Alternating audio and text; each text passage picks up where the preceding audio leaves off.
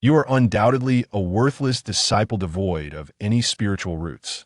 Yet one can embrace the Empress on the left and the Saintess on the right, only because time stands still in this realm, and you may roam freely.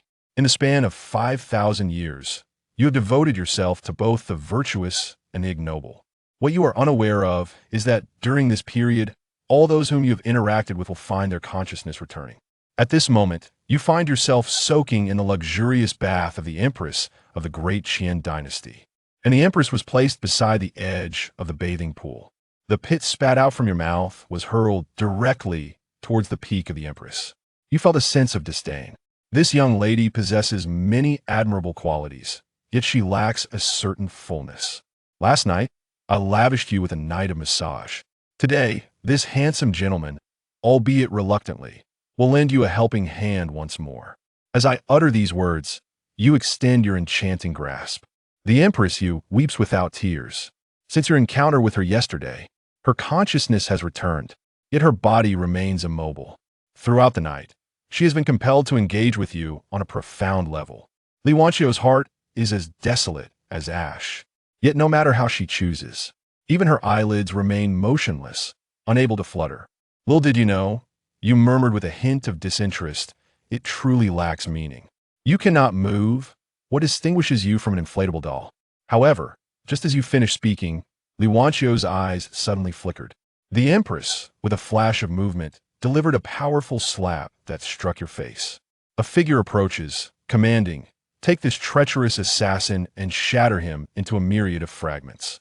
Meanwhile, she channels her inner energy, and with a swift motion, a long sword materializes in her hand, lunging toward you with deadly intent. Hearing the voice of the Empress, you find it hard to believe the sights before you. After 10,000 years, you finally hear the spoken words of humanity. The rules of time have ceased. You no longer have to endure solitude. A surge of ecstasy instantly washed over your face as you lunged towards the Empress, illuminated by the radiance of her sword. You embraced her passionately, planting a fervent kiss upon her lips. In the next moment, you transformed into a streak of light, vanishing from sight. After witnessing your escape, the Empress refrained from pursuing you. Last night, having experienced the nuances of intimacy for the first time, her body still ached with lingering discomfort. However, this matter must remain a closely guarded secret.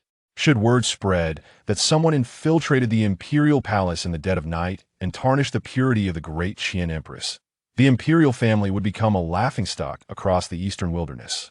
Before long, the guards within the palace made their entrance. The Empress has restored her former majesty, issuing a nationwide warrant for a man named Lin Tian, should he lack any significant connections. It is hardly surprising that she knows your name, for you, the old rogue, have a peculiar habit of inscribing your name upon the skin of every woman with whom you engage in conversation. On the other side, the realm of immortals and demons has just emerged from its temporal stasis. The entire continent is ablaze with fervor.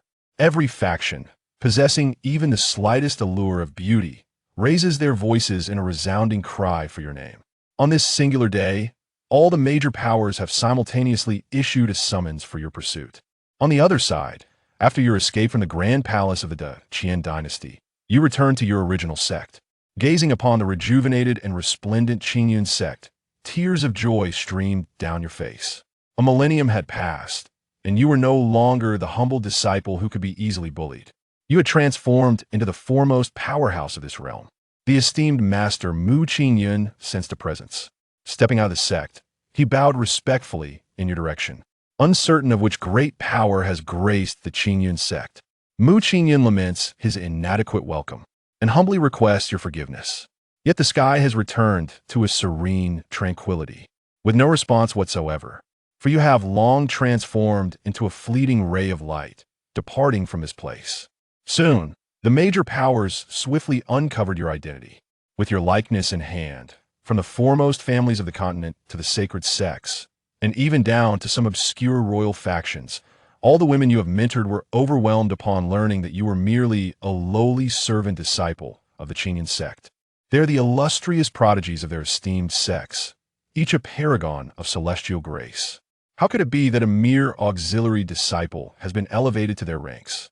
They hasten towards the Qingyun mountain range, seeking the favor of the Qingyun sect.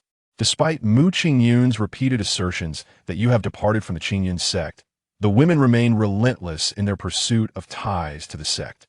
Ultimately, they swore an oath to the heavens, demanding the return of the servant's attire you had once donned, along with the sect's tokens, before they would finally relent.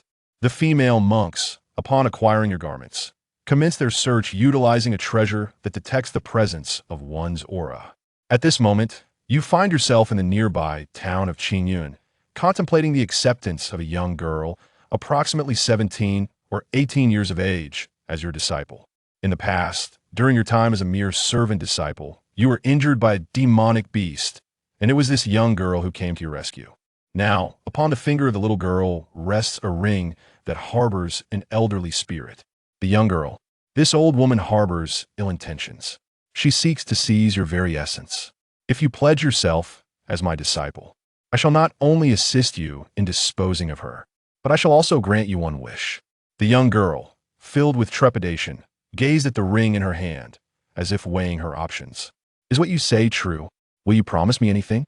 I long to become an innate Tao body, akin to the Holy Maiden of the Qingyun sect. Can you make that happen? Upon hearing these words, you furrowed your brows slightly. It must be the ancient matriarch within your ring that compels you to speak thus. Typically, the innate Dao body is exceedingly rare. It is an inherent gift, utterly irreversible. The old matriarch is precisely focused on this aspect, prompting the girl to articulate 7 absurd conditions. In her view, given your youthful age, your highest achievement can only be the golden core cultivation level. In the next moment, I beheld you with a mere wave of your hand. The spirit of the old lady unexpectedly emerged from the ring, slender and unrestrained, yet was ensnared by an invisible force of immense power. The author has no time to engage in convoluted discussions with you. Do you think that no one can alter their innate constitution? Today, I shall demonstrate a technique that will leave you utterly enlightened. As I speak, you suddenly find yourself before the young girl, channeling the essence of the celestial path into her being. In an instant, the girl sensed a surge of energy within her body, continuously transforming her very essence. The elderly matriarch gasped in disbelief, her mouth agape in astonishment. The innate Dao physique. How could this be possible? Moreover, it is the most formidable innate sword Dao physique. Who on earth are you? You need not concern yourself with so many matters. In your next life, remember to be discerning when seeking a disciple. Do not compete with elf for that. As you utter these words, you deliver a resounding slap to the spirit of the old matriarch, obliterating her essence entirely.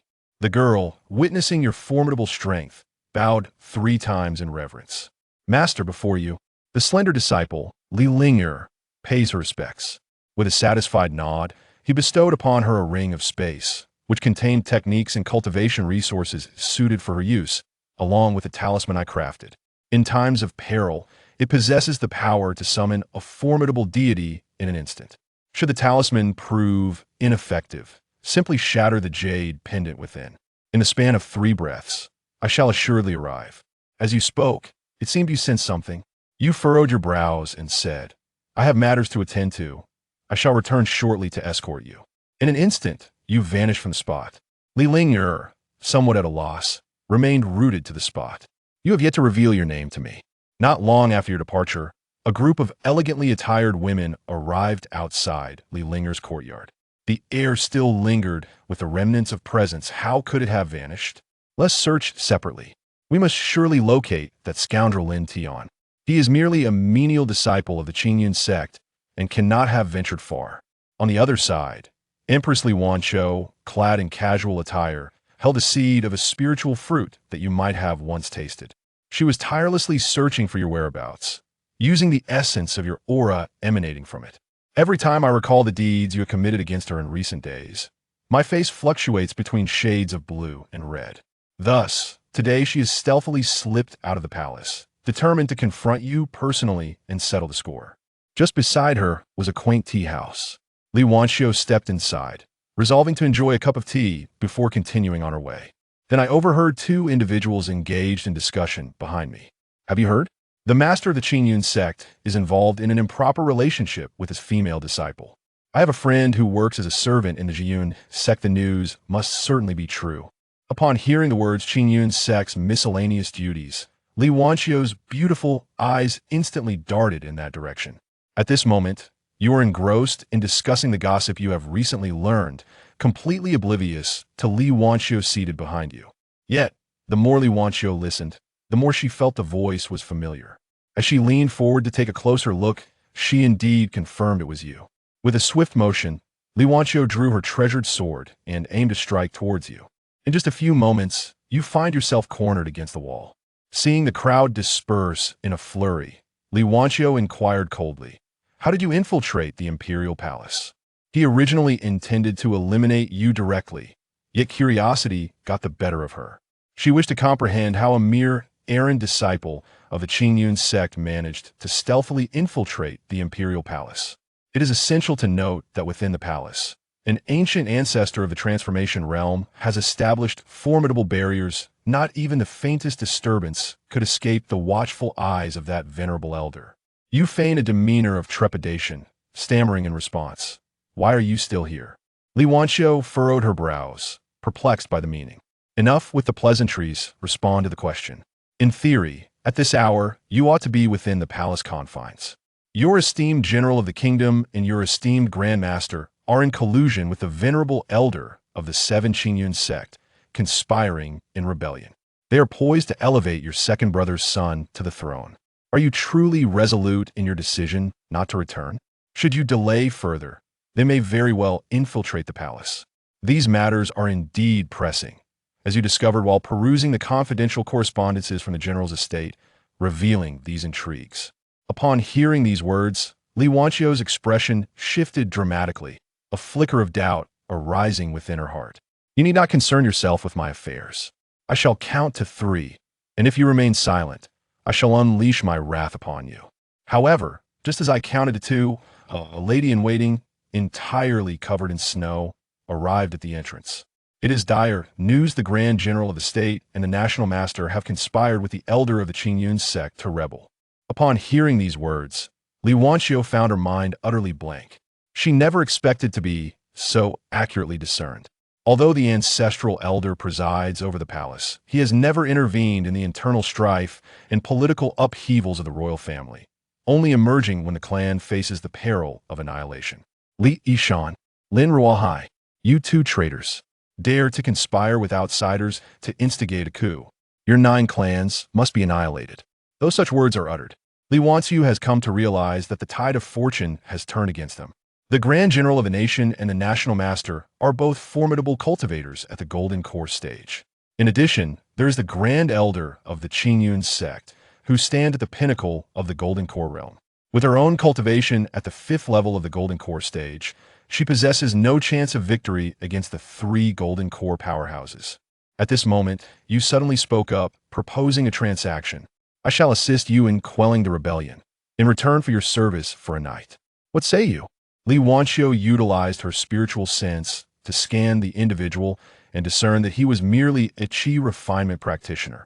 "Do you truly believe you can contend against the 3,000 private soldiers of the general's mansion and 3 Golden Core experts? This time, I shall spare you. Depart now, and should I encounter you again, there will be consequences. As long as you acquiesce to my conditions, I shall guarantee with my very life that I will assist you in quelling the rebellion. After all, even if I fail to accomplish this task, the circumstances cannot possibly deteriorate beyond their current state. Can they?" Upon hearing these words, Li Wanqiu ground her silver teeth in frustration. "As long as you can assist me in quelling the rebellion, do not think that I can only serve you for a day. I would gladly serve you for an entire month." It was evident that she held no belief in your capabilities, merely expressing her sentiments in passing. Upon hearing these words, a wicked smile crept across your face. Subsequently, you departed from the tea house, your voice intermingled with an ethereal quality. Lin Tian, a mere servant disciple of the Qingyun sect, infiltrated the grand palace of the Qian Empire, blending seamlessly into the ranks of the rebel forces. Hurry and inform him. Due to the utilization of spiritual energy, the sound was exceedingly loud, swiftly reaching the ears of Lin Tian's women who were pursuing the shark in the vicinity. Upon receiving the news, They swiftly made their way towards the Grand Qin Palace. This assembly of noble ladies, driven by the conviction that it is better to err in the pursuit of the shark than to let it slip away, believed that even if the shark were not the rebel forces, it would still inflict severe damage upon them. Li Wanqiu was taken aback. This was not acceptable. You must take responsibility. She recalled having promised to serve you for a month, and at that moment, her face flushed with alternating shades of crimson and pallor. I remarked, though your stature may be diminutive, how is it that your capacity for tolerance is equally lacking? Could you not embody a semblance of imperial grandeur? Yet, you immediately retract the words just spoken. Upon hearing these words, Li Wanqiu's anger intensified. Nu Jiu restrained his impulsive nature and remarked, these individuals can at most eliminate 7 rebel soldiers. But what shall we do about those 3 golden core cultivators? If you truly wish for me to serve you for a month, you must first eliminate those 3 golden core masters. You pondered for a moment, reflecting deeply. After much contemplation, you retrieved a precious pill from your storage ring and tossed the storage ring to Li Wanqiu, your expression one of reluctant pain. Enough, enough, you uttered, let it be. For the sake of that 1 month, you resolved to go all in. This time, you must truly honor your word. Li Wanqiu gazed at you, whose face was etched with discomfort, somewhat perplexed by the situation. Upon receiving the object, I was instantly rendered speechless, my mind awash in a state of bewilderment. That pill is, astonishingly, a rare and exquisite spiritual elixir. The storage ring, now appearing slimmer, conceals within it a sword of remarkable craftsmanship, an ancient spiritual treasure of unparalleled significance. Upon beholding these 2 items, even the esteemed Empress Li Wanqiu of the Great Qian could not help but feel her hands tremble slightly. These are gifts for me. Her voice quivered with emotion. You still wear an expression of pain, as if reluctant to part with it. Why? Do you not desire it? I am loath to relinquish it. As you speak, you reach out to reclaim it. Yet, she was embraced tightly by Li Wanqiu, fearing that she might snatch it back. Without a second thought, she directly swallowed the elixir whole. In an instant, the aura emanating from her began to rise, quickly reaching the pinnacle of the golden core. Yet, the pressure from Jiu showed no signs of waning. On the contrary, it intensified gradually, until Li Wanqiu reached her utmost limit, formally stepping into the 7th stage of the nascent soul. It was only when she advanced to the 3rd level of the nascent soul that the momentum ceased. Upon the completion of her ascension, the Empress opened her eyes and once more employed her divine sense to scrutinize you. No matter how she examined, you remained merely an ordinary practitioner in the Qi refinement stage. Yet, how could a mere sex servant at the Qi refinement stage possess exquisite spirit elixirs and ancient spiritual treasures? However, she had no time to linger. With a swift movement, she soared towards the imperial palace. Meanwhile, you, with a beaming smile, gently stroke your chin. To be precise, Li Wanqiu is not small at all. She merely falls slightly short when compared to some exceptional individuals. In times long past, your experiences resembled the frivolity of a blow-up doll. Now, however, the narrative has transformed. You have finally reached a point in your life where you can embrace a quality existence filled with genuine happiness. Upon contemplating this, a mischievous smile graces your lips. On the other side of the Grand Qian Imperial Palace, General Li Yishan and National Master Lin Ruohai are leading a contingent of soldiers in an assault on the palace gates, as the soldiers are on the verge of breaching them. A sudden transformation occurred. A group of female cultivators descended from the heavens. Without a word, they initiated a fierce assault. Before any barriers could be erected, half of the rebel soldiers had already been devoured by the sharks.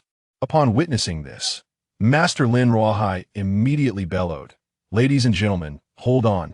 One of the female cultivators of the nascent soul stage halted her actions, brandishing her sword towards Lin Ruohai. "You old fool, cease this idle chatter with me. Speak swiftly. Where is Lin Tian? Otherwise, I shall eliminate all 3 of you wretched old fools at once." Suppressing the fury within, Guohuai, the esteemed elder of the Qingyun sect, immediately bowed and addressed the assembly of female heroes. "Esteemed ladies, I am the Grand Elder of the Qingyun sect. The Lin Tian you speak of is merely a lowly disciple of our sect. He has already departed from this place, and I am unaware of his current whereabouts. Did you not visit the Qingyun sect just a few hours ago? Upon hearing this, the female Yuan Ying coldly commanded, enough with the trivialities. It has been reported that Lin Tian has infiltrated this group of soldiers. Swiftly deliver him to us, or else you shall face a fate where not a single soul or creature is spared. Upon hearing these words, Guo Huai could not help but feel a surge of indignation within his heart. Today, we gather here to initiate a momentous undertaking. Once we have concluded our pressing matters, we shall promptly assist each of you esteemed ladies in your search for companions. I implore you to grant me a modicum of favor. I am Guo Huai, the Grand Elder of the Qingyun sect. After proclaiming his own title, Guo Huai even felt a sense of bolstered pride. After all, the Qingyun sect boasts an ancestor who has attained the divine transformation realm, a sect that commands considerable respect in the vast expanse of the eastern wilderness. Yet this group of women regarded Guizhuan as one would a mere buffoon. The leading woman of the Yuanying faction was particularly direct, striking Guo Huai across the face with a dismissive wave of her hand. Do not presume that your status as a Grand Elder holds any weight here. Even your esteemed ancestor would find no respect in my presence. Were you truly? With that, she unleashed her sword technique, severing Guizhuan's head from his body. Upon witnessing this scene, the National Master and the Grand General were rendered utterly speechless. Go back and inform Mu Qingyun, that old scoundrel, that his esteemed elder is none other than I, Gu Yufei. Should he have any objections, he is welcome to seek me out. Upon finishing her proclamation, the woman cast a sweeping glance over the remaining less than 100 rebels. Yet finding no trace of Lin Tian, she departed in a fit of rage. At this moment, on the eaves of a distant building, Li Linger expressed her curiosity. Master, are all of these your wives? Although the eldest sister, Jiang Qi, is beautiful, she appears rather fierce. You casually remarked, as your master, I take great delight in taming such wild foals. They possess a spirit untamed. Listening to you, Li Ling couldn't help but roll her eyes. If it weren't for the imperial-level cultivation techniques and those extraordinary treasures, she would have already contemplated leaving her master. At the entrance of the palace, the expressions of Li Yishan and Lin Ruohai were exceedingly grim. Should they proceed with the uprising, relying solely on a band of remnants and the two of them with their golden elixirs, certain defeat awaited them. Yet, if they chose to retreat, they would undoubtedly face retribution from the Empress, for treason is a grave sin that could spell disaster for their entire clan.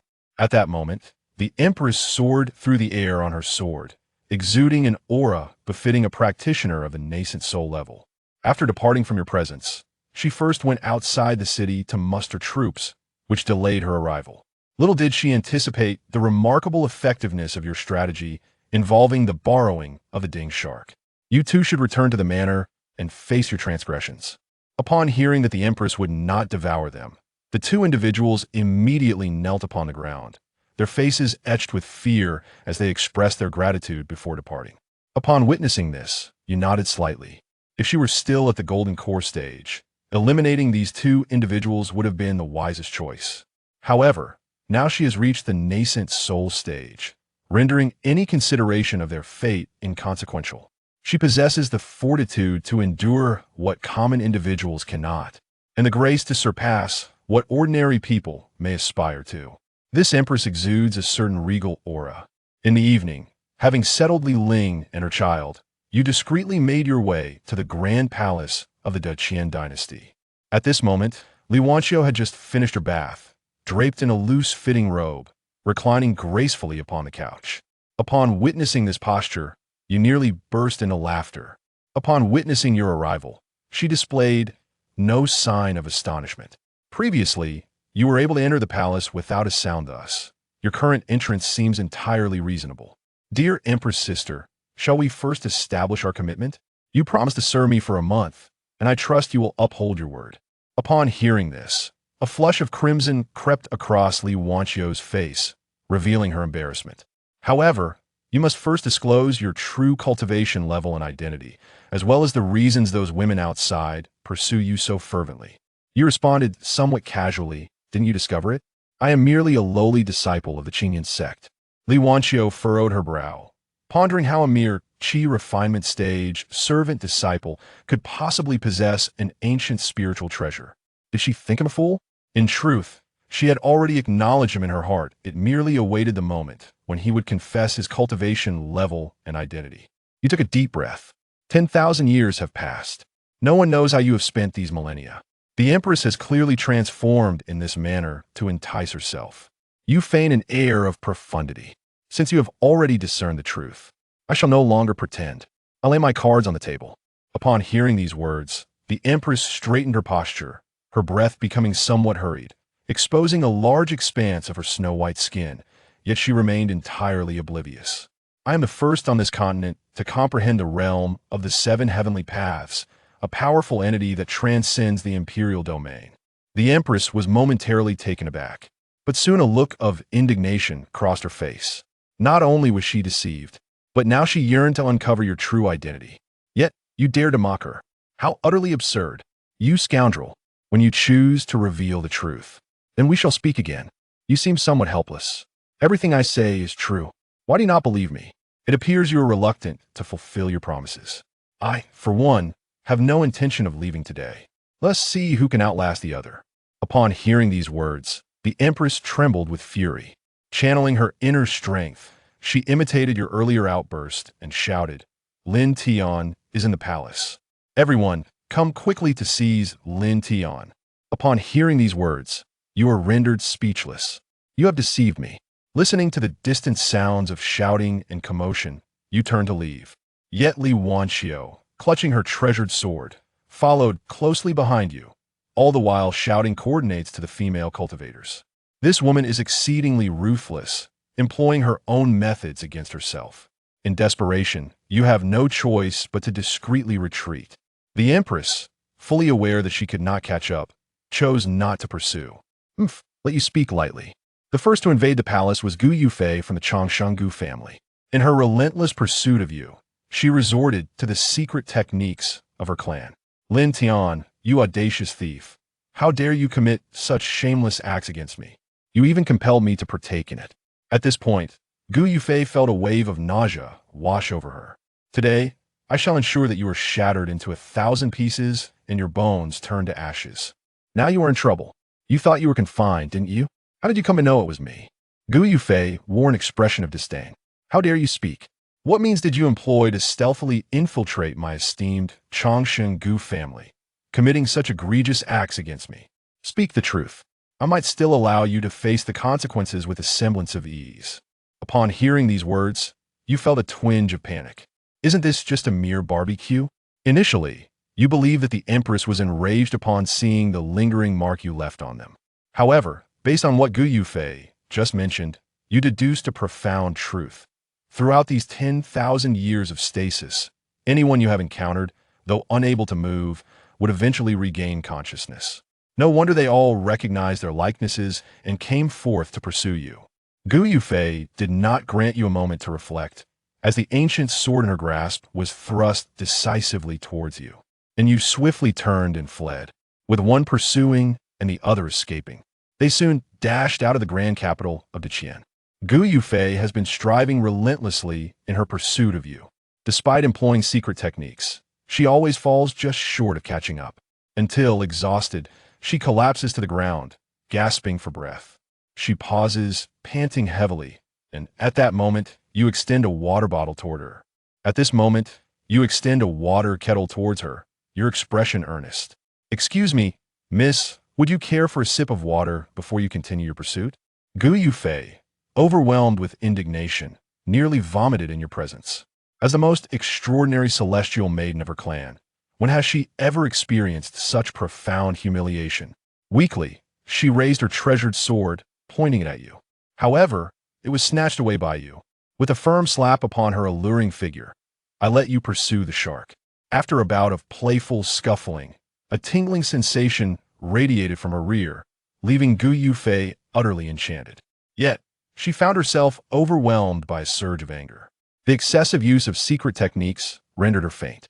You retrieved a medicinal pill from your storage ring and offered it to Gu Yufei. After all, you certainly did not wish for any misfortune to befall her. According to the records of the Changsheng family, Gu Yufei was born with dual souls. By day, she appeared as an innocent child, while by night, she assumed a demeanor of aloof elegance. This enchanting beauty, embodying the essence of a loli by day and a mature woman by night, was likely a rarity across the entire continent. Although the Empress has played a trick on herself, you remain entirely unperturbed, for you are aware that the astonishing scandal surrounding the Tian royal family will soon compel her to beseech your assistance. After ensuring that Gu Yufei is on the brink of awakening, you swiftly depart, making your way towards the Demon Sect. Gu Yufei opens her eyes. Gu Yufei opened her eyes, realizing that not only had the backlash from the forbidden technique been alleviated, but she also faintly sensed a tendency towards a breakthrough in her third stage of the nascent soul. Could it be attributed to that scoundrel's elixir? She noticed a note beside her, inscribed with the words, "Wait for me to propose gaze once towards the direction of your disappearance." Enraged, Gu Yufei shouted fiercely, "I shall personally ensure your demise." At this moment, you have arrived at the inner sanctum of the Demon Sect. He has just been ignited by the flames stirred up by Li Wanxiu, and now he must find a place to vent his frustrations. Master Sister Li Rongrong donned a loose-fitting nightgown, inscribing words upon the copper mirror, as if conveying a message. Suddenly, a voice emanated from outside the door. "Oh, I truly did not expect that the esteemed eldest sister of the Demon Sect would turn out to be a member of the demonic clan." Upon hearing those words, Li Rongrong was instantly enveloped by a chilling sensation that coursed through her entire being. You calmly pushed the door open and stepped inside. "The moment I laid eyes upon you," Li Rongrong's pupils dilated sharply, hastily shoving the bronze mirror beneath her pillow. "Lin Tian, did you not depart from the sect? How is it that you find yourself here? There's a multitude outside, pursuing you relentlessly. You must flee at once. Sister Li, cease your pretense. Or perhaps I should refer to you as the exterminator of the demonic clan, Qin Rongrong." Upon hearing her true name, the elder sister's expression instantaneously transformed into one of profound despair. A fleeting glimmer of ferocity flickered across her countenance, revealing her burgeoning animosity towards you. "I advise you to conceal that soul nail upon your cuff. Since I have discerned your true identity, it is evident that I have prepared for contingencies. Should I perish here today, my appointed agents will ensure that by tomorrow, the entire sect will be aware of your affiliation with the demon clan. What you desire?" Upon hearing this, a wicked smile crept across your face. You extended your hand towards her, confident that as long as she did not resist and serve me well, I would refrain from exposing this matter to the sect. "Do not even think about it. I shall pretend that you did not grace this place with your presence tonight. Let us maintain our mutual tranquility. Otherwise, I shall reveal your whereabouts to those women who visited during the day. Would you care to give a try? Shall I be the first to be devoured by those foolish women, or will you be discovered by the sect leader as a member of the demonic race? Do you dare to wager?" Upon hearing these words, Qin Rongrong's face turned even paler. She had no choice but to obediently allow you to act as you wished. For a fleeting moment, you two experienced the profound exchange that comes with mutual understanding. Although Qin Rongrong may not possess the unparalleled qualities of the Empress or the extraordinary talents of certain renowned sects, she at least serves to quench one's thirst. 2 hours later, you departed from the Demon Sect, feeling thoroughly content. However, to your surprise, it was the first time for your senior sister. Upon returning to the cozy chamber arranged for Li Linger, I pushed open the door. She immediately greeted me with a warm smile. "Master, you have returned. You must be hungry. I have prepared dinner for you." Upon seeing 2 dishes and a soup laid out on the table, you savor your meal while extolling the culinary skills of Li Ling. The reason Li Linger is so diligent is that after cultivating the imperial level martial arts you provided, he has made remarkable progress, advancing from chi refinement to the 7th stage of foundation establishment in just 1 day. He is also in pursuit of a fine weapon. As soon as you finish your meal, Li Linger promptly extends her petite hand towards you. Linger has already transcended the foundational stage, but you merely caressed her hair. Take your time in your cultivation. There is no need to rush your progress. If it comes to it, your master will take care of you in the future. Linger wore a look of utter disbelief. Is this truly what a master ought to say? Other masters aspire for their disciples to bring glory to the sect and revitalize its legacy. Yet, you dare to encourage her to languish in mediocrity? Nevertheless, the words "master will support you" stirred a subtle ripple within her tender heart. I have laid a solid foundation, yet possess no weapon. Upon hearing your words, you swiftly reacted and retrieved a celestial artifact from your storage ring. Although this treasure resonated profoundly with her innate swordsmanship, you could not help but frown in slight disdain. Perhaps I could bestow upon you a spirit of the instrument. At this moment, Li Linger was rendered speechless in astonishment. From a young age, she had been exceptionally eager to learn and was well-versed in various matters concerning the realm of cultivation. If a celestial artifact were to possess a spirit, it would undoubtedly be a supreme treasure. It is worth noting that there are no more than 5 such artifacts across the entire celestial and demonic continent. Yet, your humble master actually expects her to create a spirit for an artifact. With a mere wave of your hand, a vast expanse of primordial purple aura coalesced, infusing the celestial artifact in your grasp. Moments later, a female sword spirit truly materialized. Suddenly, the sky became ominously overcast, giving rise to a fearsome mass of thunderclouds. This is the thunder tribulation. Linger has been rendered speechless by the shock. Master, how shall we address this thunder tribulation? Upon hearing those words, you scarcely glanced, and with a mere flick of your hand, dispersed the thunderclouds. Casting a look at the spirit before you, a glimmer of disdain flickered in your eyes. It was, to your dismay, not a beauty. Recreate it, you commanded. Under Li Linger's astonished gaze, you crushed the spirit into oblivion. Then, once again, the previous steps were repeated. A thunderstorm was summoned anew, and yet another spirit vessel was created. Thus, this cycle of repetition persisted, occurring 5 times until your satisfaction was attained. At this moment, the spirit of the sword possesses a beauty that could captivate an entire nation. With the visage of an angel and the form of a devil, it kneels before you. From this day forth, you shall accompany my disciple, safeguarding her with unwavering dedication. Remember, as long as my disciple thrives, so too shall you. Should any misfortune befall her, you are to follow her into the afterlife. Receiving the long sword handed over by Lin Tian, Li Linger's lips twitched. At this moment, you become aware of a certain issue. You gaze upward at the sky. During this suspended moment in time, you have journeyed from the realm of chi refinement to the ancestral domain, remarkably without experiencing the tribulation of thunder. Yet, it appears that you have just been affected by the earlier tribulation of the instrument spirit. You sense that your own thunder tribulation is imminent, and it has accumulated over a millennium. Chapter 011. The nobility is truly chaotic in an effort to preserve the lineage of his family. Li Wanxiu's father resolutely withheld the truth from her. The disgraceful affairs of the royal family were simply too difficult for him to articulate. He could only suggest that his young daughter, who had just turned 17, be sent away from the palace, ostensibly to prevent future disputes over the throne. In reality, it was to distance her from that incestuous ancestor. However, Li Wanxiu's father underestimated the depraved nature of the old ancestor. He believed that by elevating his daughter to the status of Empress, the ancestor would adhere to societal ethics and refrain from making advances on her. Yet, Lin Tian was aware that this lecherous old ancestor of the Dacian had long coveted the Empress's beauty, even fantasizing about debasing her on the phoenix bed, and had meticulously recorded these perverse thoughts. When Lin Tian stumbled upon such records, he could not help but exclaim in disbelief at the decadence of the royal court. According to lineage, that ancestor should have been Li Wanxiu's great-great-grandfather. Yet here, he was preying upon his own descendants. How scandalous! Unbeknownst to Li Wanxiu, she remained blissfully ignorant of the true nature of the old wretch, thus lacking any defenses against him.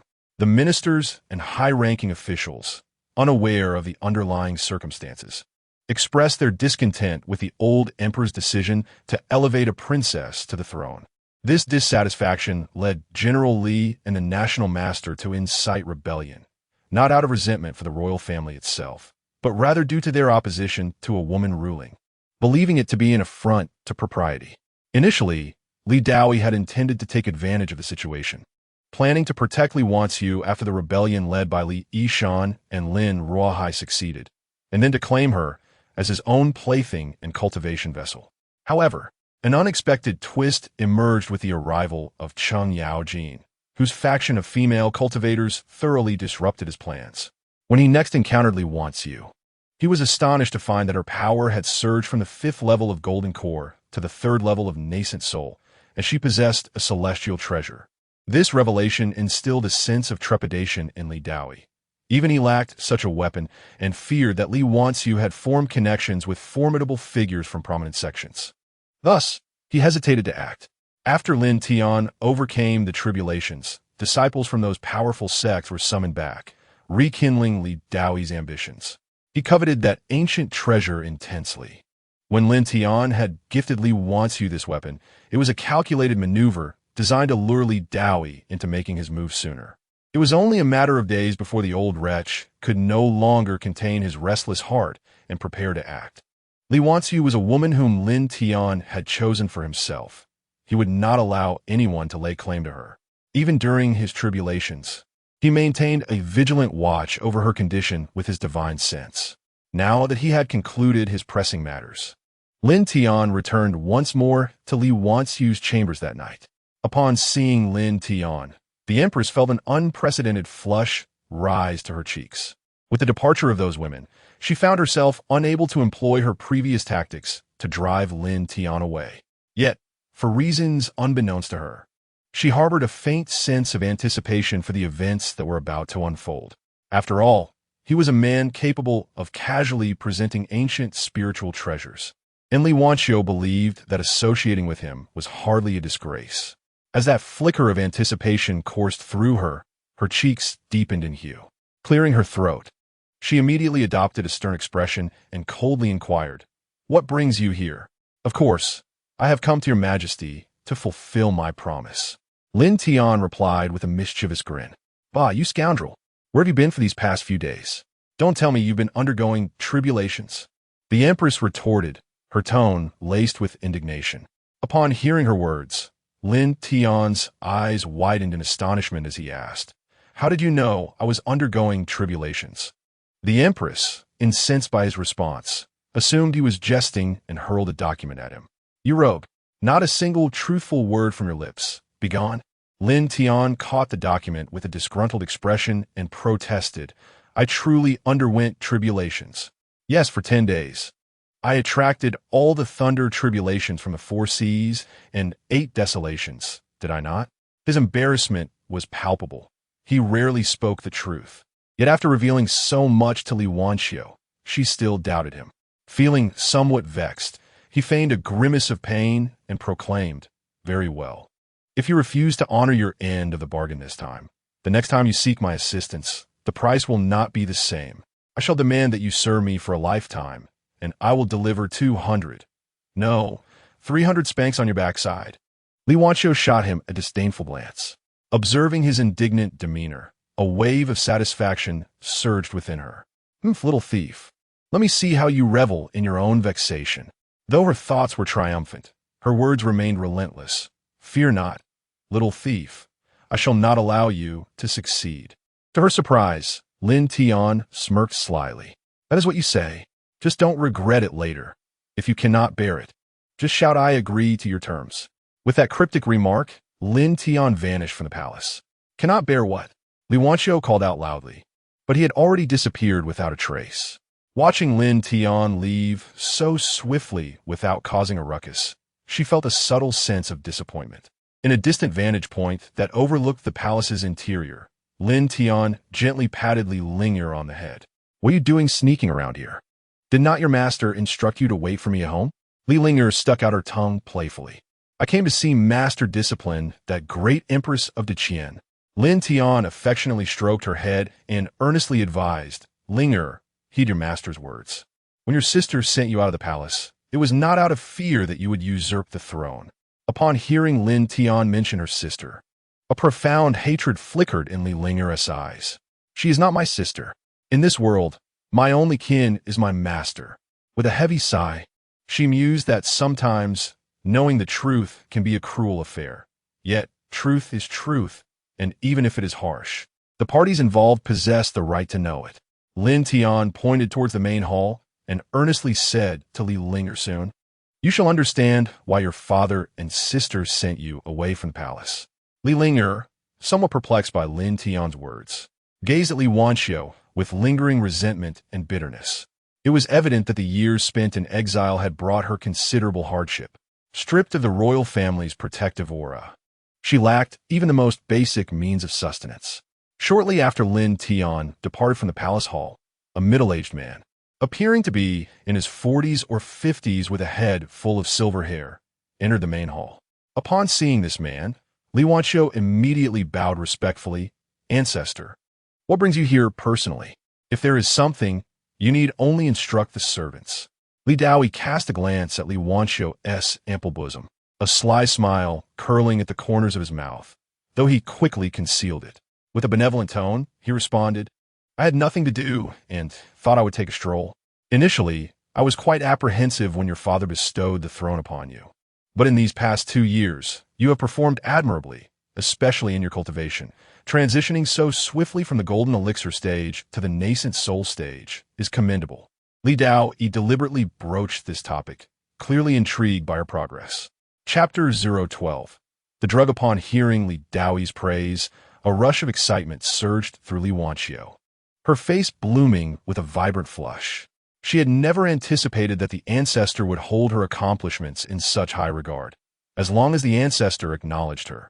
Her claim to the imperial throne would remain unassailable. After a few humble words, the ancestor continued, "Today, as I engage in quiet contemplation in the rear hall, why don't we engage in a game of chess? I am eager to witness your skills." Without further contemplation, Li Wanqiu summoned servants to prepare the chessboard, served tea, and dismissed all attendants before the two commenced their match. "Have you encountered any extraordinary experiences lately?" While they played, the ancestor sought to probe Li Wanqiu once more. She hesitated, uncertain of Lin Tian's true standing and identity, and loathed the thought of the ancestor discovering the misfortune with that little thief. Thus, she fabricated a tale, stating that several powerful factions' daughters had been pursuing a certain individual, and she had offered them assistance, resulting in their gift of a spiritual pill and a weapon. Upon hearing this, Li Daoi's pupils constricted momentarily before he casually continued to place his pieces, inquiring, "You must cultivate a good rapport with those young ladies. After all, the might of other regions far surpasses our desolate East wilderness." Li Wanqiu dismissed his concerns lightly, jesting, "Ancestor, you jest. The fact that they bestowed upon me 2 items is already quite generous. What further connection could we possibly have?" At this, Li Daoi exhaled a long breath of relief. Fortunately, this little girl had not forged ties with those influential factions. On the day of the coup, he had heard within his palace that the girl who had slain the elder of the Demon Sect claimed to be from the Changsheng family. It is known that the Changsheng family ranks among the most formidable powers across the realms. Had Li Wanqiu truly allied with such titans, he would not dare to lay a finger on her, even with 1,000 lives at stake. But now, Li Wanqiu had openly confessed to her lack of connection with them. Thus he felt emboldened. Li Daoi then casually inquired, "Do you still possess the spiritual pill that enhanced your strength?" Li Wanqiu promptly replied, "No, I consumed it to quell the rebellion." A flicker of regret crossed Li Daoi's face. As they continued their game, sipping tea and engaging in idle conversation, approximately half an hour later, Li Wanqiu suddenly felt an unsettling warmth enveloping her, accompanied by a parched throat. Initially, she paid it no mind, but the sensation intensified, igniting within her a fiery discomfort, her lovely eyes becoming dazed, and her heartbeat quickening. It was then that she realized something was amiss. The tea she had just consumed was poisoned. She collapsed to the ground, gazing at the ancient ancestor seated across from her. At that moment, Li Daoi's countenance bore none of the former authority. Instead, it was adorned with a lascivious grin, his eyes glimmering as though he beheld a cherished prey. TSK, it must be said, Li Huayu's daughter is quite remarkable in appearance. I, the ancestor, have restrained myself for so long from acting against you, allowing a mere girl to reign as emperor for this duration. You ought to express your gratitude to me. How about becoming my cultivation furnace instead?" Upon hearing these words, a chill coursed through Li Wanqiu's heart. She could hardly fathom that the venerable ancestor, who had rescued the royal family from peril countless times over the centuries, would stoop to such depravity. In an instant, her faith felt as though it had crumbled. Yet, the subsequent words of the ancestor rendered her disbelief even more profound. Little one, do not resist. After I engage in dual cultivation with you, I shall fetch your younger sister and have your second brother's son ascend the throne, for he is, after all, of my lineage. Ha. Does your deceased father truly believe that sending her away secured her safety? Once I locate your sister, I shall ensure your reunion, and the two of you will dutifully serve as my furnaces. As these words echoed in her mind, it was as though her head had exploded. Her second brother, the illustrious crown prince of the great Qian, was indeed of the ancestor's blood, but the second prince was clearly the offspring of her father as concubine. The realization struck her, and she found it difficult to comprehend that this ancestor had entangled himself with her father as concubine. Had someone else relayed this information to Li Wanqiu, she would have dismissed it outright. Yet, it was the ancestor of the great Qian royal family who had divulged this truth to her. She felt as though her entire world had collapsed. The guardian of the great Qian royal family, a figure above worldly matters, had committed such despicable acts. Now, not only did he intend to violate her, but he also sought to retrieve her sister, who had been cast into the populace. Finally, she understood why her father had secretly supported her ascension to the throne. Both of his sons were not his true progeny, but rather the offspring of this lascivious fiend. She also grasped why her father, despite her vehement objections, had compelled her to send her teenage sister away from the palace. It was to distance her from such a treacherous environment. However, her father had underestimated the depths of Li Dao's shamelessness. Even after she had been thrust into the role of Empress, this old wretch would not relent. She could even surmise that the simultaneous coup orchestrated by the State Master and the Grand General had been incited by this vile creature's machinations. In the distance, Li Ling'er gazed in disbelief at the scene before her, a chill coursing through her body. As a princess of the Qian royal family, she was well aware that the middle-aged man before her was the esteemed ancestor of the Qian dynasty. Yet, the notion that he intended to bind her and her sister together as a furnace was utterly unfathomable. She had always perceived her sister as a cold-hearted individual, willing to go to any lengths for the throne. However, in this moment, it became apparent that the sister she had despised for years had ulterior motives in sending her away from the palace, and that it was under their father's guidance. The revelation of this explosive truth struck the newly adult Li Ling'er profoundly. Her expression mirrored a tumult of emotions: anger, confusion, injustice, and hatred, all intertwining as tears streamed down her cheeks uncontrollably. Lin Tian gently patted Li Ling'er on the head, offering soothing words. The truth can be brutally harsh at times. You must learn to accept it. If you cannot embrace the reality, then strive to become stronger. Only with formidable strength can one resolve all troubles. Upon hearing Lin Tian's words, a resolute glimmer emerged in Li Ling'er's eyes, and her perspective began to shift. The reason her father had sent her away from the palace was due to her own inadequacy and strength.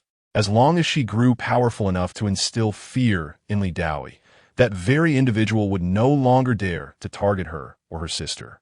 In that moment, the resentment she had harbored towards her sister for years began to dissipate. Chapter 013. No one will come to your aid. No matter how loudly you scream within the grand hall of the palace. Li Wanqiu gasped heavily, a frenzied pulse resonating deep within her soul, incessantly eroding her rationality. She clenched her teeth, striving to maintain her dwindling sanity, yearning to call for help. Yet the voice that escaped her lips was feeble, laced with an alluring softness. Lin Tian, save me. I promise you. Li Dao, observing Li Wanqiu's consciousness teetering on the brink of oblivion, revealed an ecstatic glint in his eyes. As he greedily appraised her from head to toe, he leered, "Scream all you want, even if you shatter your throat. No one will come to your rescue. This palace has been ensnared by my ancestral restrictions. Just serve me well, and perhaps in my delight, I might allow you to continue your reign as Empress." As Li Wanqiu witnessed the lecherous figure drawing closer, rubbing his hands with anticipation, she summoned every ounce of strength to call for Lin Tian. Just moments ago, she had assured him that his assistance was unnecessary. Now, she was swiftly confronted with the bitter irony of her words. Yet, no matter how desperately she cried out, Lin Tian remained absent. At that moment, despair engulfed her completely. Indeed, why would Lin Tian risk enmity with a formidable foe of the divine transformation realm on her behalf? Their connection was merely a fleeting romance. Reflecting on this, she could not help but mock her own foolish hopes. Nevertheless, she was unwilling to succumb to the defilement of this vile creature. Attempting to channel her spiritual energy for a self-detonation of her nascent soul proved futile, only exacerbating the toxicity coursing through her veins. Little one, do not struggle. The lustful poison I wield is derived from the venomous core of a nascent soul-level spirit beast. Submit and embrace this union with me. Just as his fingers were about to graze Li Wanxiu, she closed her eyes in despair. Suddenly, a piercing sword light surged into the hall from outside, causing Li Daoi to gasp in alarm. Before he could react, one of his hands was severed. Instantly, he summoned his spiritual power, healing his wound while casting a bewildered gaze toward the entrance, bellowing, "Who goes there?" He distinctly remembered establishing barriers within the hall. Yet this sword light had effortlessly penetrated his defenses, eluding his senses entirely, instilling a sense of impending peril within him. Cautiously, he approached the grand hall's entrance, scanning the perimeter with his consciousness, but found nothing amiss. Again, he shouted, "Who?" In the next moment, he abruptly turned, only to discover that Lin Tian had appeared beside the Empress, Li Wanxiu, without his notice. A chill ran down his spine, but upon scanning with his spiritual sense, he realized Lin Tian was merely a chi refinement stage cultivator, which caused his brow to furrow in concern. Silently and effortlessly, he breached the sensory barrier he had established within the imperial palace, as well as the prohibitions set within the grand hall. Even if he were to be killed, he would scarcely believe that such feats could be accomplished by a mere cultivator in the chi refinement stage. "Who are you? What brings you to visit the great Qian imperial palace at such an hour?" Li Daoi inquired with a voice as cold as ice, his gaze fixed intently upon Lin Tian. However, Lin Tian paid him no heed. Instead, he removed his garments and draped them over the exquisite figure of Li Wanxiu, who was on the verge of losing her composure, her shoulder tantalizingly exposed. With a hint of playful mockery, he asked, "How do you find my conditions?" I agree." At that moment, Li Wanxiu's breath came in heavy gasps, her body flushed with heat, clearly overwhelmed by the intoxicating poison of the Yuanying Realm's dragon's inner pill, a challenge she found insurmountable as a newly initiated cultivator. Yet, Lin Tian remained unperturbed, teasingly remarking, "Didn't we agree on 400 spanks?" The Empress, her mind clouded with desire, was momentarily roused by Lin Tian's words. At such a critical juncture, how could he still jest? "I have already pledged to serve you for a lifetime. What more do you desire? Weren't we initially speaking of 300? Why has it now transformed into 400? The Empress, with a hint of melancholy, nodded slightly. Huff. I agree." Her labored breaths rendered her unable to articulate a complete sentence. Satisfied, Lin Tian nodded in approval. Meanwhile, Li Daoi, witnessing the flirtation between the two, felt utterly disregarded and incensed by Lin Tian's apparent attempt to steal what he believed to be his own prize, Li Wanxiu. This was intolerable. Channeling his energy, he revealed a glint of murderous intent in his eyes.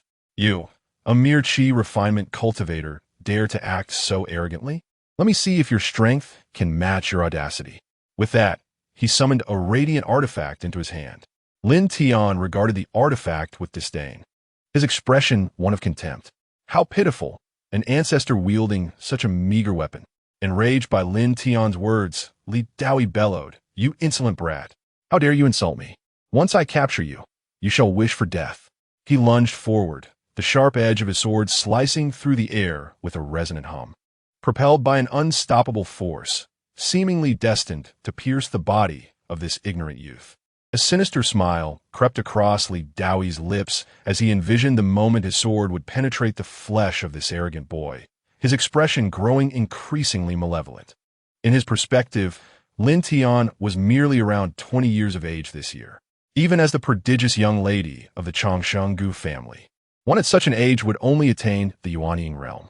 Thus, he firmly believed that Lin Tian could not surpass the Yuanying realm, and that it would be as effortless as crushing an ant for him, a Huashan realm expert, to eliminate someone of the Yuanying realm. As for the ability to silently breach his own restrictions, it was likely that Lin Tian possessed some extraordinary artifact. However, in the next moment his expression froze, the sinister grin on his face evaporating, replaced by sheer incredulity.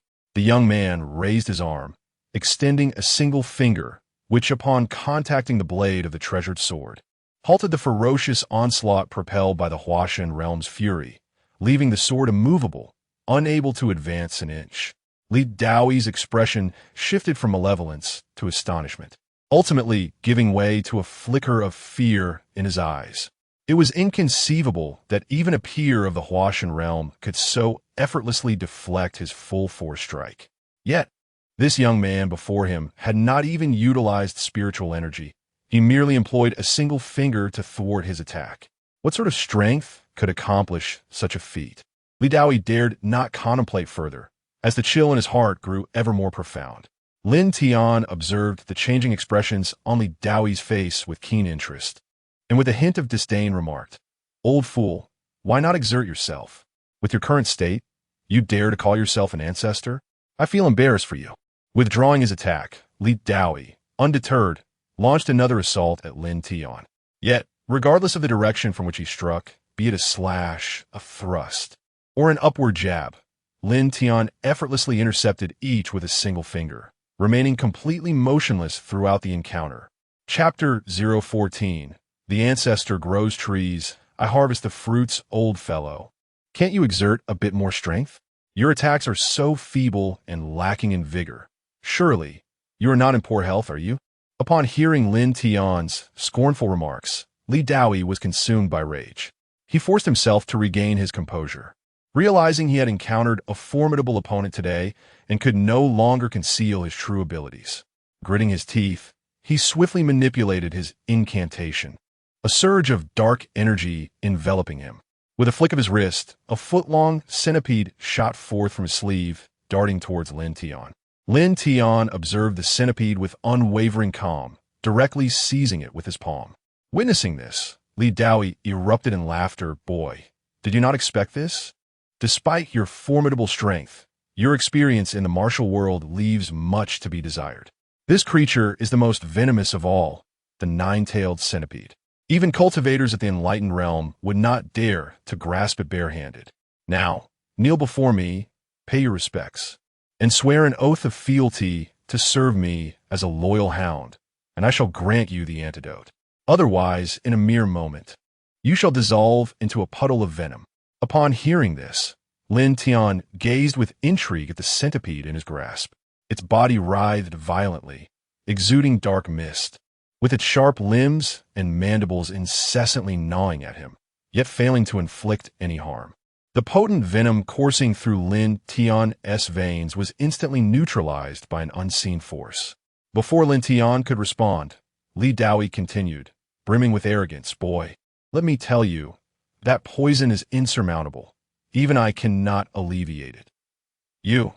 Before he could finish, the unfolding events left him wide-eyed and slack-jawed, incredulity washing over him as he extended a trembling finger towards Lin Tian. Lin Tian produced a wine gourd from his storage space, uncorking it, releasing a rich aroma of fine spirits that filled the grand hall, unmistakably a rare and precious elixir. He then placed the centipede into the gourd, shook it, and after reopening the cork, took a couple of hearty swigs. Savoring the taste, he wiped his mouth with a hint of reluctance before sealing it once more and returning it to his storage. With his complexion flushed, there were no signs of impending poisoning. At this moment, Li Daoi's mental state crumbled entirely, his worldview shattered by Lin Tian. After centuries of nurturing the nine-tailed centipede, a creature feared even by those of the enlightened realm, this individual brazenly used it to infuse his wine and drank it before his very eyes. He desperately wished to admonish Lin Tian. "Do you not possess any manners?" As he regained his senses, a chilling dread seeped into Li Daoi's core. Without uttering a word, he turned and attempted to flee, his eyes now brimming with terror. He understood that the youth before him possessed the capability to end his life. Having survived for several centuries and finally overcoming the tribulations of ascension, he had become a formidable being in the realm of transformation. He was not yet ready to meet his demise, with several hundred years of life still ahead of him. However, as he reached the door, the very barriers he had set in place thwarted his escape. Despite his frantic attempts to dismantle the restrictions, he found them insurmountable. Watching Lin Tian approach with deliberate slowness, Li Daoi felt as though he had encountered a ghost, desperately trying to break free of the constraints to no avail. He realized that he was likely to meet his end today. As Lin Tian leisurely approached him, fear washed over Li Daoi's face, and in a trembling voice, he pleaded, "You cannot kill me. I am a close friend of the ancestor of the Demon Sect, who is also a formidable being in the realm of transformation. If you take my life, he will undoubtedly seek vengeance on your behalf." Upon hearing Li Daoi's threat, a palpable disdain flickered in Lin Tian's gaze. "A mere waste like you, stuck at the threshold of transformation, dares to threaten me?" The moment those words left his lips, Li Daoi's countenance turned ashen, his speech faltering. "Why you cannot kill me? If you do, the Deqian royal family will be left without a powerful guardian." At this, Lin Tian paused momentarily, muttering helplessly, "That is indeed a dilemma. If you perish, my wife's family will lack a strong protector." In an instant, a glimmer of hope appeared on Li Daoi's face. He fell to his knees, prostrating himself fervently, casting aside the dignity of the Deqian royal family's ancestors. "If you spare me, I vow to uphold the heavenly oath, to remain secluded and protect the Deqian royal family for generations to come." Observing the supplicant before him, Lin Tian furrowed his brow, contemplating, "To spare you? That is not entirely impossible." After a brief pause, he regarded Li Daoi with a playful glint in his eye, delivering a statement that extinguished any flicker of hope within him. "I can transform you into a high-level puppet, ensuring your undivided loyalty to guard the Deqian royal family, alleviating your mind from wandering thoughts." Upon hearing this, Li Daoi comprehended the grim reality. This youth had no intention of allowing him to escape. His expression hardened, his eyes wide with fury as he glared at Lin Tian. "If you are so insistent, then I shall fight back." With that, his eyes turned crimson, and the energy of his transformation surged chaotically, signaling his intent to self-destruct, hoping to take Lin Tian down with him. Yet, Lin Tian merely raised his hand and pointed at Li Daoi's forehead. Instantly, the volatile energy within him quelled to tranquility. With a mournful wail, Li Daoi's soul was forcibly extracted from his corporeal form by Lin Tian and imprisoned within a bottle, leaving behind only a body at the God transformation realm. Lin Tian began to form seals with his hands, intricately inscribing a myriad of runes into the lifeless shell. Within the span of a mere time, Li Daoi's flesh was transmuted into a puppet by Lin Tian. Having settled these affairs, Lin Tian leisurely proceeded to examine the poison afflicting Li Wanxiu's body. At this moment, she was burning with fever, her gaze hazy. The only remedy for such lewd poison was the union of man and woman. If the poison remained unaddressed, it was likely that within half an hour, Li Wanxiu would perish. Contemplating this, Lin Tian's face broke into a satisfied smile. It seemed Li Daoi had inadvertently performed a commendable deed. Truly, it was akin to an ancestor planting a tree while he reaped the fruits. However, before indulging in this bounty, Lin Tian needed to send the young girl, Li Linger, away. In a flash, he appeared beside her. "Linger, I must assist your sister in detoxifying her. You are still but a child. Return home and await your master." Li Linger, now 18, understood her sister's precarious condition. She immediately rolled her eyes at Lin Tian, inwardly cursing, "Bah, you can create spirit entities yet cannot resolve this trivial lewd poison? Clearly, you're just an old lecher." Pouting, she reluctantly extended her hand towards Lin Tian. What the old man's soul? Lin Tian produced a storage ring and handed it to Li Linger. He refrained from eliminating Li Daoi's soul outright, knowing full well that Li Linger would surely desire retribution. Thus, it was fitting to entrust Li Daoi's soul to her. What transpired thereafter in her hands was no longer Lin Tian's concern. His primary focus now was to aid the Empress, Li Wanxiu, in her liberation from the poison. Chapter 15. The true emperor's service after bidding farewell to the sorrowful Lin Tian could finally indulge in his sumptuous feast.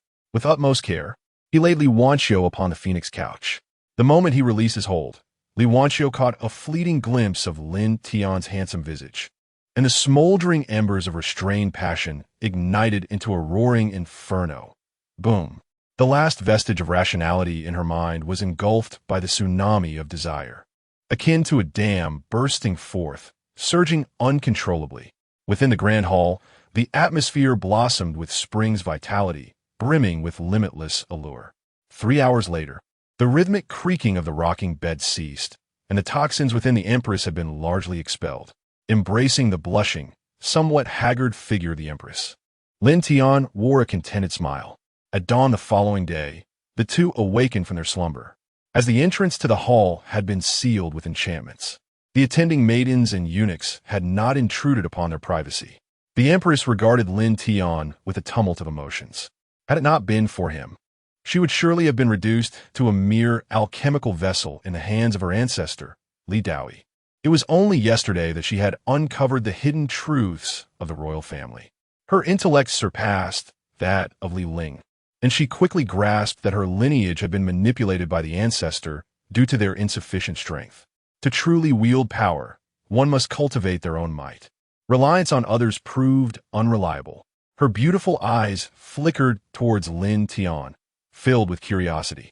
She had not anticipated that he could defeat Li Dao. Upon Lin Tian's arrival, she had contemplated that if he saved her, even fleeing together would suffice. She had resolved to relinquish her title as Empress and become a leisurely companion to Lin Tian, dedicating herself to cultivation. Yet, she never imagined that Lin Tian would truly vanquish Li Dao. Simultaneously, her curiosity piqued regarding Lin Tian's true strength. In this ruthless realm of cultivation, women often harbored an innate admiration for the mighty, subconsciously yearning to follow the powerful. Thus, Li Wanqiu had entirely embraced the notion of becoming Lin Tian's woman. After all, who could resist a young man who was handsome, formidable, and replete with treasures? Noticing Li Wanqiu awaken, Lin Tian smiled and inquired, "Awake?" Li Wanqiu softly murmured, her fair cheeks flushing with a rosy hue. "What are your plans from here? Will you consider coming with me?" Lin Tian asked directly. "I cannot. I'm bound by worldly ties. Please wait for me." Li Wanqiu azitata, faling silin. Uncertain of when she might be able to join Lin Tian. After all, she had the throne, the royal family, and a dynasty to consider. The situation within the Qian dynasty was tumultuous. Although it was not beset by internal strife or external threats, it remained precariously balanced. "That is perfectly fine. I respect your choice. Whenever you are ready to join me, feel free to reach out. Can you stay and assist me?" Li Wanqiu gazed hopefully at Lin Tian's handsome visage. Lin Tian shook his head and replied, "I cannot. I am accustomed to freedom and prefer a life of leisurely wandering, reveling in the joys of existence." Upon hearing this, disappointment was clearly etched on Li Wanqiu's face. "But rest assured, I have transformed your ancestor into a puppet. His power now rivals that of his mortal life. He will continue to command the palace, and this time, he shall fully obey your commands, free from any ulterior motives." At these words, excitement flickered across Li Wanqiu's countenance, only to be swiftly overshadowed by a wave of melancholy. After all, since her childhood, she had been told by her grandfather that the ancestor was the hero of their royal lineage, their pillar of strength. Yet now, this hero and support had turned into their disgrace. Noticing the sorrowful expression on Li Wanqiu's face, Lin Tian tightened his embrace around her slender waist, revealing a mischievous smile as he whispered near her ear, "If you serve me well, I shall elevate the strength of that puppet to the enlightenment stage."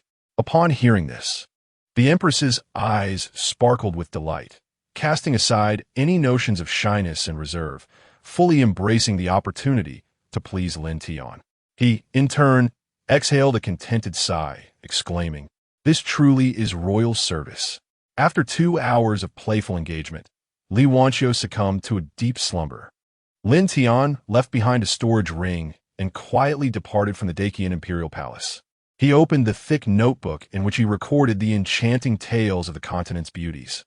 inscribing on the final page, "In the year 22025 of the celestial and demonic calendar, successfully won over the Dacian Empress, Li Wanqiu." Satisfied, he exited the palace to seek out Li Ling. Once Lin Tian had left, Li Wanqiu slowly opened her eyes, glancing at the storage ring he had left behind, a smile gracing her lips. As her consciousness delved into the ring, her expression transformed dramatically. First, her mouth fell agape in astonishment. Then she was struck with shock, followed by sheer elation. Inside were techniques, elixirs, rare treasures, and spirit stones, a dazzling array of riches. There were also 2 talismans, one inscribed with the words, "Absorb, refine, control the puppet."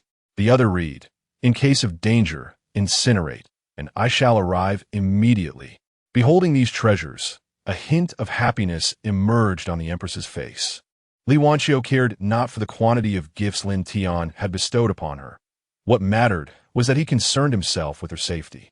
Simultaneously, her curiosity about Lin Tian's identity deepened. His youth belied the ease with which he crafted a puppet of the Enlightenment stage, indicating his prowess must surely exceed that level. As she caressed the spatial ring, the Empress murmured, "You little thief of hearts, next time I shall make you confess." With that, she began to refine the talisman meant for controlling the puppet. Half an hour later, he sensed the presence of a puppet, located in the rear hall of the ancestral residence. A glint of cold light flickered in his eyes as he deduced that the Grand General and the National Master were in collusion, instigated by Li Daoi. Even the esteemed elder of the Demon Sect had come to assist, likely out of respect for Li Daoi.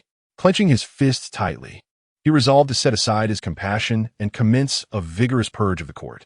In the distance, Lin Tian gazed at Li Ling, who stood in a daze within the inner courtyard of the palace, and said, "Are you not going to see your sister? We are about to depart from here, and who knows when we shall return."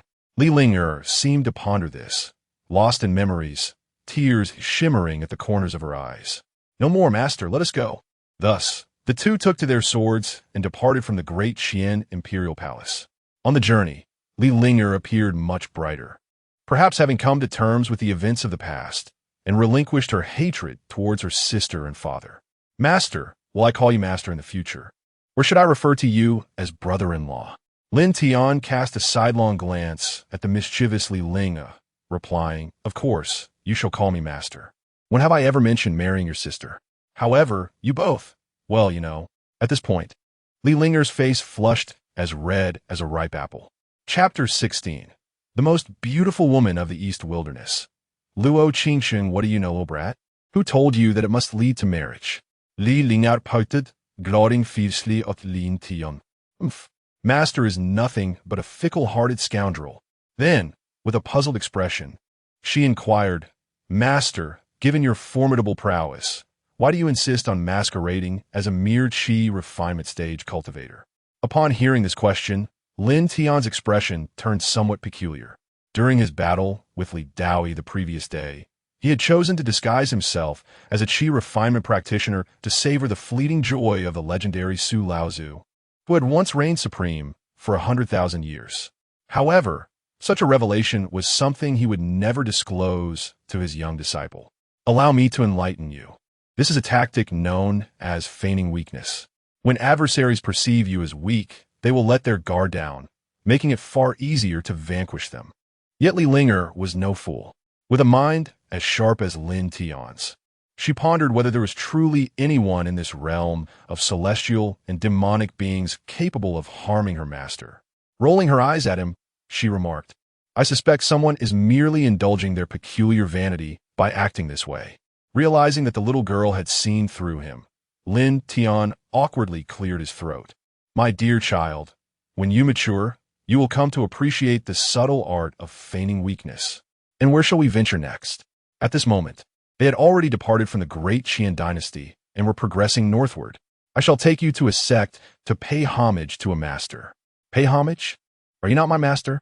"In order to maintain discretion, we shall refer to each other as siblings. I think I'd rather call you brother-in-law." "Absolutely not." Lin Tian's vehement rejection elicited another eye roll from Li Ling. "Master, is it true that the sect you intend to visit boasts a stunningly beautiful sister?" At this remark, Lin Tian's face was once again graced by an awkward smile, internally lamenting how perceptive this young lady had become, able to deduce such things. Clearing his throat, he feigned a mischievous grin at Li Linger. Linger, I must warn you, being too clever can be quite perilous. Feeling a shiver run down her spine at Lin Tian's devilish smile, Li Linger thought, surely, Master wouldn't let his baser instincts take over and do something strange to me, would he? The mere thought caused her cheeks to flush with a rosy hue. Quickly regaining her composure, she declared, Master, I can pretend to be your younger sister, but... Extending her delicate hand toward Lin Tian, it was evident she sought a favor in return. Witnessing this scene, Lin Tian could only scratch his head in resignation. This little girl was utterly entranced by material gain. Producing a high-grade spirit stone, he placed it in her alabaster palm, to which Li Linger responded with immediate delight, eagerly accepting her reward. In truth, she did not genuinely seek to ask Lin Tian for anything. Rather, she felt a sense of indignation towards his flirtatious nature. Soon, the two arrived at the territory of the Qinglian sect, also known as the Qinglian Sword Sect, which is quite a renowned faction in the eastern wilderness, slightly surpassing the Qinglian sect. The most captivating aspect of the Qinglian Sword Sect is its leader, Luo Changsheng, known as the Fairy of Qinglian. Revered as the most beautiful woman in the eastern wilderness, she is over 200 years old. This year, due to coercion from a certain upper-tier power that sought to take her as a concubine, she has staunchly refused their advances, maintaining her purity for 2 centuries while diligently pursuing her cultivation. Consequently, the oppressive force ceased to trouble her. During a moment of stasis, Lin Tian sought to surprise this illustrious beauty of the eastern wilderness by engaging in a profound conversation. To his astonishment, Luo Changsheng refrained from pursuing him, likely fearing that such an incident would jeopardize her position as sect leader. The majority of disciples within the Qinglian Sword Sect are female, with few male disciples admitted. Upon seeing Li Linger, who possesses an innate sword body, they would undoubtedly spare no effort to recruit her into the sect, thus allowing Lin Tian to seamlessly blend into the Qinglian sect. Before long, the two arrived at the entrance of the sect, where 2 female disciples immediately barred their way. This is the Qinglian sect. Please do not proceed any further. Lin Tian approached with an ingratiating demeanor, saying, Greetings, sisters.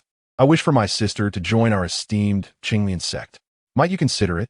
The 2 gatekeepers frowned, and one coldly replied, The recruitment period has already passed this year. Bring your sister back next year. But we have exhausted our funds for the journey, and my sister possesses extraordinary talent, having already reached the foundation establishment stage at such a young age.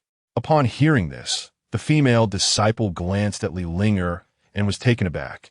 The young girl, merely 18 or 19, had astonishingly reached the pinnacle of foundation establishment, with a breakthrough to the golden core stage seemingly imminent. Moreover, she sensed a formidable sword intent emanating from a girl. Unsure of how to proceed, the disciple conferred with her companion and then responded, Please wait here. I shall inform the sect leader. With that, she swiftly made her way into the sect. Shortly thereafter, upon hearing the gatekeeper's description of Li Linger, the Qinglian sect was utterly astounded. From the sect leader Luo Changsheng to the 3 elders remaining in the sect, they all hurriedly flew to the entrance. Upon encountering Li Linger, their eyes gleamed with excitement, as if they had discovered a rare treasure. The 3 elders, alongside the sect leader, examined Li Linger's physical condition and, upon realizing she possessed the innate sword body, their faces illuminated with uncontainable joy. Master, this is truly a divine blessing for our Qinglian sword sect. It is indeed an exceptionally rare, innate sword Dao physique. Should this young man join our sect, the ascendance of Qinglian sword sect would be imminent. The Grand Elder proclaimed with palpable excitement. The other elders echoed his sentiments, their gazes upon Li Linger akin to that of admiring a precious gem. After delivering an impassioned speech, the Grand Elder shifted his tone. Master, given your myriad responsibilities, why not entrust this young man to me as my true disciple? I shall cultivate him into the mightiest sword immortal of the eastern wilderness.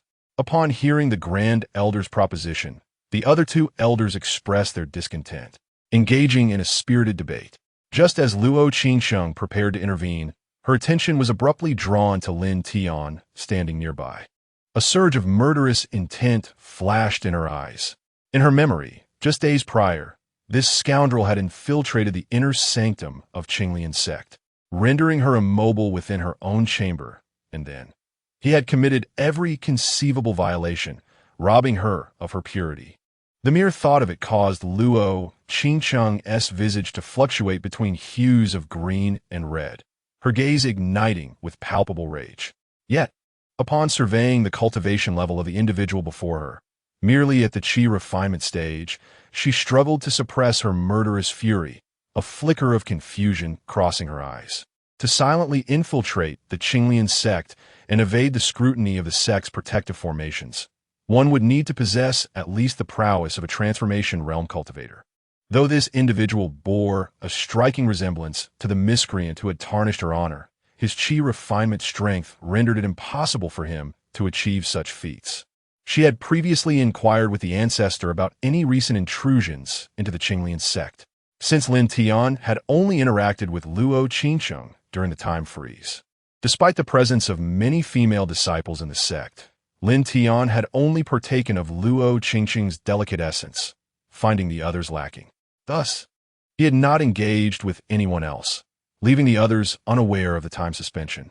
Even the sect's ancestor could not have known of Lin Tian's visit, leading Luo Changsheng to believe that the infiltrator possessed unfathomable strength, at least rivaling that of the ancestor, if not exceeding it. Chapter 17.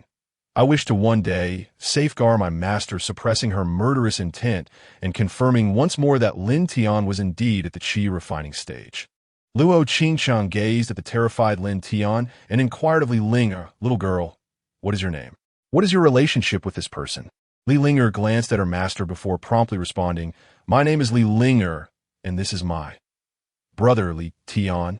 The two had agreed upon this name for Lin Tian when they arrived at the Demon Sect.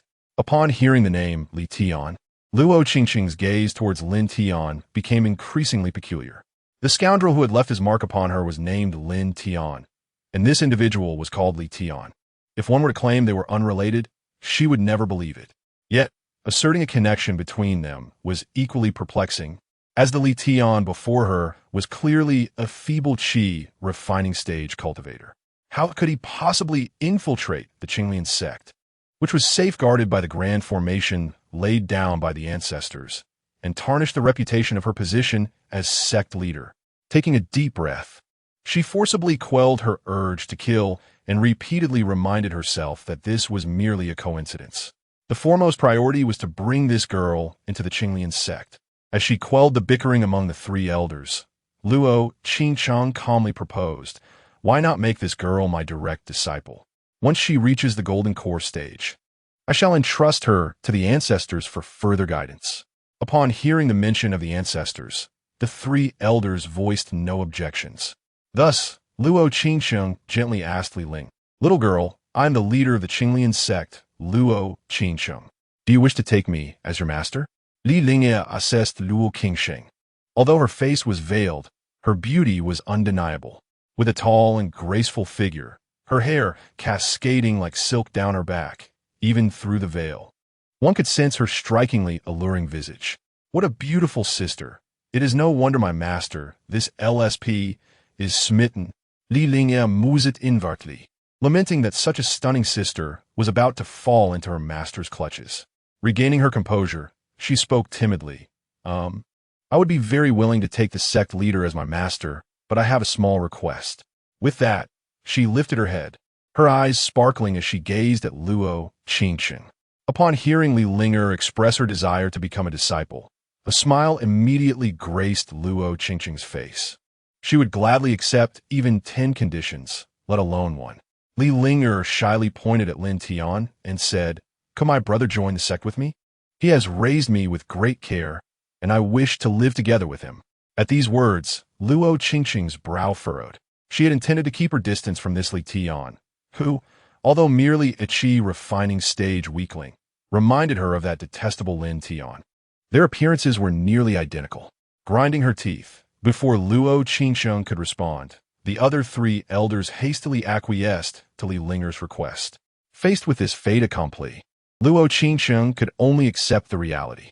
Soon, the two were directly brought to the inner gate, where Luo Qingsheng had specifically instructed that they be given an independent courtyard. Thus, Lin Tian and Li Linger managed to infiltrate the Qinglian sect. After everyone had departed, Li Linger cheerfully approached Lin Tian and asked, "Master, how did I perform today?" Lin Tian nodded with satisfaction and replied, "Quite well." As she spoke, Li Linger extended her delicate hand once more. "Since I have performed so admirably, shouldn't Team Master show some appreciation?" Lin Tian shook his head helplessly, perhaps accustomed to a life of poverty in the marketplace. Li Linger was quite avaricious. However, her requests were modest, as long as Lin Tian obliged. Even if it was merely a low-grade spirit stone, she would be elated for quite a while. He casually tossed her a high-grade spirit stone, yet Li Linger remained unsatisfied. She immediately pouted, sighed, and lamented, "Alas, Sister Changsheng is so beautiful and kind to me. I really do not wish to go against my morals and conscience by allowing her to fall into the hands of such an old codger like you." Upon hearing this, Lin Tian shot a glance at Li Linger and playfully flicked her forehead, jokingly scolding, "Tell me, how many high-grade spirit stones is your morality and conscience worth? Name your price, and don't say I didn't warn you if I change my mind." At this, a smile instantly reappeared on Li Linger's face. "Master, I have been diligently cultivating recently. Just 3 more stones will suffice. I am on the verge of breaking through to the foundation establishment stage and entering the golden core realm." Observing her fervor, Lin Tian sighed.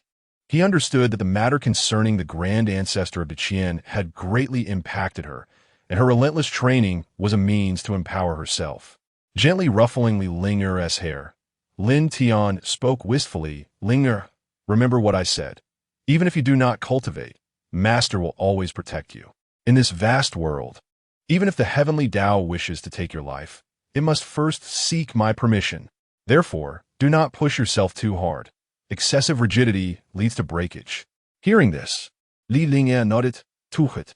She thought her master looked remarkably handsome just then, and a joyful smile graced her face. Yet she stubbornly replied, "Thank you, master.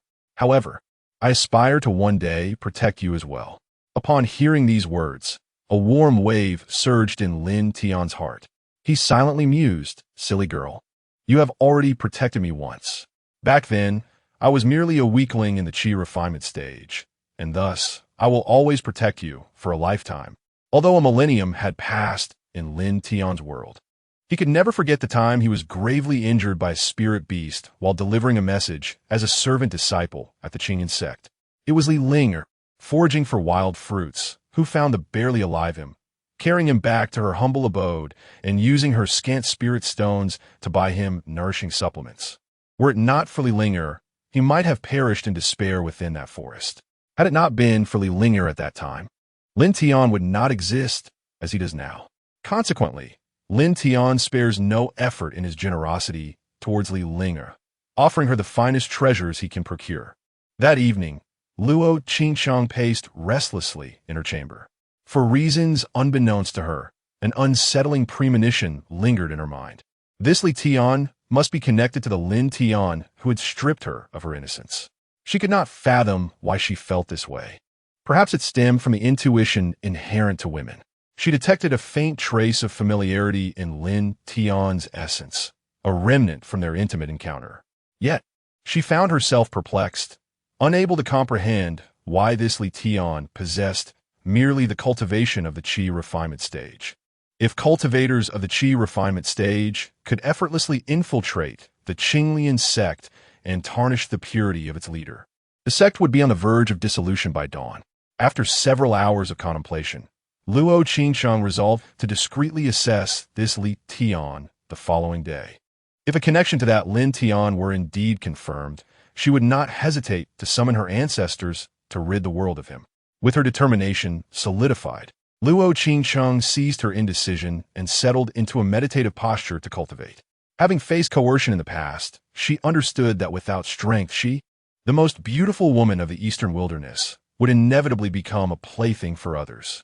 Thus, she devoted herself to relentless training, her cultivation now reaching the pinnacle of the nascent soul stage, on the cusp of breaking through to the transformation stage. Chapter 018. Qi Refinement and Foundation Establishment. At dawn the following day, Luo Changsheng commenced her instruction of Li Ling, while Lin Tian wandered aimlessly about the Qinglian sect. The sect was divided into the inner and outer doors. The outer door comprised primarily of practitioners of average aptitude at the Qi refinement stage, whereas the inner door was predominantly filled with gifted disciples at the foundation establishment and golden core stages, the majority of whom were female, gathering in lively camaraderie that left Lin Tian somewhat dazzled.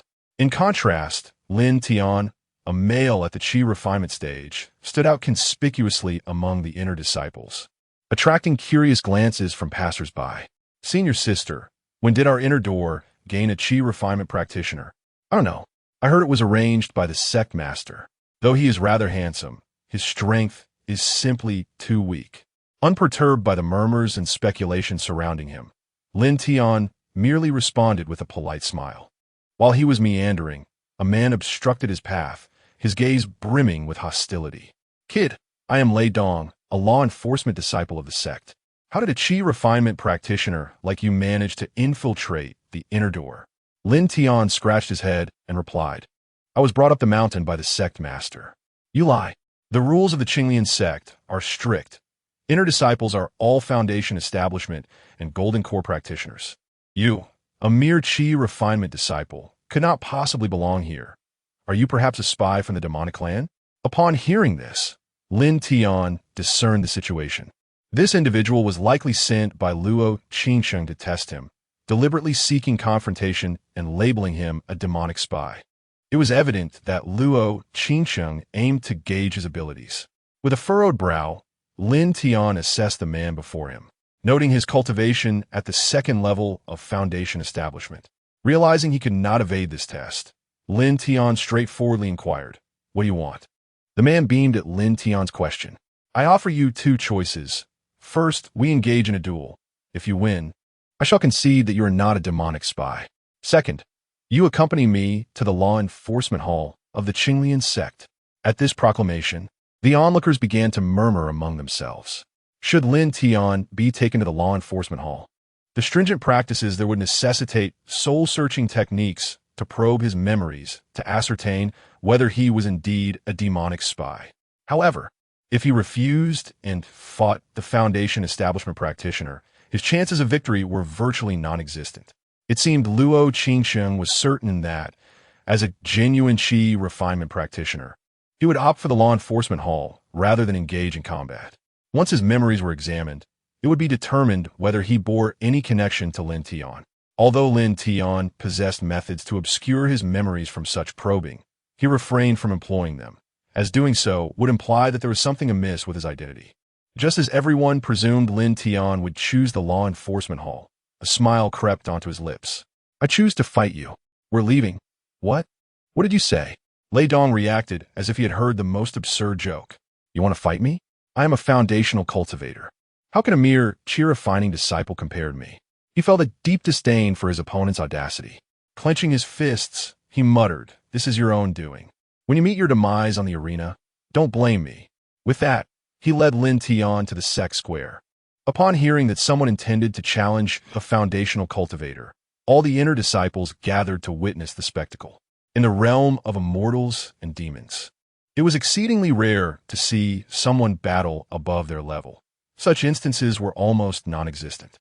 "Hey, that Qi refining fellow must be insane to challenge senior brother Lei Dong," one remarked. "He is quite handsome, but it's a pity the charming face might be ruined by his reckless ambition to challenge Lei Dong." Everyone held little hope for Lin Tian's success in this contest. They likened a Qi refining disciple battling a foundational one to an ant attempting to bite an elephant, futile and misguided. They were merely there to witness how Lin Tian would meet his end. Yet, Lin Tian wore an indifferent expression. Standing before the arena, Lei Dong recalled the words of the sect leader that morning. "If that boy chooses to go to the law enforcement hall, just knock him out and bring him to me. I shall personally conduct a soul search. If he dares to compete against you, unleash your full strength." As the two ascended the stage, Lei Dong coldly addressed Lin Tian. "Boy, I'll give you one last chance. Come with me quietly, and I'll pretend nothing ever happened." Facing Lei Dong's threat, Lin Tian remained unfazed, casually retorting, "Less talk. Let us begin." Upon hearing this, Lei Dong smirked menacingly. A surge of lightning enveloped him as he wasted no time in launching a full-force attack. His ruthless demeanor stemmed from feeling insulted by Lin Tian's challenge. A chi-refining disciple daring to confront him, a foundational cultivator, was a blatant affront to his strength. "You will regret this foolish duel," he declared, transforming into a streak of lightning as he charged towards Lin Tian. Meanwhile, Lin Tian calmly picked up a stone from the ground, even refraining from using his spiritual energy, and hurled it toward Lei Dong. The crowd gasped in astonishment. Is he out his mind? Not only does he challenge senior brother Lei Dong, but he also throws a stone at him? Has he lost his senses? Even though senior brother Lei Dong has fallen from the nascent soul stage to foundational level, he is still not someone a chi-refining disciple can defeat. Another added, "It seems he is just seeking death. It's a shame. He is quite handsome, but clearly lacking in intelligence." As the crowd buzzed with chatter, a moment later, all eyes widened in astonishment. The seemingly harmless pebble struck Lei Dong squarely in the chest, causing him to scream in agony and spit out a mouthful of blood before collapsing to the ground, unconscious. The once chaotic sect square fell into an uncanny silence, with all the female disciples staring in disbelief. Soon, murmurs began to circulate. Is this for real?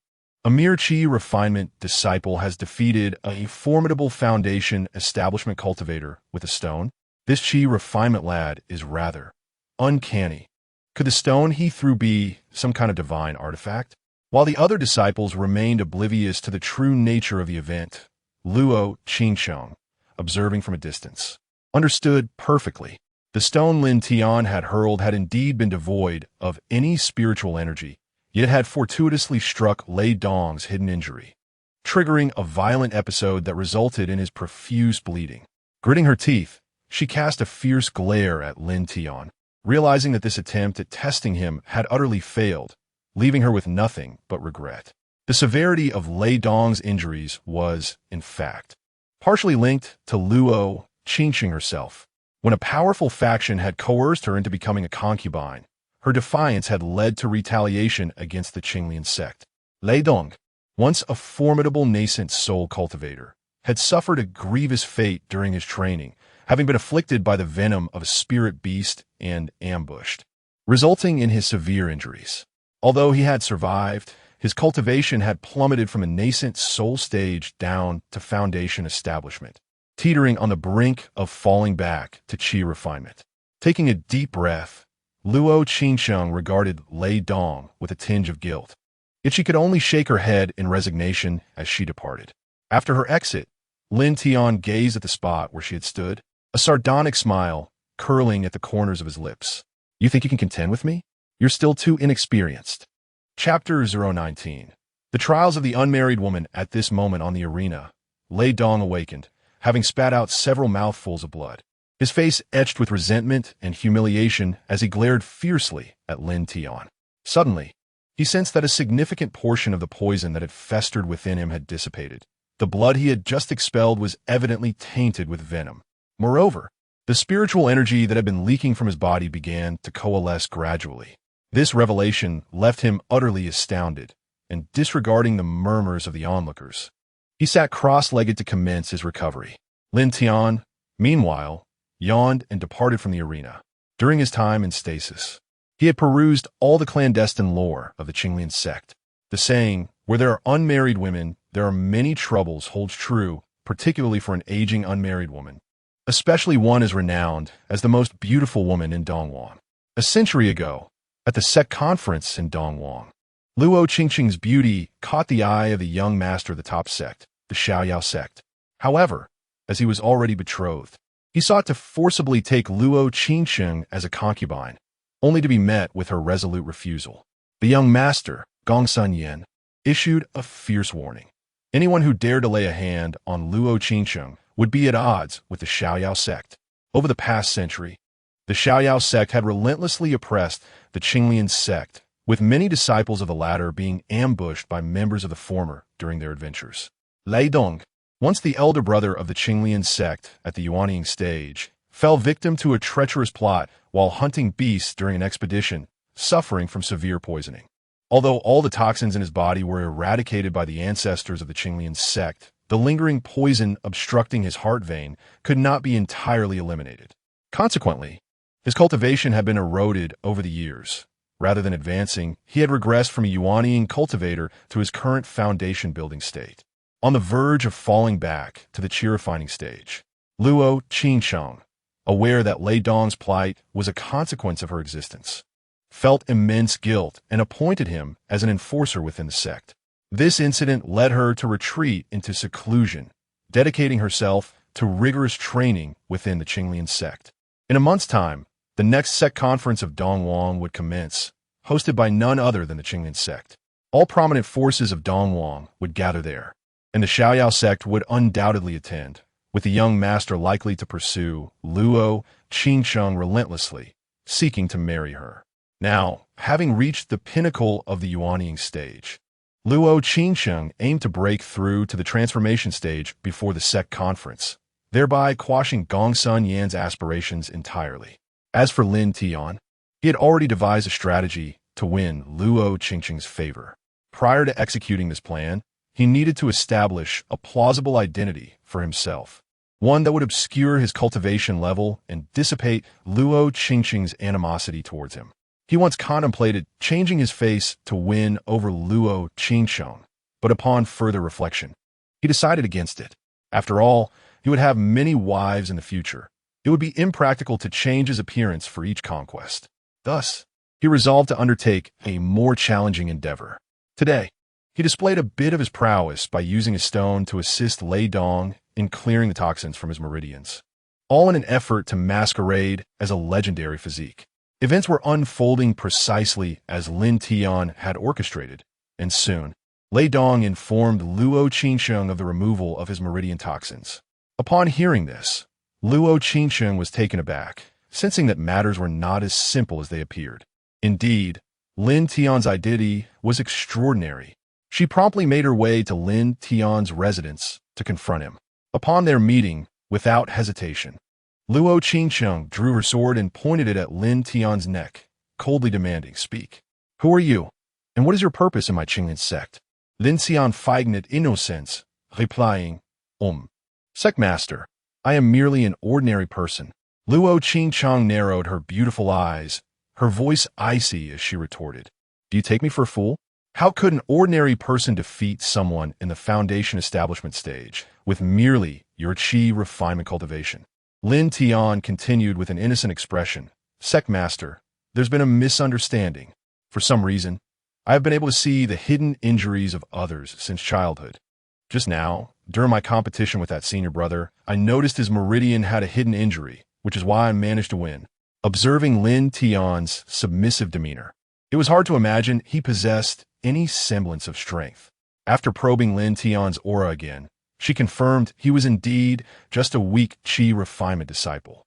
Frowning, she stated, "You lie. How can a qi refinement disciple discern the hidden injuries of a foundation establishment cultivator? You are clearly attempting to evade the truth." Lin Tian maintained his innocent facade, insisting, "Sect Master, I truly can see the hidden injuries on others. Not only that, but I have also been able to perceive the weaknesses in various techniques since I was a child." Lin Tian then cast Luo Changsheng a peculiar glance and cautiously added, "If you do not believe me, based on my earlier observations, it appears that the Sect Master is no longer a maiden. Surely, the Sect Master must have a partner." Yes. This statement ignited Luo Changsheng's fury, and she nearly succumbed to the urge to cleave Lin Tian in two with her sword. Her heavy breathing caused her chest to rise and fall dramatically. However, suddenly, she recalled something and murmured to perceive the flaws in techniques, to see the hidden injuries of others, and to ascertain whether one is a maiden. These descriptions seemed eerily familiar. After pondering for a moment, she recalled from the sect's ancient text that there exists a remarkably rare physique known as the innate enlightenment body. This unique constitution possesses a defining trait: the ability to see through the essence of all things in the world. From the minutiae of arts and crafts to the intricacies of cultivation bottlenecks, and even to the grand principles of the Tao, the innate enlightenment body can swiftly grasp the underlying truths. However, due to the extraordinary nature of this physique, its possessors are burdened with a significant flaw. They can never transcend the chi refinement stage throughout their lifetimes. Nevertheless, individuals endowed with this innate enlightened body are exceedingly sought after across the entire realm of immortals and demons. The reason is simple. Possessing a sect with an innate enlightened body is akin to having a character like Wang Yuyan from a martial arts novel.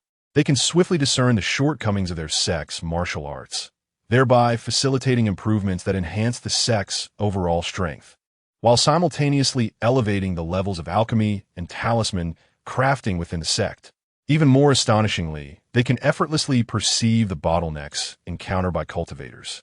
With a mere hint, they can enable others to break through. Throughout the realm of immortals and demons, only the Celestial Mechanism Master, who established the Celestial Mechanism Pavilion a millennium ago, possessed such an innate enlightened body. Regrettably, chi refinement cultivators have a notably short lifespan, only a mere century. Yet, during this brief span, the Celestial Mechanism Master succeeded in founding the most enigmatic organization on the continent, the Celestial Mechanism Pavilion.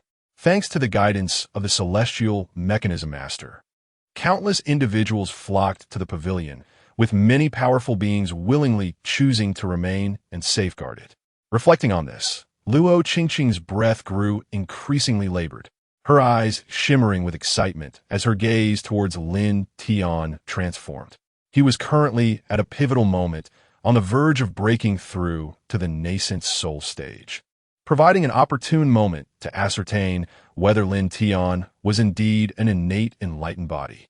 Tus, Luo Qingsheng cautiously inquired, Can you discern how long it will be until I can break through? Lin Tian unabashedly scanned Luo Qingsheng's figure, admiring her graceful silhouette while feigning contemplation. After a brief moment, Lin Tian furrowed his brow and remarked, Under normal circumstances, you would break through within 2 days at the latest. However, have you recently experienced any significant events? The breakthrough from nascent soul to spirit transformation is inherently a matter of seizing the very essence of heaven and earth, which invariably attracts the tribulations of the heavenly path. Your current demeanor clearly indicates that you are besieged by inner demons. Although not severe, this will impede your breakthrough to spirit transformation. Given the present circumstances, if these inner demons remain unaddressed, you may achieve the breakthrough in half a month. However, being plagued by such demons significantly heightens the risk of perishing amidst the heavenly tribulation. Chapter 20. With my heart, I witness the creation. With my sword, I part the azure sky. Upon hearing Lin Tian's words, Luo Qingqing's pupils constricted sharply, and a look of astonishment flickered in her eyes. She had not anticipated that Lin Tian could discern her predicament so astutely. It was evident that he indeed embodied the innate comprehension of the Tao, as recorded in the sect's secret texts. As this realization washed over her, an unmistakable excitement illuminated her exquisite visage. Cautiously, she inquired, How may I dispel the demons of my heart? In response to her query, Lin Tian feigned a gaze that roamed over Luo Qingsheng, all the while internally mocking himself. How would I know how to address the psychological aftermath of a chaste and virtuous maiden? His earlier ability to respond to her question had stemmed from an understanding of her circumstances, coupled with his own insights. However, should he remain silent, his pretense of being an innate comprehender of the Tao would surely be exposed. He stifled the urge to suggest that he could assist her in overcoming her tribulations in exchange for her servitude for a day. He resolved to lend a hand to Luo Qingsheng, the most beautiful woman of the eastern wilderness, for her inner turmoil was, at least in part, a consequence of his actions that had tarnished her purity, while another facet stemmed from the pressures imposed by the young master of the Xianyao sect. After a prolonged moment of contemplation upon Luo Qingsheng, Lin Tian spoke gravely. You practice the sword path, yet the Qinglian sword sect places excessive emphasis on righteousness and reputation. advocating a philosophy of remaining untainted by the muck and unblemished by the waters. Consequently, some of the ethereal maidens of your sect find their cultivation efforts yield diminished returns. Such a sword path, in essence, shackles the heart of the sword with a heavy burden. For prioritizing righteousness and reputation invites the very demons that can shatter one's Dao heart. Luo Changsheng's eyes widened in disbelief. How could this seemingly feeble cultivator, merely at the qi refinement stage, so succinctly articulate the flaws within the Qinglian sect's teachings? He spoke the truth. Those who cultivated the Qinglian sword intent found that their elevated prowess often birthed inner demons.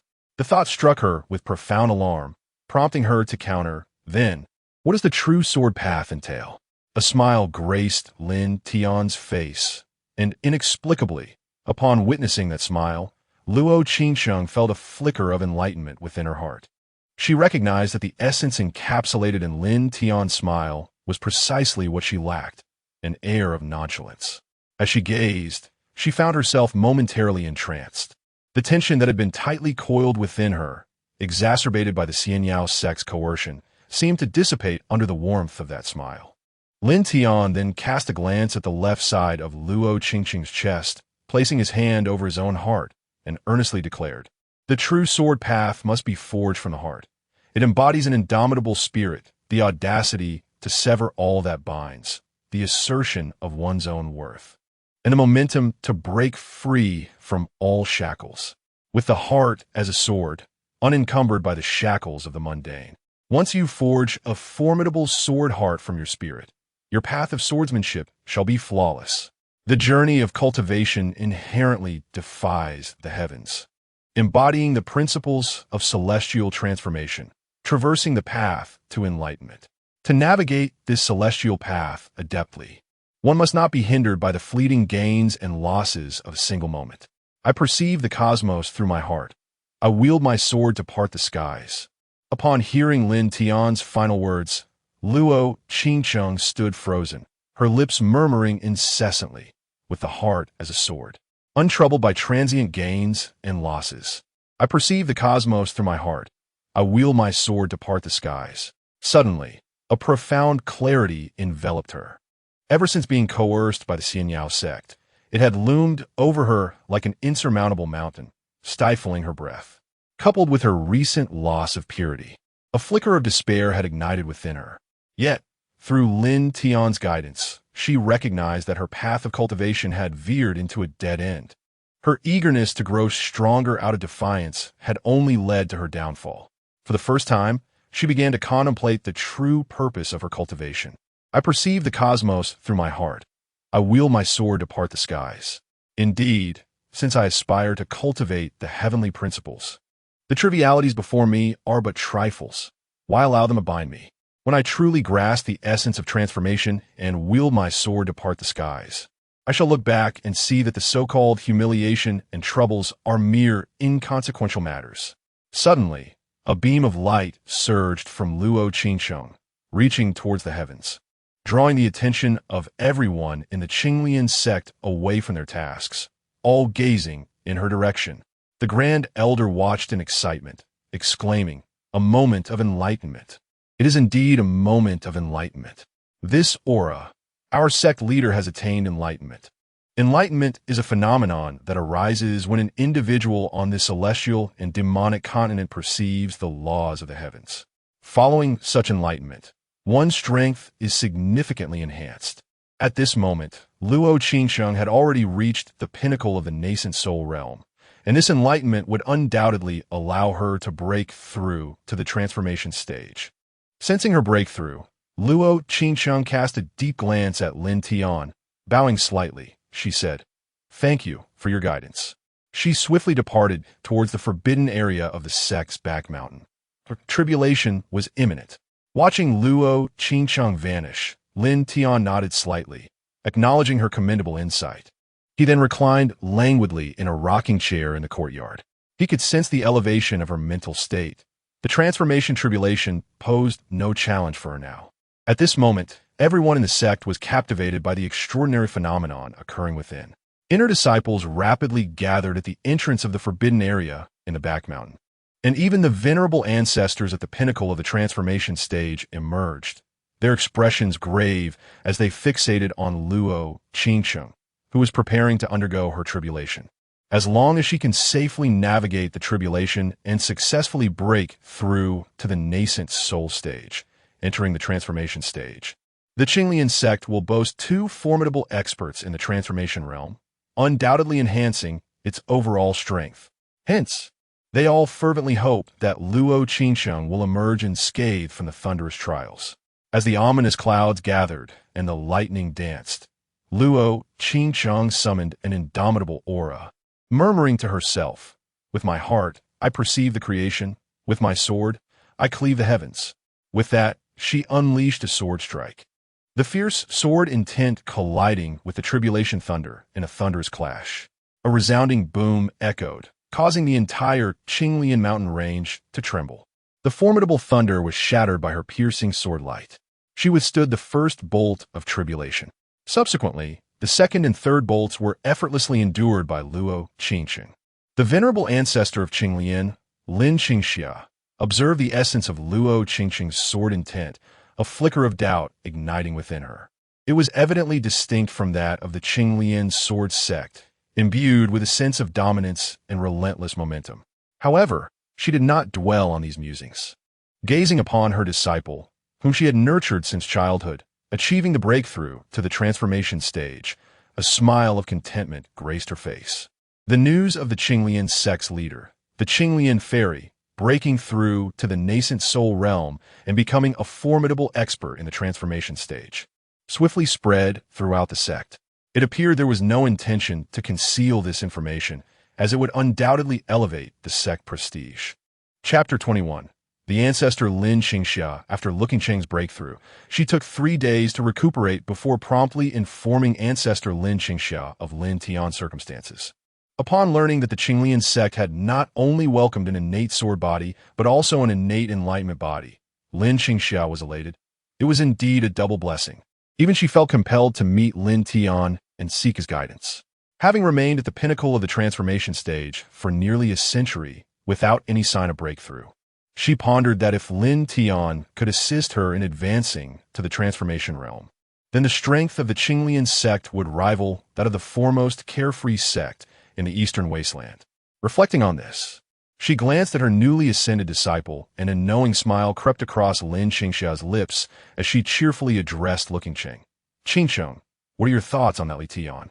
Without hesitation, Changsheng replied, "Though he possesses only the strength of the qi refinement stage, he indeed perceives everything with remarkable clarity. He not only discerned the hidden injuries on Lei Dong at a glance, but also, with just a few words, guided me successfully into the transformation realm." Lin Tian nodded, her demeanor turning serious as she instructed Changsheng, "Changsheng, I entrust you with a task. From this day forth, you must protect Lin Tian at all times. He must not encounter any mishaps. He is the hope for the resurgence of our Qinglian sect." Upon hearing this, Changsheng paused momentarily, but her astute mind quickly grasped the implications. Lin Tian was indeed the hope for the Qinglian sect's revival, and the secret of his innate enlightenment body could not remain concealed. Once the news spread, many would undoubtedly seek to take his life. As an innate enlightenment body, he could only be a qi refinement stage cultivator for his entire life, thus necessitating a powerful protector by his side at all times.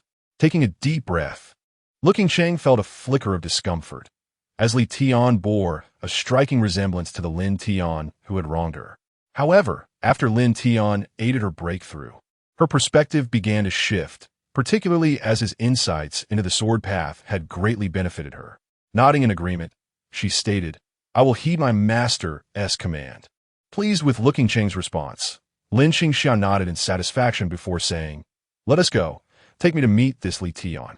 I wish to see if the innate enlightenment body can indeed work wonders for me." A fervent light sparkled in Lin Tian's eyes.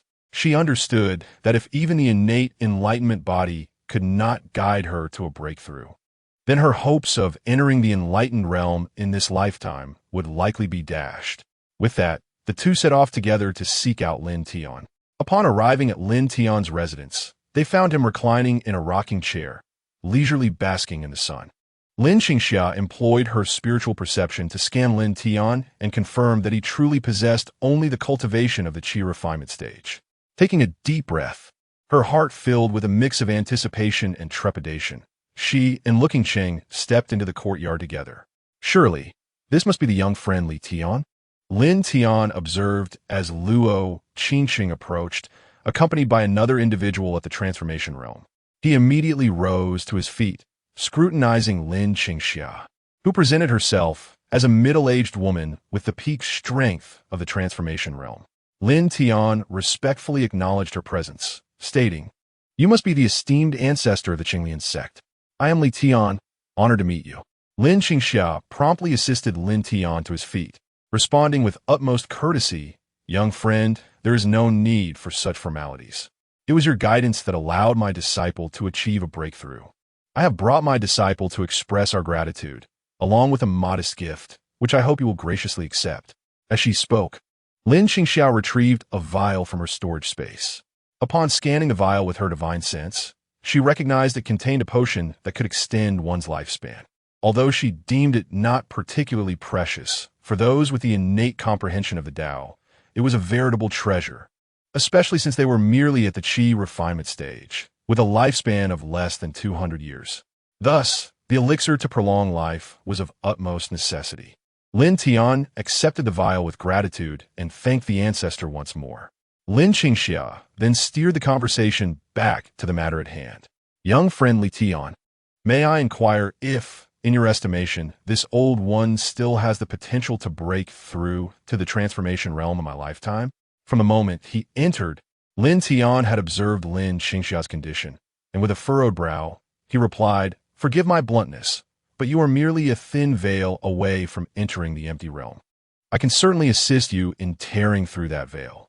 Upon hearing this, a wave of ecstatic joy washed over Lin Qingxia's face, but the subsequent words plunged her into despair. "However, at your current age, even if you were to break through to the transformation realm, are you confident you could withstand the 6 paths thunder tribulation of the empty realm?" Lin Qingxia's expression darkened at Lin Tian's words.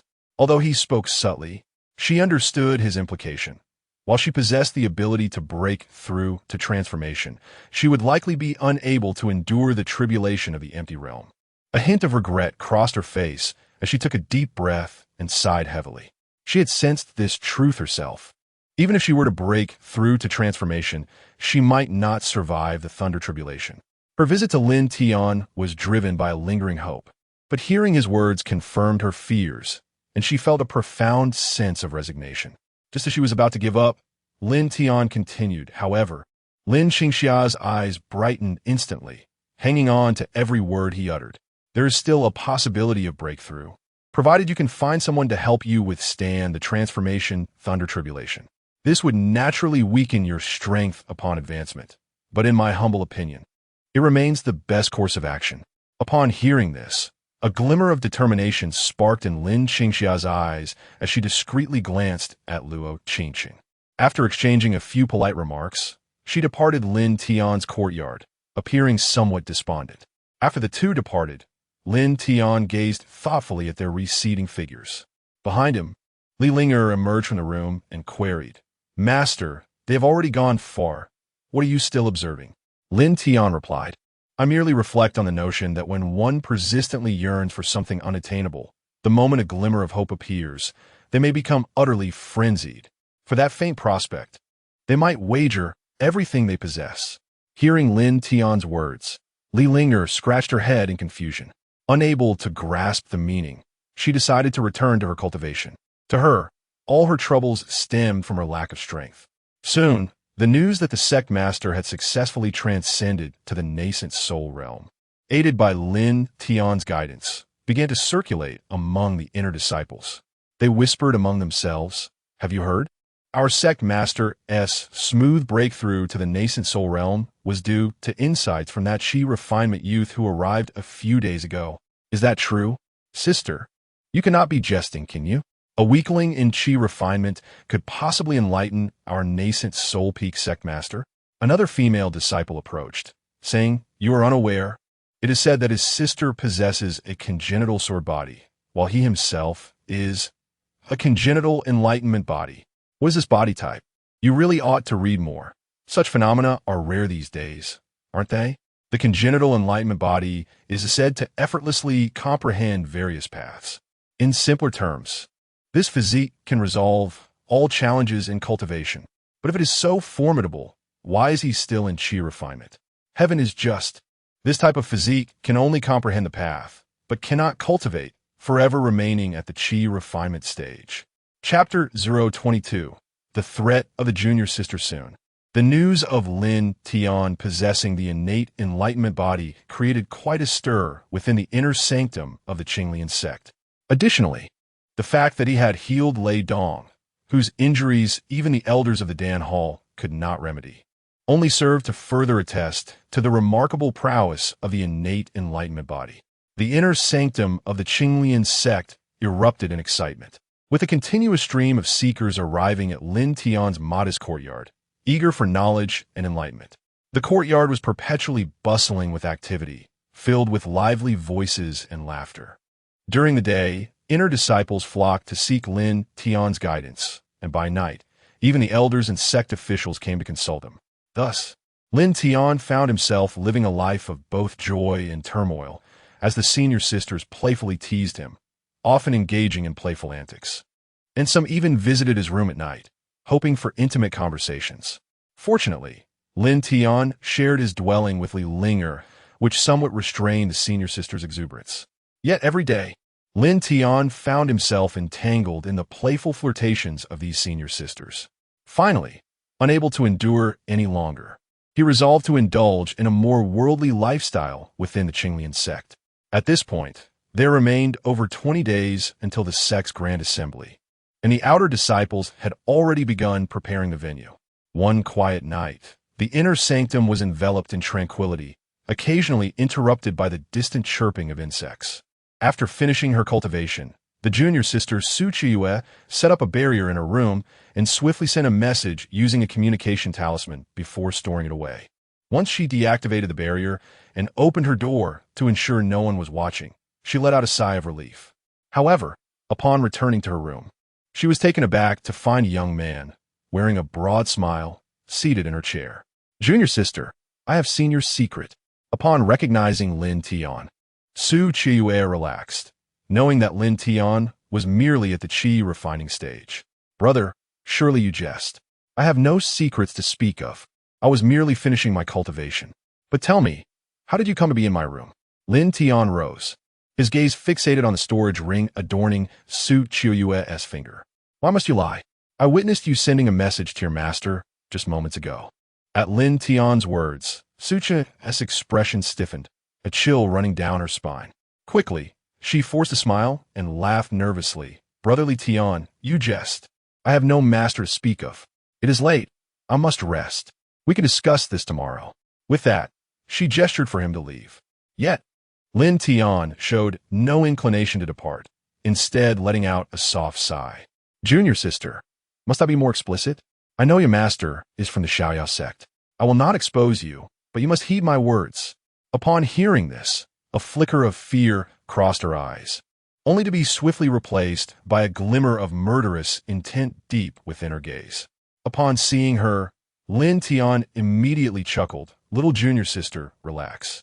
Even if you were to kill me, you would undoubtedly be unable to leave Qinglian sect alive.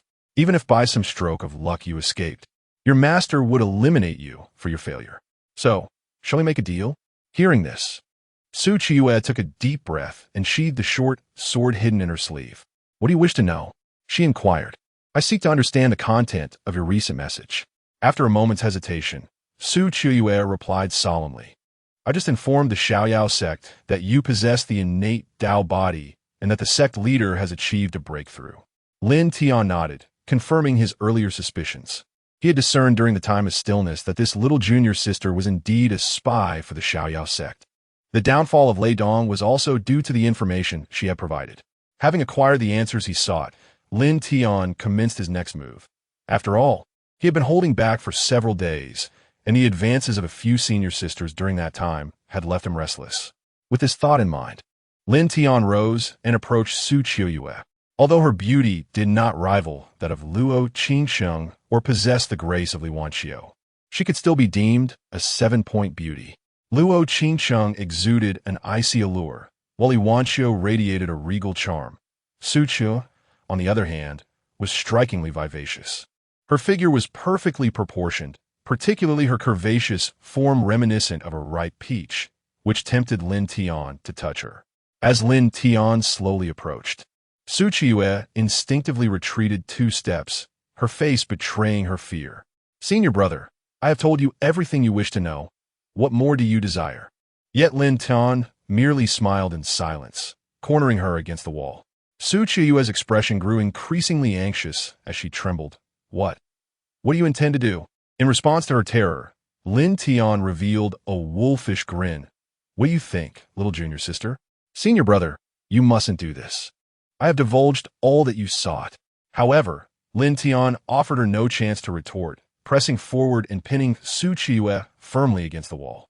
She attempted to summon her spiritual energy to resist, but inexplicably, after being restrained by Lin Tian, she found herself unable to muster even a trace of power. "Little junior sister, cease your resistance. The more you struggle, the more exhilarated I become." Hearing Lin Tian's words, despair washed over Su Qiuyue's face. Suddenly, she comprehended that this Lin Tian was not merely an innate Dao body. His strength surely surpassed the Qi refinement stage. A terrifying thought took root in her mind. If the sect leader, the elder deacons, and even the ancestors at the pinnacle of the transformation stage had failed to see through his disguise, to what extent did his power truly reach? With this realization, Su Qiuyue closed her eyes, surrendering her will to resist. The cold moonlight poured into the room. It could not dispel the vibrant essence of spring that filled the air. 2 hours later, the inexperienced young disciple lay languidly in Lin Tian's embrace. Observing the rosy hue on the bed, Lin Tian felt a profound satisfaction, estimating that none of the esteemed daughters from the prominent factions across the entire realm of immortals and demons could ever rival this singular charm. To his surprise, this young disciple was experiencing such moments for the very first time. A faint ache emanating from her lower body caused her brows to furrow delicately. With a voice that was but a whisper, Su Qiuyue addressed Lin Tian. "Brother, once you have finished your tasks here, will you take me away? I can no longer endure this existence." As she spoke, tears cascaded down her cheeks like a kite severed from its string. She continued, "The sect leader treats me well. But a century ago, after she rejected the proposal of the young master of the roving sect, I was captured during an expedition. They threatened that if I did not act as their informant, all the men from the roving sect would line up to violate me. Reluctantly, I acquiesced to their demands. For all these years, she had been tormented by her conscience, and each time she witnessed the suffering of her fellow disciples at the hands of the roving sect. Guilt consumed her. Yet there was no turning back now. As she lay her head upon Lin Tian's chest, she wept inconsolably. Throughout her century of servitude as an informant for the roving sect, Su Qiuyue had lived in a constant state of remorse. After 100 years, she finally unburdened the greatest secret she had harbored in her heart, and in that moment, she felt a glimmer of liberation. Lin Tian gently patted her smooth back and softly whispered in her ear, "Do not worry. Once I have completed my obligations here, if you wish, you may come away with me." Upon hearing these words, a joyous smile illuminated Su Qiuyue's face. She would no longer have to betray her conscience by serving as a pawn for the roving sect. Lin Tian's willingness to agree to Su Qiuyue's request stemmed from the fact that she was the first woman with whom he had shared such intimacy and who desired to leave with him.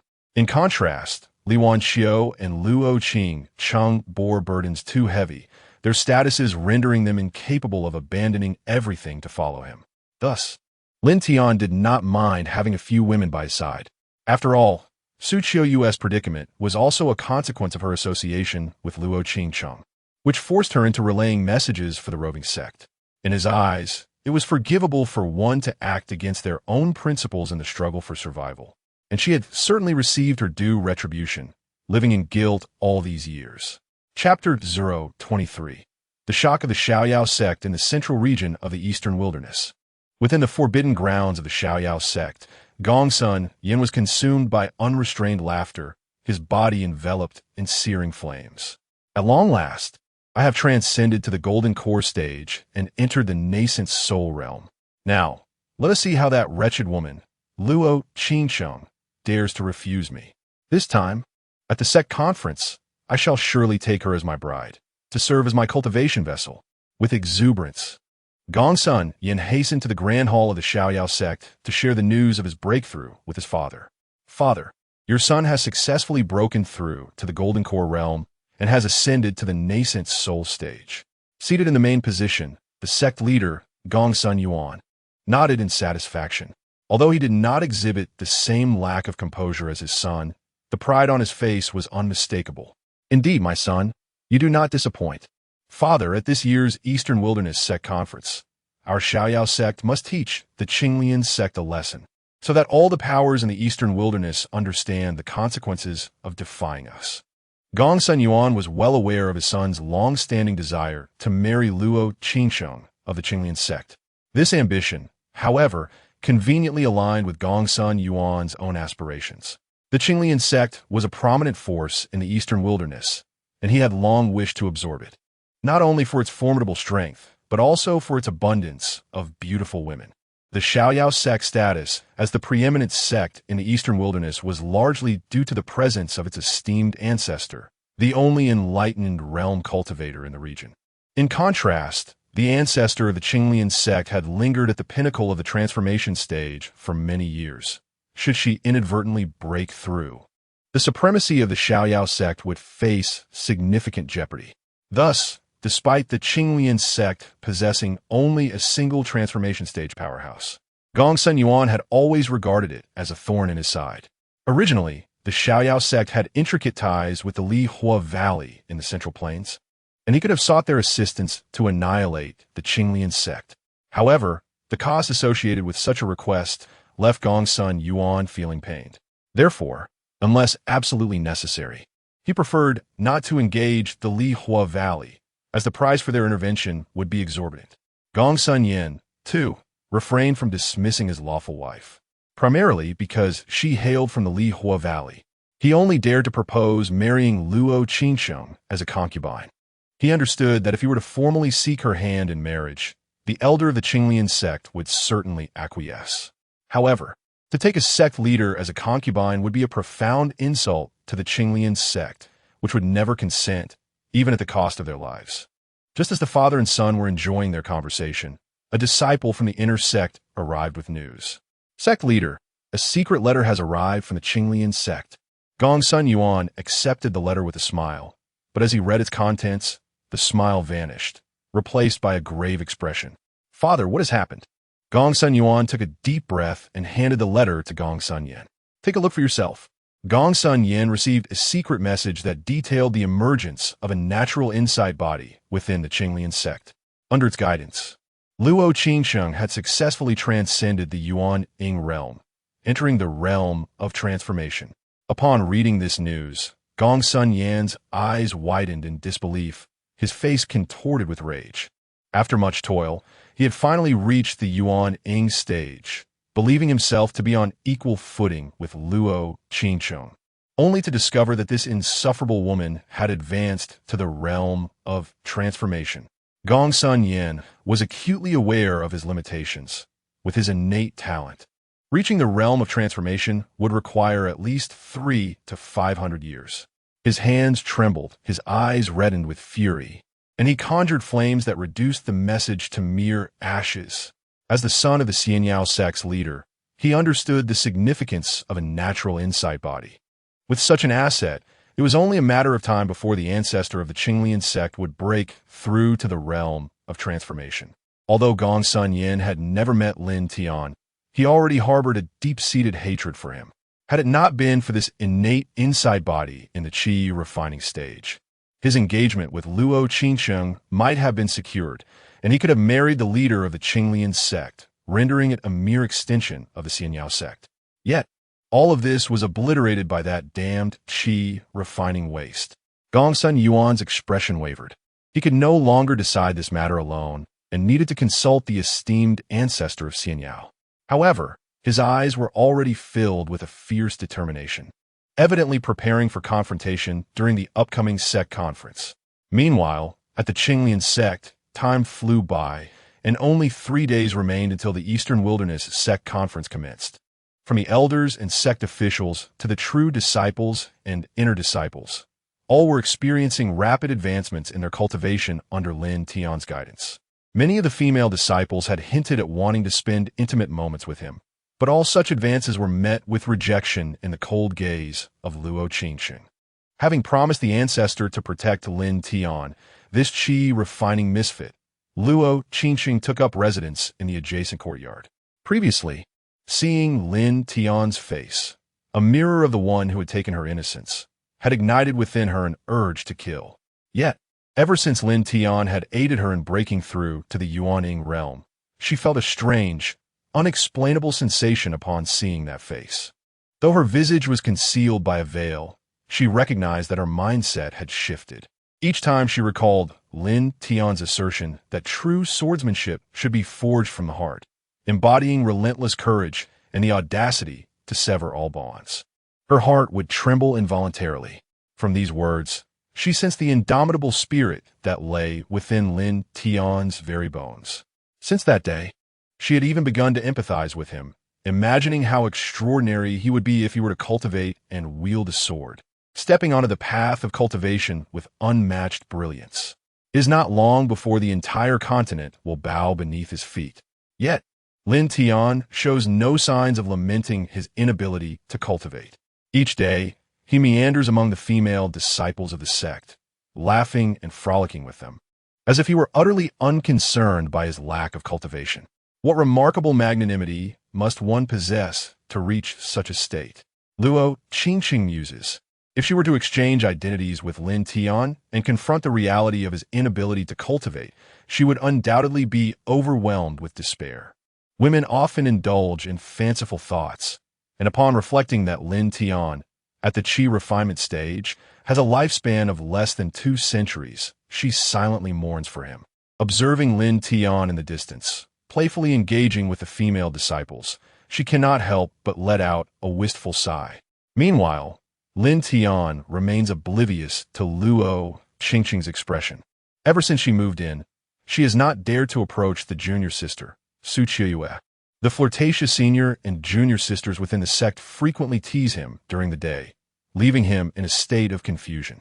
Each time he contemplates taking a step further, he is thwarted by the lethal glances cast by Luo Qingsheng. In his heart, Lin Tian vows that when the opportunity arises, he shall certainly bind all the flirtatious maidens of the Qinglian sect together and host an unrestrained gathering. Chapter 024. The East Wilderness Matchmaking Conference. As the day of the East Wilderness Sect Conference approached, the myriad sects and factions of the East Wilderness began their journey to the Qinglian sect. Within the taverns of Qinglian town, countless martial forces engaged in fervent discussions regarding the Qinglian sect. Have you heard? The Qinglian sect has truly flourished. Within their ranks, a natural Dao body has emerged, and it is said that with just a few words of guidance from him, the long-stagnant Qinglian fairy has instantly broken through to the transformation stage. Is it true? Is this natural Dao body truly that formidable? Indeed. Alas, if only I had the chance to receive his guidance. I might also achieve a breakthrough to the Golden Core stage. As these conversations flowed, an incongruous voice interrupted. He is merely a waste of the Qi refinement stage. What is there to be so astonished about?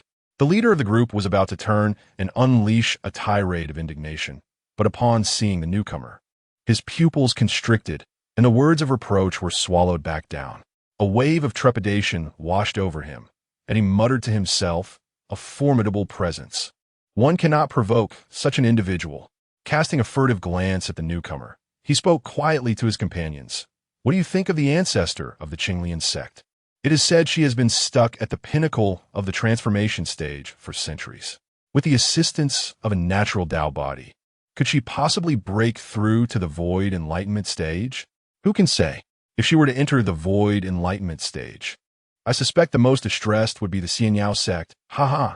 As they spoke, their eyes glinted with a malicious glee as they glanced toward Gongsun Yin. Infuriated, Gongsun Yin trembled with rage, casting several venomous glares at the table. Yet soon, a shadowy smile crept across his face as he coldly muttered, "The natural Dao body is indeed impressive, but at the end of the day, he remains a mere waste of the Qi refinement stage. Let us see if he can survive long enough." Within the Qinglian sect, various factions had already arrived in advance. As per tradition, that evening, the Qinglian sect hosted a grand banquet. The following day, prior to the commencement of the sect conference, a literary gathering would take place, where the talented men and women from all sects would converge, competing in poetry, prose, music, chess, calligraphy, and painting. Through this competition, the top talents of the East Wilderness would be selected. What is termed a literary gathering, in Lin Tian's colloquial expression, is essentially the grandest matchmaking event among the sects of the East Wilderness. Attendees comprise those ardently seeking partners in the Dao. Lin Tian had little interest in such matchmaking affairs, yet as the leader of the Qinglian sect, Luo Changsheng was obliged to attend. With the sect embroiled in a tumultuous period and having strained relations with the Xianyao sect, she insisted that during the sect conference, Lin Tian must remain no more than 5 meters away from her for his protection. Thus, Lin Tian found himself reluctantly compelled to partake in this soiree. As the banquet commenced, the outstanding youths from various sects animatedly engaged in conversation, discussing everything under the sun, creating an atmosphere of lively revelry. Only Lin Tian stood out, indulging in a roasted chicken with great delight. In a moment when time stood still, even a man of his stature found himself too lazy to cook. Once a cultivator reaches the foundation establishment stage, sustenance becomes unnecessary, as they can absorb spiritual energy to nourish their bodies. However, after time resumed, besides his fondness for beautiful women, Lin Tian's greatest passion was undoubtedly exquisite cuisine. The culinary offerings in the Immortal Demon Continent were rather monotonous. As practitioners of cultivation, they rarely indulged in meals, resulting in a lack of culinary refinement. Yet Lin Tian was different, with the memories of his past life still vivid in his mind. He recalled that his former world, the Dragon Kingdom, was a gastronomic paradise, brimming with endless cooking techniques such as frying, boiling, steaming, roasting, and marinating, among countless others. Coupled with the unique ingredients of this realm, he found himself utterly captivated. Thus, he came to believe that in this world, only food and beauty were worthy of devotion. As Luo Changsheng observed Lin Tian's eating habits, she shook her head in a mix of amusement and resignation. Perhaps it was true that love can blind one's perception. She found nothing amiss in Lin Tian's demeanor, instead viewing his manner of eating as refreshingly carefree. It was as if he were conveying to her that life should not be burdened by the opinions of others, and that personal happiness was paramount. Lin Tian epitomized the ability to disregard the gazes of those around him, while she herself could not attain such a tranquil state of mind. Women can be such paradoxical creatures. When they favor someone, even a mere fart seems fragrant, yet when they disapprove, every breath taken appears wrong. Just as the banquet was nearing its conclusion, 6 individuals emerged in the grand hall. The foremost, a scholarly figure adorned in traditional attire, gracefully wielded a folding fan and proclaimed loudly, "Fairy Qinglian, I am Lu Huaijin. Surely this esteemed brother before me is the legendary innate Dao body that has recently stirred such awe within your sect? It is said that the innate Dao body possesses an innate understanding of all things, yet lacks proficiency in cultivation. Tomorrow, at the East Wilderness Changsheng Academy, I would like to engage in a friendly exchange of skills in music, chess, literature, and poetry with you. Might this uniquely, interesting gentleman be willing to impart some wisdom to us?" Upon hearing this, the assembled crowd began to murmur excitedly. Could these 6 individuals be the famed 6 talents of Changsheng Academy? It was said that they each achieved their renown through mastery of music, chess, literature, and poetic composition, remaining undefeated in their respective domains. For nearly 2 centuries, they had consistently ranked among the top 10 talents of the East Wilderness, leaving one to wonder if this so-called innate Dao body could surpass them in their fields. observing the innate Dao body's rather unrefined manner of eating. Many deemed him unfit for the esteemed circles of high culture, questioning how he could possibly compete with the six prodigies of the East Wilderness. Indeed, I share the same sentiment. I once believed the innate Dao body to be shrouded in mystery, but now, seeing him in person, it is clear that seeing is believing. Confronted by the murmurs from the audience, Changsheng furrowed her brow, cognizant that these were individuals with ulterior motives seeking to probe the depths of the innate comprehension of the Tao. They had thus enlisted the scholars of Changsheng Academy to take the lead.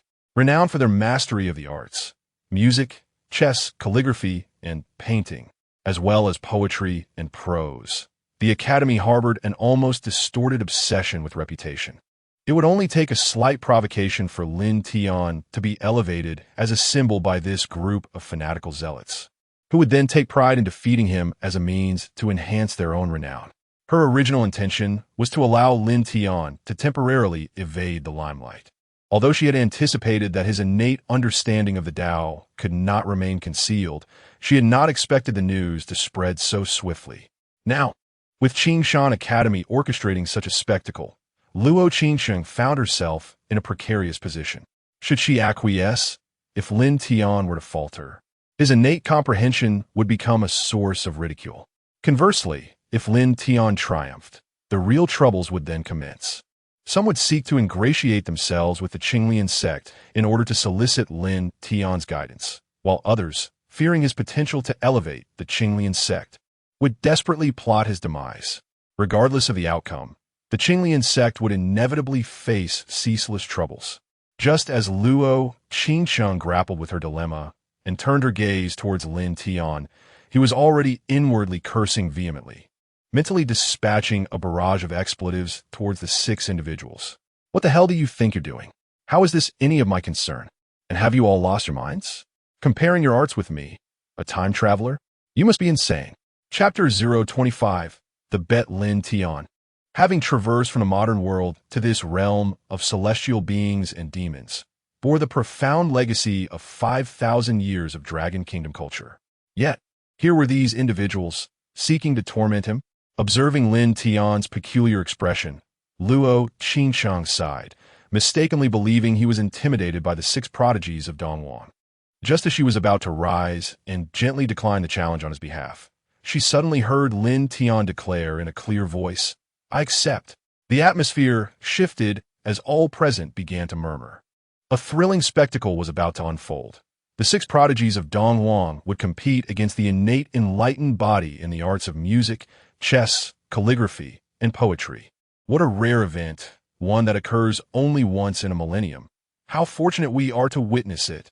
Indeed, I never imagined that this young man in the Qi refinement stage would audaciously agree to compete with the six prodigies. Youth often lacks awareness of its own limitations. It is only natural. It seems we truly arrived at this literary gathering at the right moment to witness such an exhilarating confrontation. Let us hope that the innate enlightened body does not suffer a humiliating defeat tomorrow. Otherwise, both the Demon Sect and the innate enlightened body shall become the laughingstock of Dongwon. This young man appears too youthful, completely oblivious to the implications of the title held by the six prodigies of Dongwon. After all, the innate enlightened body exists only in legends.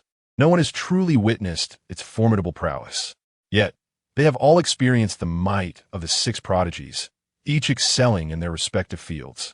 Furthermore, Lin Tian's demeanor starkly contrasted with that of the six prodigies, leading all but the disciples of the Demon Sect to hold little hope for his victory. Having accepted the challenge, should he fail, Lin Tian's reputation would be tarnished. A victory, while it might bring him renown throughout Dongwon, could also attract peril to his life in due time. Changsheng gazed at Lin Tian, who remained unfazed, and her heart couldn't help but feel anxious for him. In her view, this contest, devoid of any meaningful gains, held no significance whatsoever. Yet, suddenly, she recalled Lin Tian's earlier words. With a melancholic sigh, she mused, "It seems you not only comprehend these principles, but also embody them in action. Perhaps my slow progress in cultivation stems from the numerous shackles I bear." lacking your indomitable spirit. But how many in this world can truly act with such freedom and abandon? With a piercing gaze fixed upon Lin Tian, she discreetly conveyed through secretive means, "Do you have confidence in your victory?" "None," Lin Tian replied succinctly. This method of communication could only be employed by those above the transformation stage, allowing thoughts to be exchanged silently. Upon receiving Lin Tian's blunt response and witnessing his nonchalant demeanor, Luo Changsheng shot him an exasperated glare. "If things go awry tomorrow, just concede. Winning even 1 or 2 rounds will suffice. There is no shame in losing to them."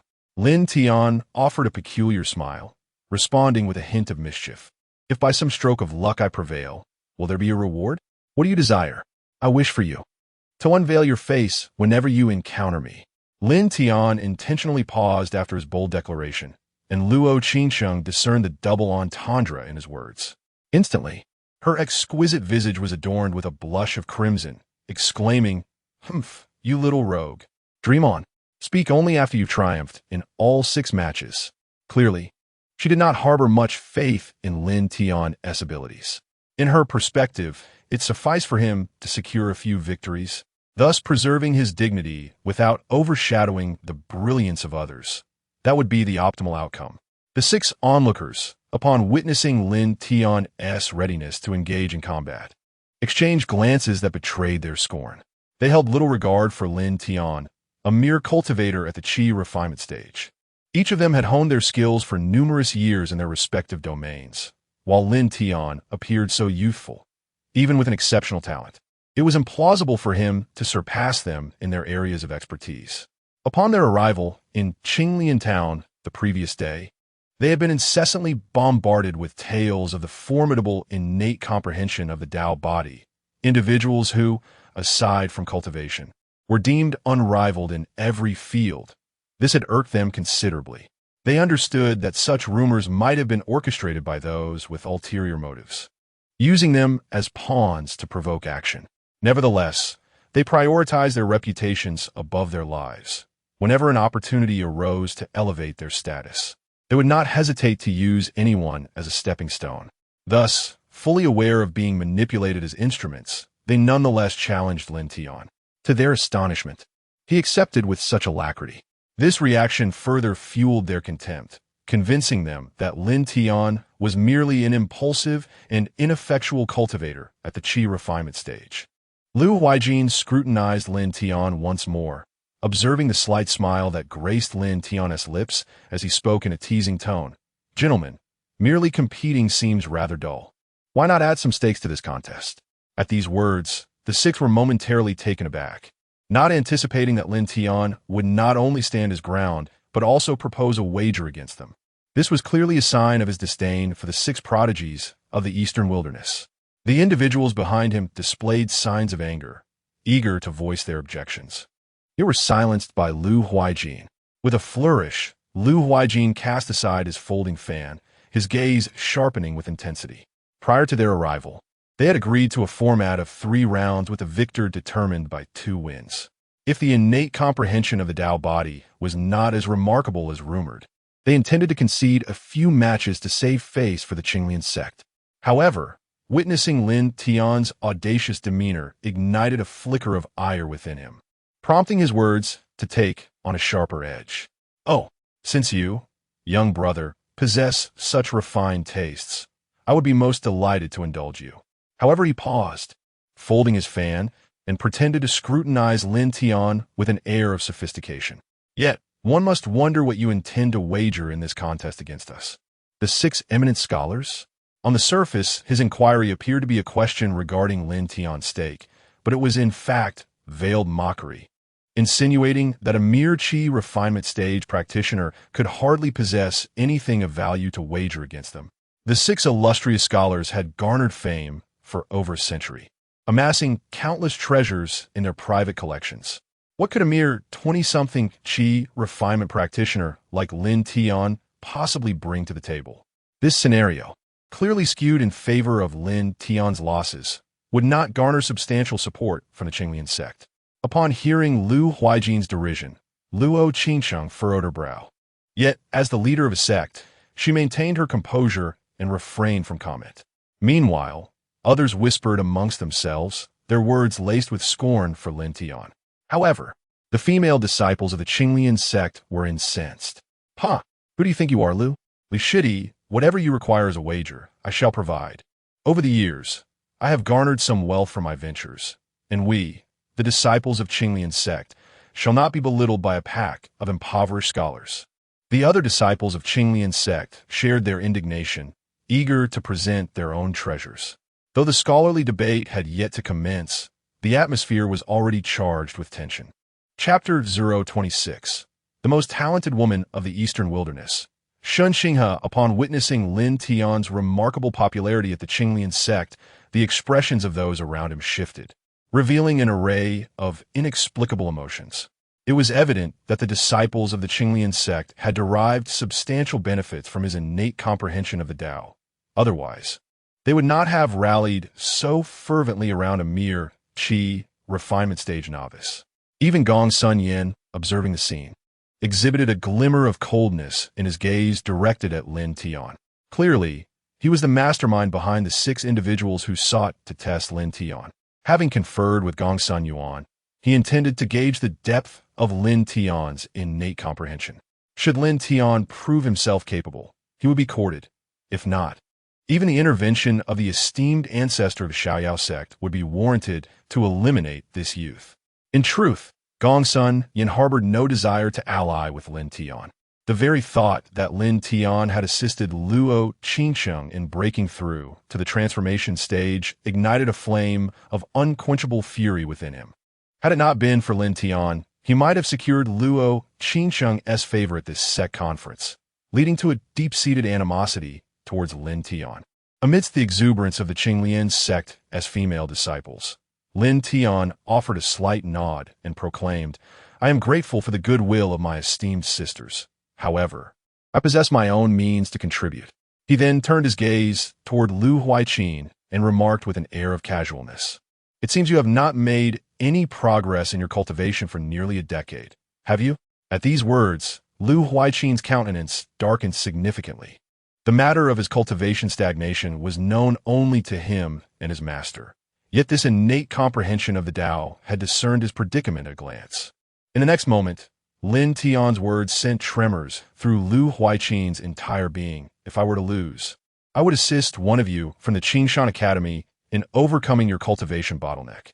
This brief statement, imbued with an almost magical potency, silenced the previously bustling hall in an instant. No one anticipated that Lin Tian would propose such a condition.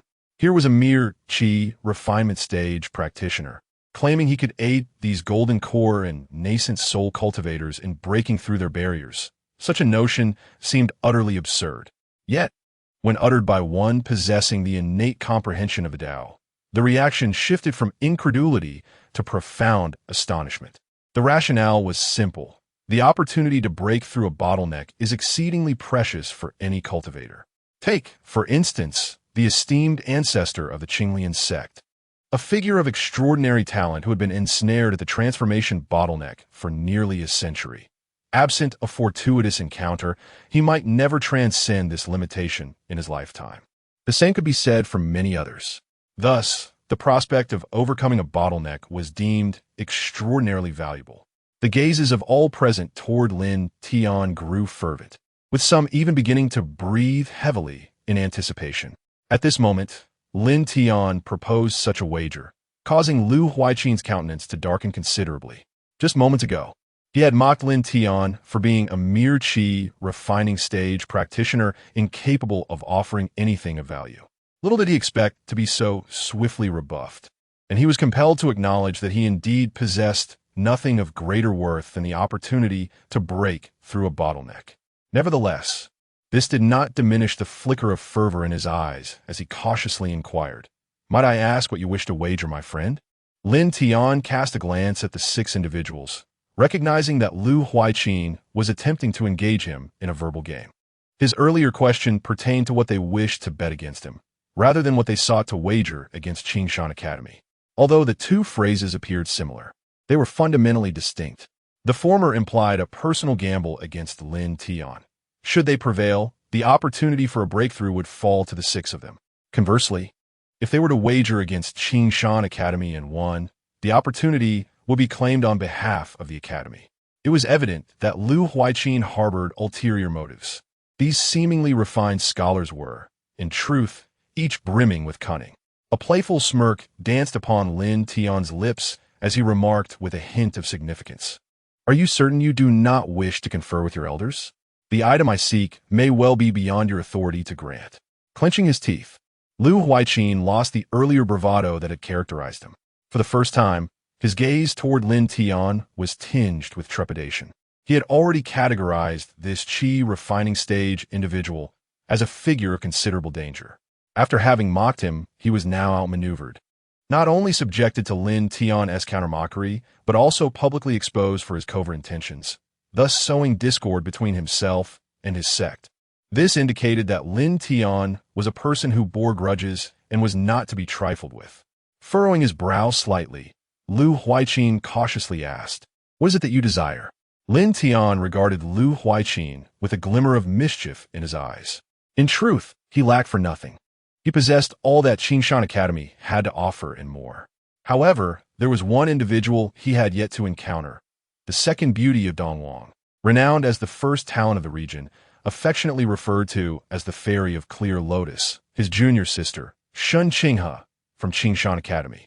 During a moment when time seemed to stand still, Lin Tian had ventured to Changsheng Academy to catch a glimpse of the illustrious talent. But regrettably, Changsheng was away on a training expedition, and there were no records of her whereabouts within the sect.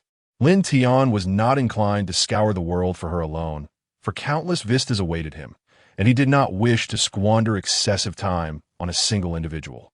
However, this moment presented an opportunity to finally meet the celebrated beauty of Dongwang. With a smile, Lin Tian responded, "Should your esteemed Changsheng Academy face defeat, I would like to extend an invitation to your junior sister, Changsheng, to be a guest at my Qinglian sect for 3 days. What say you?" Upon hearing this, the crowd began to murmur in lively discussion. Lin Tian's proposition was exceedingly simple for Changsheng Academy.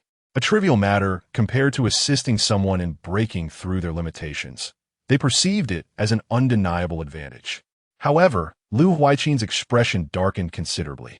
Ignoring the urging gaze of his master, he regarded Lin Tian with a glimmer of malice. For nearly a century, he had pursued Changsheng, viewing her as his own unattainable treasure. Yet, she had consistently remained indifferent to him, even deliberately avoiding his presence. Clearly a case of unreciprocated affection. Lin Tian's proposal seemed a direct affront towards Changsheng, causing Lu Huaiqin to feel an overwhelming sense of jealousy. Just as he was about to voice his refusal, a melodious voice, as gentle as a yellow oriole emerging from the valley, rang out from the entrance, "Since the gentleman possesses such refined tastes, allow me to accept this wager on behalf of my senior brother." The crowd turned their attention towards the grand hall's entrance, where a figure clad in a delicate yellow gauze gown, complemented by a white scholar's robe beneath, stood. Her features were partially veiled by a light silk scarf, and her silhouette was graceful yet slender, with cascading locks of hair resembling a waterfall.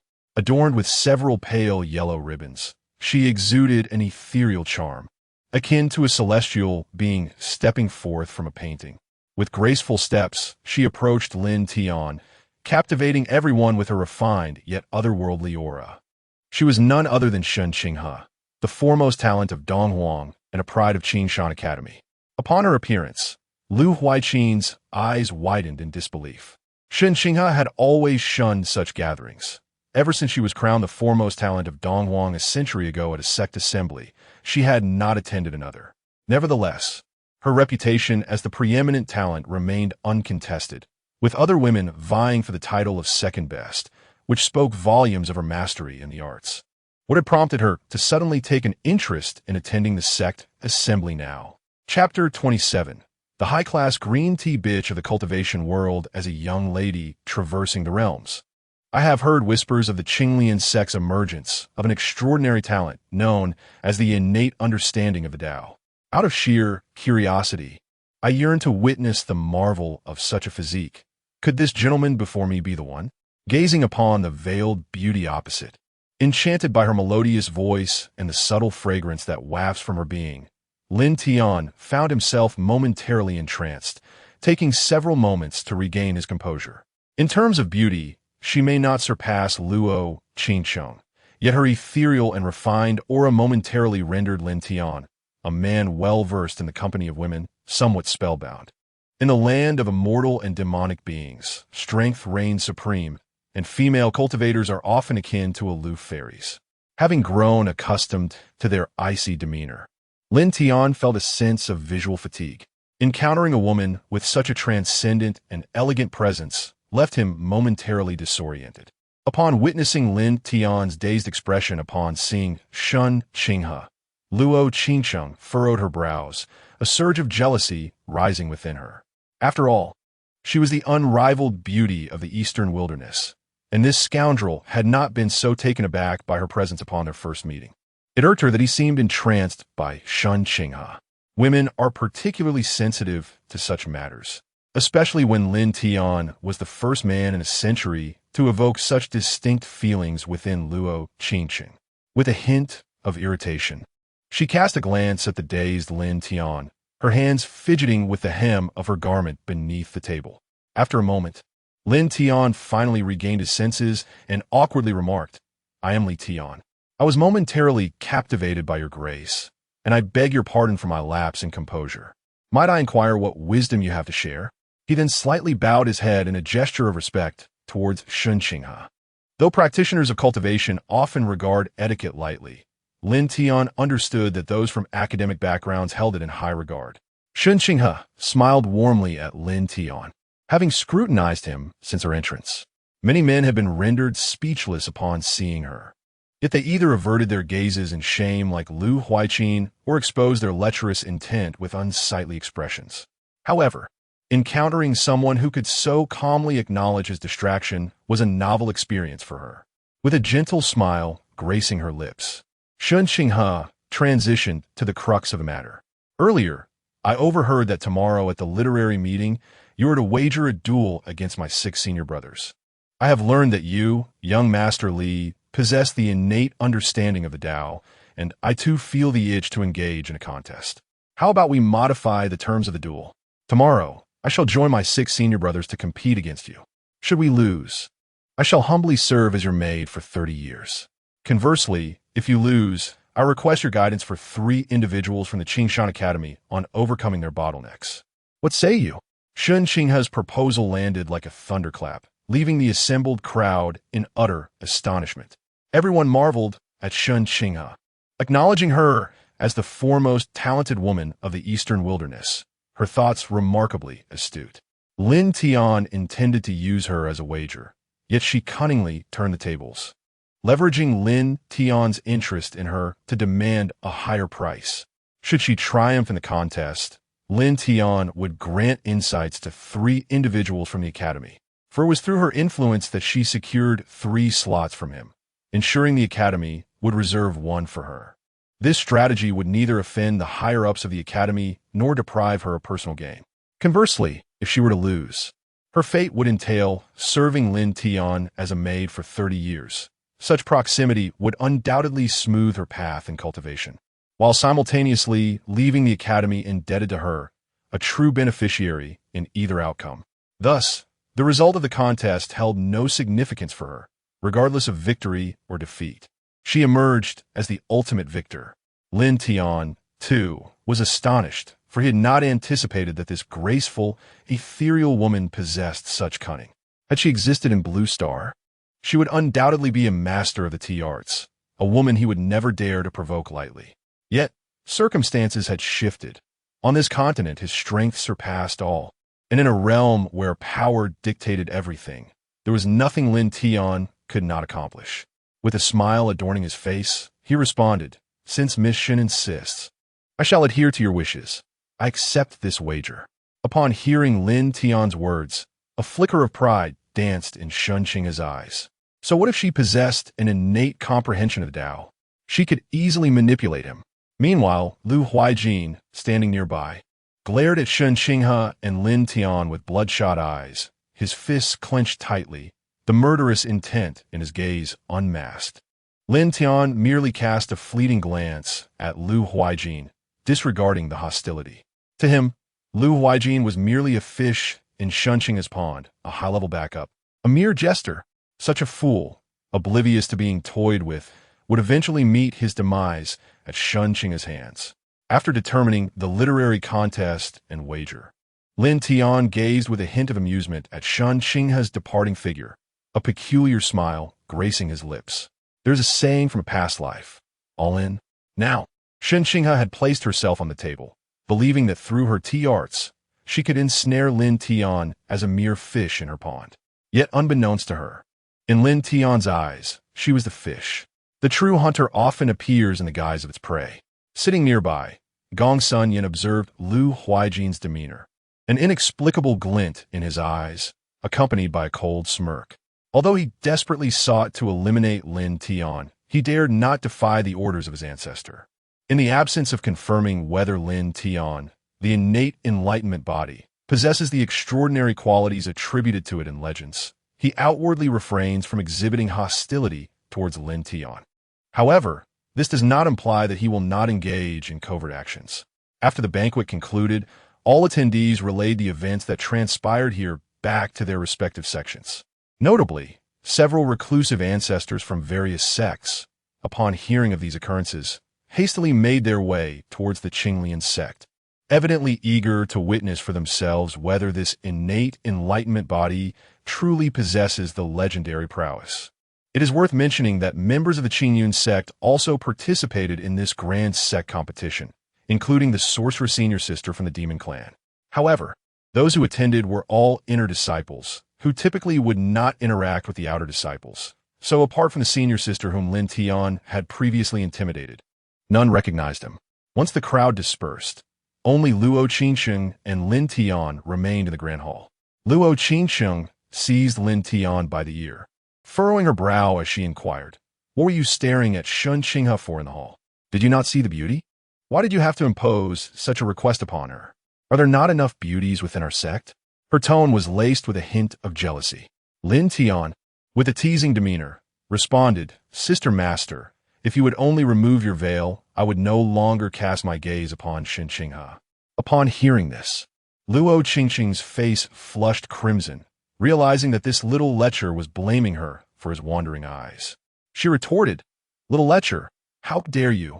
Yet Lin Tian persisted. "We agreed. Remember? You promised that if I win the wager tomorrow, you would unveil yourself whenever we meet."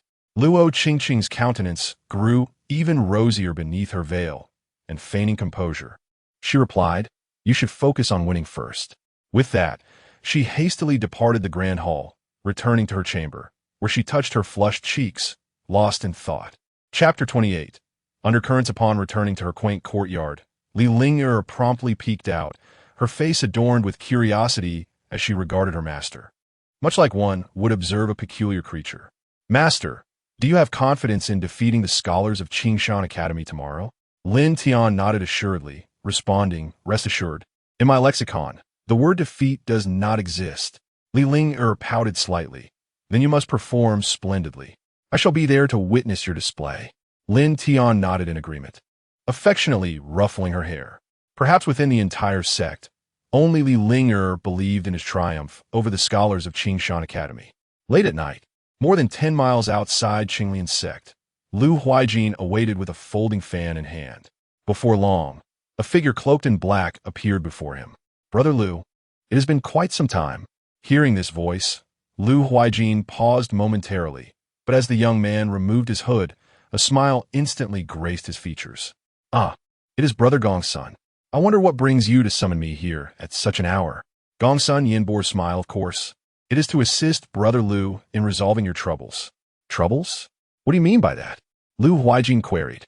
"Surely, you have pursued Miss Shan for quite a while. If you lose this contest, what do you think will happen when Miss Shan becomes a servant to that Qi refinement period scoundrel for 30 years? Upon hearing these words, a fierce glint of murderous intent flashed in Lu Huaijin's eyes, but he quickly masked it, replying with a hint of mockery, "Brother Gongsun, My junior sister's choices are her own. As her senior, I have no right to interfere. However, I have recently heard that you, Brother Gongsun, have broken through to the golden core stage and entered the nascent soul realm. Yet, the Qinglian fairy has surpassed even the nascent soul stage. How unpredictable life can be. Gongsun Yan's eyes, too, reflected a wild, murderous intent. But unlike Lu Huijin, he did not conceal it. In that case, since we both wish to eliminate him, why not take the opportunity to dispose of that qi refinement waste during tomorrow's literary contest? Rest assured, our Xiaoyao sect will ensure that Brother Lin will not face retribution from Qinglian sect. Upon hearing this, Lu Huijin's pupils constricted suddenly. He understood that the emergence of a natural Dao body within Qinglian sect would complicate the already tenuous relationship between Qinglian and Xiaoyao sects. Gongsun Yan's words serve as a clear signal that Xiaoyao sect intended to take action against Qinglian sect. With a semblance of a smile, he bowed respectfully. In that case, I thank you, Brother Gongsun. I shall do my utmost to eliminate that waste during the literary contest. Gongsun Yin nodded in satisfaction. Once Gongsun Yin departed, the smile vanished from Lu Huijin's face, replaced by a cold snort. With his remarkable intelligence, he discerned that Gongsun Yin was merely exploiting him. Should he eliminate that worthless qi refinement disciple, the Qinglian sect and the Changsheng Academy would inevitably engage in a bitter feud, allowing Gongsun Yin to reap the benefits from the ensuing chaos. With Lu Huijin's pride and scholarly prowess, he harbored no doubts about his victory, particularly with his junior sister, Shun Qinghe, whose talents surpassed even his own. He believed that, despite the innate Dao understanding body's extraordinary capabilities, a stalemate was still within reach for him. With a flourish, Lu Huijin opened his folding fan, casting a meaningful glance in the direction where Gongsun Yin had departed. Although he harbored a deep-seated dislike for Lin Tian, to the point of wishing him dead, he could not deny that this young man might incite turmoil throughout the eastern wilderness. This night, the Qinglian sect was destined for a sleepless vigil. The following morning, the sect's plaza teemed with an overwhelming crowd as a multitude gathered for the literary event. Many reclusive sect leaders, elders, and even esteemed ancestors had made the effort to attend, eager to witness the legendary innate Dao understanding body that was Lin Tian. As Lin Tian and the students from Changsheng Academy made their entrance onto the plaza, both the disciples of the Qinglian sect and those from the academy cheered them on, igniting a wave of discussions among the onlookers. Who do you believe will triumph in this contest? I place my faith in the 6 great talents of the eastern wilderness and the foremost talented woman, for their reputations are well established, and their knowledge is widely acknowledged. Is that so?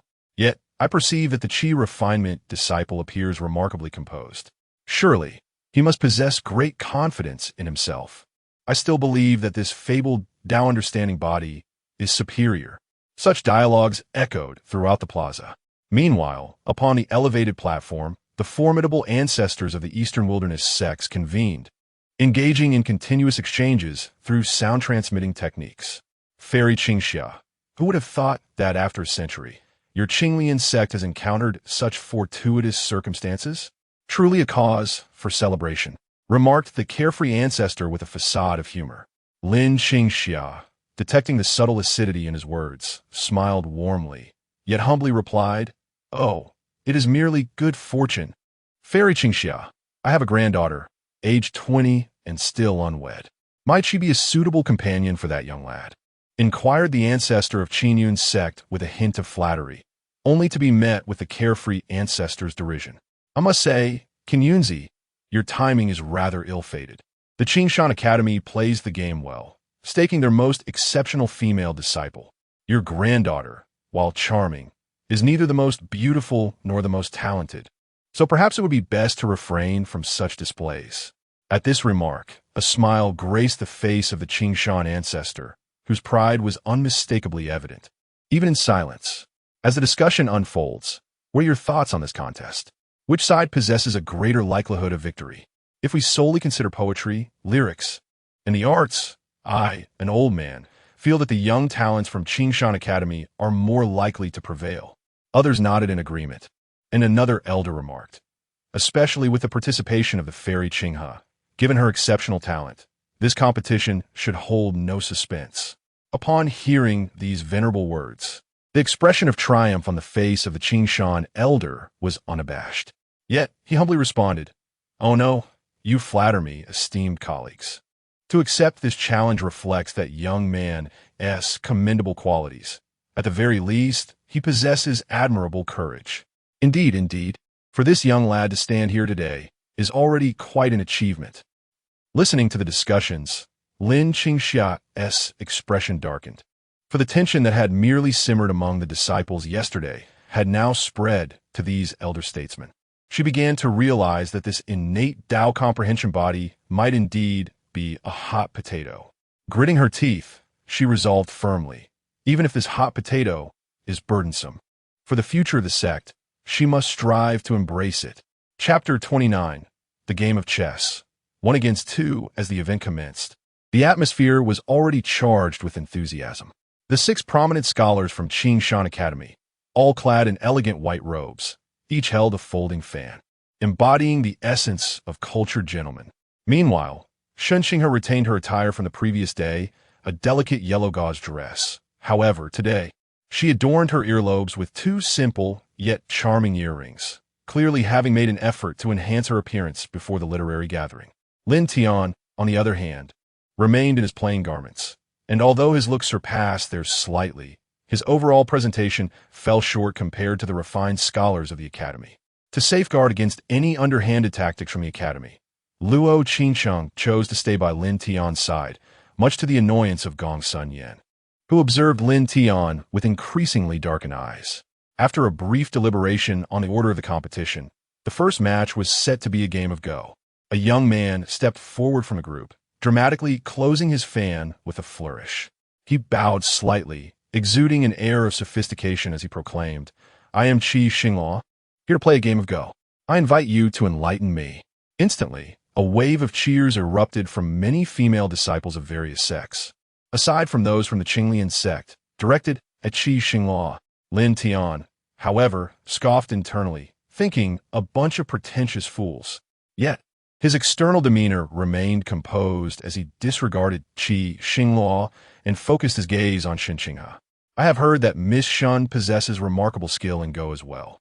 Instead of playing one game at a time, why don't we engage in a match where both of you face me simultaneously? Shall we?" The moment these words left his lips, the expressions of those present shifted dramatically. Luo Changsheng furrowed her brow, feeling that Lin Tian's suggestion was rather excessive. Could it be that he was so confident of defeat that he dismissed the match entirely? With this thought, Luo Changsheng found herself somewhat relieved.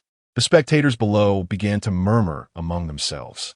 The disciples and elders of Changsheng Academy glared at Lin Tian with indignation. This was an affront, an unabashed insult that clearly belittled Qi Xingluo. How arrogant this young man was. Did he truly believe that Changsheng Academy was an easy target? It was well known that even the sect leader might not guarantee a victory against Qi Xingluo's prowess. Yet, the head of Changsheng Academy remained silent. A faint smile gracing his lips, his gaze toward Lin Tian imbued with intensity. To him, despite the young man's audacity, this could bode well for the academy.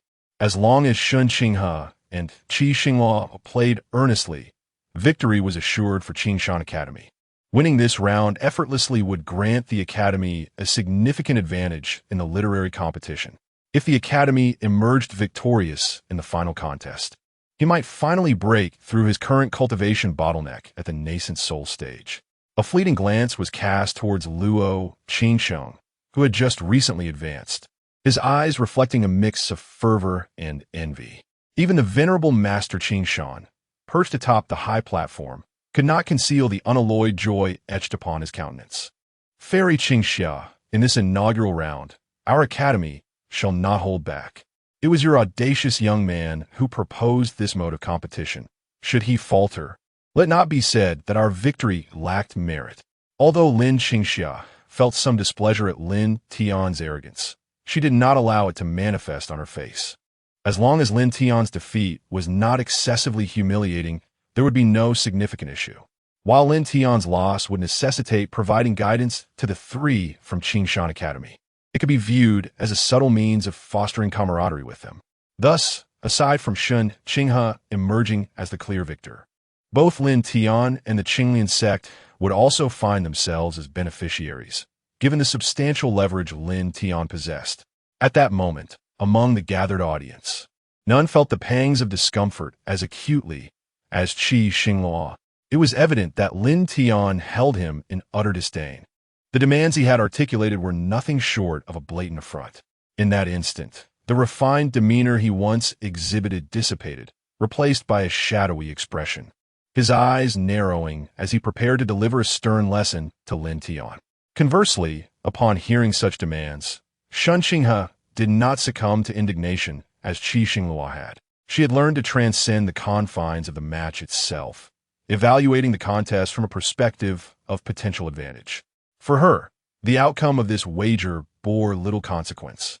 In her heart, she secretly hoped for Changsheng Academy's defeat, despite her aversion to Lin Tian's arrogance. She understood that if she could remain by his side for 30 years, her own aptitude might grant her the opportunity to ascend to the realm of illumination.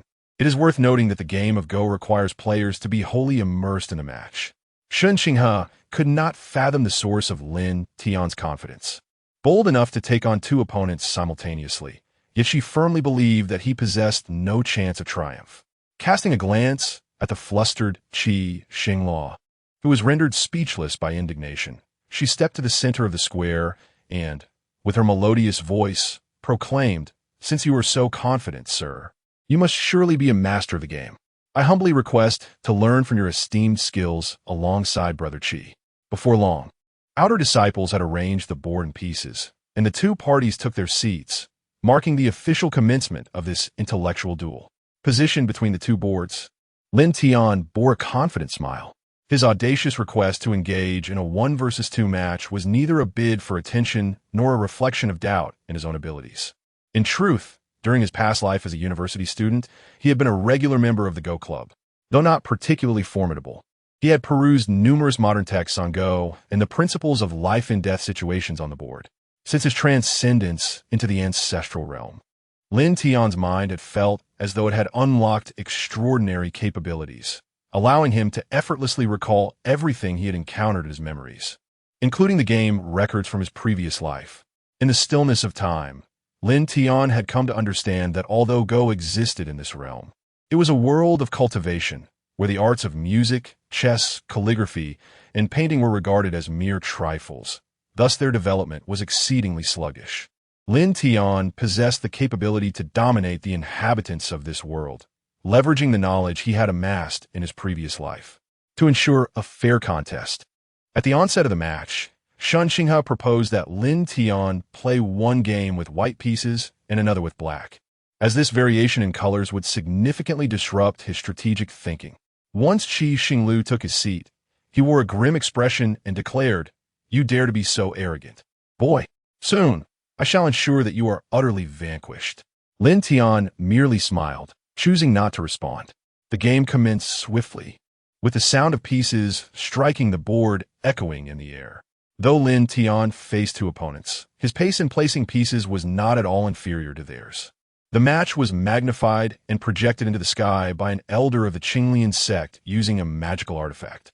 As the players began to place their pieces with fervor, an unusual silence enveloped the venue, while chess enthusiasts engaged in fervent discussions about the unfolding situation. At the start of the game, Lin Tian's moves were exceedingly unconventional, deviating entirely from the established patterns of this world, which appeared chaotic to the observers. "I wonder, has this boy ever played Go? If he continues this way, both sides will surely face total defeat." One remarked, "With such skill, how dare he boast of facing two opponents? He is merely overestimating himself to gain favor with his junior sister." Another scoffed, "He seems to be a mere name-dropper seeking fame." However, the venerable Changsheng ancestor, observing from his elevated platform, remained silent, his gaze imbued with an indescribable significance. His understanding of the game and its deeper philosophical implications surpassed that of the disciples. Meanwhile, as he placed his pieces, Qi Xinglu sneered at Lin Tian, saying, "Boy, I genuinely question whether you have ever played Go. With such lackluster skill, you dare to speak so boldly? Soon, you shall pay dearly for your arrogance." Lin Tian chose to disregard this taunt. His mind raced as he faced two formidable adversaries from this realm. He knew he had to exercise caution to avoid any missteps. Chapter 030. The Wisdom of Chess Soon. The game reached its mid-stage, revealing two starkly contrasting scenarios on the chessboard.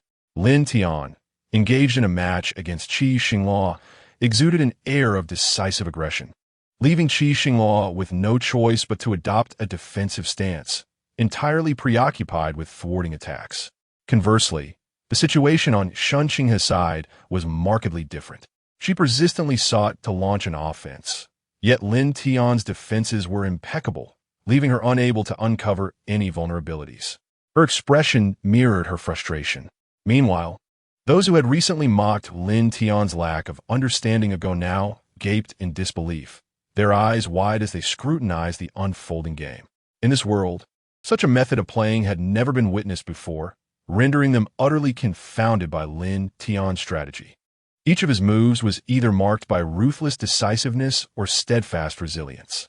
As the game progressed past the mid-stage, both sides remained locked in a stalemate. Standing beside Lin Tian, Luo Changsheng, despite her inability to comprehend the intricacies of Go, was keenly observant of the player's expressions. At the match's commencement, both Qi Xinglu and Changsheng had exhibited an abundance of confidence, Qi Xinglu even sporting a hint of fierceness. However now, a flicker of panic had entered Qi Xinglu's gaze, and beads of sweat formed on his brow. Even the typically unflappable Changsheng now bore a frown, her brow furrowing as uncertainty began to cloud her judgment.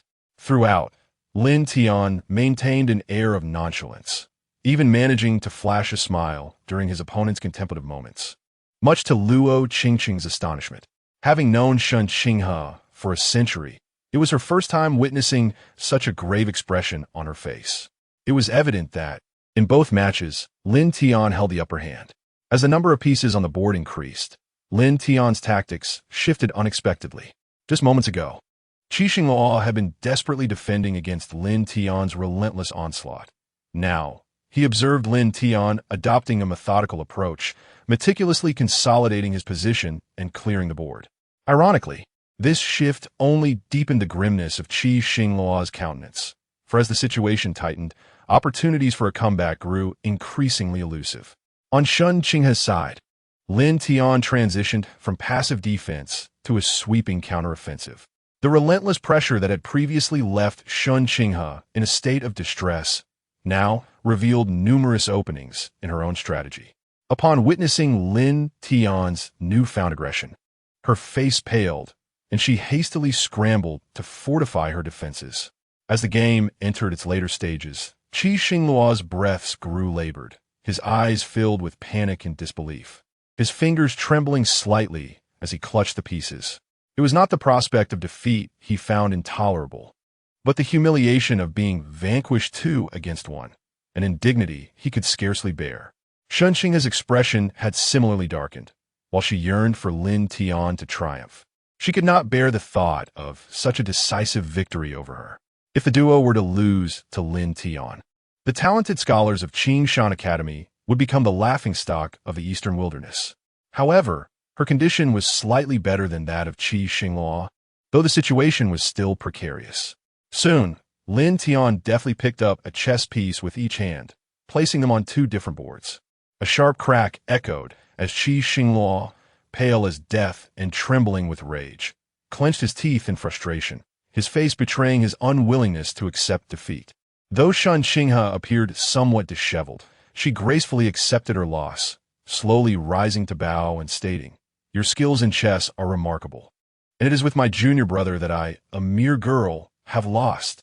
Upon uttering these words, a collective gasp arose from the crowd. What? The celestial Changsheng and the chess prince had, in a 2-on-1 match, actually lost to this young man? This was utterly inconceivable. It was well known that Qi Xinglu, the chess prince, was a disciple of the Academy's venerable ancestor, yet he had been bested by an obscure youth. Could it be that Changsheng had deliberately let him win? Amidst the murmurs of speculation regarding the integrity of the match, only those from the Qing sect genuinely cheered for Lin Tian, while Linger blushed with astonishment. She had not anticipated that her master was not only formidable in cultivation, but also skilled in chess, coupled with an attractive appearance, stirring within her a peculiar affection for him. As the crowd buzzed with chatter on the high platform, the venerable ancestor of Changsheng gazed at the remnants of the match between Lin Tian, Qi Xinghua, and Changsheng, his eyes lighting up as he murmured, "So this is the essence of hardness and softness, of yin and yang, of speed and slowness, of offense and defense, of black and white. How enlightening. We have been too rigid in our approach. There's yin within yang, softness within hardness, defense within offense, and slowness that possesses speed.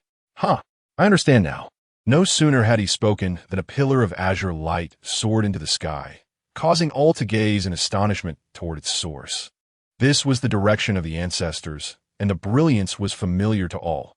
It was the manifestation of enlightenment, a fortuitous encounter sought after by practitioners. The venerable ancestor of Changsheng had attained a moment of clarity upon witnessing their game. It is noteworthy that he had immersed himself in the art of chess for nearly a millennium, and merely observing a single match played by Lin Tian had led him to comprehend the profound truths of the Dao. The other ancestors watched in disbelief, their gazes toward Lin Tian now ignited with fervor. The innate ability to grasp the Dao was indeed formidable, witnessing the venerable ancestors' enlightenment. Even those who had questioned the legitimacy of the match fell silent. Lin Tian quietly turned to Luo Changsheng and remarked, "Sister sect leader, I have won a game. Do not forget our agreement." Upon hearing this, a quick blush adorned Luo Changsheng's cheeks. Initially, she believed that Lin Tian's boldness in challenging two opponents was rather reckless. Yet, to her astonishment, his prowess in chess proved to be remarkably formidable, leading the esteemed Changsheng elder to a moment of enlightenment. Casting a furrowed glance towards the elevated platform, a sense of unease stirred within her, for Lin Tian's burgeoning reputation was becoming exceedingly overwhelming. Should this continue, it might very well invite peril upon him. When the moment of enlightenment concluded, the elder's strength surged from the 6th to the 8th level of the transformation realm, a testament to the advantages of such epiphanies. Although opportunities for enlightenment are rare, once attained, they significantly enhance one's prowess, leaving the assembly of elders envious. The gaze of the carefree elder upon Lin Tian resembled that of a connoisseur admiring a precious gem. At that moment, he resolved, regardless of the cost, to recruit this prodigious talent into the carefree sect. Should this youth prove ungrateful, he would not hesitate to eliminate him to prevent his affiliation with the Chilean sect. Meanwhile, the competition resumed in the plaza. After the intense chess match, the Changsheng's 6th young master had lost all traces of arrogance, and a solemn expression spread across the faces of all who beheld Lin Tian. They gathered to strategize, for Qi Xinghua had already lost a match, making it imperative that they not suffer another defeat. The tournament consisted of 6 rounds, comprising music, chess, calligraphy, and poetry, and should Lin Tian secure victories in 4 rounds, the remaining 2 would hold little significance. In the second round, the Changsheng Academy would undoubtedly select their strongest contender. After deliberation, Lu Huijin resolved to face Lin Tian in a game of chess. He regarded Lin Tian with a shadowed gaze and firmly patted his junior disciple, Zhou Zheng, on the shoulder. As longtime brothers, Zhou Zheng comprehended his senior's intentions. Having pursued their junior sister, Shun Qingqing, for years, losing this match would jeopardize her future. Thus, he was determined not to falter, intending to demonstrate to Lin Tian that the Changsheng's 6th young master was not merely a name without substance.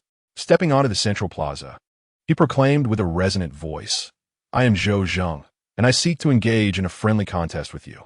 Chapter 031. Composing poetry on the theme of beauty as modern individuals, we traditionally hang couplets during the New Year celebrations, so he is naturally unfazed by this task. However, Changsheng did not participate in this round, as she lacked proficiency in composing poetry and couplets, instead excelling in the arts of music, chess, calligraphy, and painting. Through the earlier contest, she had already come to realize the formidable nature of the innate Taoist comprehension, and thus her gaze towards Lin Tian became imbued with a touch more fervor. "Please present the challenge," Lin Tian proclaimed with a resonant voice. Lonely and cold, guarding an empty window. Upon hearing such a couplet, Luo Changsheng immediately frowned. It was evident that this phrase insinuated the women of the Demon Sect for harboring a man like Lin Tian, subtly mocking them for their moral laxity. She cast an annoyed glance at Zhou Zhang. However, the knowledgeable onlookers exclaimed, "This couplet is exceedingly difficult to respond to. All 5 characters share the same radical, and when combined, they still form a coherent sentence. Truly deserving of the title crossbow of couplets, Zhou Zhang."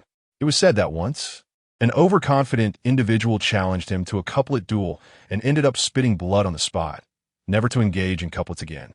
Indeed, the reputation of crossbow of couplets is not without merit.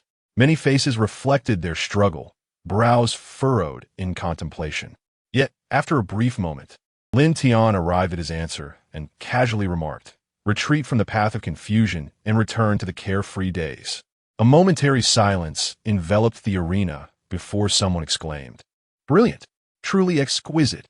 Indeed, it not only matched all the radicals, but also subtly conveyed a wish for the opponent to restrain themselves. It was simply perfect. Upon hearing the response, Zhou Zhang's expression shifted slightly, clearly recognizing that Lin Tian's couplet served as a warning to himself. With such heavy bloodlust, retribution was imminent. Nevertheless, he chose to ignore it, closing his folding fan, and continued, 1, 2, 3, 4, 5, 6, 7. Many were left perplexed. Yet Lin Tian understood the underlying meaning of this couplet. 1, 2, 3, 4, 5, 6, 7, forget about 8. Subtly insulted himself by referencing the term for a turtle in a derogatory manner. However, such a couplet was rather elementary for someone of modern sensibilities, prompting Lin Tian to swiftly retort, "Filial piety, brotherly love, loyalty, trust, propriety, righteousness, and integrity." Upon hearing this response, Zhou Zhang's countenance darkened. Propriety, righteousness, integrity, and shame. Yet the latter was conspicuously absent, clearly a rebuke of his own shamelessness. Not only was the structure impeccable, but it also harbored an implicit satire. Beside them, Changsheng's eyes sparkled with intrigue, and she sighed inwardly, wishing he could cultivate further. It was evident that Changsheng was a pragmatic woman, seeking a powerful partner in this ruthless world of cultivation. In the center of the square, Zhou Zhang had abandoned his previous jesting demeanor, now regarding Lin Tian with grave intensity. Though the previous 2 couplets had merely been tests, he had gained no advantage. Thus he began in earnest, proclaiming loudly, "Wandering Westlake, lifting a tin pot, the tin pot falls into Westlake, alas, the tin pot." Upon hearing this couplet, the crowd erupted. Even the elders and the sect leader of Changsheng Academy displayed expressions of discomfort. The most challenging aspect of this couplet lies in the homophony between Westlake and the tin pot. While the phrase "what a pity for the tin pot" serves as a stroke of genius, illustrating the nuances of homophones that differ in characters, merely matching the phonetics is an arduous task, let alone maintaining a balanced structure. Yet, Lin Tian effortlessly responded, crossing South Garden, fetching the Nan Yuan. The Nan Yuan falls into South Garden, difficult to aid the Nan Yuan. Upon hearing this couplet, even the elders of Changsheng Academy exclaimed in admiration. Zhou Zhang's countenance also paled. This upper line had come to him as an afterthought, and he had not even been able to devise a response, while his opponent had conjured one in mere moments. It was evident that the opponent's prowess far surpassed his own, rendering him utterly outmatched.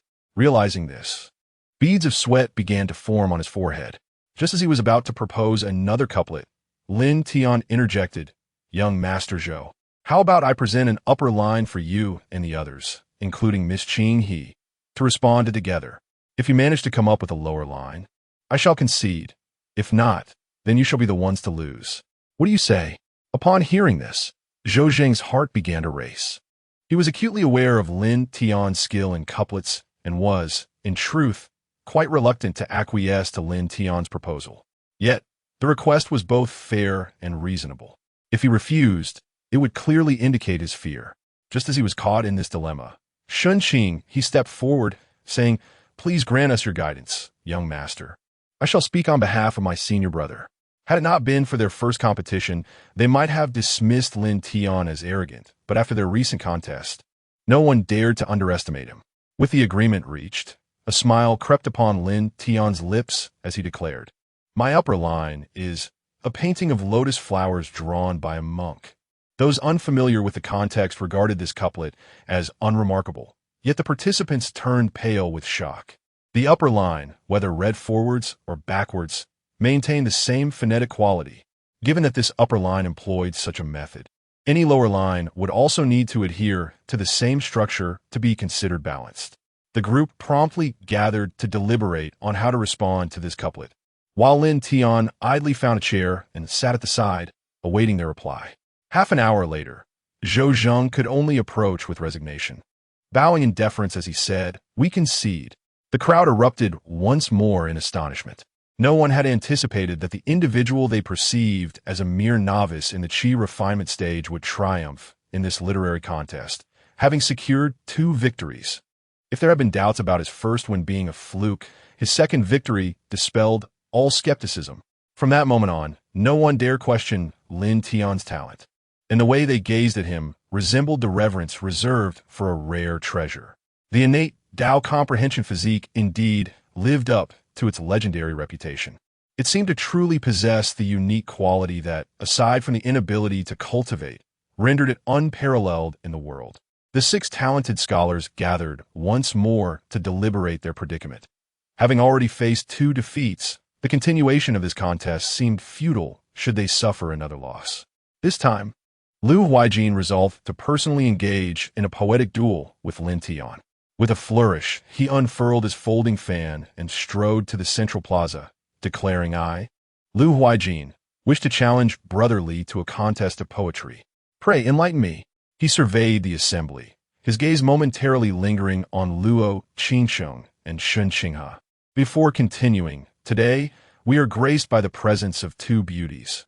Let us compose a poem each inspired by them, and allow these esteemed ladies to judge the victor. What say you?" Confident in his poetic prowess, Lu Huijin established his conditions, even inviting Luo Changsheng and Shun Qinghe to serve as judges, clearly seeking to impress Shun Qinghe. Lin Tian squinted, surprised at Lu Huijin's misfortune. It was unexpected that his forte lay in poetry, and he could not help but feel a twinge of sympathy.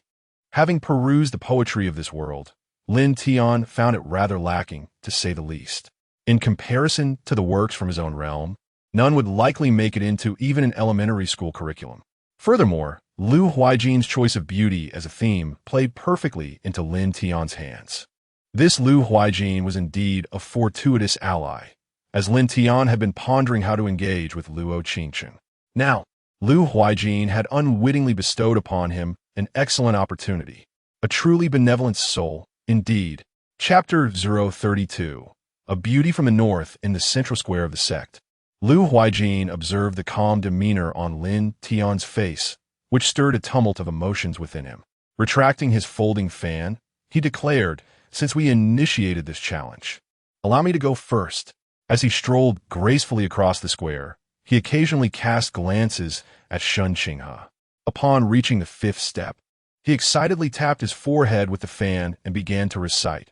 With delicate hair woven like clouds of azure, half veiled in crimson blooms, half shrouded in modesty. The willow leaves shape her brows, spring waters envy, cherry lips bloom, like the rosy dawn's embrace. This poem meticulously illustrated the beauty of a maiden, while subtly revealing his admiration for Shun Qinghe. However, upon hearing his verses, Shun Qinghe did not even spare him a glance, which caused a tinge of melancholy to rise in Lu Huijin's heart. Next, it was Lin Tian's turn. He was unabashed, confidently reciting, "In the north dwells a beauty, unparalleled and solitary. A single glance topples cities, a second, nations. Know not that the allure of a city and a nation. A beauty like her is a rare treasure indeed." As these words echoed, every gaze shifted towards Luo Changsheng. Though ostensibly an ode to a woman of extraordinary beauty, The underlying sentiment unmistakably hinted at his admiration for her. Hearing this poem, Luo Changsheng, standing at a distance, felt a blush creep onto her delicate face, a rare display of shyness gracing her otherwise concealed features. At nearly 400 years of age, she remained youthful by the standards of her cultivation. Yet, for the past 2 centuries, under the pressure from the Xianyao sect, no man had managed to penetrate the fortress of her heart. Since Lin Tian's arrival, however, she sensed her long-dormant emotions stirring to life, developing feelings for this man that were unlike any she had experienced before. Though merely at the qi refining stage, he offered insights for her breakthroughs, possessed striking looks, and expressed his sentiments through poetry, making it difficult for any beauty to resist such a lure. Meanwhile, Gongsun Yin, observing from afar, fixed his gaze on Lin Tian and the somewhat bashful Luo Qingsheng, his eyes betraying a deep-seated malice. Sensing the envious glances directed at him, Gongsun Yin clenched his fists, his heart raging. "You wretched fool! Just wait! I will have you beneath me," begging for mercy. Casting a venomous glare at Lin Tian, a fierce fury ignited within him. This young man was clearly vying for his woman, and as the heir of the foremost sect in the eastern wilderness, he could not swallow such an affront. He yearned to rush down and eliminate this qi-refining scum who dared to compete with him for a woman. Yet, a vestige of reason held him back from succumbing to his murderous intent. In the current scenario, even if he wished to kill Lin Tian, neither the elder nor his father would acquiesce, for both were ensnared at their respective bottlenecks and sought guidance from this innate Taoist physique. With gritted teeth, Gongsun Yin silently vowed that when the opportunity arose, he would personally ensure Lin Tian's downfall, rendering him unable to live or die. The onlookers began to murmur among themselves. Although they lacked a deep understanding of poetry, it was evident that both Lin Tian and Lu Huaiqin were composing verses to woo women. Observing Luo Qingqing's lingering glances towards Lin Tian, while Changsheng disregarded Lu Huaiqin entirely, the distinction was unmistakable. Initially, Lu Huaiqin had hoped that his junior sister would, out of respect for their sect, at least feign appreciation for his poetry, which would have satisfied him. However, Changsheng did not even pretend, boldly stating, "Although my senior brother's verses are adorned with elegance, they lack the grandeur found in young Master Li's poetry. I believe young Master Li's works surpass yours, so please do not take offense." The crowd nodded in agreement, while Li Linger shot an irate glance at Luo Qingsheng and Lin Tian, furiously stomping her foot and twisting the hem of her garment. "What a ridiculous master! You are nothing but a fickle-hearted fool." Upon hearing his junior sister's words, Lu Jinyin's expression darkened, and his disdain for Lin Tian intensified. To him, it was intolerable that Lin Tian, who favored Luo Qingsheng, was also pursuing his junior sister, amplifying his resentment towards Lin Tian. There was no longer any need to seek Luo Qingqing's opinion, for her gaze towards Lin Tian had changed. Despite her efforts to conceal it, everyone was acutely aware of the shift. In the poetry contest, Lin Tian emerged victorious. The Academy had already suffered 3 defeats, and the expressions of everyone from Qingshan Academy were far from pleasant. Some even began to regret their foolish challenge to Lin Tian. The legend of the innate Dao enlightenment physique was clear, yet this group had foolishly chosen to serve as pawns to test Lin Tian's depths. Surely, within Qingshan Academy, only one person felt that the competition had been worthwhile, and that was the enlightened ancestor of Qingshan. Thanks to Lin Tian, he had entered a state of enlightenment. In comparison to the enhancement of strength, reputation seemed utterly insignificant. While the ancestor remained unfazed, the 6 talented scholars wore grim expressions. The situation had become a predicament. With Lin Tian having won 3 rounds, there was no need to continue the other competitions if he were to win just 1 more. After much deliberation, it was decided that Changsheng would compete against Lin Tian on the Guqin. Changsheng performed an original piece titled Falling Rain on Clear Lotus, its melody as refreshing and graceful as her own demeanor, soothing the listeners' hearts. Lin Tian, in turn, produced a jade flute, playing a poignant tune called White Reflection. The mournful melody left many in contemplation, with Luo Changsheng moved to tears. Changsheng had hoped that if she could hold her ground against Lin Tian, she would resort to any means necessary to secure her victory. Upon hearing Lin Tian's melody, one could not help but feel the stark contrast between their own composition and his, ultimately resigning to declare Lin Tian the victor. Thus, in a series of 6 contests, Lin Tian triumphed in 4, rendering any further competition unnecessary. The atmosphere among the scholars was one of despondency due to this outcome. Although Changsheng displayed a semblance of regret, inwardly, she was ecstatic. She could now rightfully remain by Lin Tian's side for 30 years.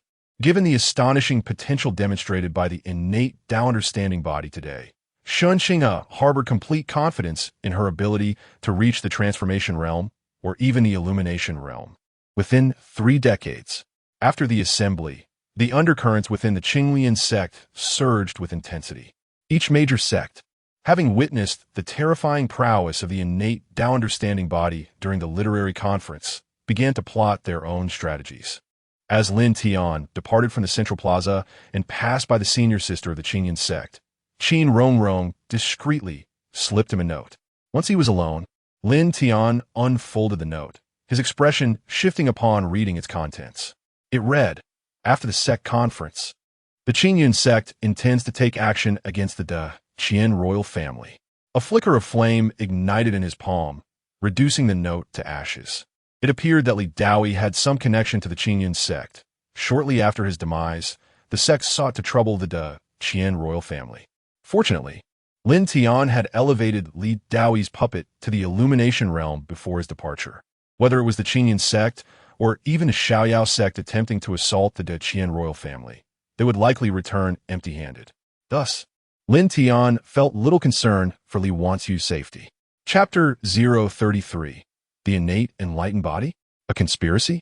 Once the crowd dispersed, Lin Tian and Luo Changsheng returned to their courtyard. Along the way, Lin Tian jested, "Well, sister sect leader, I emerged victorious in this literary gathering." As previously agreed upon hearing Lin Tian's words and observing the mischievous grin upon his face, Luo Changsheng's cheeks flushed deeper, yet she feigned solemnity as she retorted, "Didn't we agree that you must win all 6 rounds before claiming victory? You have only won 4. That doesn't count. How dare you?" Lin Tian's expression was one of indignation, and Luo Changsheng felt a secret thrill at his discontent. Did he truly yearn for my attention? Her exquisite face blushed even further as she hurriedly retreated to her quarters. Upon returning to her dwelling, Li Linger peeked her head out and exclaimed, "Master, your performance today was absolutely magnificent. I never expected you to excel not only in cultivation, but also in other skills. Could it be that you truly possess the legendary innate enlightened body?" Lin Tian affectionately ruffled Li Linger's hair and smiled indulgently. "Of course, I do not possess the innate enlightened body. Suddenly, Lin Tian paused, a sense of urgency washing over him, as if he had overlooked something of great significance. Reflecting on his earlier words, he intended to clarify that he certainly was not the innate enlightened body, for it was utterly impossible to cultivate such a thing. In an instant, his breathing grew labored as he recalled the records of the innate enlightened body on the continent, which seemed to originate solely from the Heavenly Secrets Pavilion. It was said that the head of the pavilion was the only individual in 10,000 years to embody the innate enlightened body. This implication suggested that apart from the Heavenly Secrets Pavilion, no other faction had witnessed the formidable power of the innate enlightened body firsthand. All accounts of the innate enlightened body they possessed were merely the pavilion's assertions. The reason he could so convincingly masquerade as the innate enlightened body was due to his unparalleled cultivation and realm, unmatched across the entire world. Any practitioner who merely cast a glance at him could discern the challenges he had faced in his cultivation.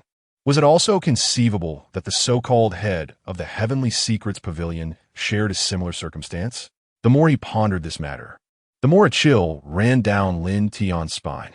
When time stood still, if there existed any domain beyond his grasp in this world, the Heavenly Secrets Pavilion would undoubtedly be one of them. Lin Tian had traversed the entire divine demon continent, yet it found no trace of this enigmatic pavilion. He even entertained doubts about whether this organization was merely a fabrication of other factions on the continent. However, every major power across the vast expanse of the world possessed some mention of the Heavenly Secrets Pavilion, albeit vague and scant.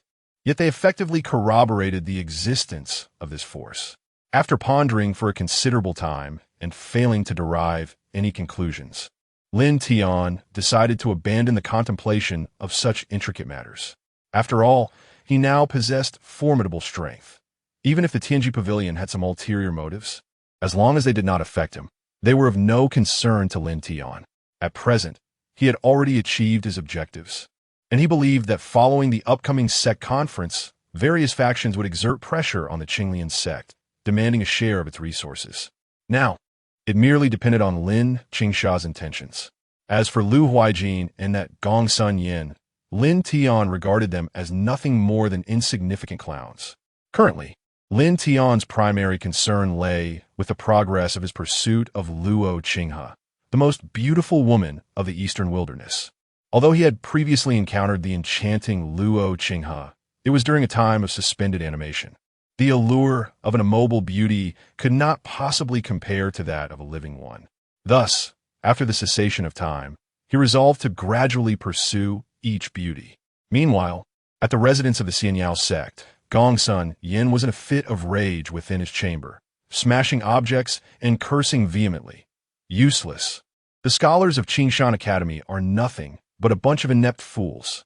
How could they lose to a mere qi refinement stage cultivator? They have truly tarnished the century-old reputation of Changsheng Academy. After a moment of catching his breath, a fierce glint flashed in Gongsun Yan's eyes as he summoned the 3 disciples who were to participate in the sect conference the following day. Upon their arrival, Gongsun Yan sternly declared, "Here are 3 blood transformation pills, which can significantly enhance your cultivation temporarily. At tomorrow's sect conference, I command you to spare no effort against the disciples of the Qinglian sect. Eliminate them." The expressions of the disciples shifted slightly. The blood transformation pills harnessed the energy within their blood to boost their strength, but excessive use could easily damage their vitality. If the damage were severe, it could result in irreversible harm to their bodies, hindering their future cultivation. However, upon witnessing Gongsun Yin's menacing demeanor, the 3 disciples silently accepted the pills. In truth, the sect conference in the eastern wilderness was held once every century as a means for various sects to assess each other's strengths. Each sect would send forth their 3 most outstanding disciples below the nascent soul stage to compete against the prodigies of other sections. The outcomes of these contests would significantly influence the distribution of benefits across the eastern wilderness for the subsequent century. This year's sect conference promised to be even more lively than in previous years, coinciding with the once-in-500 years opening of the Eastern Wilderness Secret Realm.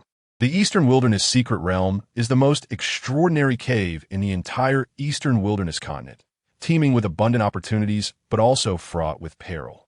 Notably, entry into this realm is restricted. Only cultivators below the nascent soul stage and under the age of 200 are permitted to enter, which also serves as a standard for participation in the sect conference. At the commencement of each secret realm, only 20 individuals may enter, with the keys to this domain held in the hands of the 5 foremost sects of the Eastern Wilderness: the Xiaoyao sect, the Qinglian sect, the Changsheng Academy, the Qinglian sect, and the Xianbing Valley. Only the top 10 from the sect tournament are granted the privilege to enter the secret realm. The first place secures 5 spots.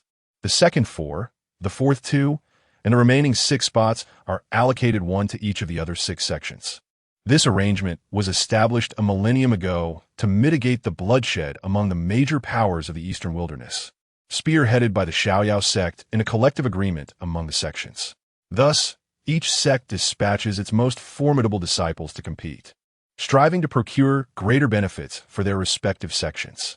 Given that the participants are the elite of their sects, it is rare for someone like Gongsun Yin to distribute short-term enhancement elixirs that would adversely affect a disciple's future cultivation, and instances of murder during the sect tournament are exceedingly uncommon. Even during the previous conflict between the Qinglian sect and the Xiaoyao sect, stemming from the marriage of Luo Changsheng. The Xiaoyao sect only targeted the disciples of the Qinglian sect who were out in the world. Gongsun Yin, however, has grown impatient. With his innate talent, reaching the transformation realm may take him a century, and he no longer wishes to wait. Each time he recalls the interactions between Luo Qingsheng and Lin Tian during the literary assembly, he feels as though something dear to him has been snatched away. This time, regardless of the means, he vows to claim Luo Qingsheng for himself. Taking several deep breaths to steady his heavy breathing, a cold smile emerged on Gongsun Yan's face. Meanwhile, at the residence of the Qingshan Academy, Shun Qinghe's master, Mu Dexin, was speaking earnestly to her. Qinghe, listen well. Tonight, you must seek out Lin Tian.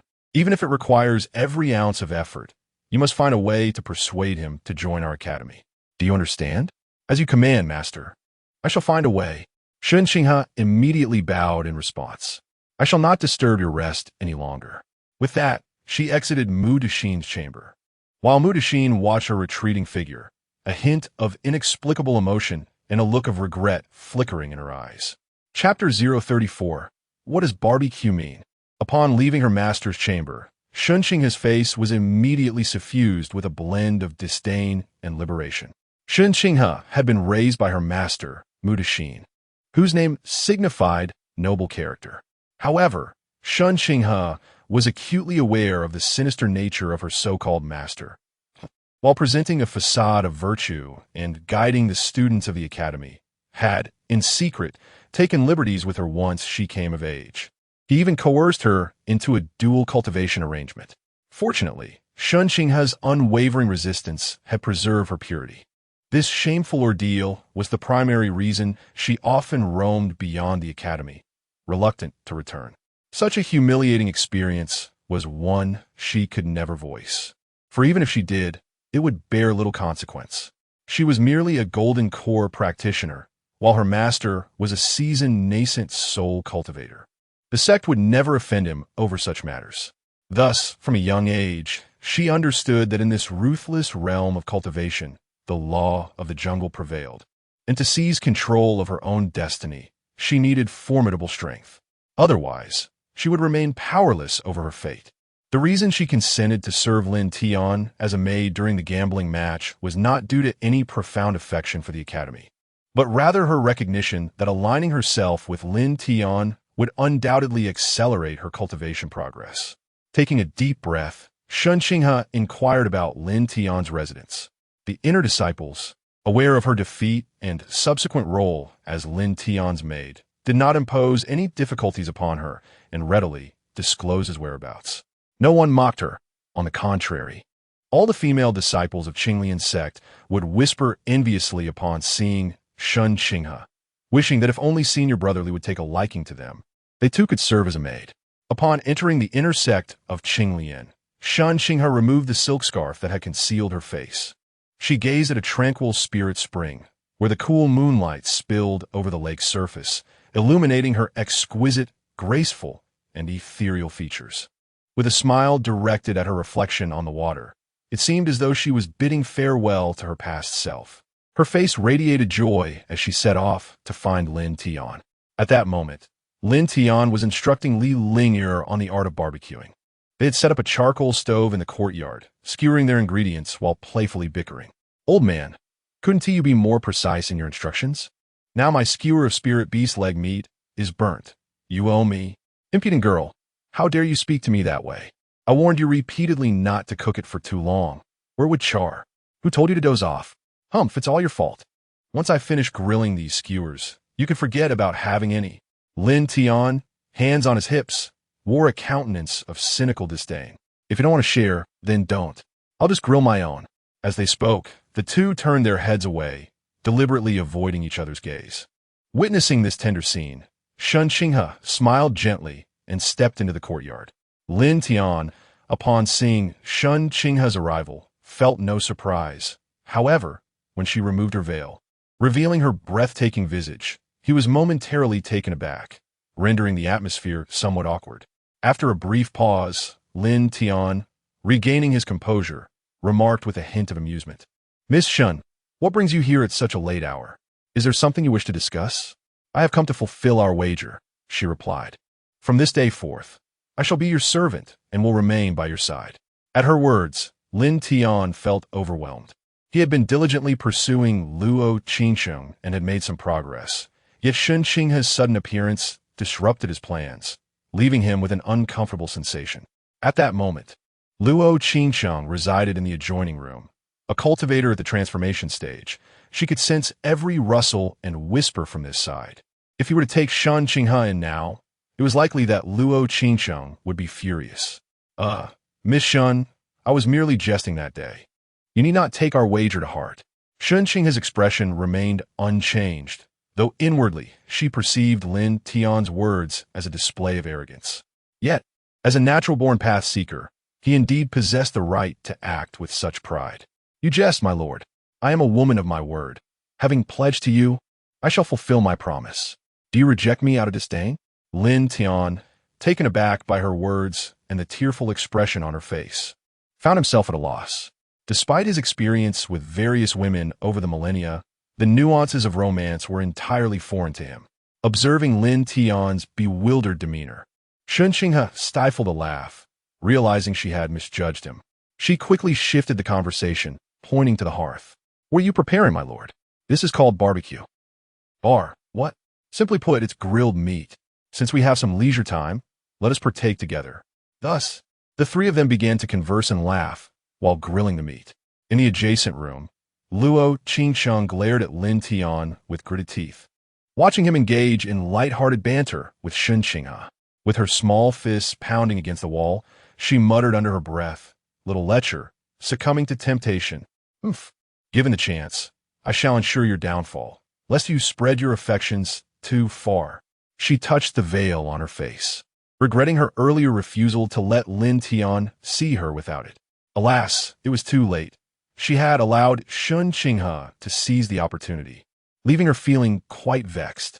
All she could do was watch with clenched teeth. With the addition of Changsheng, Lin Tian and Li Linger swiftly grilled succulent meat, its golden exterior exuding an irresistible aroma. Enhanced by Lin Tian's homemade seasonings, the scent wafted far and wide. Even Luo Changsheng, residing in the adjacent room, could not resist the temptation and swallowed hard upon catching a whiff of the delectable fragrance. Ultimately, she succumbed to the allure and joined Lin Tian's barbecue gathering. Simultaneously, she continuously reassured herself that her craving was solely for the grilled meat, not born from any discontent at seeing Changsheng and Lin Tian together. Upon noticing Luo Changsheng's arrival, Changsheng's demeanor transformed, her subtle charm radiating as she cast a fleeting glance at the aloof Luo Changsheng. She then playfully addressed Lin Tian, saying, "Senior Brother Li, during the day, I composed a poem for the esteemed sect master, Changsheng, titled In the North. A beauty. Might it be my fortune to have you compose a verse for me as well?" Lin Tian, engrossed in grilling a skewer of spirit beast kidneys, was taken aback by such a request. He quickly glanced at Luo Changsheng's expression, and upon seeing her countenance unchanged, he exhaled in relief. "Well then, I shall indulge," he declared, feigning concentration as he scrutinized Changsheng, his eyes mischievously assessing her figure. Goodness, 90-60-90, a perfect model physique, he mused internally, yet outwardly proclaimed. Here it goes. Clouds yearn for garments, flowers for beauty. The spring breeze caresses the rail. Dew glistens abundantly. Had we not met atop the Jade Mountain, we would not have crossed paths beneath the moon at the Yao Terrace. This poem aptly captured the ethereal allure that surrounded Changsheng. Among the group, only she possessed an understanding of poetry, recognizing that the verses were evidently a reflection of herself. Her cheeks flushed with a delicate hue as she shyly expressed her gratitude. "Thank you, Senior Brother Li." Lin Tian smiled, but as his gaze passed over Luo Changsheng's face, he was immediately drenched in sweat. Her expression was unmistakably displeased, her eyes cooling with a hint of frost. Changsheng, noticing this interaction, could not help but smile. After the barbecue concluded and Changsheng and Li Linger retreated to their quarters, Lin Tian remained in the courtyard with Luo Changsheng. Her expression was a tumult of confusion, a blend of red and green emotions. Finally, With a determined bite of her lip, she said, "Previously, I promised that if I won, I would unveil my face. Today, I will grant you this concession to avoid having you claim I am untrustworthy." Having concocted her rationale, Luo Changsheng slowly unveiled the veil that shrouded her face. Lin Tian's heart raced wildly. Though he had glimpsed Luo Changsheng's true visage before, it had been during a moment of suspended time. No matter how beautiful a woman may be, when frozen in time, she loses some of her allure. Now, witnessing Luo Changsheng's true beauty, Lin Tian was utterly entranced, momentarily lost in a daze despite his earlier preparedness. He could not help but extend his hand, yearning to caress that exquisitely stunning face, only to be shyly evaded by Luo Changsheng. As he observed her hastily retreat from Lin Tian's quaint courtyard, a subtle smile graced Lin Tian's lips. It seemed that Changsheng's arrival was not without its advantages. Lin Tian could distinctly perceive that Luo Changsheng's demeanor had grown rather awkward upon realizing Changsheng had come to seek him out. Chapter 035. The official commencement of the sect conference on the following day. The sect conference commenced with great enthusiasm, as it heralded the opening of the Eastern Wilderness secret realm. Thus, the leaders of various sects gathered to participate in this momentous occasion. As the head of the Demon Sect, Luo Changsheng was naturally in attendance, prompting Lin Tian to join the festivities as well. He was not compelled to attend.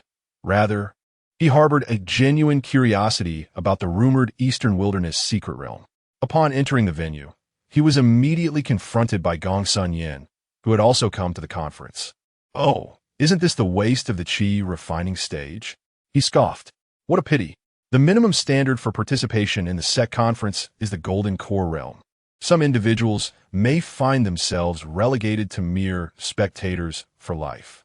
At this remark, everyone from the Demon Sect glared at Gongsun Yan, including Luo Changsheng, who furrowed her brow in disapproval. However, Lin Tian remained unfazed. If Gongsun Yan sought to provoke, he would show no mercy. Oh, really? Some so-called cultivators took over 200 years to reach the golden core stage and have never attended a sect conference. Now, at over 400 years old, you dare boast here? TSK, I just took a glance at your future. If you do not encounter any fortuitous events, your peak will merely be the fifth layer of the nascent soul. Gongsun Yan glared at Lin Tian in fury, for it is said that one should not speak of another's shortcomings. Yet Lin Tian pointedly addressed his flaws, much to Gongsun Yan's chagrin. He had not anticipated that Lin Tian, possessing the innate Dao body, could discern the timing of his own breakthrough to the golden core. Enraged and humiliated, Gongsun Yan exuded a murderous aura. Just as he was about to retaliate against Lin Tian, Luo Changsheng interjected coldly. "Gongsun, young master, this is the Demon Sect. I advise you to conduct yourself with decorum." As she spoke, she unleashed her spiritual power, the pressure of her transformation realm aura causing Gongsun Yan discomfort. His pupils constricted as he gritted his teeth, casting a resentful glance at the veiled Luo Changsheng, and vowed, "You better remain hidden behind that woman. If I ever catch you alone, I will ensure you experience a fate worse than death." Having delivered this ominous threat, Gongsun Yan turned on his heel and departed. He recognized that his verbal sparring might not best Lin Tian, and remaining would only lead to further humiliation. Thus, he swiftly retreated. At this sect conference, Gongsun Yan's father, Gongsun Yuan, had chosen not to attend, likely intending for his son to gain some experience. Had Gongsun Yuan been present, he would not have allowed his son to so easily offend Lin Tian. After Gongsun Yan's departure, Luo Changsheng's gaze lingered on him, glimmering with a hint of coldness. In her past, as a nascent soul cultivator, she may have harbored some trepidation towards the strength of the Xiaoyao sect. However, having ascended to the transformation realm now, her power rivaled that of an ancestral figure. Thus, she felt no fear of Gongsun Yan. Rather, it was the formidable ancestral figure behind the Xiaoyao sect that instilled caution in her heart. Soon, the sect conference commenced in earnest. Representing the Demon Sect was Su Qiuya, who at the age of 155 had attained the golden core realm. Under the guidance of Lin Tian, her cultivation had reached the pinnacle of the golden core stage, and with a touch more of his instruction, she would be poised to break through into the nascent soul realm. The other two participants were named Lu Xiyu and Sun Ruashi, one at the 9th layer of the Golden Core and the other at the 8th, both possessing commendable strength. The competition employed a ranking challenge system, where participants challenged those ranked above them based on their previous standings. The Qinglian sect had secured second place in the last competition, with the Xiaoyao sect taking first, while the Qingshan Academy, despite suffering a setback in the literary competition, would likely refrain from challenging the Qinglian sect, owing to Lin Tian's status as a prodigious innate comprehension body. As anticipated by Lin Tian, the Academy did not initiate a challenge against Qinglian sect. Meanwhile, due to the prowess of Lin Tian's guidance, the inner disciples of Qinglian sect had a fair chance to contend for the top spot against the Xiaoyao sect, leading them to issue a challenge. Lin Tian cast a discerning glance at the 3 contestants from Xiaoyao sect, unreservedly divulging their weaknesses to his comrades. In a discreet moment, while Luo Changsheng was distracted, he slipped a jade pendant to Su Qiuyue, instructing her to crush it if they faced a lethal threat. Su Qiuyue, momentarily taken aback, smiled upon realizing Lin Tian was conveying a message to her. The first match soon commenced. Gong Sun glowered ominously at Sun Ruashi as she entered the arena, a sinister grin adorning his face. Both competitors boasted the 8th layer of the Golden Core. However, armed with insights from Lin Tian regarding the shortcomings of the Xiaoyao sect participant, Sun Ruashi quickly gained the upper hand.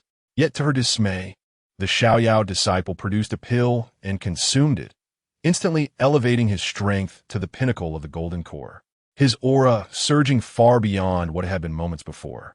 Alarm flickered across Sun Ruashi's face in an unfortunate lapse of focus. She was grievously wounded by her opponent. Just as he prepared to deliver a fatal blow, the Xiaoyao disciple suddenly felt an overwhelming pressure enveloping him, causing his body to tremble and his knees to buckle, bringing him to the ground. In shock, he scanned his surroundings for the source of this oppressive force. Finding nothing unusual, seizing the opportunity, Sun Ruashi promptly conceded, narrowly escaping with her life. Meanwhile, Gong Sun erupted in fury, berating the Xiaoyao disciple. "What on earth are you doing? Finish her off." The disciple, already weakened from consuming the blood transformation pill, was further distressed by Gong Sun's reprimand, resulting in him spitting out a mouthful of blood and fainting on the spot. "Useless. A bunch of useless fools." Gong Sun continued his tirade. The oppressive force was, of course, the handiwork of Lin Tian, who had inadvertently saved Sun Ruashi's life. Upon witnessing the opposing team employing a blood transformation pill during the match, Luo Changsheng coldly remarked, "Despicable." However, Gong Sun, unfazed, retorted, "Leader Luo, do be mindful of your words. Since when has it been stipulated in the sects tournament that participants are forbidden from taking medicine?" Stunned by his response, Luo Changsheng found herself at a loss for words. Reluctantly, she proceeded to the next bout, where Lu Xiyu took the stage, only to be severely injured by her opponent. Yet, fortune smiled upon Lu Xiyu this time, as her adversary was somewhat weaker, affording her the opportunity to concede. Luo Changsheng was taken aback by Gong Sun's ruthless audacity. In his zeal to eliminate disciples of the Qinglian sect, he had resorted to administering blood transformation pills to disciples of the Xiaoyao sect. Lin Tian then suggested to Luo Changsheng, "Sister Luo, for the final match, perhaps we should simply concede." She nodded in agreement, recognizing that having already lost 2 out of 3 matches, there was little point in continuing. Little junior sister Su Qiuyue also breathed a sigh of relief, grateful that she would not have to face off against the lunatics of the Xiaoyao sect. Chapter 036. A hidden agenda soon, after a day of fierce battles. The sect competition concluded, with little change in the rankings. Tomorrow marked the opening of the Eastern Wilderness Secret Realm, and the Qinglian sect had secured 4 entries into the realm. Initially, Luo Changsheng intended to select 4 inner disciples for the expedition. However, Lin Tian cautioned her, "Sister Luo, consider this. The disciples from the Xiaoyao sect used blood transformation pills today. Will they not resort to similar tactics during the exploration tomorrow?" Upon hearing this, A hint of solemnity flickered in Luo Qingqing's eyes. Lin Tian's words rang true. Ever since her breakthrough to the transformation realm, Gong Sun Yan's actions had grown increasingly reckless. With a soft sigh, she inquired, "Do you have a solution?" At this, Lin Tian smiled, having anticipated her question. He confidently replied, "Why not allow me and Linger to enter the Eastern Wilderness secret realm? I possess a strategy to deal with those drug-enhanced disciples from the Xiaoyao sect." Luo Qingsheng looked at him in astonishment, exclaiming, "You, as a mere qi refinement stage cultivator, entering the secret realm is akin to courting death. Do you not realize that Gong Sun Yan's primary target is you? Why would you willingly walk into danger?" Lin Tian's eyes sparkled with determination as he assured her, "Sister Luo, rest assured, once I enter, I will immediately devise a way to help my junior sister break through to the nascent soul stage. Furthermore, I wish to bring Shan Qinghe from the Changsheng Academy along. She is on the verge of breaking through to the nascent soul stage as well. With two of us at that level, dealing with those from the Xiaoyao sect will be a mere formality." Upon hearing Shan Qinghe's name, Luo Qingqing's expression turned icy. Sensing the shift in her demeanor, Lin Tian quickly clarified, "Sister Luo, I am acting in the best interest of the Qinglian sect. Are you aware of Shan Qinghe's potential? Her talent offers a chance to break through to the transformation realm and reach the empty brightness stage. If we can recruit her within these 30 years during which she lags behind us, the Qinglian sect could very well ascend to the pinnacle of the Eastern Wilderness." Luo Qingsheng paused, taken aback by the revelation of Shan Qinghe's exceptional talent. Given Lin Tian's identity as a natural enlightenment body, she easily found herself swayed by his assertions. After a long exhale, she gritted her teeth, forcing herself to set aside her prejudice against Shan Qinghe, and in a somewhat petulant tone, asked, "With only 4 spots available, if you and Linger go, along with Shan Qinghe and junior sister Su Qiyu, what are the disciples who could have entered but are left behind?" Lin Tian chuckled and replied, "That's simple. Just tell them that upon our return, I will assist them in breaking through their bottlenecks." With that, Luo Qingsheng ceased to linger on her doubts and ultimately acquiesced to Lin Tian's proposal. A glimmer of excitement flashed deep within Lin Tian's eyes. Returning to her small courtyard, Shan Qinghe was teaching Li Linger how to read, as Lin Tian had requested her assistance. Although Li Linger was not fond of studying, she complied obediently under Lin Tian's stern gaze. Upon Lin Tian's arrival, Shan Qinghe closed the book in her hands and chuckled softly, "Young Master Li, you have returned. How did the sect competition go today?" Lin Tian, smiling mischievously, replied, "Oh, it was the same as ever. Tomorrow, the Qinglian sect has 4 slots available for entering the Eastern Wilderness secret realm." Hearing this, a flicker of melancholy crossed Shan Qinghe's eyes. At 182 years old, she had reached the pinnacle of her golden core cultivation. If she failed to qualify for the Eastern Wilderness secret realm this time, she would forever be deprived of its opportunities. It was said to be filled with numerous prospects for enhancing one's strength. However, having lost to Lin Tian for 30 years, Changsheng Academy would not grant her one of the 3 precious slots unless she risked everything to cultivate with the ancient Mudashin. Otherwise, even as a member of the Academy, the opportunity would elude her. With a gentle sigh, a hint of desolation and disappointment flashed across her face, precisely what Lin Tian wished to see. He addressed Shan Qinghe. "What if you joined us tomorrow to take a look?" "I want to," she began, but suddenly recalled Lin Tian's words, her beautiful eyes widening in disbelief as she gazed at him. "Did you say I should come with you? You secured a slot for me?" "Indeed, I asked Sister Luo for one on your behalf," Lin Tian affirmed. Shan Qinghe's mouth fell open in astonishment, her expression a mix of confusion and shock. Before she could fully process it, Lin Tian continued, "However, you must promise to listen to me once inside. No reckless behavior." Only then did Shan Qinghe begin to grasp the situation. "You mean you actually obtained a slot for me? And you're going as well?" Her voice was filled with incredulity, as if she had heard a fantastical tale. "Why, do you not wish to go? You must understand that I made significant sacrifices to secure your spot against Sister Luo." Observing the playful smile on Lin Tian's face, Changsheng quickly responded, "Of course I want to go. Once you're inside, I will elevate both you and my junior sister Su Qiuyue to the nascent soul realm. You two must protect me and Ling Er well." Upon hearing Lin Tian's words, tears welled in Changsheng's eyes. Previously, her defeat to Lin Tian had been merely a means to gain benefits from him, but she had never anticipated such kindness from him. It was noteworthy that only 20 slots were available every 500 years for the Eastern Wilderness Secret Realm, with the Demon Sect having merely 4. Should this opportunity be missed, Changsheng would forever be barred from entering this secret realm in her lifetime.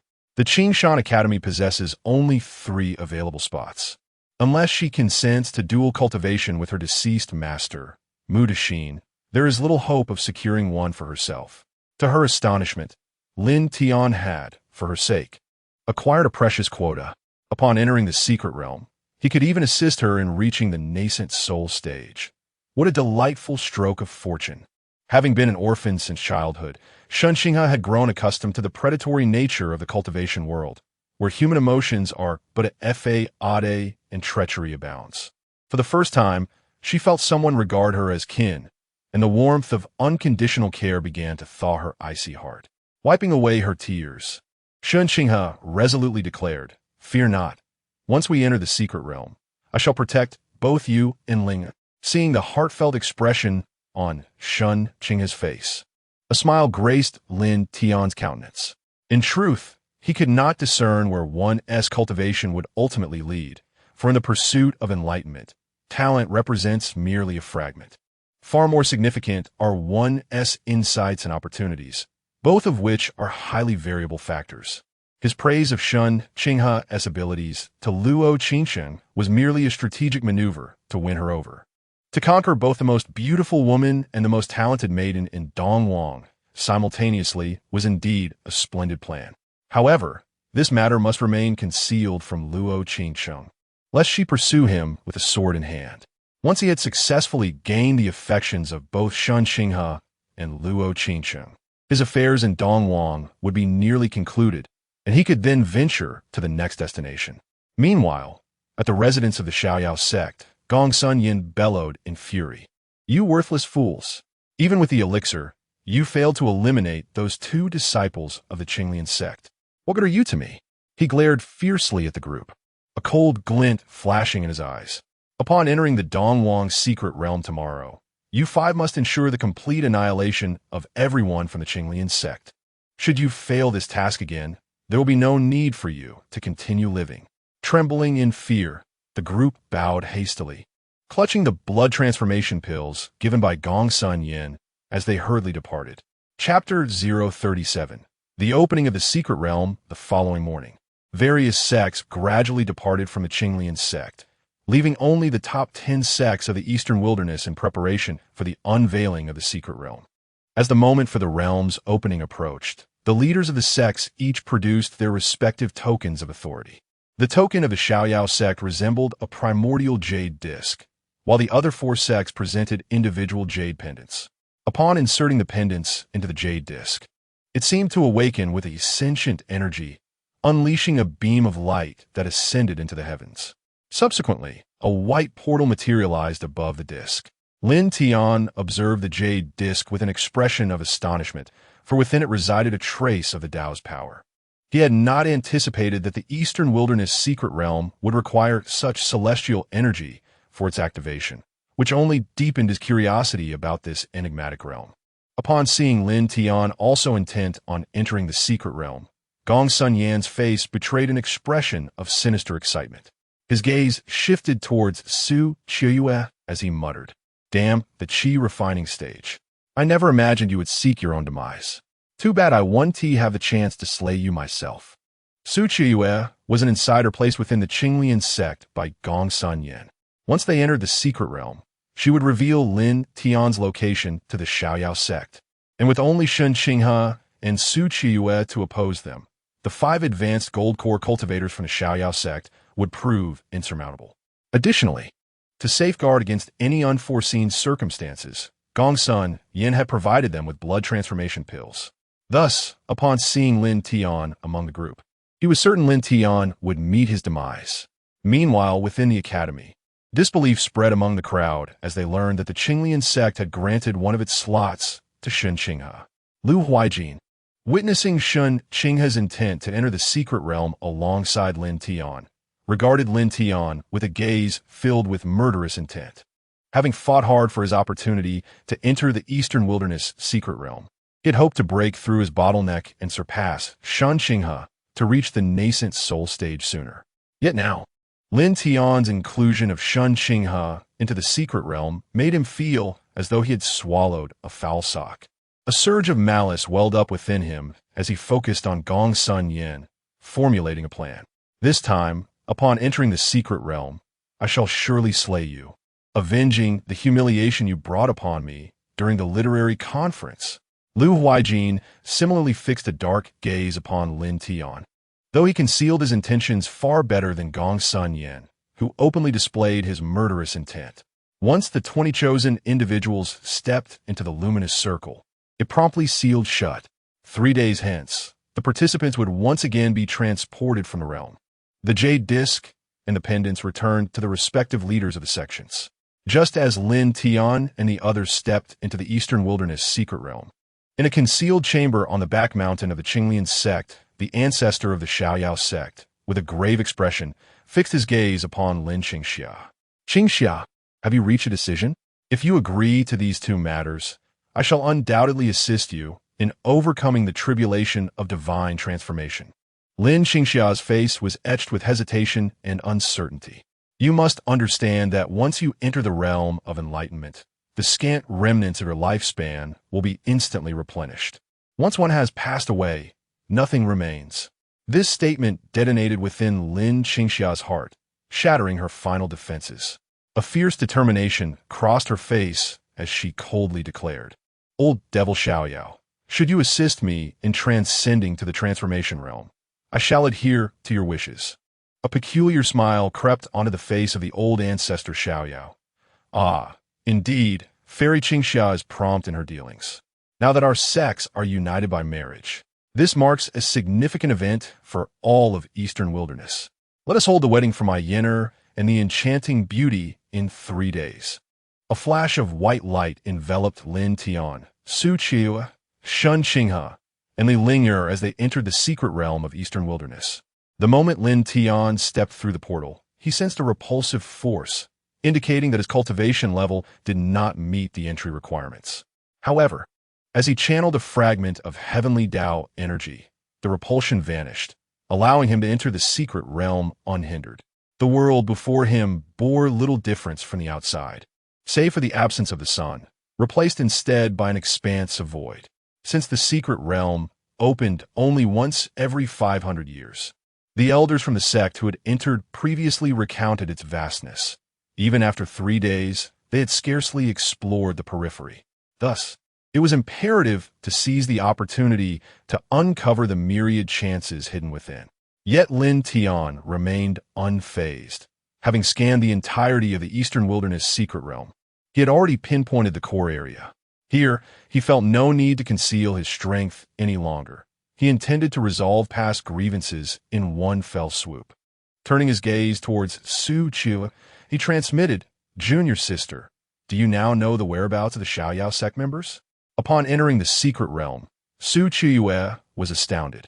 Realizing Lin Tian's capabilities were indeed extraordinary, he possessed the power to alter the rules of entry into the Eastern Wilderness secret realm.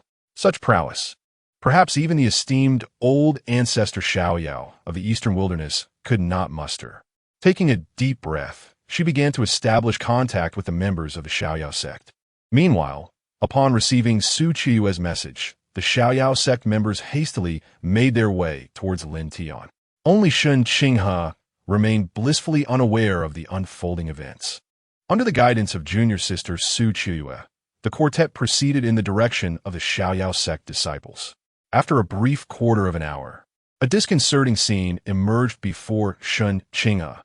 5 individuals from the Xiaoyao sect approached, accompanied by Lu Huijin from the Changsheng Academy. In that moment, as Lu Huijin stood alongside the Xiaoyao sect members, their intentions became glaringly apparent. They aimed to eliminate everyone from their side entirely. Shun Qinghe was taken aback. She had never anticipated that the typically refined and graceful Lu Huaijin would resort to such treachery. Junior sister, it has been a while, hasn't it? Lu Huai opened his folding fan with a flourish, his gaze fixed upon Changsheng, a smile gracing his lips that belied the lecherous intent and deep-seated resentment lurking in his eyes. For a century, he had pursued Changsheng, abstaining from the company of any other woman in her honor. Yet, this wretched woman seemed utterly indifferent to his affections, which only fueled Lu Huai's obsession. The more she rejected him, the more determined he became to possess her, seeking to validate himself through her submission. However, during the literary gathering at Demon Sect, she had the audacity to concede defeat to that worthless cultivator in the qi refinement stage, which plunged Lu Huai in a profound humiliation. Additionally, losing to Lin Tian in front of all the factions of the Eastern Wasteland during the poetry contest only deepened his animosity toward Lin Tian. To his astonishment, during this exploration of the secret realm, Lin Tian not only entered but also brought Changsheng along. Lu Huai realized that this might be his sole opportunity to claim Changsheng for himself.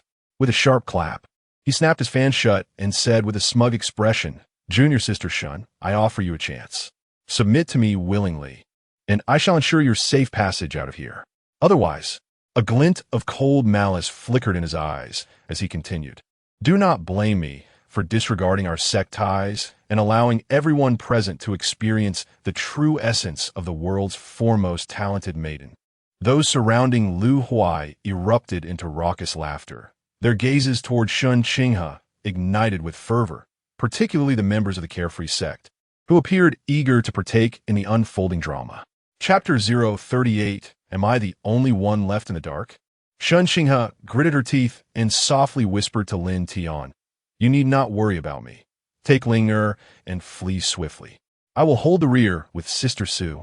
Upon uttering these words, Changsheng herself could hardly believe they had escaped her lips. In the past, she had always prioritized her own interests above all else. Once, she regarded her master as family, akin to a father figure. Yet, that fateful day when Mu Dixin attempted to coerce her into dual cultivation, and she resolutely refused. He coldly remarked, "Qinghe, remember, in this world of cultivation, no one extends kindness without a reason." Those chilling words shattered the remnants of her emotions entirely. From that moment onward, she became selfish, pursuing her own gain in every endeavor, including her wager with Lin Tian during the sect's literary conference. However, during her interactions with Lin Tian over the past few days, she sensed a transformation within herself. Though she claimed to have lost to Lin Tian and become a maid, he and Li Linger had never regarded her as such, despite their brief companionship of merely 2 days. Changsheng felt that the joy experienced in that fleeting time surpassed the entirety of her 100-year existence. Whether it was Lin Tian's heartfelt verse, "Had we not met atop the Chuanyu mountain, we would not have encountered each other beneath the moonlit Yao Terrace," or his efforts in securing her a place in the Eastern Wilderness secret realm, each act resonated deeply within her once icy heart. Thus, when faced with danger, she resolved to step forward without hesitation, yearning to do something for Lin Tian and Li Linger, even at the cost of her own life. Yet, as soon as Changsheng had spoken, the onlookers before her wore expressions of derision. One disciple from the Xiaoyao sect laughed uproariously while pointing at her. "Oh, nearing death. Yet still engaging in mutual humility. How touching." He continued, "Brother Lu, isn't your junior sister hailed as the foremost beauty in the world? She seems rather dim-witted, doesn't she? Don't you find it odd that we were able to locate you so swiftly?" At these words, a tremor coursed through Changsheng's body, and she turned to Su Chiyue with disbelief in her eyes, clearly realizing that she was an insider for the Xiaoyao sect. Observing the incredulous look on Changsheng's face, the Xiaoyao sect members and Lu Huaijin laughed even harder. Changsheng's countenance had turned ashen. If she and Su Chiyue were to fight desperately, they might still entangle the Xiaoyao sect and Qingshan Academy long enough to afford Lin Tian and Li Linger a chance to escape. But now, Su Chiyue was revealed to be a traitor. Despair etched itself upon Changsheng's features. Yet Lin Tian merely smiled gently, leaning closer to whisper in her ear, "Congratulations. You passed my test." He then turned to Li Linger and asked, "Shall we see how we fare?" Li Linger's eyes sparkled with enthusiasm, eager to try her hand. She has already reached the second level of Golden Core and has fortuitously encountered several opponents to test her strength. "All right, Master. Please keep a close watch over us and provide support," she said. "No problem. Chinghe, you are both on the verge of breaking through to the nascent soul realm. This battle will assist you in your advancement. You will join Linger in the fray while I support from the rear." Upon hearing Lin Tian's words, laughter erupted from the opposing side. "Lu, did you hear?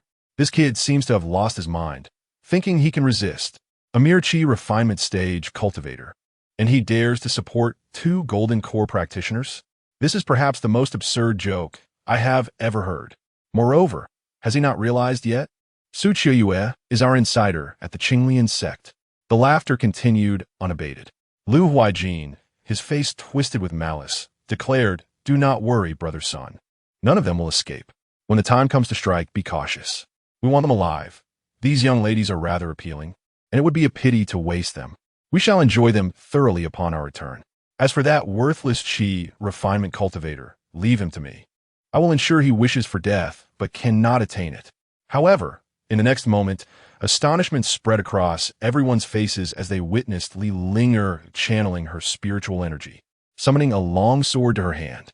The sword emitted a faint, melodious hum, and the burgeoning sword intent radiating from its scent a chill down the spines of the 8 adversaries, clearly indicating its extraordinary nature. "Qinglong, take care of Linger and ensure she remains unharmed." With those words, the sword in Li Linger's grasp shimmered with spiritual energy, forming a graceful figure beside her. The figure bowed and addressed Lin Tian, "At your service, Master." Before anyone could react, Li Linger, with her long sword and accompanied by the sword spirit Qinglong, charged into the midst of the 8 opponents. With 2 piercing screams, 2 scholars from Changsheng Academy, who were still dazedly observing, found their hearts pierced by Li Linger and Qinglong, sealing their fates. As Li Linger made her move, the others could no longer afford to be surprised and immediately engaged in fierce combat. Su Qiuyue, seizing the opportunity, managed to injure a disciple of the Xiaoyao sect with a swift strike. Although it was not fatal, it significantly diminished her opponent's combat capability. The leading disciple of the Xiaoyao sect bellowed, "Su Qiuyue, do you have any idea what you were doing? Have you forgotten that it was your information that enabled us to successfully ambush Lei Dong?" Upon hearing this, a wave of intense hatred surged within Su Qiuyue, prompting her to attack the Xiaoyao sect with even greater ferocity. Meanwhile, Shun Qinghe, though bewildered and still trying to comprehend the situation, understood that there was no time for contemplation. She had to resolve the battle first. The conflict had barely commenced, and already, the Xiaoyao sect had suffered 2 deaths and 1 injury, altering the situation to a precarious 4 against 5. The other 4 individuals each intercepted the sword spirit Linglong and Li Linger, while another rushed directly towards Lin Tian, who had been injured by Su Qiuyue. Upon witnessing this scene, Changsheng's heart raced with desperation as she yearned to assist Lin Tian, yet she found herself ensnared by the disciple of the Xiaoyao sect, unable to break free. However, the next moment brought an astonishing turn of events. The 2 individuals charging towards Lin Tian were halted mere 5 meters away by an invisible protective barrier that obstructed their advance. Their weapons seemed to be embedded into the earth. Regardless of how forcefully they struck, they could not breach the barrier.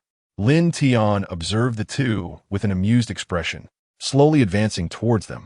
With each step, it felt as though they were treading upon their own hearts, resonating with a palpable thud. Their hearts raced uncontrollably within their chests.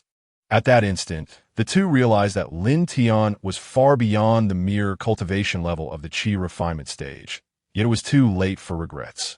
As the oppressive aura intensified, they exchanged glances and swiftly consumed blood transformation pills, enveloped in a surge of crimson light. Their cultivation levels momentarily soared.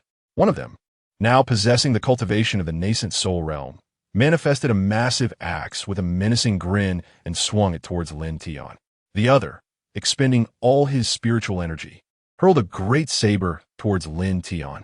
In the face of such fierce attacks, Lin Tian merely raised his right hand, effortlessly catching the descending axe.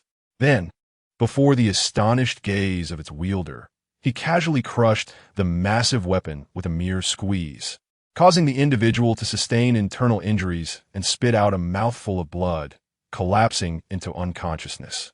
With his other hand, Lin Tian seized the blade of the great saber, its sharp edge failing to inflict any harm upon him. With a similar gesture, he crushed the great saber into a tempest of spiritual energy.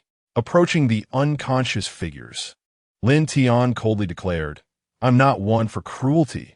I dislike taking lives. Henceforth, you shall live as ordinary individuals." With that, he waved his hand, unleashing 2 gusts of fierce wind that shattered the golden cores cultivated by the two.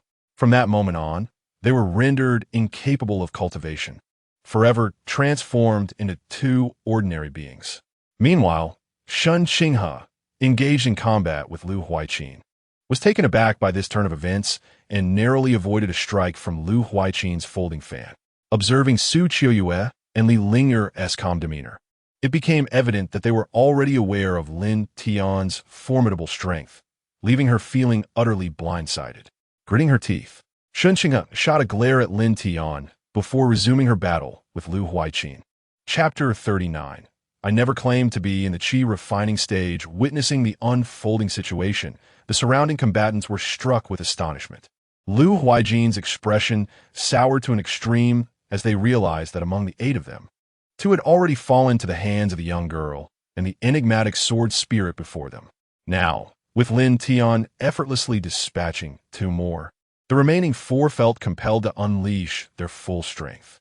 The trio from the Xiaoyao sect hastily retrieved blood transformation pills from their pockets, consuming them without hesitation. Even Lu Huaiqin produced a blood transformation pill, one of the promised rewards for assisting in the slaughter. As their powers surged, apart from the sword spirit Ling Long, who remained unperturbed, Su Qiuyu, Shun Qinghe, and Li Ling'er found themselves at a disadvantage. Lin Tian sensed that this game was nearing its conclusion. Among them, Li Ling'er was the weakest. Despite Ling Long's protection, she was still in peril. With a swift motion, Lin Tian appeared before Li Ling'er. "Ling'er, focus your heart on this sword of mine." As he spoke, spiritual energy surged, manifesting a seemingly ordinary long sword in his hand. With a rapid flourish, countless sword radiances erupted, reducing the Xiaoyao sect disciple, who had consumed the pill, to mere fragments. Upon witnessing Lin Tian's technique, Li Ling'er promptly seated herself in meditation, closing her eyes to contemplate the sword intent embodied in Lin Tian's move. In another instant, Lin Tian flashed to stand behind Su Qiuyu, wrapping one arm around her waist while grasping her sword hand with the other. Suddenly, she felt a tickle near her earlobe as Lin Tian whispered, "Watch closely." He then wielded the delicate sword, unleashing a crescent-shaped blade that sliced through the opposing Xiaoyao sect disciple, cleaving him in 2 with a single stroke. A blush crept onto Su Qiuyu's cheeks, yet she did not resist. In the next moment, Lin Tian approached Shun Qinghe. "Will you live or die?" he inquired. Before Shun Qinghe could respond, Lu Huaiqin trembled as he retreated, stammering, Junior sister, spare me. I will never dare again." Having witnessed Lin Tian's formidable prowess, he realized that even with the enhancement from the blood transformation pills, none could withstand a single strike from Lin Tian. Panic overtook him. As the youngest prodigy of the Changsheng Academy, he was not ready to meet his demise. However, he cast Lu Huaiqin a disdainful glance, coldly stating, "You may deal with this." It was not that she bore no loyalty to her sect. Rather, she understood that had Lin Tian not concealed his true strength, her fate would have been dire had she fallen into Lu Huaiqin's hands. Thus, she felt no inclination toward feudal mercy. Lin Tian nodded in acknowledgement, addressing Lu Huaiqin. "Did you not just declare that I would be unable to live or die at your whim? Very well. I shall grant you your wish of being unable to live or die." As Lin Tian manifested before the world, he effortlessly dismantled Lu Huaiqin's cultivation with a single strike. Subsequently, He brought his fingers together and lightly tapped Lu Huijin's brow. Instantly, Lin Tian's voice resonated in Lu Huijin's ear. I have rendered your cultivation void, sealing it within your body. The remnants of your power will sustain your existence. While I weave an illusion around you, you shall endlessly struggle within your most tormenting memories. Lu Huijin's pupils dilated in terror, as if he had glimpsed something unfathomable. His face contorted with fear, and he cried out in anguish, "No, please, don't." Ignoring Lu Huijin's desperate pleas, Lin Tian turned his attention to the last remaining disciple of the free and easy sect, who was facing off against the sword spirit. Ling Long. With a casual snap of his fingers, a resounding crack echoed. Boom. In an instant, that disciple exploded like a bomb, leaving not even a trace of ash behind. Once he had dealt with those bothersome pests, Lin Tian's gaze shifted back to Changsheng. At that moment, her eyes reflected a mix of astonishment, confusion, and a hint of dread as she looked upon him. Are you not an innate understanding body in the chi refinement stage? How? Hearing Changsheng's words, a playful smile crept onto Lin Tian's face. When did I ever claim to be in the chi refinement stage? But the disciples of the Qinglian sect. As she trailed off, Changsheng fell silent, realizing that it had always been the Qinglian sect that proclaimed Lin Tian as an innate understanding body, based solely on their ancient texts, without any acknowledgement from Lin Tian himself. Yet, a chill coursed through Changsheng's heart, giving rise to a sense of terror.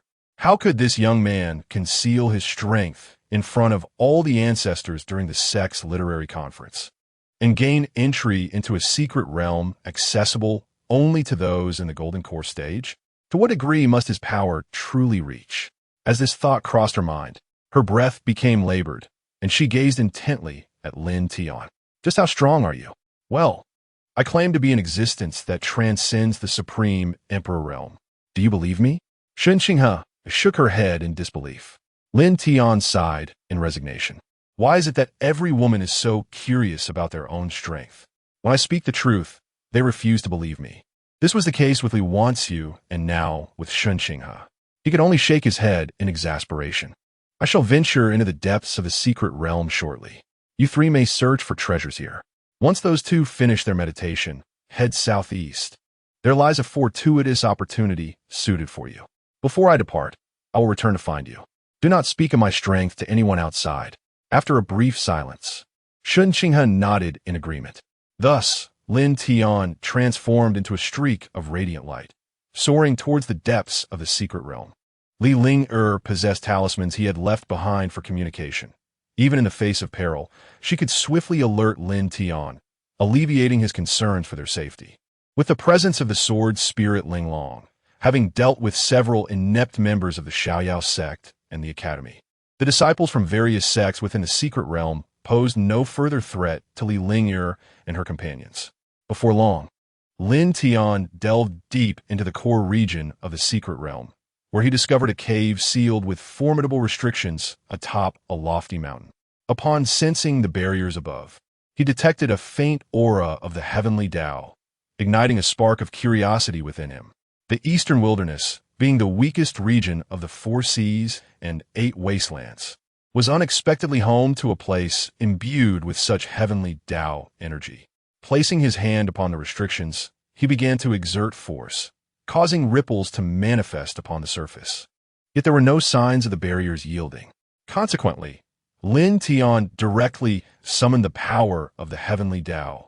Indeed, as the restrictions sensed this divine energy, they gradually dissipated, revealing the entrance to the cave.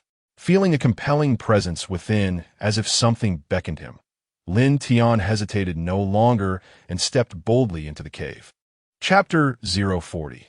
The frantic Lin Qingxia on the very night that Lin Tian and his companions ventured into the eastern wild secret realm. In the chamber of the Qinglian sect's Luo Qingsheng, Li Qingxia sat opposite Luo Qingsheng. As they engaged in a game of chess, their conversation flowed freely. An ancient incense burner rested nearby, emitting wisps of fragrant smoke that filled the room with a subtle aroma. Qingsheng, you must be nearing 400 years old this year. Li Qingxia inquired. Indeed, master. Thanks to your nurturing, I have reached the age of 392, Luo Changsheng replied. Time flies, does it not? For centuries pass in the blink of an eye. Alas, I have already surpassed 1600 years, Li Qingxia sighed, reflecting on the relentless passage of time. With her cultivation having ascended to the transformation stage, her lifespan could extend to 2,000 years. However, she now faced a mere 400 years remaining. Upon hearing Li Qingxia's lament, Luo Qingsheng quickly reassured her, Master, there is no need for concern. Once Li Tian returns, we shall devise a plan together. We will surely find a way to help you transcend the transformation thunder tribulation. Li Qingxia merely smiled lightly, non-committal in her response. Suddenly, the atmosphere in the room grew tense, punctuated only by the crisp sound of chess pieces being placed.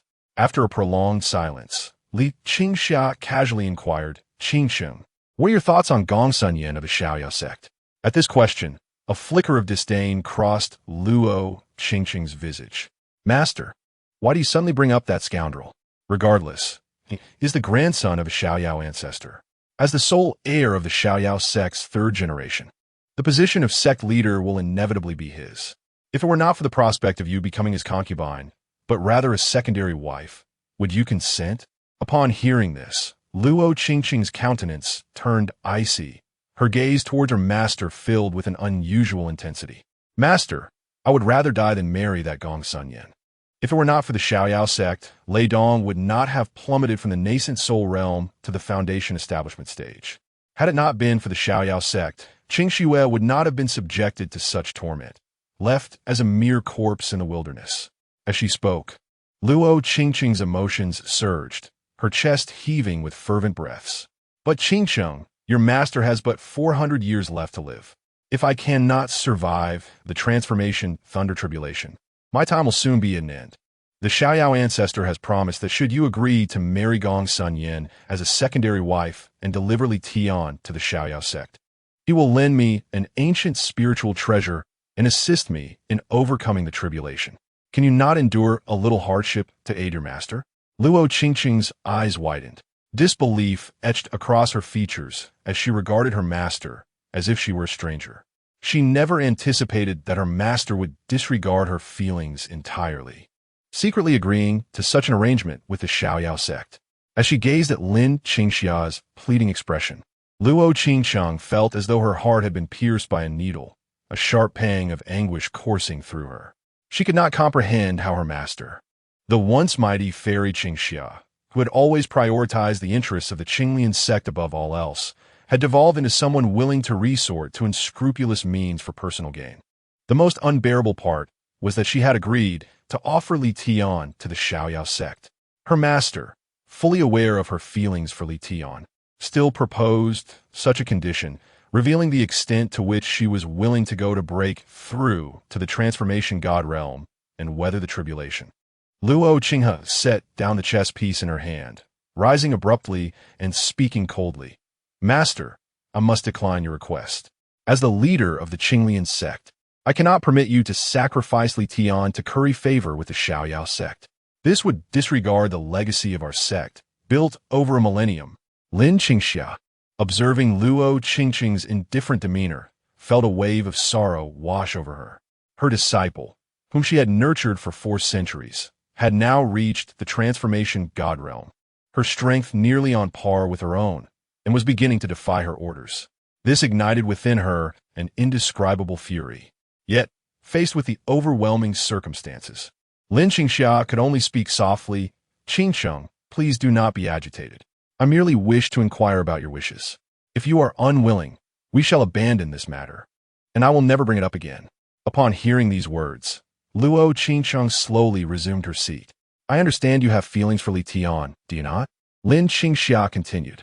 At this, Luo Qingqing's face flushed momentarily, but she quickly masked it. Master, I only... Before she could finish her sentence, a wave of dizziness enveloped her, her vision blurring. Shaking her head vigorously, she found the sensation intensifying, and as she attempted to summon her spiritual energy to combat the disorientation, she found herself utterly drained. With a thud, Luo Qingsheng collapsed on the chessboard. And just before losing consciousness, she glimpsed her master's gentle yet stern face and heard a chilling remark. Changsheng, do not blame your master. I have raised you to this point and made you the leader of the Demon Sect.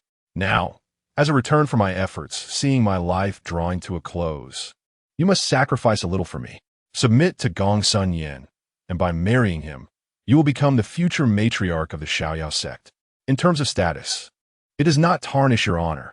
This is for your own good. Luo Changsheng wished to protest, but found her lips unresponsive, and soon she succumbed to a profound slumber. Lin Qingxiao waved her hand, and the doors and windows of the room swung open, allowing the faint fragrance within to dissipate swiftly. Before her arrival, she had already surmised that Luo Changsheng would not acquiesce. Thus, she infused the aromatic essence with a hypnotic ingredient, a potent drug provided by the Xiaoyao sect, capable of incapacitating even the mightiest of the transformation realm. With a flick of her wrist, she produced a sealed artifact to suppress Luo Changsheng's strength. Subsequently, Lin Qingxia swiftly made her way to the grand hall of the Demon Sect, expelling all disciples who had close ties with Luo Changsheng and Lin Tian before convening the remaining members for a meeting. I hereby announce that in 2 days' time, Changsheng shall be wed to the young sect master of the Xiaoyao sect, Gongsun Yin.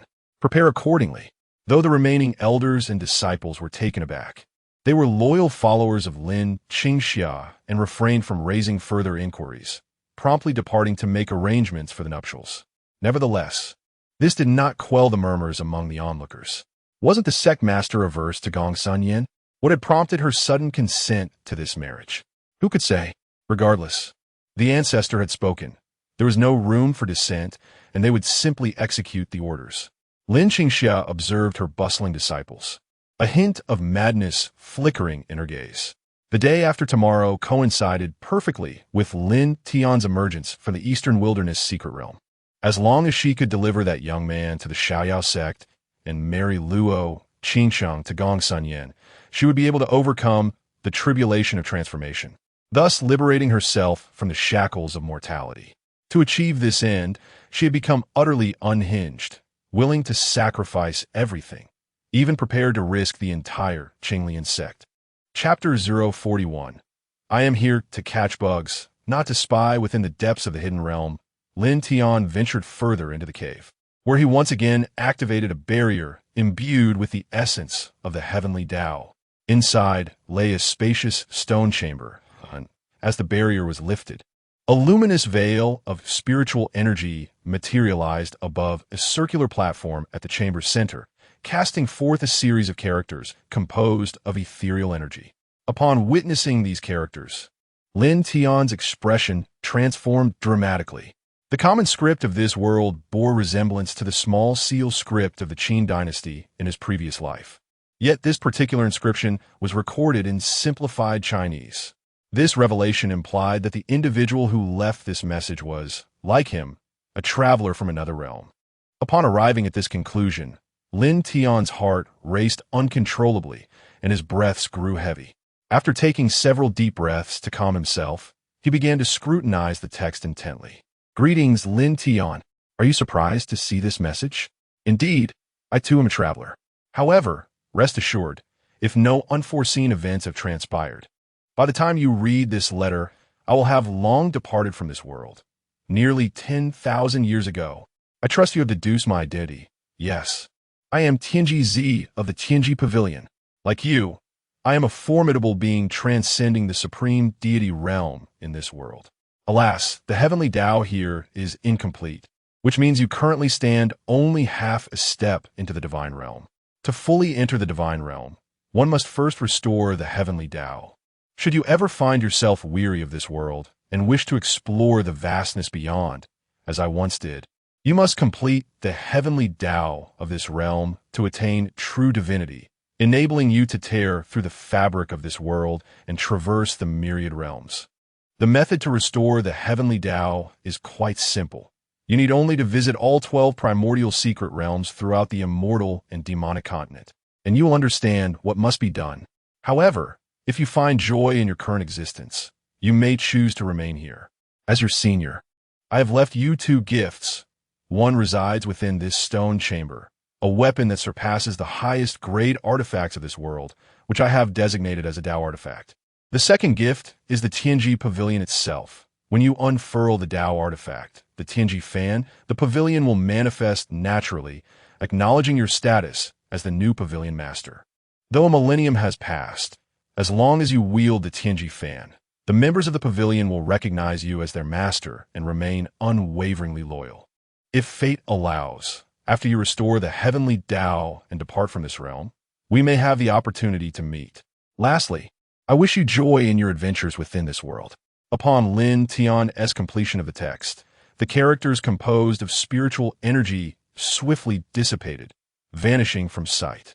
Lin Tian inhaled deeply, the content of the message swirling persistently in his mind, the weight of the information overwhelming. The enigmatic figure indeed aligns with my suspicions.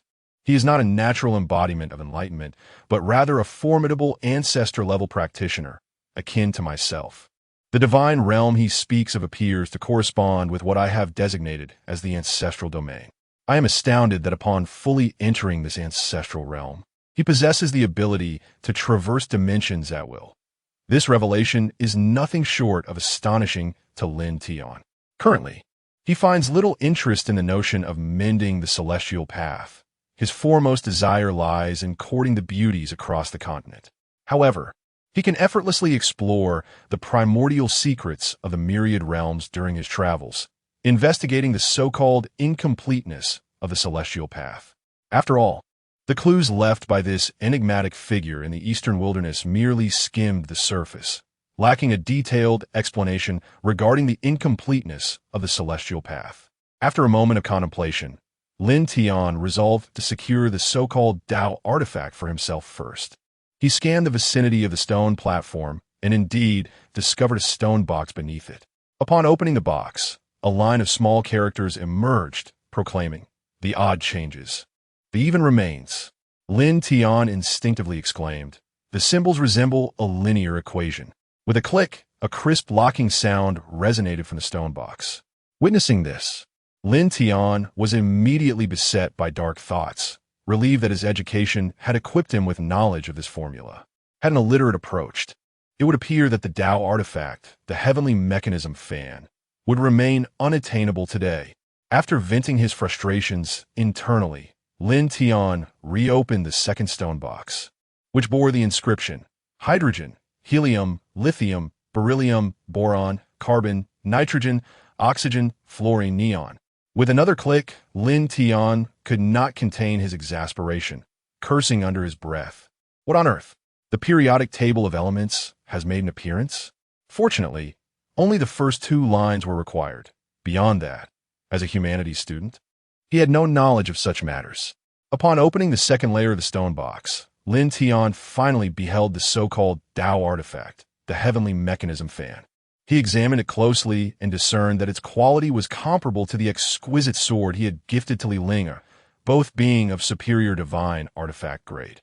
The reason Lin Tian did not sense it to be stronger than a superior divine artifact was likely due to the absence of a spirit within the weapon.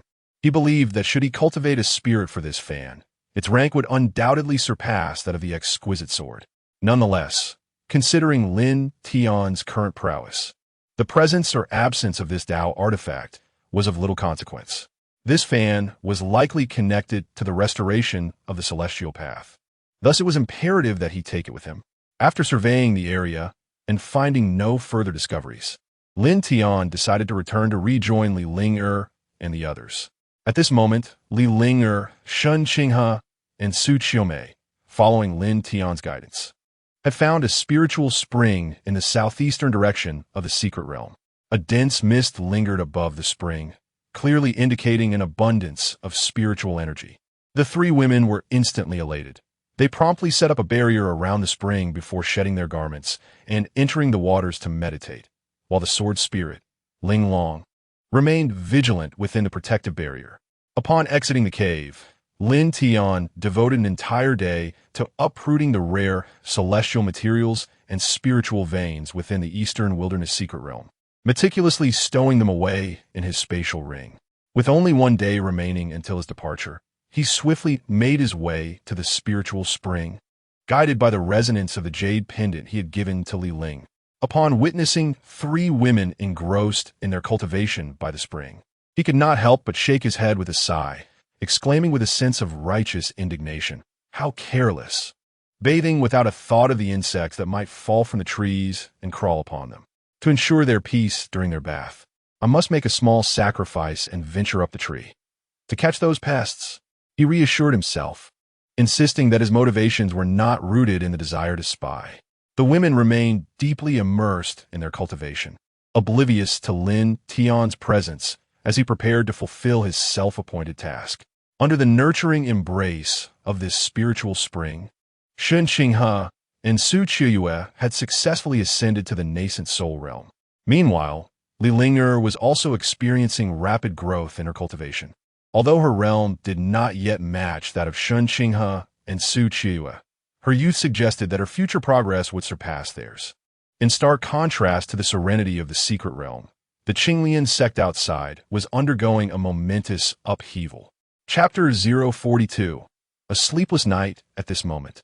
The Qinglian sect was adorned with festive decorations, creating a scene of jubilance. All the outer disciples were engrossed in discussions regarding the marriage of Luo Qingsheng and Gongsun Yan. How curious, one disciple remarked. Previously, when the Xiaoyao sect sought a marriage proposal, the sect master was adamant about refusing. What has prompted this sudden change of heart? I have heard that the Xiaoyao sect initially sought to take our sect master as a concubine, yet now it seems they are proposing to make her a secondary wife. This must be why she acquiesced. Another disciple, somewhat perplexed, interjected, "But what is the difference between a secondary wife and a concubine?" "Alas," the first disciple lamented, "I truly do not understand the elder's reasoning. How could she force the sect master into such an absurd decision? It is quite embarrassing for our illustrious sect. The second in the eastern wasteland." "Hush, lower your voice, lest others overhear." Such conversations echoed throughout the Qinglian sect, even among some elders and sect officials, who were deeply dissatisfied with the sect master's actions. They banded together to confront Lin Qingxia for an explanation. Yet this old wretch, driven by her own desire to survive the tribulation of the transformation realm, had coerced Luo Qingsheng into marriage, all while deceitfully framing it as Luo Qingsheng's own fervent wish to wed. Furthermore, she had confined those elders and disciples who insisted on seeking an audience with Luo Qingsheng. Now, Lin Qingxia, driven to madness by her pursuit of ascension, was willing to gamble the entirety of the Qinglian sect. Just one more day. Once that wretched Luo Qingsheng marries Gongsun Yan and relinquishes the innate Dao body to that old specter of the Xiaoyao sect, I shall overcome the tribulation and officially become a being of the empty clarity realm. She murmured incessantly, her body trembling with fervent excitement. Luo Qingsheng, bound beside her, was ensnared in a fine thread of spiritual silk, an instrument of punishment known as the love's bind, employed to chastise disciples who had committed grave offenses. The more one resisted, the tighter the threads constricted. As Luo Qingsheng struggled, her white robe became stained with blood. Yet, as her master, Lin Qingxia displayed no mercy. Instead, a sinister grin spread across her face as she addressed Luo Qingsheng. "Qingsheng, cease your resistance. Listen to your master and obediently marry Gongsun Yan. No matter how fiercely you fight, you cannot escape this love's bind. Rest assured, once I attain the strength of the empty clarity realm, I shall compensate you handsomely." But all this provoked an even fiercer struggle from Luo Qingsheng. Upon witnessing her defiance, Lin Qingxia frowned slightly and, in a fit of rage, struck Luo Qingsheng across the face. Instantly, a distinct handprint appeared on Luo Qingsheng's exquisite visage, accompanied by a trickle of blood from the corner of her mouth. Lin Qingxia paid no heed to Luo Qingsheng's sealed strength. The slap she delivered was exceedingly severe, exacerbated by the pain from the tangled wounds on her body, causing Luo Qingsheng to convulse in agony. "Wretched disciple, I have nurtured you for 4 centuries, yet you dare to defy me so brazenly. What is wrong with marrying Gongsun Yan? I know you have developed affections for that innate Dao body, have you not? Yet, in the end, He is merely a useless cultivator in the qi refinement stage. Let me be frank with you. When he returns, I shall present him as your dowry to the Xiaoyao sect. The patriarch will sever his limbs and transform him into a living puppet, reducing him to a mere tool to assist others in breaking through their bottlenecks. So, abandon this foolish hope at once. Upon hearing these words, Luo Changsheng, who had previously ceased her struggles after the slap, was suddenly filled with terror. She thrashed violently once more, reopening her old wounds and adding numerous new ones to her body. Witnessing her distress, Lin Tian shouted furiously, truly incorrigible. With a flick of her sleeve, a fierce wind struck Luo Changsheng, rendering her unconscious. Lin Tian's intent in knocking her out was not out of compassion for her pain, but rather fear that her relentless struggles would lead to her own demise, thereby leaving Lin with no means to explain herself to the Xiaoyao sect. That night, Lin Tian summoned several newly arrived outer disciples to dress Luo Changsheng in a vibrant red wedding gown and prepare her for the marriage the following day. Meanwhile, at the Xiaoyao sect, Gongsun Yin was finally to fulfill his desires by marrying Luo Changsheng, a prospect that filled him with excitement and robbed him of sleep. As for his original wife, the woman from the Burning Flame Valley, Gongsun Yin gave no thought to her feelings. When they wed, they had agreed that Gongsun Yin would not interfere with her affairs with other men, and she would not concern herself with how many wives he took. Their union was purely political, with neither party needing to meddle in the other's affairs. Thus, the woman from the Burning Flame Valley openly kept a lover within the Xiaoyao sect, and no one dared to intervene. For the sake of family interests and the alliance with the Burning Flame Valley, Gongsun Yin endured great humiliation. The patriarch of Xiaoyao, aware of his grandson's affection for Luo Changsheng, sought to compensate him. He agreed to assist Lin Tian in overcoming the tribulation of transformation in exchange for marrying Luo Changsheng. This arrangement not only satisfied his grandson, but also allowed for greater control over the Qinglian sect. Once the Xiaoyao sect absorbed the Qinglian sect, no other power in the eastern wasteland would surpass it.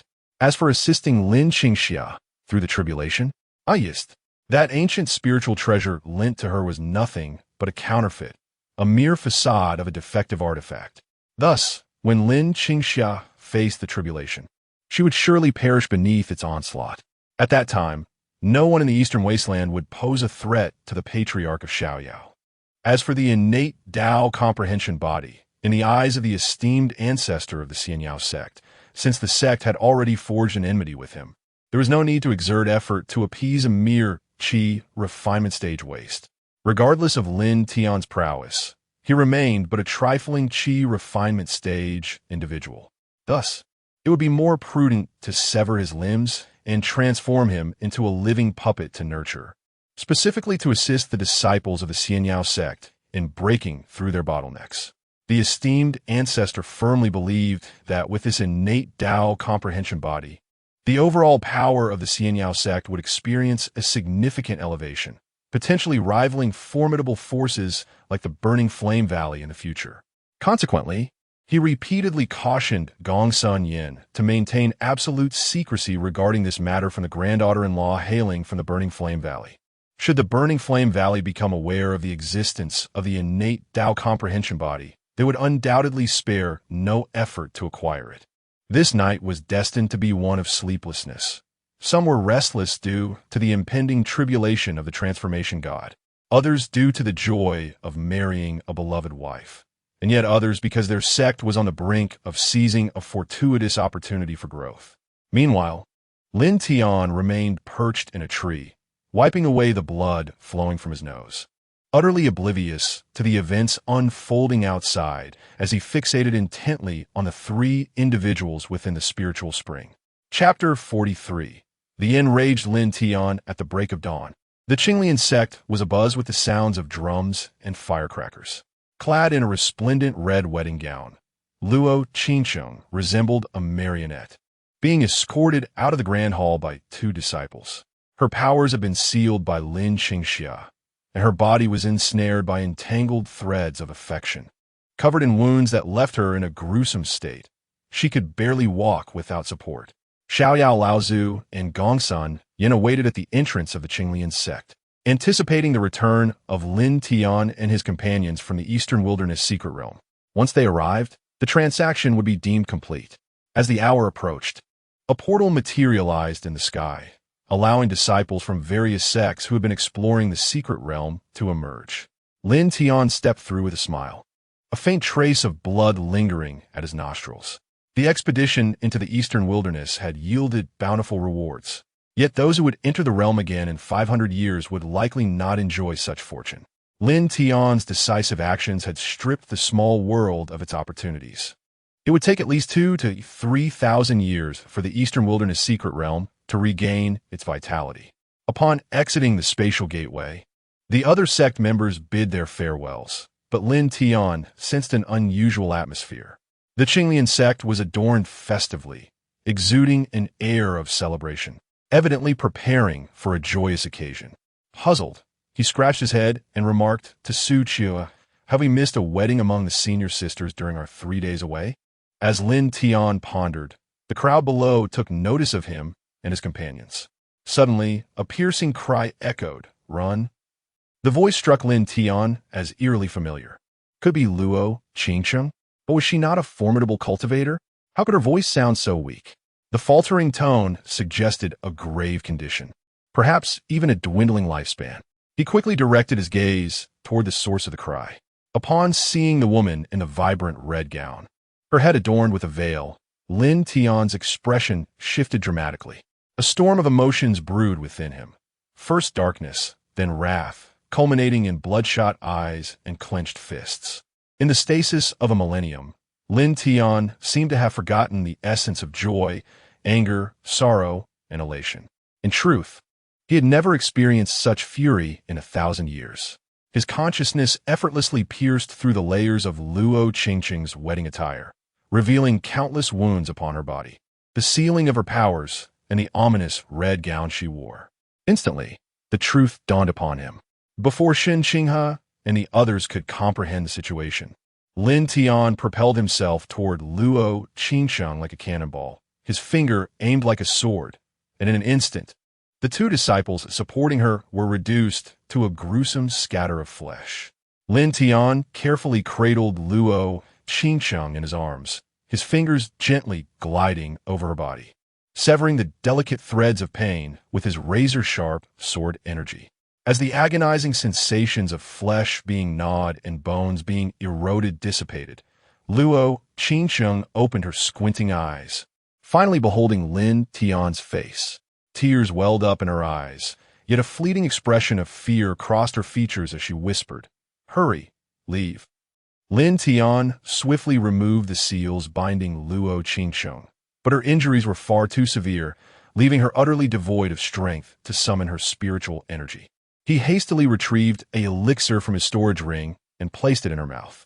In a voice that seemed to echo from the depths of hell, he coldly demanded, "Who did this?"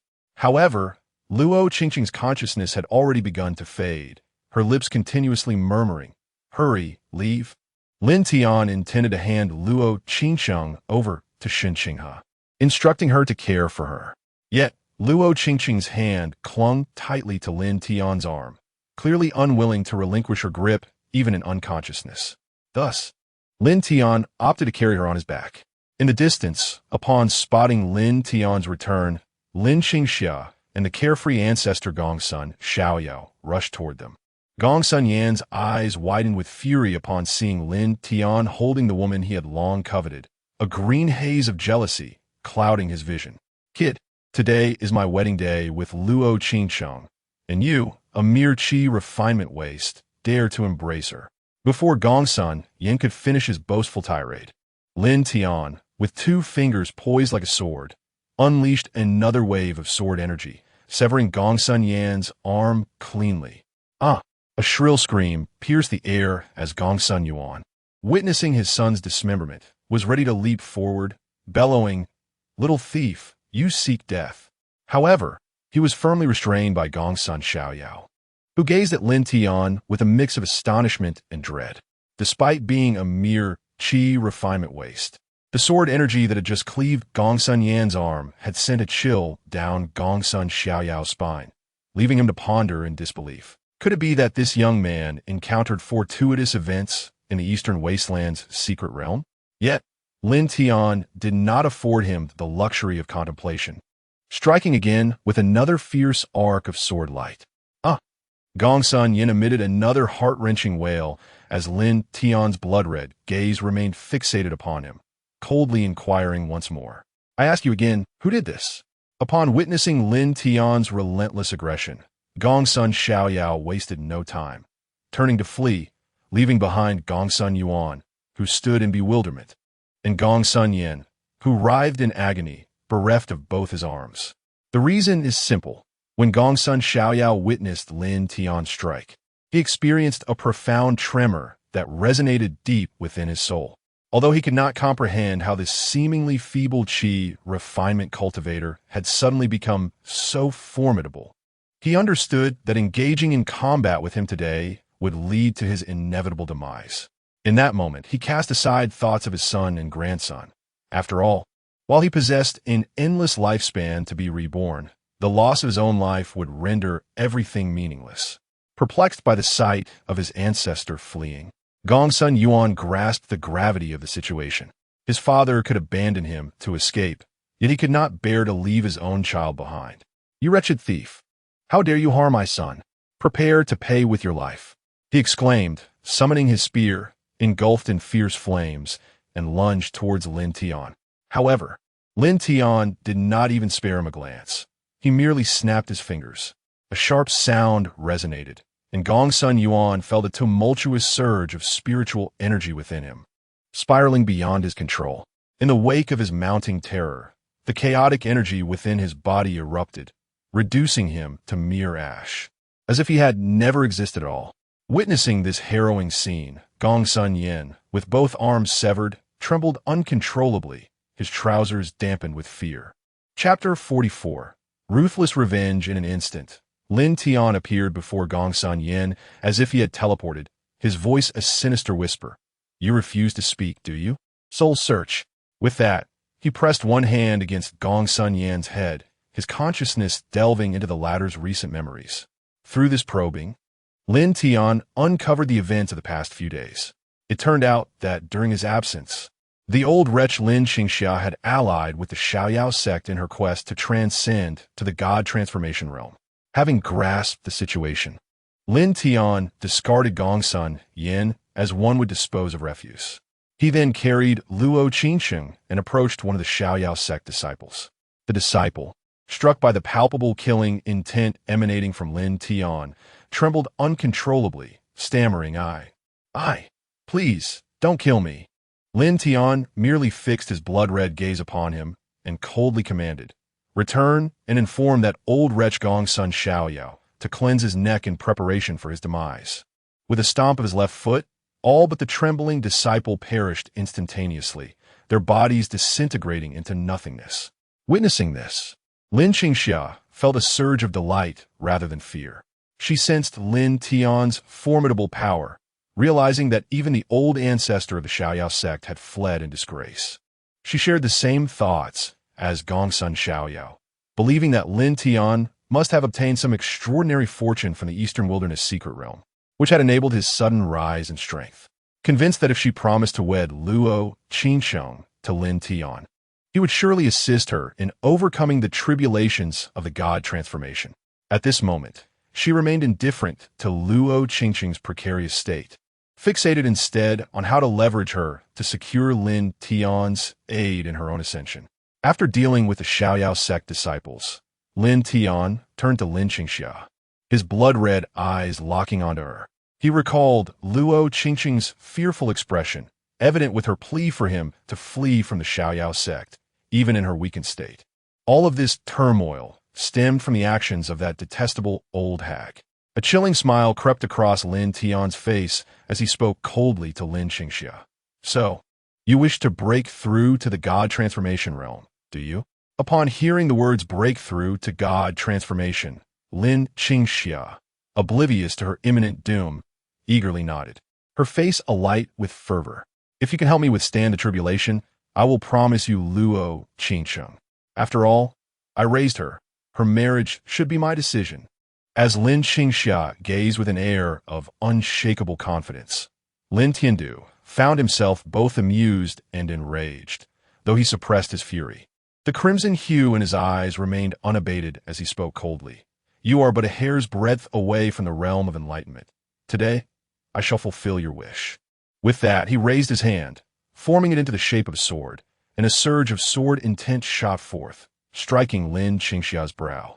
Upon feeling this influx of sword intent, a tremor coursed through her heart, heralding the arrival of the divine lightning tribulation. To transcend to the nascent soul stage, one must endure 3 tribulations, while ascending to the divine transformation stage necessitates withstanding 6. As she sensed the gathering of thunderclouds above, flickering with lightning, an expression of unbridled joy spread across Lin Qingxia's face. When the lightning struck, Lin Tian effortlessly caught it barehanded, swiftly molding it into a sphere. After 3 hours, all 6 tribulations coalesced in his grasp. Once the tumultuous energy was dispelled, the remaining azure orb seamlessly merged into Luo Changsheng's body, aiding her in recovering from her current injuries. Having weathered the tribulation, Lin Qingxia's appearance transformed remarkably. Her body began to regain its youth, the wrinkles vanishing, replaced by smooth, delicate skin. Realizing the change within her, she laughed maniacally, exclaiming, 500 years! 500 years, I have been trapped at the pinnacle of divine transformation. And today, I have finally ascended to the realm of enlightenment. Heaven has not been unkind to me. Yet in the next moment, her smile faded as Lin Tian extended a hand, conjuring a talisman that penetrated her being. Just as she had begun to savor the power of her newfound enlightenment, Lin Tian sealed her essence, rendering her devoid of any spiritual energy. He then unleashed a palm strike directly upon her dantian, shattering her hard-won mastery. The dissipating spiritual energy was entirely sealed within her. The joy of her recent breakthrough was frozen upon her face, before she could revel in her triumph. Her cultivation was obliterated by Lin Tian. Her countenance shifted to one of terror. Disbelief etched across her features as she cried out, "No, it cannot be. This is impossible." The overwhelming psychological blow of her shattered hopes sent her mind spiraling into disarray. Having accomplished his purpose, Lin Tian did not intend to let her off easily. With fingers splayed, he summoned countless strands of spiritual energy, shooting forth from his fingertips, wrapping around Lin Qingxia. Each delicate filament was imbued with a sharp, cutting sword aura. The ethereal threads of spiritual power are far more merciless than the emotional strands of the Demon Sect. Those ensnared by the emotional strands remain unharmed with minor movements. Yet once ensnared by Lin Tian's spiritual threads, Lin Qingxia suffers countless wounds with the slightest motion. Her cultivation has been rendered void, and her spiritual power sealed within, yet the remnants of her power continuously heal her wounds, preventing her from succumbing to brutal torment. The expression of the Grand Elder of the Demon Sect, following closely behind Lin Qingxia, is one of sheer astonishment. Today, she has witnessed an array of incredulous events. Everything initially seemed normal until the return of that innate Taoist body from the Qi refinement stage, after which reality began to feel utterly surreal. In this realm, he had slain Gongsun Yuan and Gongsun Yin of the Xiaoyao sect, and astonishingly, their ancestor, Gongsun Xiaoyao, fled without a fight. Then there was this young man before her, who aided the ancestor in transcending to the transformation stage, only for her cultivation to be obliterated by the hands of this exceptionally gifted youth. Shun Qinghe and Su Che gazed in disbelief at the unfolding events, aware of Lin Tian's formidable strength, yet still underestimating his true might. Even Li Linger looked on in shock at her master. Having known him for so long, she had never witnessed such fury in him.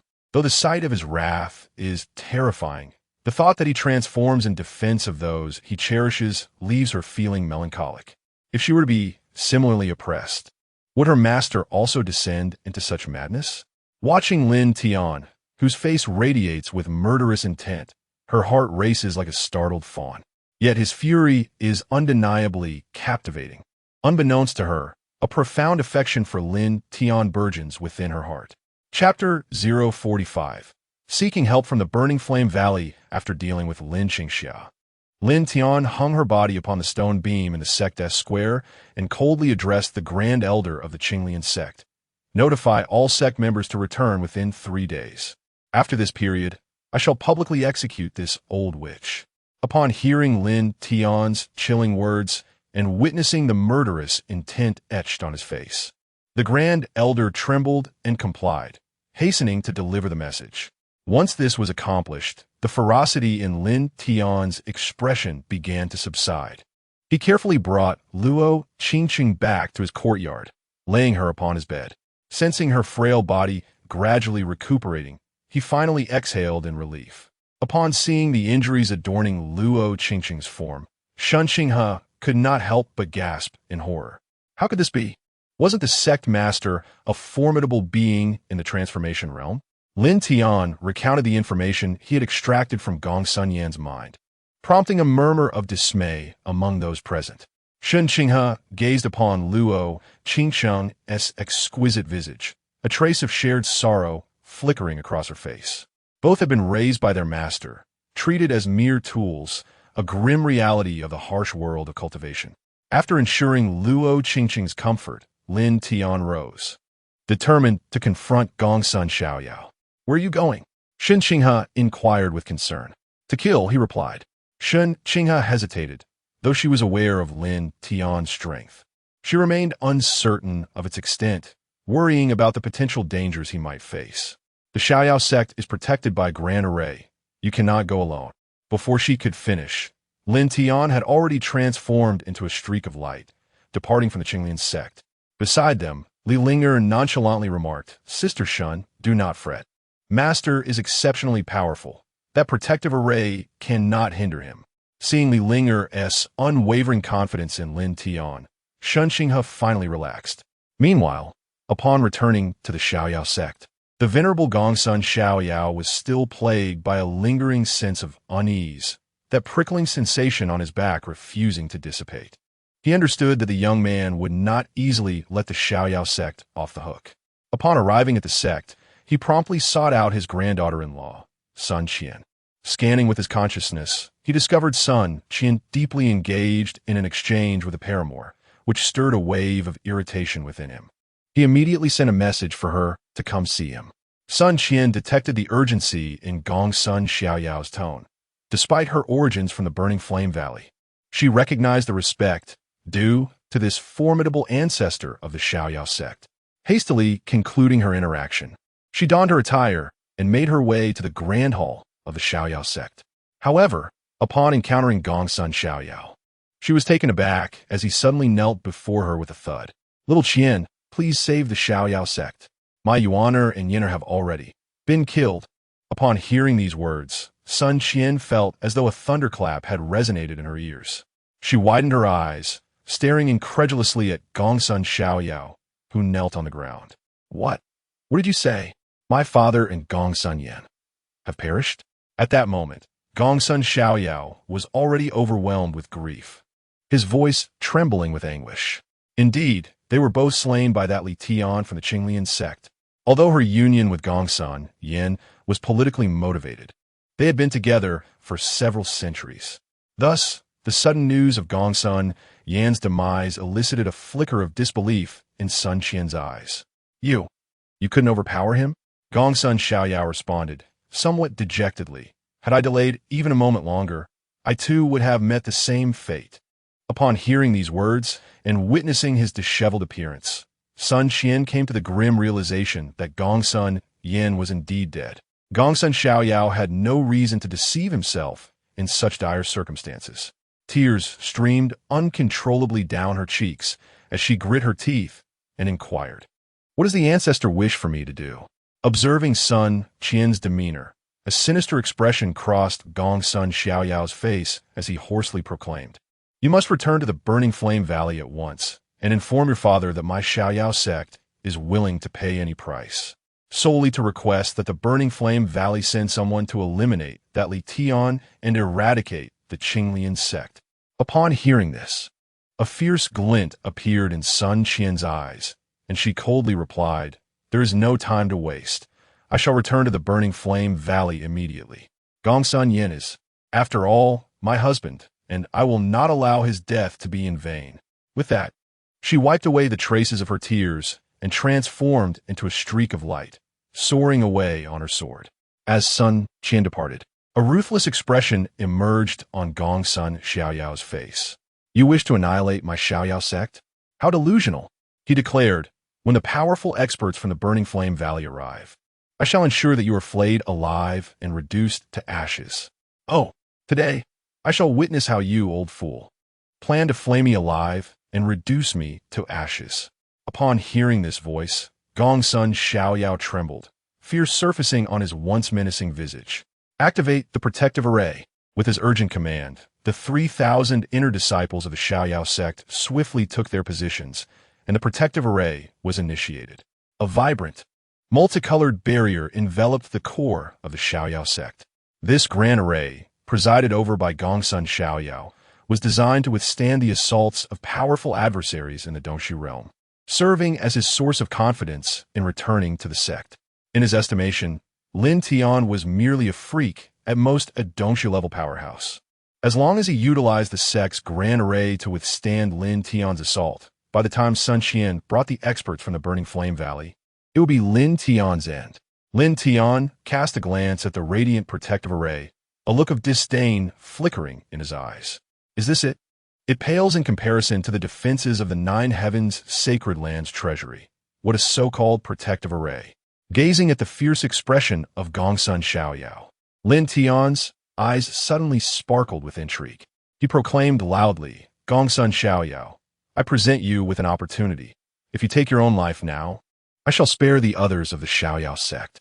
Otherwise, once I breach your pitiful sect's grand formation, I shall ensure that not a single soul remains within Xiaoyao sect." Upon hearing these words, Gongsun Xiaoyao chuckled. In his view, Lin Tian's proclamation merely revealed his impotence against the sect's grand formation, resorting to mere verbal intimidation to compel him to self-terminate. A cold smirk crept across his lips as he retorted, "Spare me your trifling words. If you possess any courage, shatter my grand formation. The disciples of Xiaoyao sect are prepared to share the fate of our sect." In response to the words of their venerable ancestor, all the inner disciples unitedly declared, "We swear to stand with our ancestor until the end."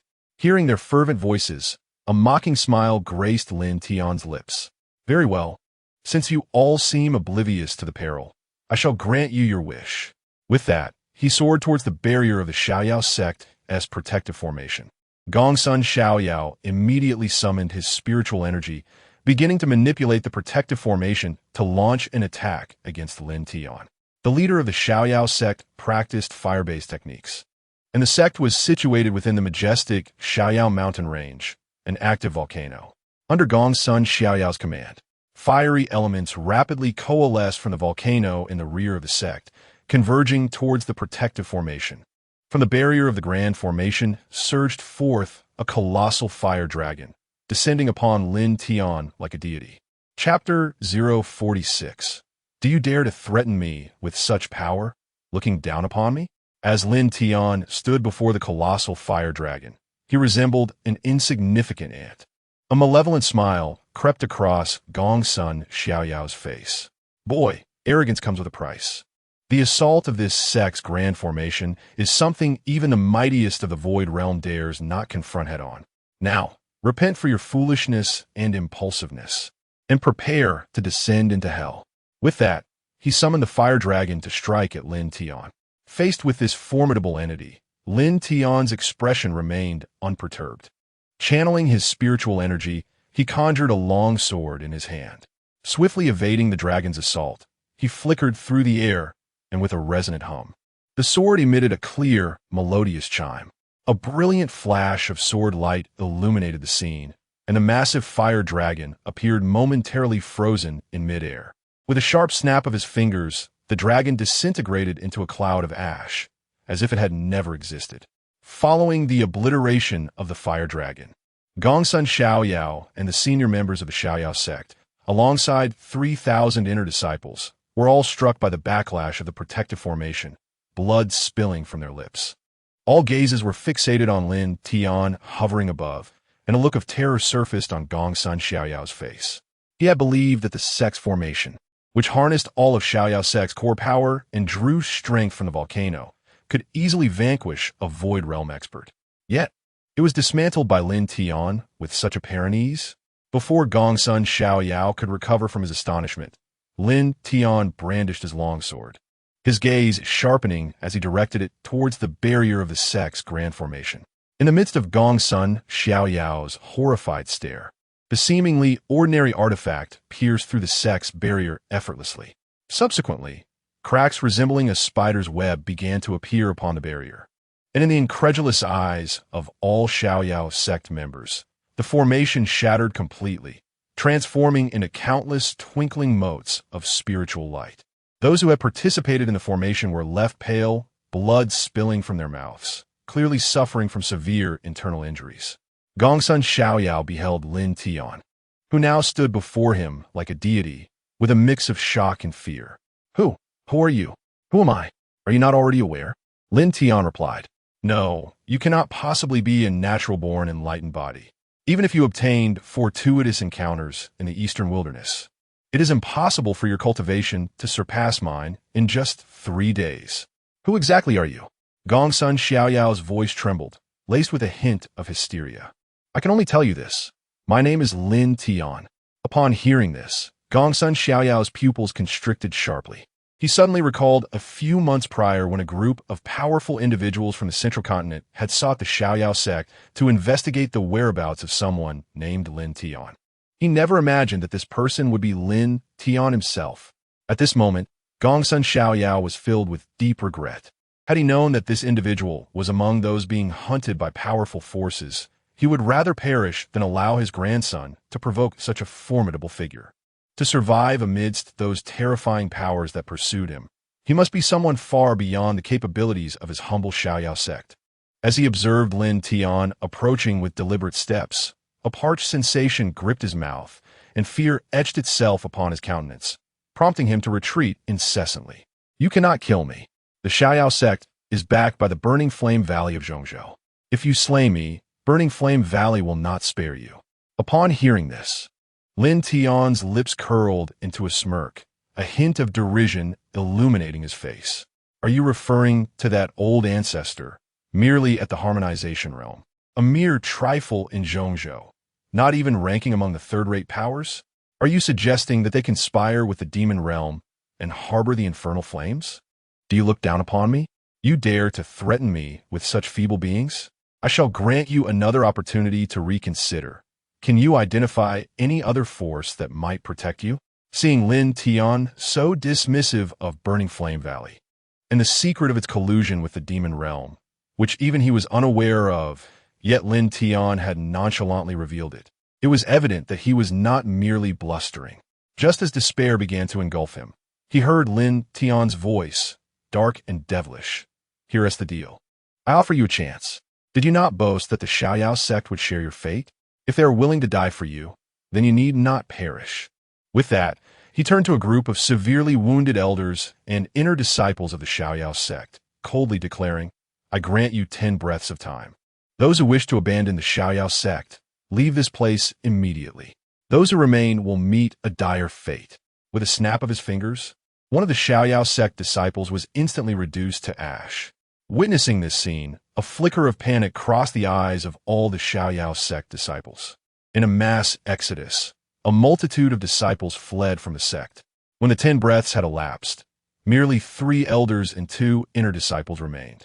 Gongsun Xiaoyao, witnessing this disintegration, was overwhelmed with tears. Today, he had not only lost his son and grandson, but also watched as the legacy of the Xiaoyao sect, once the unrivaled leader of the world, crumbled before his very eyes.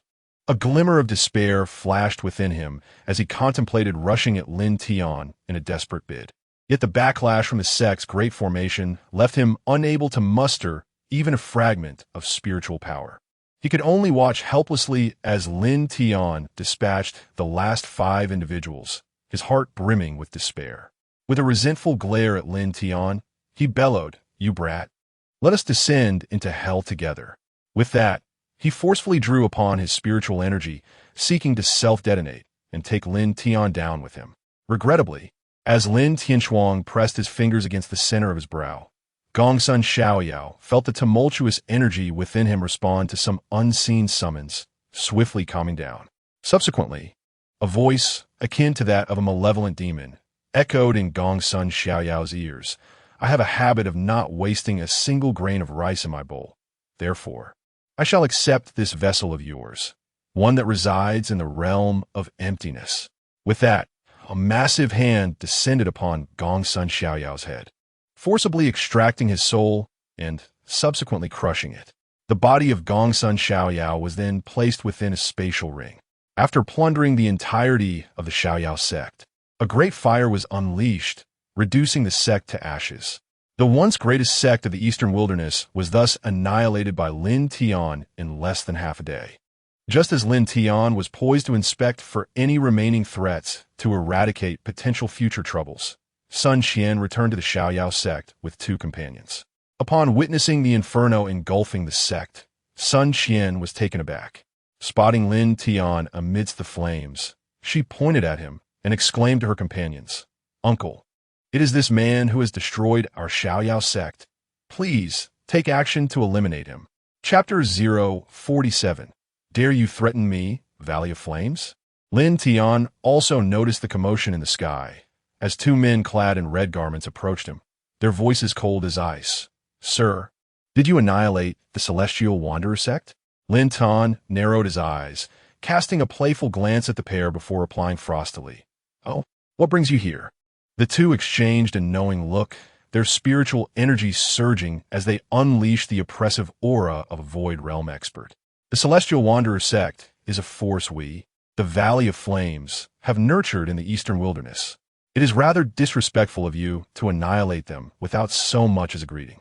Now, we kindly ask you to accompany us, or—" The speaker paused, a glint of cold malice flashing in his eyes, continuing in a chilling tone, "or we shall eliminate you on the spot."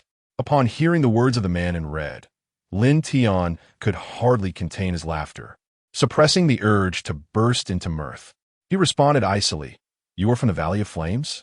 "Indeed, we are direct protectors of the valley," the brother replied. "It would be wise for you to return with us, otherwise—" Before he could finish, Lin Tian raised his arm, extending 2 fingers towards the speaker's brow. A sharp beam of sword light shot forth from his fingertips, piercing through the man's head. "The Valley of Flames? How dare you threaten me?" Lin Tian's voice was as frigid as a wind sweeping across a desolate land. The other man in red stood in stunned disbelief. With a single move, Lin Tian had dispatched his companion, who was nearly his equal in strength. This revelation struck him with terror. It meant that Lin Tian could easily do the same to him. His complexion paled as he abandoned his niece, Sun Qian, in a desperate attempt to flee from this formidable figure. Yet, in the next moment, he felt as if he were mired in a quagmire, his movements sluggish and hindered. Witnessing such a display of power, the man gasped in horror, exclaiming, "This is space solidification, a feat only achievable by a Great Ascension expert." Upon hearing the term Great Ascension, Sun Qian collapsed to the ground in dismay. She could hardly fathom that the Celestial Wanderer sect had provoked a being of such caliber. It was known that the ancestral figure of the Valley of Flames, a harmonization realm entity, was akin to an ant in the presence of a Great Ascension master. Regret began to wash over her for having stood up for the Celestial Wanderer sect, especially since she harbored no real affection for that family. The man in red, trapped by the solidified space, could not even blink, paralyzed with terror, as Lin Tian approached him. He extended a hand, pressing it against the man's head, and in a whirlwind of chaos, the red-clad figure lost all consciousness, stowing the bodies of the 2 men into his spatial ring. Lin Tian strolled leisurely to the petrified Sun Qian, convey a message to that useless leader of the Valley of Flames. Should he dare to send anyone else to the Eastern Wilderness, I shall not hesitate to reduce the valley to the same state as the Celestial Wanderer sect. Now be gone." Upon hearing Lin Tian's command to leave, Sun Qian's eyes brightened with surprise. She had never anticipated that Lin Tian would let her go. Without uttering a word, she trembled with excitement as she stood up and immediately dashed towards the burning flame valley. Once Lin Tian had resolved matters at hand, he took to the skies on his sword and returned to the Demon Sect. After taking the elixir provided by Lin Tian, Luo Qingqing's myriad of minute wounds began to scab and heal. Although her physical condition showed signs of improvement, she remained unresponsive. The elder responsible for alchemy within the sect was at a loss for solutions, and just as despair loomed over everyone, Lin Tian entered the room. Changsheng looked at Lin Tian with astonishment. She was aware that he had set out to confront the old ancestor of the Xiaoyao sect. Yet, in such a short span of time, had he truly completed the task? The old ancestor of Xiaoyao was, after all, the foremost powerhouse of the eastern wilderness, and the Xiaoyao sect was protected by formidable defenses. Observing Lin Tian's state, she noted that he bore not a trace of bloodshed, nor even a speck of dust. In her surprise, Changsheng instinctively inquired, "Is it resolved?" Lin Tian nodded, proclaiming that from this day forth, the Xiaoyao sect would no longer exist in the eastern wilderness. Upon hearing this, even Changsheng, whose composure was typically unwavering, could not suppress her astonishment. "You single-handedly annihilated the entire Xiaoyao sect?" Seeing the disbelief etched on Changsheng's face, Lin Tian conjured a radiant white jade plate, the key to the eastern wilderness's secret realm, a token of the Xiaoyao sect's leadership. Only then did Changsheng begin to accept the veracity of Lin Tian's claims. Yet, concern soon washed over her features as she softly remarked, "I have heard from the Academy that the Xiaoyao sect has deep-rooted connections with a powerful force in the central continent.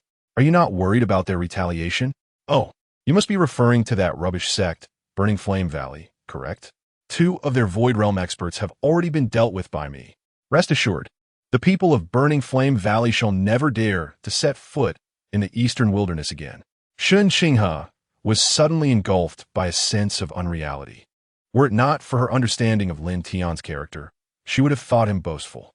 Sensing her incredulity, Lin Tian casually tossed her a storage ring, stating, "This belonged to that Void Realm protector. Consider it a gift." Instinctively, Changsheng accepted the ring, probing its contents with her spiritual sense. Upon discerning what lay within, her face again reflected sheer astonishment. She was finally convinced that Lin Tian had indeed vanquished 2 Void Realm experts. For within the ring was also a token of the Burning Flame Valley's protector. Upon entering the small chamber and observing Luo Qingqing's condition, Lin Tian furrowed his brows, conducting a thorough examination of her body, and instantly comprehended her current state, due to the sealing of her cultivation by Lin Qingxia prior to her coma. Her body has been ensnared by the torment of love, plunging her into a near-death state. Psychologically, she is engulfed in profound despair regarding this world, thereby succumbing to a state of apparent death, subconsciously wishing never to awaken. From a modern medical perspective, she is suffering from severe post-traumatic stress disorder, having reached a level of profound withdrawal. Taking a deep breath, Lin Tian can only imagine the depths of despair that would envelop Luo Qingsheng if he were not a formidable ancestor-level expert. His own mentor has treated him as mere cargo, delivering him to the Xiaoyao sect, while his beloved is destined to be turned into a living puppet to assist others in breaking through their limitations. To compound her anguish, he is being coerced into marrying someone he profoundly detests, which understandably drives her to a state of despair and withdrawal. However, such an affliction can be effectively treated in this otherworldly realm. To rouse Luo Qingsheng from her slumber, it is essential to stimulate her soul and awaken her essence. For Lin Tian, an ancestor-level being, this is not an insurmountable challenge. A profound exchange between them could forge a soul connection, attempting to awaken her spirit, especially since Luo Qingsheng has already acknowledged him. Nevertheless, he is certain that he would not openly discuss this matter with Changsheng and Li Linger. Chapter 048. The Thief of Hearts. With this thought in mind, Lin Tian approached Luo Qingqing's bedside, gently lifted her into his arms, and addressed Changsheng, stating, "Her injuries are rather complicated. I shall take her to a place for healing. In 3 days, Changsheng will awaken to convene the sect assembly. Upon hearing Lin Tian's words, Shun Qinghe nodded, harboring no doubts regarding his intentions.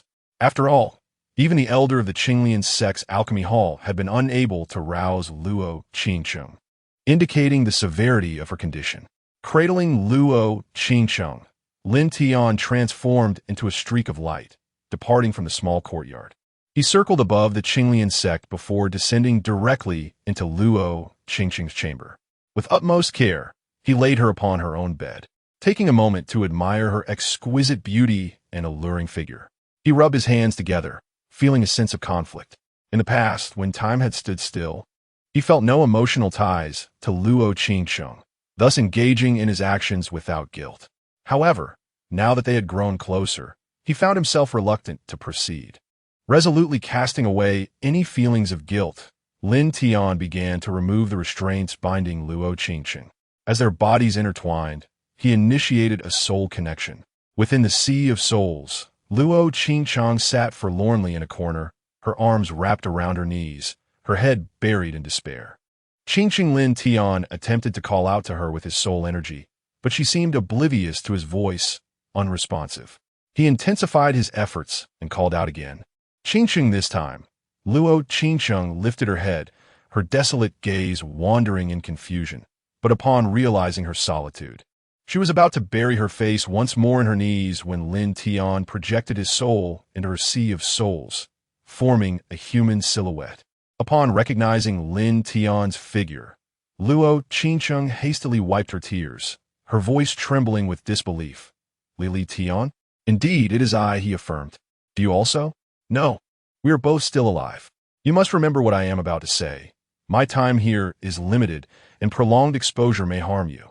I am the Lin Tian who infiltrated your room and took your innocence. I am not in the qi refinement stage. At this revelation, Luo Qingsheng felt as if her mind had shattered. She was about to inquire further when she noticed the urgency in Lin Tian's expression. Clearly, he had little time remaining. Thus, she refrained from interrupting, eager to hear what he had to convey. Upon my emergence from the eastern wilderness secret realm, upon beholding your countenance, I was utterly incensed. I rendered your despicable master powerless and obliterated the Celestial Freedom Sect. In this world, no one can compel you to do anything henceforth. Thus, you need not languish in despair. I await your swift awakening in the realm of reality.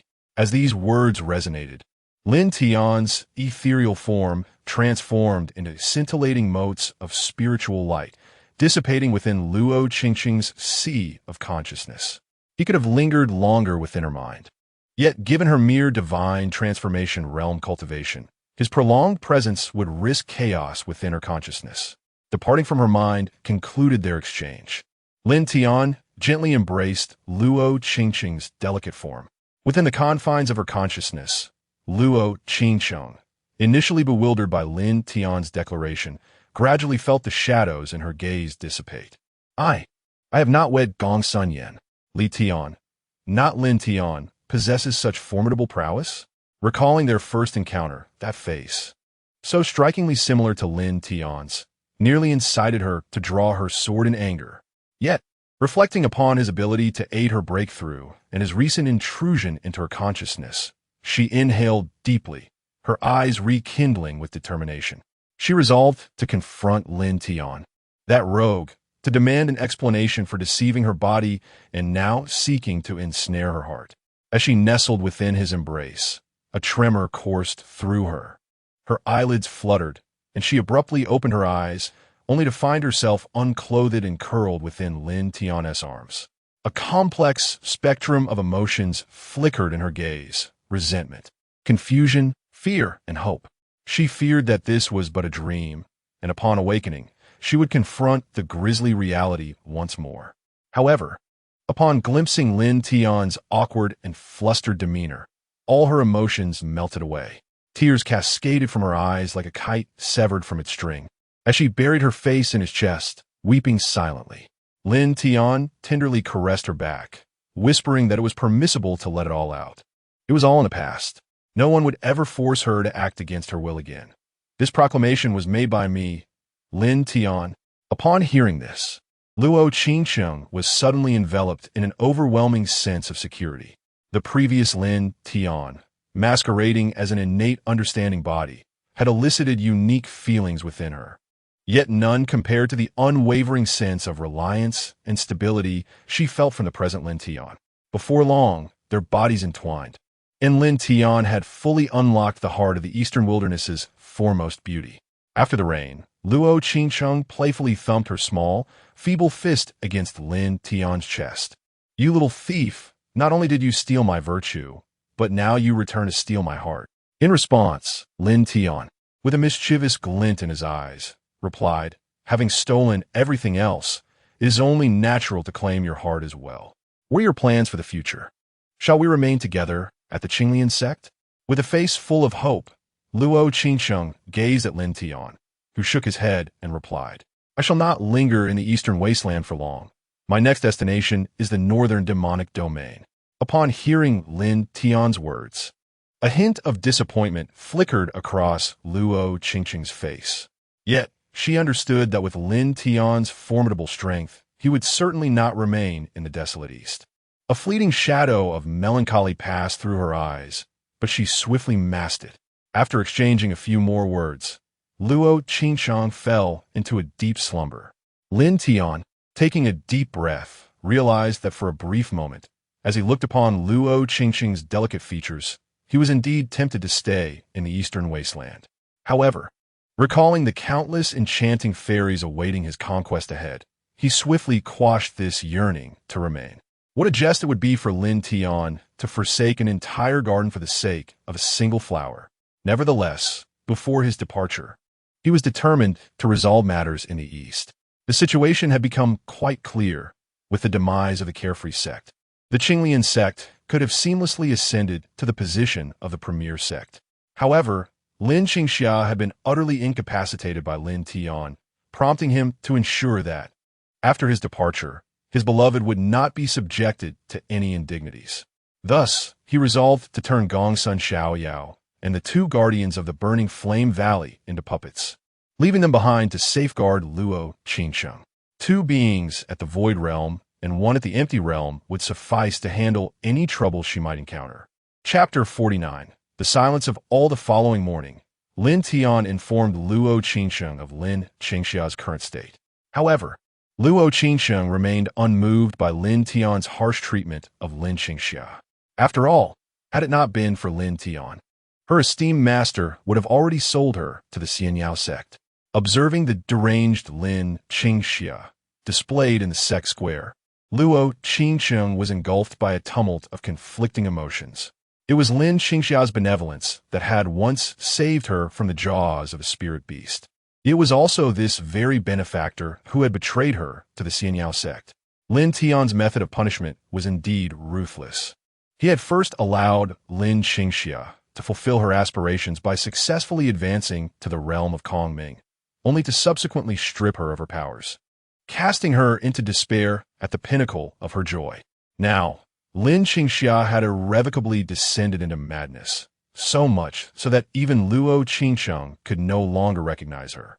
With a heavy sigh, Luo Qingsheng acquiesced to Lin Tian's counsel to convene a sect assembly 2 days hence, where she would personally execute Lin Qingxia and simultaneously announce to all forces in the eastern wilderness that the Xianyao sect had been obliterated by the Qinglian sect. After relishing the unique services offered by Luo Qingsheng, Lin Tian consented to transform Gongsun Xianyao and the two guardians into puppets for the Qinglian sect's defense.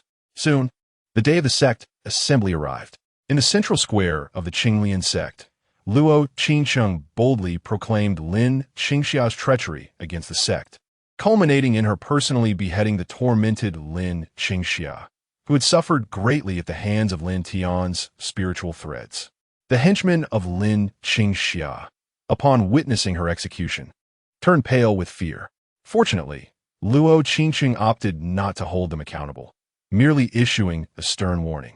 When the members of the Qinglian sect learned of the annihilation of the Xianyao sect, they were taken aback.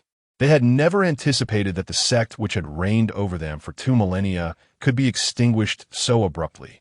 A sense of disbelief permeated the air. Recognizing the skepticism among many, Luo Changsheng declared, "If you harbor doubts, I invite you to visit the ruins of the Xianyao sect. I assure you, you will find evidence to assuage your disbelief." Observing Luo Changsheng's commanding presence in the central square, Lin Tian felt a deep sense of reassurance, confident that she possessed the capability to manage the aftermath of the Qinglian sect. As the assembly concluded, other sects began receiving news of the Xianyao sect's demise. Many were incredulous and dispatched envoys to investigate the ruins of the Xianyao sect. Upon discovering the remnants of what was once a magnificent sect reduced to ashes, they were left in utter shock. 2 days later, various sects submitted letters to the Qinglian sect, subtly expressing their willingness to submit. In this realm of cultivation, strength reigned supreme. The Qinglian sect's ability to effortlessly annihilate the Xianyao sect signified their formidable power. Lin Tian arrived at Su Qiuyu's chamber, addressing her with a gentle tone. "Little junior sister, now that the Xiaoyao sect has perished, you need not worry about anyone discovering your circumstances. I present you with a choice. Will you accompany me, or will you remain at the Qinglian sect?" Upon finishing his words, Lin Tian gazed intently at Su Qiuyu, who, in turn, averted her eyes, unable to meet his gaze. Observing her reluctance, Lin Tian sighed softly, already aware of her decision. Yet, rather than feeling disheartened, he smiled and said, "It matters not. I respect your choice. Since you have opted to stay, dedicate yourself to assisting Changsheng at the Qinglian sect. This is for you."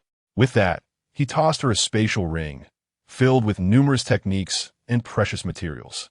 Suyu embraced Lin Tian tightly, tears flowing uncontrollably down her cheeks. She understood that his inquiry about whether she would join him implied his impending departure. However, her heart was heavy with the thought of leaving the sect where she had grown up.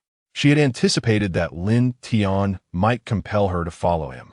But to her surprise, he not only respected her wishes but also bestowed upon her a wealth of treasures. Unable to contain her emotions any longer, she clung to him, entwining herself in his embrace. 2 hours later, gazing at Su Qiuyu's serene sleeping face, Lin Tian gently caressed her delicate features before quietly departing her room. Upon returning to his own quarters, he found Changsheng teaching Li Ling Air to read. Lin Tian discreetly dismissed Li Ling Air with a high-grade spirit stone and turned to Changsheng, stating, "I shall be leaving tomorrow." At this, Changsheng paused, momentarily taken aback, but soon regained her composure. "Where to?" she inquired. "Bei Wang," he replied. "Oh, must you leave so soon? And to such a distant place?" Changsheng feigned surprise, her expression tinged with curiosity. Lin Tian scrutinized her face, inwardly wishing that she would choose to accompany him. However, it was evident from her demeanor that she had no intention of joining him, causing a flicker of disappointment to cross his features. He casually remarked, "Yes, I will depart tomorrow. It feels rather dull being alone with Ling Air." Changsheng, sharp-witted as ever, had already discerned Lin Tian's desire for her to accompany him.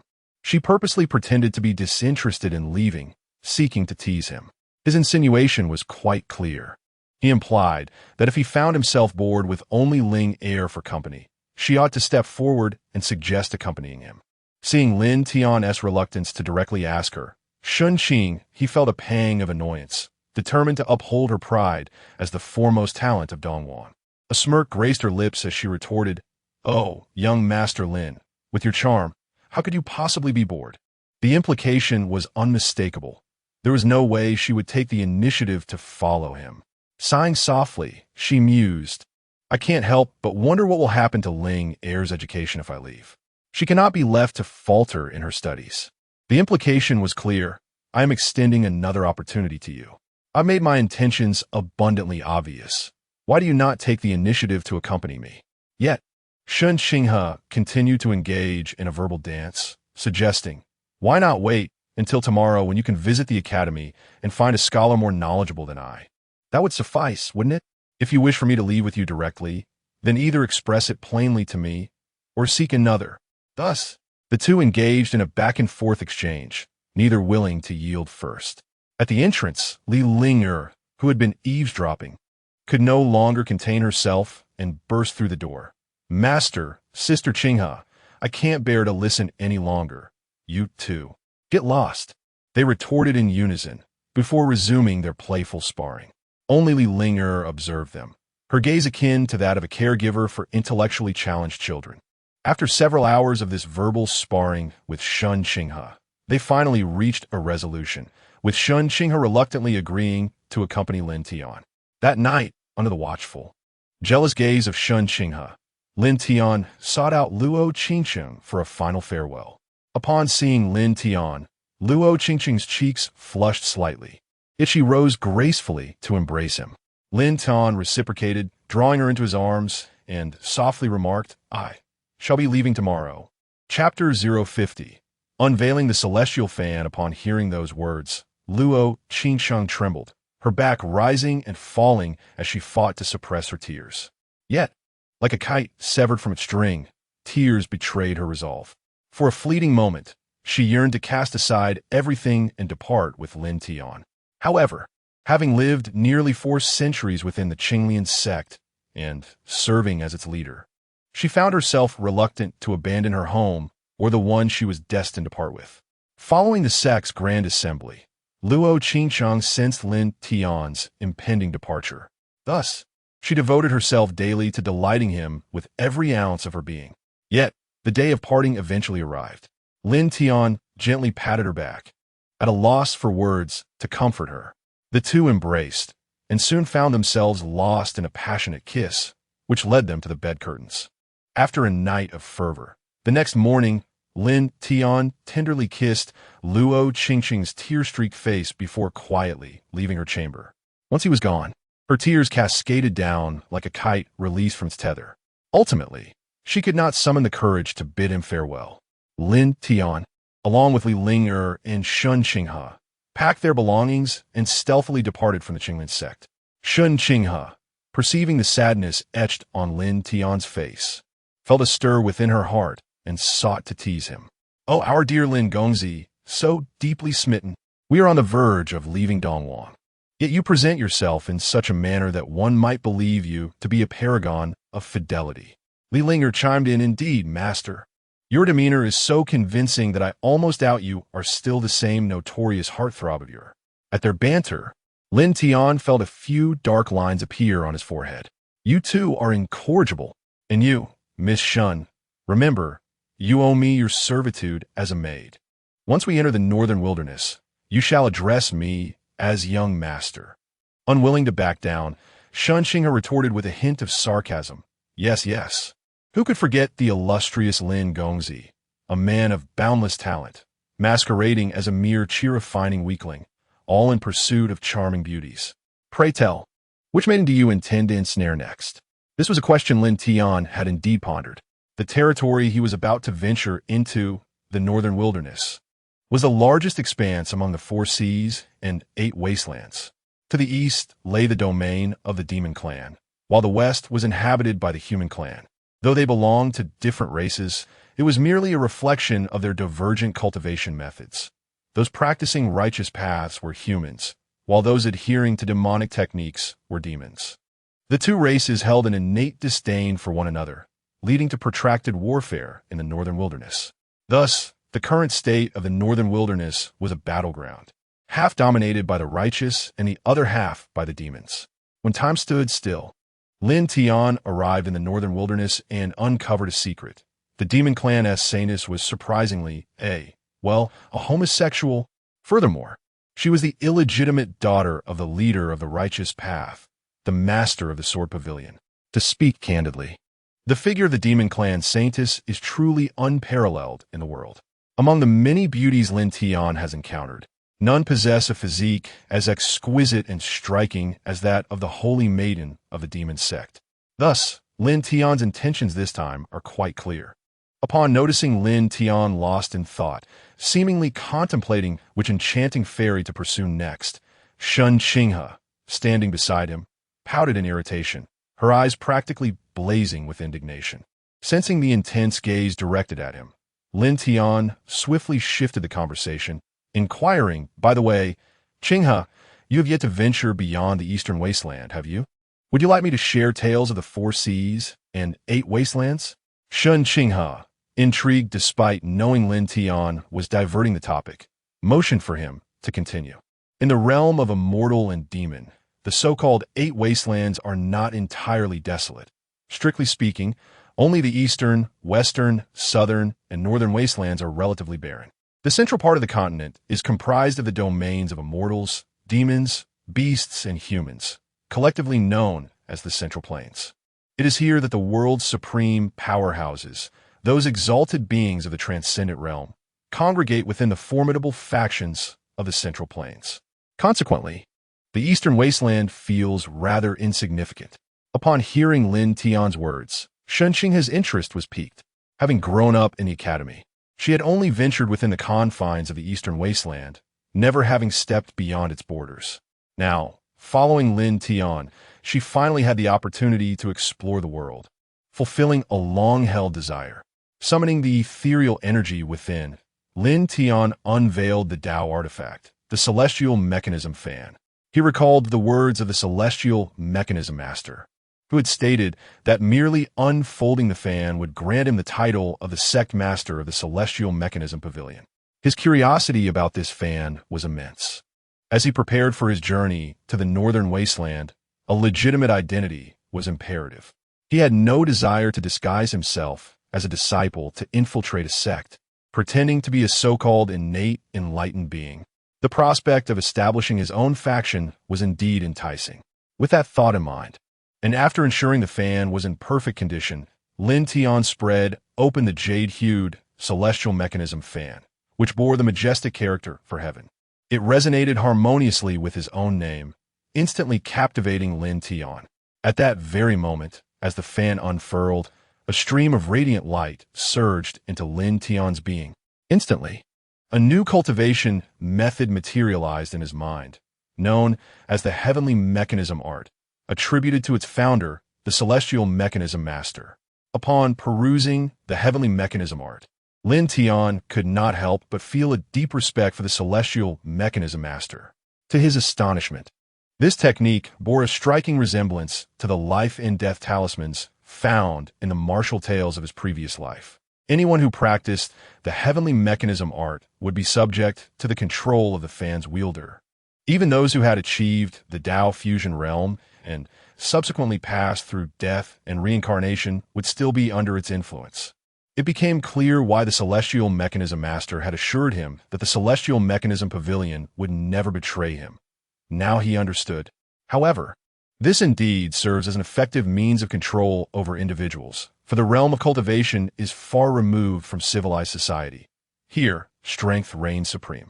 At the very moment Lin Tian unfurled the Celestial Mechanism Fan, a colossal floating island descended from the void upon the desolate expanse of the Central Continent. In the vastness of the 4 seas and 8 wastelands, countless souls appeared to awaken from a slumber of forgetfulness, kneeling in reverent homage toward Lin Tian. That very day, all factions across the Central Continent received a piece of news that left them utterly astounded. The Celestial Mechanism Pavilion had resurfaced, and a new pavilion master had been born. This stirred every faction into a flurry of activity, creating a delicate situation reminiscent of an impending storm. The emergence of the Celestial Mechanism Pavilion signified the imminent return of the Celestial Secret Realm to the 4 seas and 8 wastelands, a sanctuary for the unparalleled sovereigns of the Emperor realm, rumored to harbor treasures that could aid in their ascension. Thus, every faction in the Central Continent hastened to dispatch emissaries to gather intelligence. At the Sword Pavilion in the Northern Wasteland, a breathtakingly beautiful woman's eyes sparkled with a glimmer of insight. It seemed the pavilion master was destined to arrive in the Northern Wasteland, prompting us to hasten our welcome. At this moment, Lin Tian remained blissfully unaware of the profound impact his revelation of the Celestial Mechanism Fan had unleashed upon the continent as he continued his journey toward the Northern Wasteland. Chapter 051. The Celestial Mechanism of the Northern Wilderness. Soon, Lin Tian and his companions entered the realm of the Northern Wilderness. Upon reaching the border, they were intercepted by several individuals. "I am a Northern Wilderness Celestial Mechanism Envoy, codenamed Jingzhe," I have the honor of meeting the esteemed master, a strikingly beautiful woman, adorned in a light blue gown, respectfully greeted Lin Tian and his companions. At the sight of her, Lin Tian's eyes sparkled with admiration. Truly, she possessed the visage of an angel coupled with the form of a devil. Clearing his throat, Lin Tian diverted his gaze, realizing that the primary objective was to glean information about the celestial mechanism pavilion through this envoy. With a serious countenance, he inquired, "Pray tell, how many members does the Northern Wilderness celestial mechanism have?" The woman remained kneeling before him, speaking with reverence, responding to the call of the celestial fan. The Northern Wilderness has successfully awakened 2 celestial mechanism envoys and 3,000 celestial guards, all of whom are spread across the major factions of the Northern Wilderness. What is their strength? Lin Tian pressed further. Our 12 celestial mechanism envoys have all reincarnated at the Harmonious Path realm, while the celestial guards are reincarnated at the Void realm. Their powers are still in the process of restoration. Upon hearing this, Lin Tian couldn't help but gasp in astonishment. If they were to regain their peak strength, such a force could easily be deemed a second-tier power, even in the treacherous Central Plains. Nodding in acknowledgement, Lin Tian suddenly noticed that the kneeling woman appeared somewhat unwell. He scrutinized her closely once more. Feeling his gaze upon her, the woman silently lamented, fervently wishing, "Please, do not see me, do not see me." It dawned on Lin Tian that this extraordinarily beautiful woman was the Holy Maiden of the 10,000 Swords sect of the Northern Wilderness, someone he had previously encountered during a moment of suspended time. After all, a man like Lin Tian, with his proclivities, would never overlook such beauty. This situation was undeniably awkward. He had inadvertently crossed paths with his own subordinate. Was this some sort of workplace unspoken rule? Clearing his throat to mask his discomfort, he stated, "I must venture into the demon domain of the Northern Wilderness. Please arrange for a guide upon my arrival." "Yes, I shall comply with your orders immediately. Upon your entrance into the demon territory, someone will be there to assist you." Lin Tian nodded in satisfaction. He now considered himself a person of influence within the Northern Wilderness, a force capable of sweeping through all sects in the region. Due to the awkwardness of the moment, Lin Tian exchanged only a few words with them before hastily departing with Changsheng and Li Ling. As they watched Lin Tian's retreating figure, a faint blush appeared on the face of the celestial mechanism envoy, Jingzhe, as she evidently recalled some rather embarrassing memories. Once back on their flying sword, Li Linger was aglow with excitement, her eyes sparkling with admiration. She had never heard her master mention his affiliations with any major power before, and now she was astounded to discover the formidable background he possessed. The woman from earlier must have already reached the profound realm of Dongxiu, displaying such deep respect for her master, which clearly indicates that her master possesses an extraordinary background. Changsheng was equally astonished. However, her thoughts were far more intricate than those of Li Ling. Drawing upon her extensive knowledge and insights, coupled with the content of Lin Tian's conversation with those women, she swiftly deduced Lin Tian's identity and, with a hint of surprise, inquired, "Are you truly the master of the Tianji Pavilion?" Witnessing Shun Qinghe's incredulous expression, Lin Tian felt a wave of satisfaction wash over him. He imagined the scholarly figure of Lu Huaijin, and with a flourish, he unfurled the Tianji fan, gently waving it a few times. "Of course, I am the master of the Tianji Pavilion. What? Do you not believe me?" Despite Lin Tian's air of arrogance, for some inexplicable reason, Changsheng found it hard to associate him with the formidable and enigmatic Tianji Pavilion. "Pooh, you lecher. You seem more like a flower thief." Upon hearing this, Lin Tian's demeanor turned slightly awkward, and he quickly muttered, "Then I wonder, Miss Shun, when do you plan to yield to this flower thief?" Feeling the unabashed flirtation from Lin Tian, Changsheng's cheeks flushed, her heart raced, and she whispered, "Dream on, you scoundrel." Although she spoke thus, her thoughts betrayed her. Cursing the audacious rogue, "I have already followed you, and you still ask? Can't you take the initiative and make a move? Must I be the one to pursue you?" An hour later, the three of them arrived at a small town within the Northern Wilderness demon domain. At the town's entrance, Two exquisitely adorned women, donning conical hats, were scanning the surroundings. The passing men could not help but cast sidelong glances at the pair, revealing a hint of lascivious smiles. But upon noticing the tokens hanging from their waists, they quickly averted their gazes and pretended as if nothing had happened. These two were disciples of the Tianxia Valley, the second most formidable force in the northern wilderness. Although the Tianxia Valley did not possess the same notoriety as the Wanmo sect in the northern wilderness, it was still a power not to be underestimated, one that these roaming cultivators dared not provoke. As soon as they spotted the approaching trio, the two beautiful girls stepped forward and bowed, saying, "We, the Tianji Pavilion subordinates, codenamed Qingfeng and Mingwei, pay our respects to the master. The Tianji envoy is presently in seclusion, unable to attend, and has specially dispatched us to welcome you." Lin Tian looked at the two kneeling before him, their silhouettes graceful and their skin as white as snow, dressed in ethereal lavender skirts. Although their faces were obscured by their hats, Lin Tian, through his spiritual sense, discerned that they were actually twins. Though their expressions were neutral, his heart brimmed with joy. He had not anticipated that upon arriving in the northern wilderness, he would be guided by such a pair of sister blossoms, significantly alleviating his longing for Luo Changsheng. "Let us proceed. We shall find a place to settle down first," Lin Tian stated, foregoing further pleasantries. Upon arriving in the northern wilderness, his priority was to secure a place to rest. "The esteemed master, please accompany us to Tianxia Valley." The Celestial Mechanism Master is the ancestor of Tianxia Valley and has already instructed us to arrange accommodations for you and your companions. Lin Tian nodded and followed the two individuals towards Tianxia Valley. Along the way, he once again inquired about the Celestial Mechanism Pavilion from Qingfeng and Mingwei. "Have you both regained your previous memories?" "Indeed, esteemed master." "What was the Celestial Mechanism Pavilion's purpose before?" "The pavilion boasts 8-star lords for stewards, 20 guardians, and 100,000 celestial mechanism guards, tasked with gathering intelligence across the 4 seas and 8 desolations to report back to the pavilion." Upon hearing this, a glimmer of insight sparkled in Lin Tian's eyes as he began to deduce the Celestial Mechanism Master's intentions in establishing the pavilion. It appeared he had grown weary of this world and longed to explore the realms beyond. Thus, he founded the so-called Celestial Mechanism Pavilion to cultivate talents and gather information that would allow him to transcend this world. In essence, the Celestial Mechanism Pavilion serves as the largest intelligence hub across the 4 seas and 8 desolations.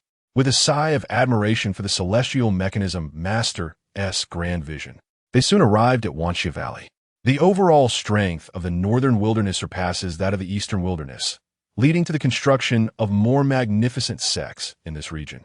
Lin Tian had instructed that their visit to Wanxia Valley should be discreet, avoiding any ostentation, so the valley inhabitants remained unaware of his true identity. Upon entering Wanxia Valley, they were greeted by an irksome voice. "Oh, my 2 dear sisters, you have rushed out so early this morning to welcome a distinguished guest. Could it be this pretty boy?" Chapter 052. You Seek Your Own Demise. Within the confines of the Tianxia Valley, a dandy young man, fanning himself with a folding fan, stood at the entrance, exuding an air of frivolity. His cultivation level was on par with that of Qingfeng and Mingwei, both at the Yuaning realm. His gaze towards the 2 sisters was unmistakably lecherous, while his eyes turned to Lin Tian, revealing a hint of cold disdain, clearly harboring long-standing desires for the sisters. Upon hearing his voice, Qingfeng and Mingwei were taken aback, their expressions filled with anger as they glared at the young man. Qingfeng retorted fiercely, "Sun Hao, watch your tongue. This esteemed guest was invited by our ancestor and holds a noble status. How dare you insult him?" The young man's face twisted into a mocking grin as he replied with a derisive tone, "Fang Yuehua, are you trying to deceive me? Our ancestor is currently in seclusion. How could he possibly have any connection with this worthless wretch who lacks even basic cultivation? What, are you fond of this pretty boy? Sun Hao, hurry back home. You have offended our esteemed guest, and you shall await our ancestors' return to face the consequences." As Fang Yueying supported Lin Tian, Sun Hao's eyes narrowed, revealing a glimmer of murder as he coldly declared, "Oh, I didn't realize this pretty boy had such strength, managing to lure you both away. Let me see what magic this pretty boy possesses that can tame you two simultaneously." With that, amidst the astonished gazes of the onlookers, he unleashed his spiritual energy, producing a dagger in his hand, lunging towards Lin Tian's heart. Sun Hao's sudden attack caught everyone off guard. Qing Feng and Mingyue attempted to intervene, but it was too late. The dagger flew straight towards Lin Tian's heart. Just an inch away from its target, it was halted by an invisible protective barrier, unable to advance any further. Fang Yueying and Fang Yuehua were taken aback, although they had awakened the memories of the Tianji Pavilion. They had never encountered the Pavilion Master in their previous life and were unaware of his cultivation level, fearing that this reckless Sun Hao might harm Lin Tian. However, upon witnessing Lin Tian effortlessly deflecting the attack, they both breathed a sigh of relief. "Are you done?" Lin Tian said coldly. Seeing that his dagger could not pierce Lin Tian's protective barrier, Sun Hao's eyes turned red with fury, and he exerted more force. Observing Sun Hao's fierce demeanor, Lin Tian felt somewhat disinterested. He merely shifted his left shoulder, unleashing a tremendous force that sent Sun Hao flying far away. Noticing that Lin Tian had no intention of pursuing Sun Hao, the two sisters sighed in relief and knelt on the ground, saying, "Master, we are at fault. Once Tianji emerges from seclusion, we will provide you with an explanation." Lin Tian, however, casually responded, "No need for that. From today onward, do not kneel at every turn, and you may simply call me young master." The two exchanged glances, and the subordinate dared not speak. "I command you to address me thus." "Yes, young master." Lin Tian nodded with satisfaction and casually inquired, "Have there been any significant events in the North Wilderness recently?" After a moment of contemplation, Fang Yuehua spoke up, "Young master, the Holy Maiden of the 10,000 Demon Sect has contracted a peculiar illness. She seeks a cure, but has been unable to identify the root cause, resulting in many charlatans from the martial world being slain by her." After pondering for a while, Lin Tian felt elated, for he had already discerned the cause of the Holy Maiden's affliction. It was due to a condition related to the problem of her lack of intimate relations, leading to hormonal imbalances and subsequently causing her menstrual pain. Logically, this ailment should dissipate once she broke through to the foundation establishment stage. However, the Holy Maiden of the 10,000 Demons Sect adhered to a unique regulation, requiring her to continuously channel her cultivation into the 10,000 Demons altar, which limited the highest cultivation level of successive Holy Maidens to the foundation establishment stage. Yet, during the time of stasis, did he not assist her in becoming a woman? Would she still be suffering from hormonal imbalances now? With this thought, Lin Tian grew curious. Were there any rumors regarding her illness or its symptoms? Fang Yuehua shook her head. No, any who attempted to treat the Holy Maiden without articulating her symptoms have been killed by her. Upon hearing this, Lin Tian murmured softly, "This young lady is quite ruthless. Tomorrow, we shall visit the 10,000 Demons Sect to ascertain the nature of this so-called illness." The two sisters hesitated at Lin Tian's words. "But, young master, our Tianxia Valley is a sworn enemy of the 10,000 Demons Sect." Lin Tian, however, remained unfazed. "It matters not. We shall go to the 10,000 Demons Sect together tomorrow." Observing Lin Tian's resolute demeanor, the sisters felt a sense of unease.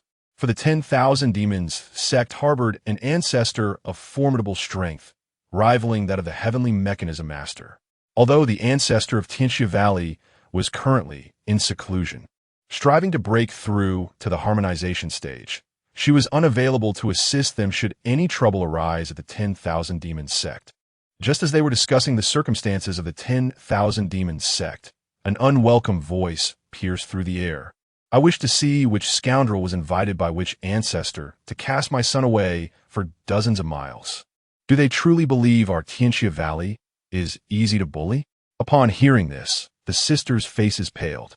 The speaker was the Grand Elder of Tianxia Valley, a narrow-minded individual fiercely protective of his kin, who strode into the room, emanating an aura of menace while casting dark glances at everyone present.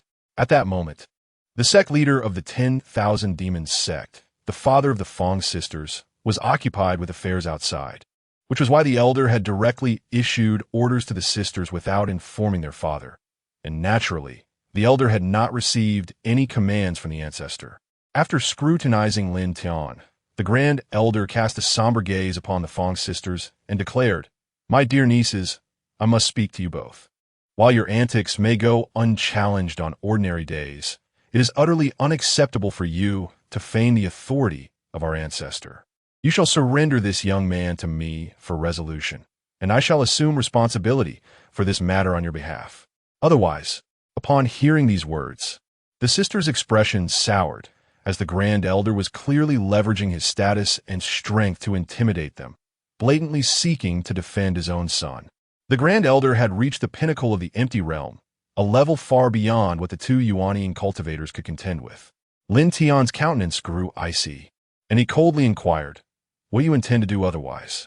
The Grand Elder's gaze darkened as he surveyed the trio, continuing with a chilling tone, "I shall have you all apprehended and await our ancestors' return to mete out punishment." Behind the Grand Elder, Sun Hao chimed in with fervor, "Yes, father, seize them all. When the ancestor emerges, let him deal with them. I recall that one of them brought 2 women. Perhaps I should have them sent to my chamber for a thorough interrogation to ascertain whether they are from the 10,000 Demon Sect or spies dispatched by the human clans." At this, Lin Tian's expression shifted to one of frigid fury, an ominous aura rising from his otherwise tranquil demeanor. While he could tolerate some disparagement, he would never permit anyone to covet Li Ling. That was his forbidden zone. Lin Tian's voice dripped with cold resolve as he declared, "You seek death." Chapter 053. You have no dignity here. Upon witnessing Lin Tian's face brimming with murderous intent, the two sisters, Fang Yuehua and Fang Yueying, disregarded their considerable disparity in strength. They simultaneously summoned their innate spiritual energy and urged, "Young master, flee quickly. Once the ancestor emerges, we shall deal with this old scoundrel." With that, they charged forward to engage the Grand Elder. Although they had awakened their memories as the celestial guardians, their powers had yet to reach their former zenith. Thus, they believed Lin Tian was still in the process of recovery and feared for his safety. However, how could 2 cultivators of the nascent soul realm contend with a Grand Elder at the pinnacle of the enlightened realm? With a mere flick of his sleeve, he unleashed 2 fierce gusts of wind, sending the sisters hurtling far away. A mere nascent soul dares to flaunt their skills here. When did the 2 holy maidens of the Wansha Valley become someone else's servants? Addressing you as young master, how utterly absurd. The Grand Elder sneered, "Boy, when I capture you, I shall deliver you to the abyss of Wansha, allowing you to experience the torment of its heart-devouring curse." Before he could finish his tirade, Lin Tian raised his hand and delivered a resounding slap to the Grand Elder's face. The Elder was instantaneously beset by a tremendous force, which even his protective aura at the peak of enlightened realm could not withstand, driving his head deep into the floor. "Enough of your drivel. If one were unaware, they might think you are of imperial caliber, but you are nothing." Witnessing his father being struck into the ground by Lin Tian's hand, Sun Hao's eyes widened with terror, his entire being trembling uncontrollably. Observing his fear, Lin Tian wore a look of disdain. "Ordinarily, a creature like you isn't worth my effort to eliminate. However, your greatest mistake was harboring thoughts of harming my disciple and women. In your next life, remember to think clearly before you speak." Feeling the oppressive aura emanating from Lin Tian, Sun Hao quaked in fear. Trembling, he retrieved a token from his waist. As he activated it, the token gleamed with a brilliant light, which then exploded outward. A sinister grin spread across Sun Hao's face. "You're finished, boy. Experience the might of our Wansha sect's protective formation." As a signal-like brilliance shot forth, shouts erupted from within the Wansha sect. The Grand Elder has commanded, "Activate the sect's great formation." Upon hearing the call, all inner disciples, elders, and stewards took their positions. In mere moments, the sect's great formation was triggered, manifesting a resplendent barrier of 7 colors. Meanwhile, the Fong sisters, having been flung aside, paled in horror upon witnessing the unfolding events. They understood that if the Lord of the Celestial Pavilion were to perish, all members of the pavilion would follow suit, a grim reality of the Celestial Pavilion's merciless doctrine. The grand formation of the Wanxia Valley was ingeniously crafted by the esteemed ancestor, a formidable figure of imperial rank, wielding immense power. The onslaught of this formation is such that even those at the pinnacle of the harmonization realm would hesitate to confront it head-on. Meanwhile, another soul steeped in despair is the elder, who has just pried his head from the floor. He never fathomed that his son could be so utterly incompetent as to activate the sect's grand formation at such a critical juncture. While such an act might be permissible under ordinary circumstances, the current situation is far from typical. The ancestor of Wanxia Valley is secretly striving to break through to the Void Realm, and should he succeed, no force in the northern wilderness would rival Wanxia Valley. The secrecy surrounding this endeavor is to prevent other sects from discovering the ancestor's breakthrough. Should they learn of it, they would undoubtedly seek excuses to intervene, or even conspire against Wanxia Valley. At such a sensitive moment, to activate the sect's grand formation is akin to broadcasting their troubles to the world. Upon witnessing the formation's assault directed at Lin Tian, the elder's heart sank into despair. He believed Lin Tian would surely perish beneath the weight of the formation, and he feared for his own son's safety as well. Soon, the vibrant formation coalesced into a colossal green skeletal apparition, its gaping maw aimed squarely at Lin Tian. In that moment, Lin Tian pondered how much force to exert in order to minimize harm to the bystanders. For it was the foolish son who had instigated this chaos, with no blame resting on the other members of Wanxia Valley. Despite the lack of regard for the ancestor and the sect leader, he still felt compelled to consider the feelings of the leader's two beautiful twin daughters. Once engulfed by the skeletal jaws, Lin Tian ceased his deliberations, extending his fingers to unleash several crescent-shaped blades of energy that cleaved through the skeletal form. The elder, momentarily stunned, felt an icy chill envelop him as he witnessed Lin Tian withstand the formation's assault. Observing his foolish son still attempting to control the formation, he swiftly struck him, seizing the elder's token to dismantle the grand formation. With the formation dispelled, Fang Yuehua and Fang Yueying promptly admonished, "Elder, both you and your son have shown great disrespect to our esteemed guest, and to activate the sect's grand formation at this time is inexcusable. You shall await my father's return to explain this matter to him." The elder, now ashen-faced, began to regret heeding his son's foolish counsel, which had led to conflict with his two nieces while the sect leader was absent and the ancestor was in seclusion. In truth, he had harbored hopes that his son would wed the sect leader's daughter. Thus, upon hearing that the Fang sisters had returned with a young man, he mistakenly presumed he was their suitor and had foolishly aided his son's antics. Upon reflection, it becomes evident that the young man was capable of inflicting severe injury upon himself with a single blow, while simultaneously withstanding the assault of the sect's grand formation. His prowess must be unfathomable, potentially rivaling that of the venerable ancestor. At this moment, the realization dawns that the sisters of the Fang family spoke the truth. This individual was indeed summoned by the ancestor, causing beads of sweat to cascade down in terror. Lin Tian, unhurried, approached Sun Hao, and with each step forward, Sun Hao felt as though he were treading upon his very heart, prompting him to scuttle backward in fear, clearly aware that Lin Tian had no intention of sparing him. Witnessing this, the Grand Elder hastily fell to his knees, pleading, "Esteemed guest, it is my son and I who lack discernment and have offended you. I beseech you to show mercy and grant me this favor. Spare my son, for he is our family's sole heir." In response to the Grand Elder's words, a sardonic smirk curled upon Lin Tian's lips as he coldly retorted, "What are you to me? Do you presume to speak of favors? You are unworthy. Not only your son, but even your ancestor would not dare to approach me, seeking to covet my women and disciples." With that declaration, and under the gaze of the Grand Elder's despair, Lin Tian struck down the already incapacitated Sun Hao with a single palm, ending his life. As he gazed upon the lifeless form before him, Lin Tian retrieved a silk handkerchief from his spatial pouch, wiped his hands, and discarded it beside the corpse.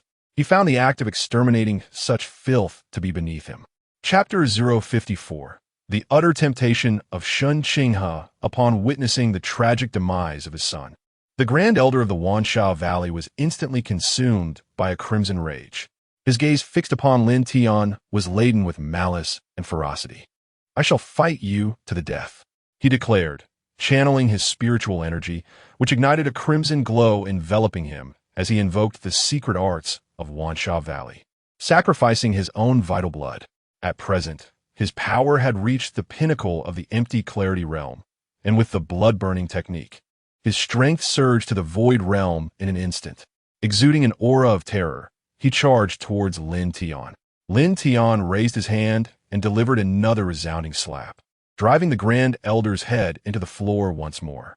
Subsequently, uninterested in further entanglements, Lin Tian placed a foot upon him, rendering his entire cultivation null and void. After all, this old fool sought his life, and it would be too merciful to simply eliminate him.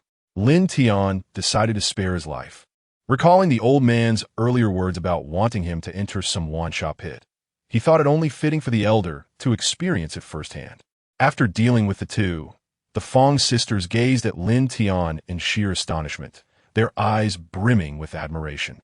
The demon race was inherently different from humanity. They acted on impulse and held an intense reverence for the powerful, unlike the human race, which, despite often engaging in more nefarious deeds, felt compelled to maintain a facade of righteousness. Originally, Sun had activated the sect's grand formation through the Grand Elder, plunging both into despair, especially at such a critical moment for their ancestors' breakthrough. However, witnessing Lin Tian's formidable strength provided them with a sense of reassurance. After all, even the ancestor of Wansha Valley could not so easily incapacitate a Grand Elder intent on fighting to the death. At that juncture, the sect had just activated its grand formation, and unease filled the hearts of many. Fong Yuehua stepped out to oversee the situation, while Fong Yueying arranged accommodations for Lin Tian and his companions. However, an awkward incident soon unfolded. Fong Yueying mistakenly assumed that Changsheng was Lin Tian's woman and thus arranged 2 rooms for the trio. With pressing matters still to address within the sect, Fong Yueying departed immediately after the arrangements. Now, Changsheng and Lin Tian found themselves exchanging wide-eyed glances, both momentarily struck dumb.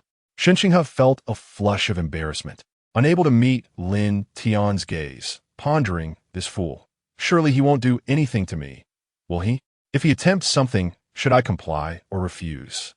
As she became increasingly lost in her self-reflections, she observed Lin Tian rise from the bed, taking a blanket and diligently spreading it on the floor with an expression of utmost propriety. This scene left Changsheng wide-eyed, her thoughts racing in a torrent of exasperation as she mentally cursed Lin Tian's ancestors. Who do you think you're fooling with this act of righteousness? Back at the Qinglian sect in the Eastern Wasteland, you were quite the flirt with Luo Qingsheng, weren't you? Not to mention your entanglement with Su Qiuyue. Why, all of a sudden, are you pretending to be a paragon of virtue in front of me? Taking a deep breath, I released the tumultuous herd of wild thoughts racing through my mind, and with a hint of sarcasm, I remarked, "Oh, when did our esteemed Lord Lin become so upright?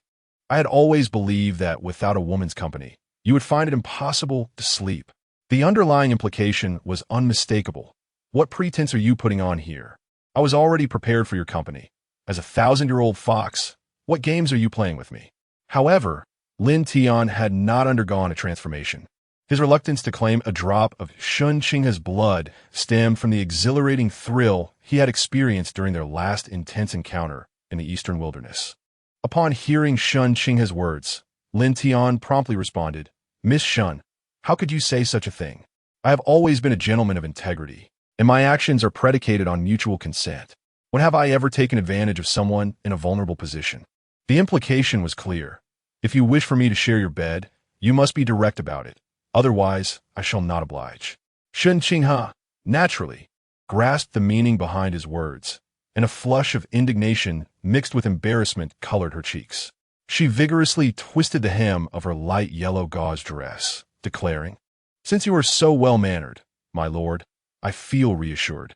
I trust that you are not the kind of person who would sneak into an unwed maiden's chamber under the cover of night.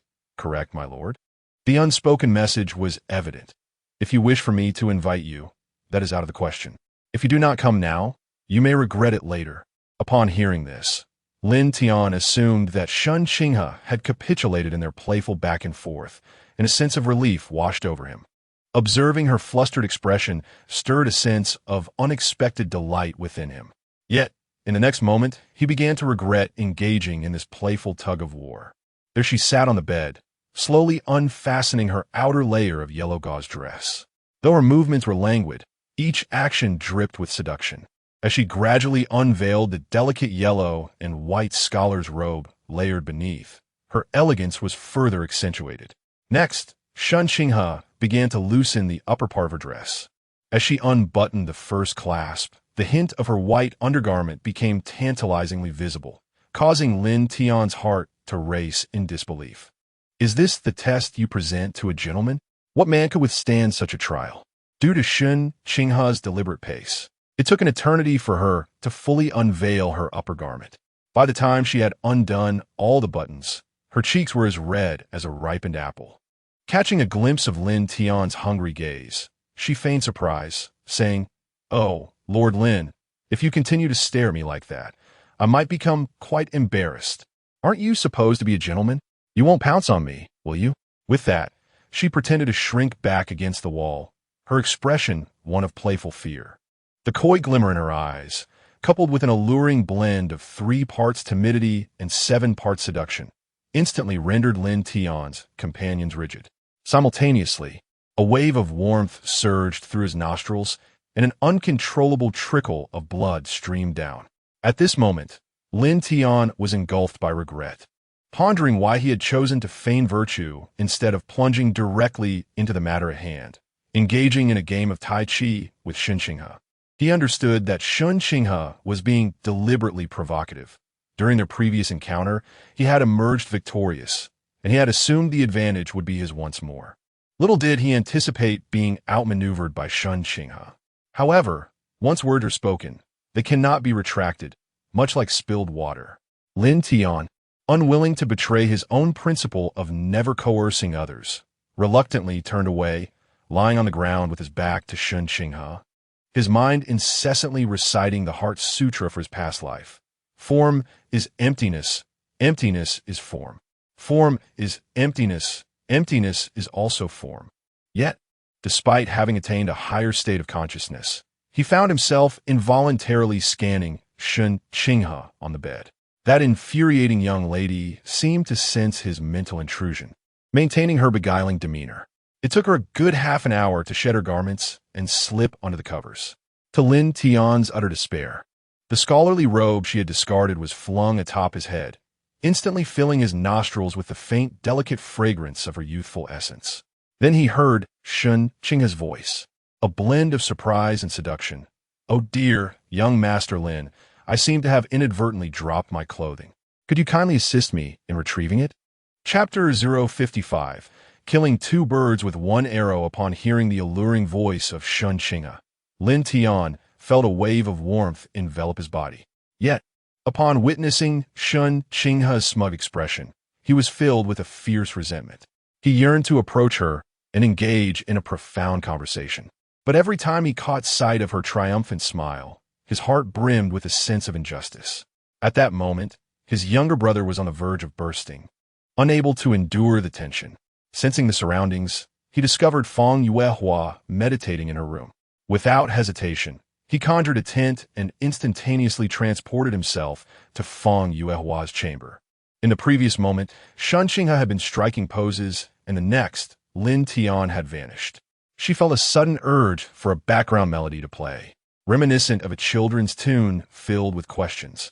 Subsequently, she lay on her bed, fuming, although she felt victorious in her extreme contest with Lin Tian. Why did it seem as though she had won the battle, yet lost at life? In Feng Yuehua's room, she was seated in meditation when Lin Tian's abrupt appearance startled her.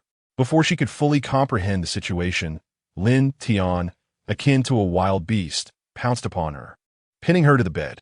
As a member of the Tiangong Pavilion, Being the woman of the pavilion master was an honor, so she did not resist. Instead, she willingly embraced the encounter. At that moment, Feng Yueying had just finished some sect affairs and was on her way to discuss with Feng Yuehua how to explain the activation of the sect's grand formation. However, upon pushing the door open, she was greeted by the sight of Lin Tian entangled with Feng Yuehua, causing her delicate face to flush crimson like an apple. The following morning, as Changsheng emerged from her room, her gaze toward Lin Tian and the two holy maidens of the Wanxia Valley, who were cozily intertwined, could have slain. Meanwhile, Li Linger pulled out a small notebook, silently jotting down notes regarding the Wanxia Valley in the northern wilderness, sighing softly as she murmured, "Master, how many wives are you trying to find for me?" In the morning, after tidying up, Lin Tian departed from the Wanxia Valley, preparing to visit the Heavenly Demon Sect to attend to the ailment of its Holy Maiden, while Changsheng and Li Linger remained at the Wanxia Valley. After a brief organization of his belongings, Lin Tian arrived at the entrance of the Heavenly Demon Sect. "Kindly inform the relevant parties that I have come to treat your esteemed Holy Maiden," he said, handing a mid-grade spirit stone to each of the two guards stationed at the gate. Upon seeing the spirit stones, the guards' expressions transformed from impatience to smiles. "Listen, young man, considering the spirit stones, I advise you, thus far, no one who has treated our Holy Maiden has emerged alive. Unless you possess extraordinary skills, it would be wise to return, for surviving is no easy feat." Upon hearing the words of the two men, Lin Tian's face broke into a confident smile. "Thank you for your kindness, esteemed brothers, but I truly possess a method to cure your sect's saintus. I would appreciate it if you could relay this message." One of the guards, seeing Lin Tian's lack of gratitude, cast a disdainful glance at him, stating, "Since you seek your own demise, there is nothing more to be done. Wait here." With that, he turned and entered the Demon Sect to report. Before long, Lin Tian was ushered into the Demon Sect. Arriving in a chamber where the saintess lay upon the bed, the gauzy curtains drawn, allowing only a vague silhouette of her form to be seen. After escorting Lin Tian into the saintess's quarters, the attendants withdrew. "You are the doctor here to diagnose my ailment?" "Indeed, that is I." Upon hearing Lin Tian's voice, the Demon Sect's saintess furrowed her brow, sensing a familiarity in his tone. She inquired, "Have we met before? Your voice seems so recognizable." In his heart, Lin Tian mused, "Of course we have met, and not only that, we have had a profound exchange. However," he replied, "perhaps it was at the Sword Pavilion." At this, the saintess's pupils contracted sharply, her gaze toward Lin Tian brimming with murderous intent. As the illegitimate daughter of the sword master of the righteous path, her lineage was known to only a select few, and it was evident that this man was not among them. How could he possibly be aware of such a closely guarded secret? Though her heart was tumultuous, her expression remained composed as she feigned indifference, saying, "What do you mean? I am the saintess of the Demon Sect. How could I have been to the Sword Pavilion? Moreover, you appear to possess an ambiguous relationship with your maid." Upon hearing this, the saintess's eyes blazed with fury. Drawing a long sword from the hidden compartment of her bed, she infused it with spiritual energy and thrust it towards Lin Tian. Believing Lin Tian, who feigned being at the chi refining stage, to be an easy target, she was taken aback when he evaded her strike. Not only that, but he also swiftly wrapped his arms around her from behind. "Ah, while your bosom may be modest, your temper is quite formidable. Your illness can indeed be treated, either by elevating your cultivation to the nascent soul stage, or—" He leaned in closer, whispering in her ear, "Finding a man. That way, during your monthly cycle, you shall be free from abdominal pain."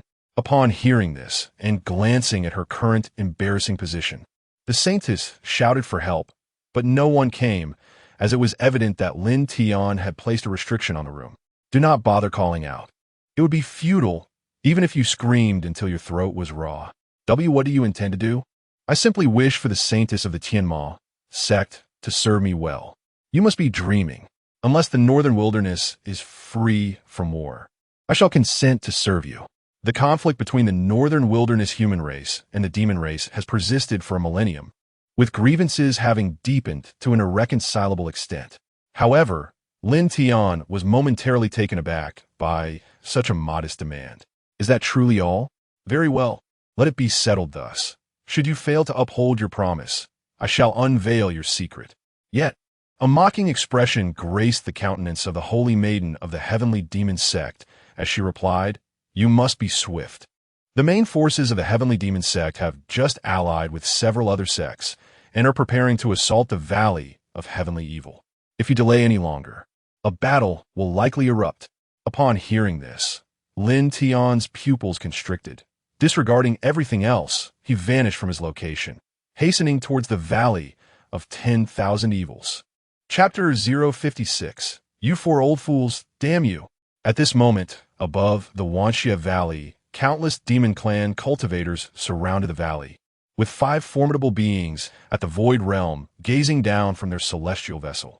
Their purpose for gathering here today was straightforward: to ascertain what transpired during the activation of the sect's grand formation in Wanxia Valley the previous day. These old codgers were well aware that the ancestral figure of Wanxia Valley had reached the pinnacle of the Void Realm. Should he succeed in breaking through to the Harmonization Realm, there would be no one in the northern wilderness capable of restraining him. The reason the Heavenly Demon Sect was hailed as the foremost demon sect in the northern wilderness was due to the presence of 2 powerful beings at the Void Realm, enabling them to suppress Wanxia Valley. However, if the ancestral figure of Wanxia Valley were to transcend the Void Realm and enter the harmonization stage, the status of the Heavenly Demon Sect would undoubtedly suffer a grave impact. At this critical juncture, the ancestral figure of Wanxia Valley was in the midst of a breakthrough, while the sect leader was absent, attending to matters elsewhere. Earlier that morning, Lin Tian had also just departed from Wanxia Valley, whereabouts unknown, leaving only the 2 sisters, Fang Yueying and Fang Yuehua, within the valley. The overwhelming presence of so many cultivators around Wanxia Valley plunged their hearts into despair. Had they known that Lin Tian had secretly ventured out to court the saintess of the Heavenly Demon Sect, they would likely have been infuriated to the point of spitting blood. In the vicinity of Wanxia Valley, the ancestral figures of the Heavenly Demon Sect, the Harmonious Union Sect, and the Blood Refining Hall awaited the emergence of Wanxia Valley's ancestral figure. Several cultivators of the nascent soul stage had already begun to knock on the door, leaving the Fang sisters in a state of anxious turmoil, uncertain of what to do. In truth, when the ancestral figures had arrived, they had made no effort to conceal their auras, and the absence of the ancestral figure of Wanxia Valley spoke volumes. Aboard the Heavenly Demon Sect's vessel, 2 ancestral figures fixated their gaze on Wanxia Valley, their eyes gleaming with palpable murderous intent. Let's take action. The old fool is presumably undergoing a breakthrough. If he succeeds, there will be no place for us in the northern wilderness. The other 2 ancestral figures nodded in agreement. After issuing their orders, nearly 10,000 cultivators from the 3 sects commenced their assault on Wanxia Valley, where the sect's grand formation had already been activated. However, due to Lin Tian incapacitating the peak elder of the Empty Realm, the formation's potency had diminished significantly, yet it still held firm against the onslaught of the 3 sections. The urgency of the Fang sisters intensified as they hastily sought out Changsheng and Lilinga, hoping to locate Lin Tian and summon him back to turn the tide. At that moment, the ancestral figure of the Heavenly Demon Sect grew increasingly impatient. With the sect's survival hanging in the balance and the ancestral figure of Wanxia Valley still not emerging, it was evident that he was engaged in a critical, closed-door cultivation for his breakthrough. Let us combine our efforts to breach this protective grand formation, the ancestral figure of the Harmonious Union Sect cheerfully suggested. Heavenly Demon, are you so eager to eliminate that old fool from Wanxia? If we are to act, we must eradicate him completely. This time, let us obliterate Wanxia Valley altogether. The resources of Wanxia Valley shall be divided equally among our 3 sections. What say you? Upon hearing these words, the eyes of the 2 ancient elders gleamed with renewed fervor. Over the years, while the Wanxia Valley had not been able to rival the Tiamat sect, it had consistently maintained dominance over the Hahuan sect and the Zuelian Tang. Now, with a chance to divide the Wanxia Valley, they would not let it slip away. A ruthless glint flashed in their eyes. Thus, The four of them began to channel their spiritual energy and launched an assault on the sect's grand formation. With a resounding boom, a deafening roar reverberated through the air, causing a sharp pain in the eardrums of all present. The resplendent array of the sect began to crack under the combined force of the four Void Realm Masters. Unrelenting, they gathered their energy once more and struck the grand formation again. Another thunderous explosion followed, shaking the very ground of Wanxia Valley. The magnificent protective array was shattered, and the disciples of Wanxia Valley suffered backlash from the destruction, sustaining injuries of varying severity. The combined disciples of the three sects surged into Wanxia Valley, embarking on a brutal massacre. The two sisters from the Fong family were pale as death, and just then, an even more astonishing event unfolded. Above the back mountain of Wanxia Valley, ominous clouds began to gather. Moments ago, the valley had basked in daylight, but now, it was ensconced in a shroud of dark clouds. Flickering lights occasionally pierced through the gloom, and the oppressive aura emanating from within sent tremors of fear through the hearts of the four Void Realm elders from the three sections. All the disciples engaged in battle halted their movements, gazing at the ominous clouds above, terror reflected in their eyes. Could it be that the old wretch from Wanxia had broken through? The Tianma sect's elder, his face a mask of astonishment, stared at the gathering storm and bellowed at his subordinates below. What are you all dawdling for? Annihilate every last one of Wanxia Valley's disciples. He then cast a cold, scrutinizing glance at the other two elders. The elder from Hahuan's sect and the one from Zeliantang had already begun to waver, their intentions shifting.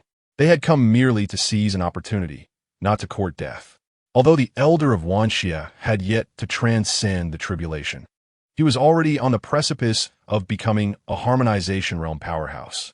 Should he truly succeed in breaking through, none of the four present would escape unscathed. Sensing the hesitation of the two, the Tianma elder coldly declared, "Ladies, we have no choice but to fight to the death. While the old wretch from Wanxia is preoccupied with his tribulation, we must eliminate him. If he breaks through to the Void Realm and steps into harmonization, we all know the fate that awaits us. I advise you both to abandon any thoughts of luck and fight with all your might." At these words, a chill gripped their hearts. They had already irreparably offended Wanxia Valley by following the Tianma sect into this assault. If they failed to annihilate Wanxia Valley and allowed the elder to break through, their fates would undoubtedly be dire. Upon reaching this realization, the two individuals clenched their teeth, a glimmer of madness flickering in their eyes. In that case, let us embark together. Fang Yueying and Fang Yuehua had already positioned themselves at the back mountain of their ancestor upon discovering the imminent tribulation. After all, he was not only their ancestor but also the celestial mechanic of the Heavenly Mechanism Pavilion, and safeguarding him was, in essence, a duty of the two celestial guardians. The four elders, masters of the Void Realm, soared towards the back mountain, dismissing the sisters who obstructed their path with indifference. They casually unleashed two streams of spiritual energy aimed at the sisters. The strike, infused with the formidable pressure of a Void Realm expert, surged forth with a cataclysmic force, threatening to obliterate the sisters. Just as it seemed they were destined to perish, the very fabric of this world appeared to respond to an unseen summons, halting everything in that fleeting moment. An enraged roar echoed from afar. "You four old fools, you shall pay dearly." Chapter 057 bestowed death upon hearing that voice. The four ancestors' expressions drastically altered. They exerted every ounce of their strength, desperately attempting to escape this confinement.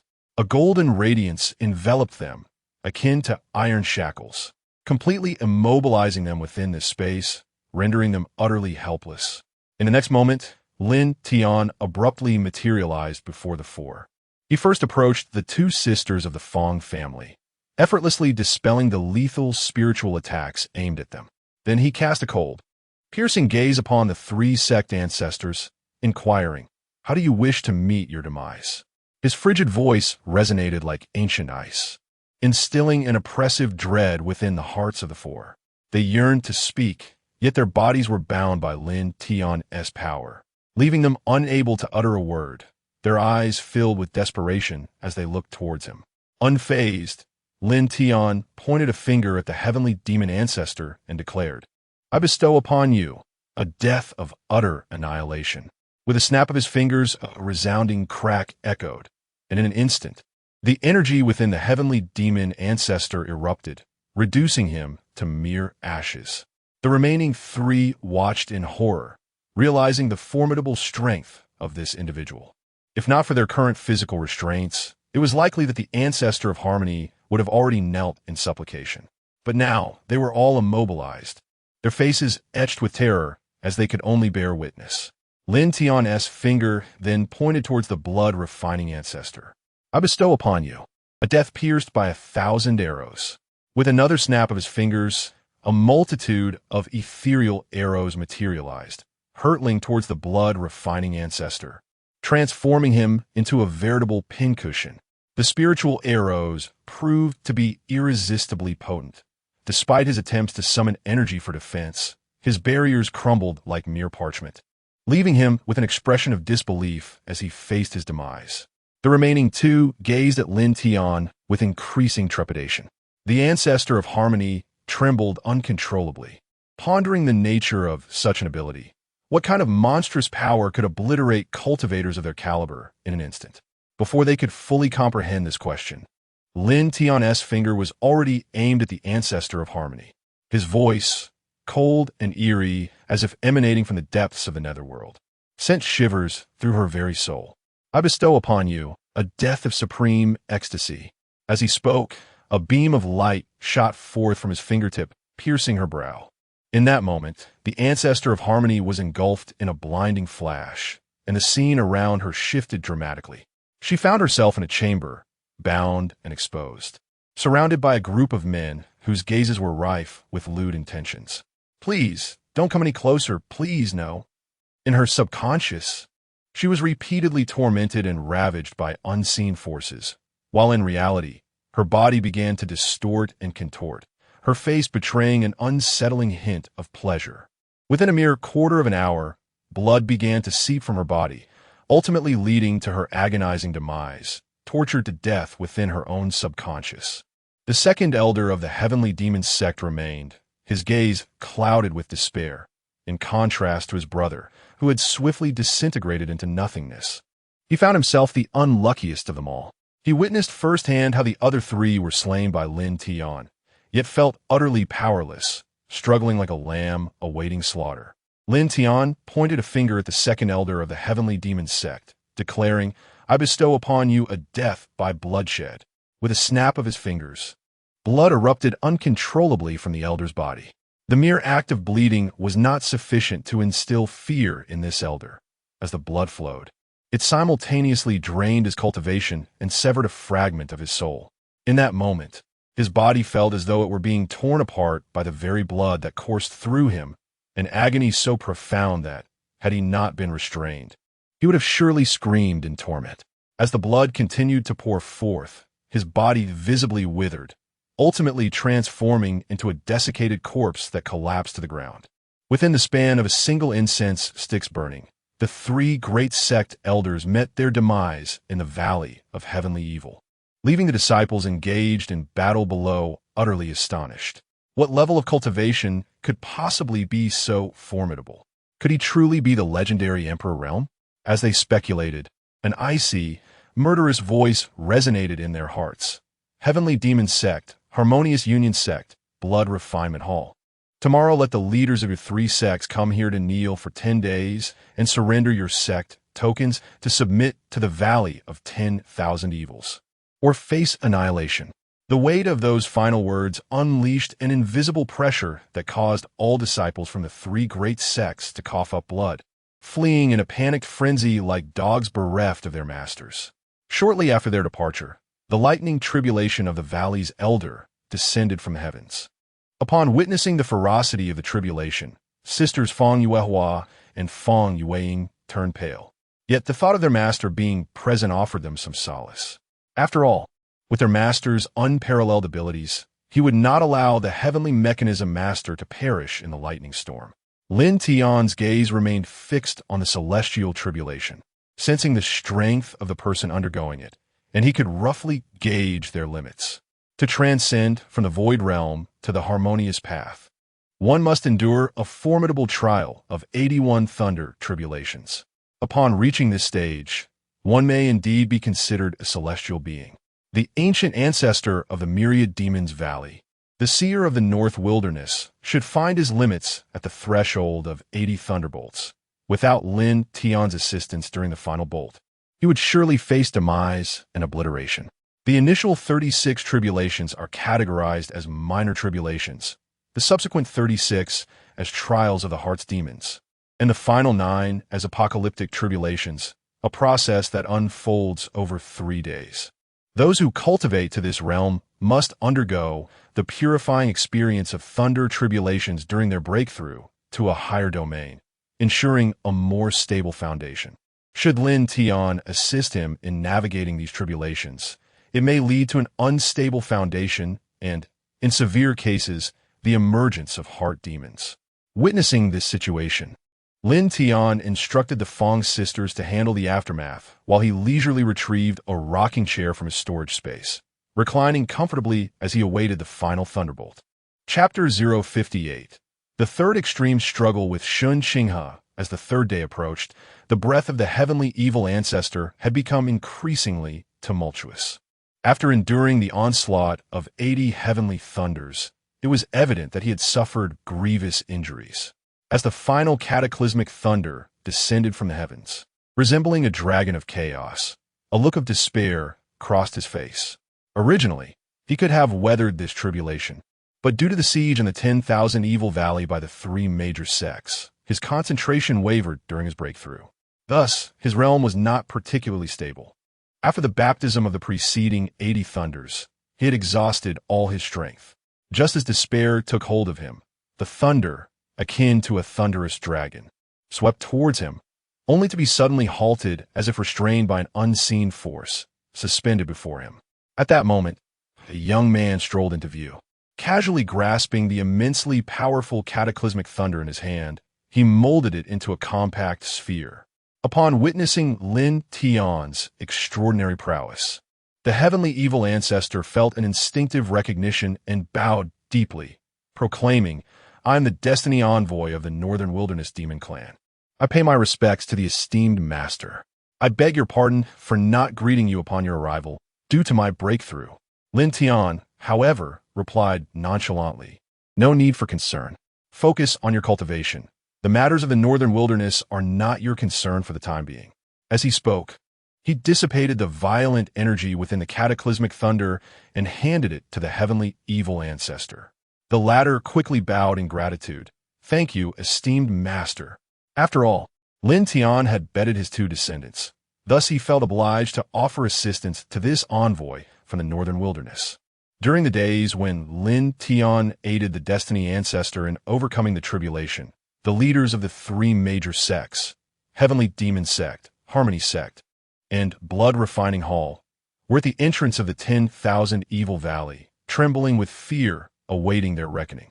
They had contemplated fleeing with their sect's resources, but the prospect of being hunted down by a potential emperor-level figure compelled them to comply obediently.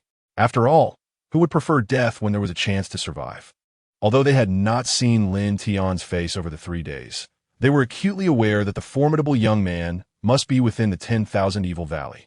The other disciples of the valley, witnessing the 3 sect leaders kneeling in trepidation, were elated, walking with their heads held high, feeling superior. They relished the prestige of being disciples of the 10,000 Evil Valley, exclaiming, "Do you see that? Just days ago, the leaders of the 3 sects boasted about annihilating our valley. Yet today, they are all kneeling here in unison."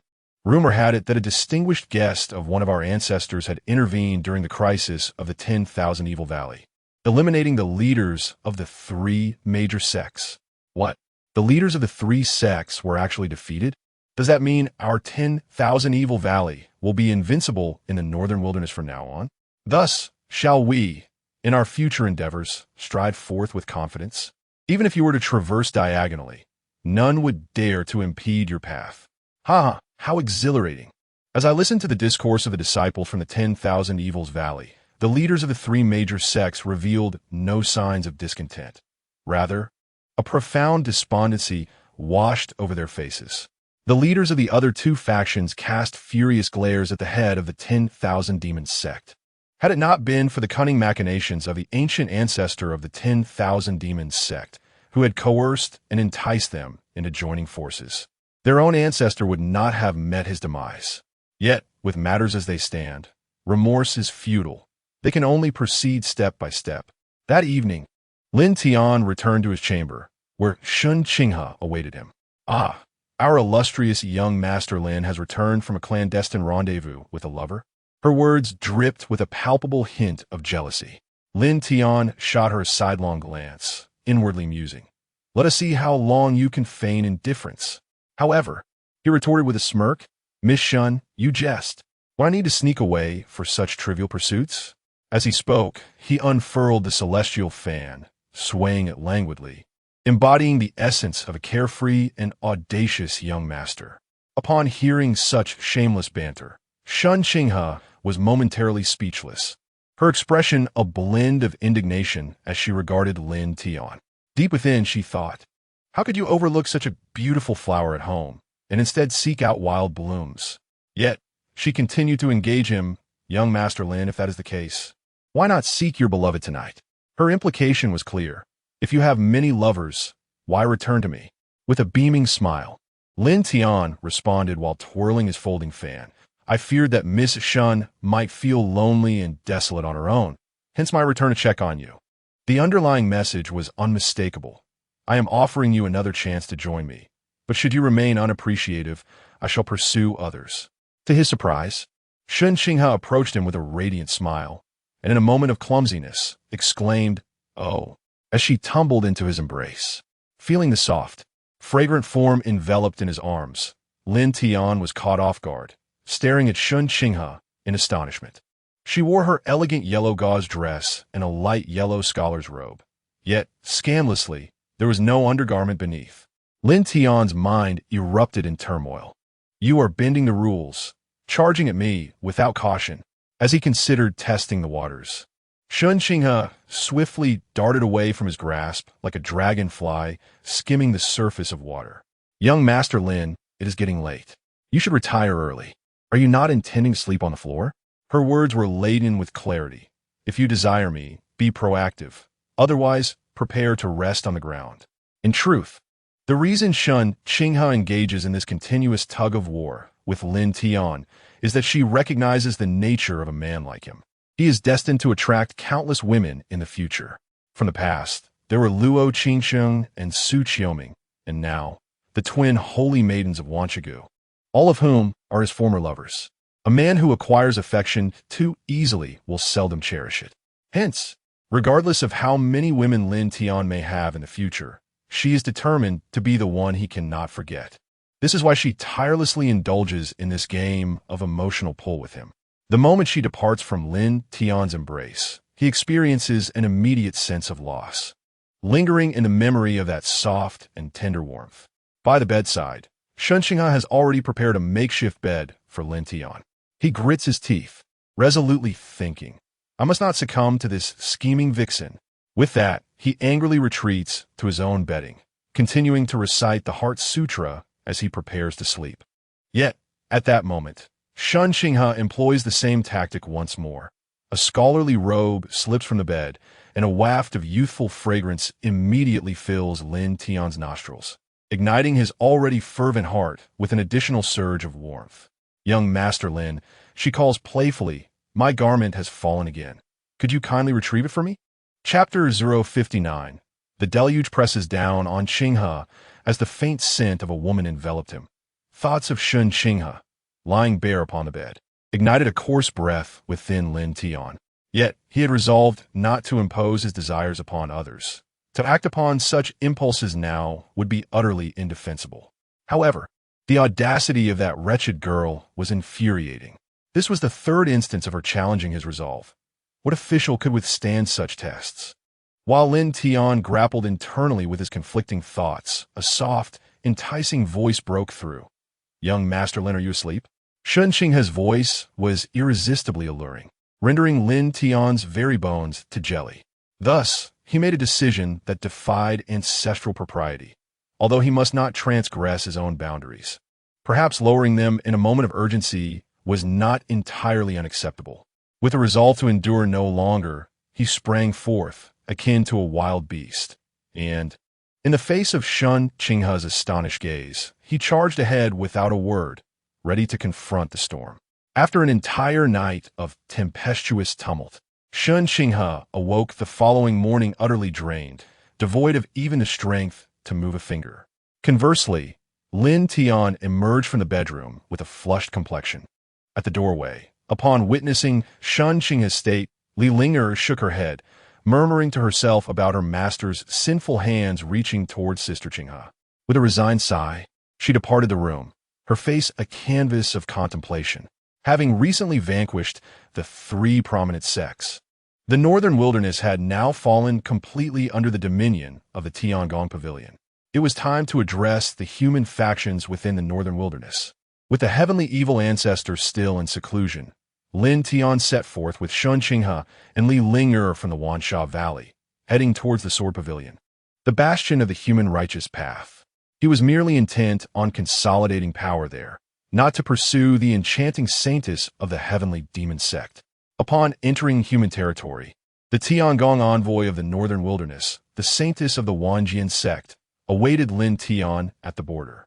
Although she too hailed from the northern wilderness, her cultivation was significantly inferior to that of the ancestors from Wansha Valley.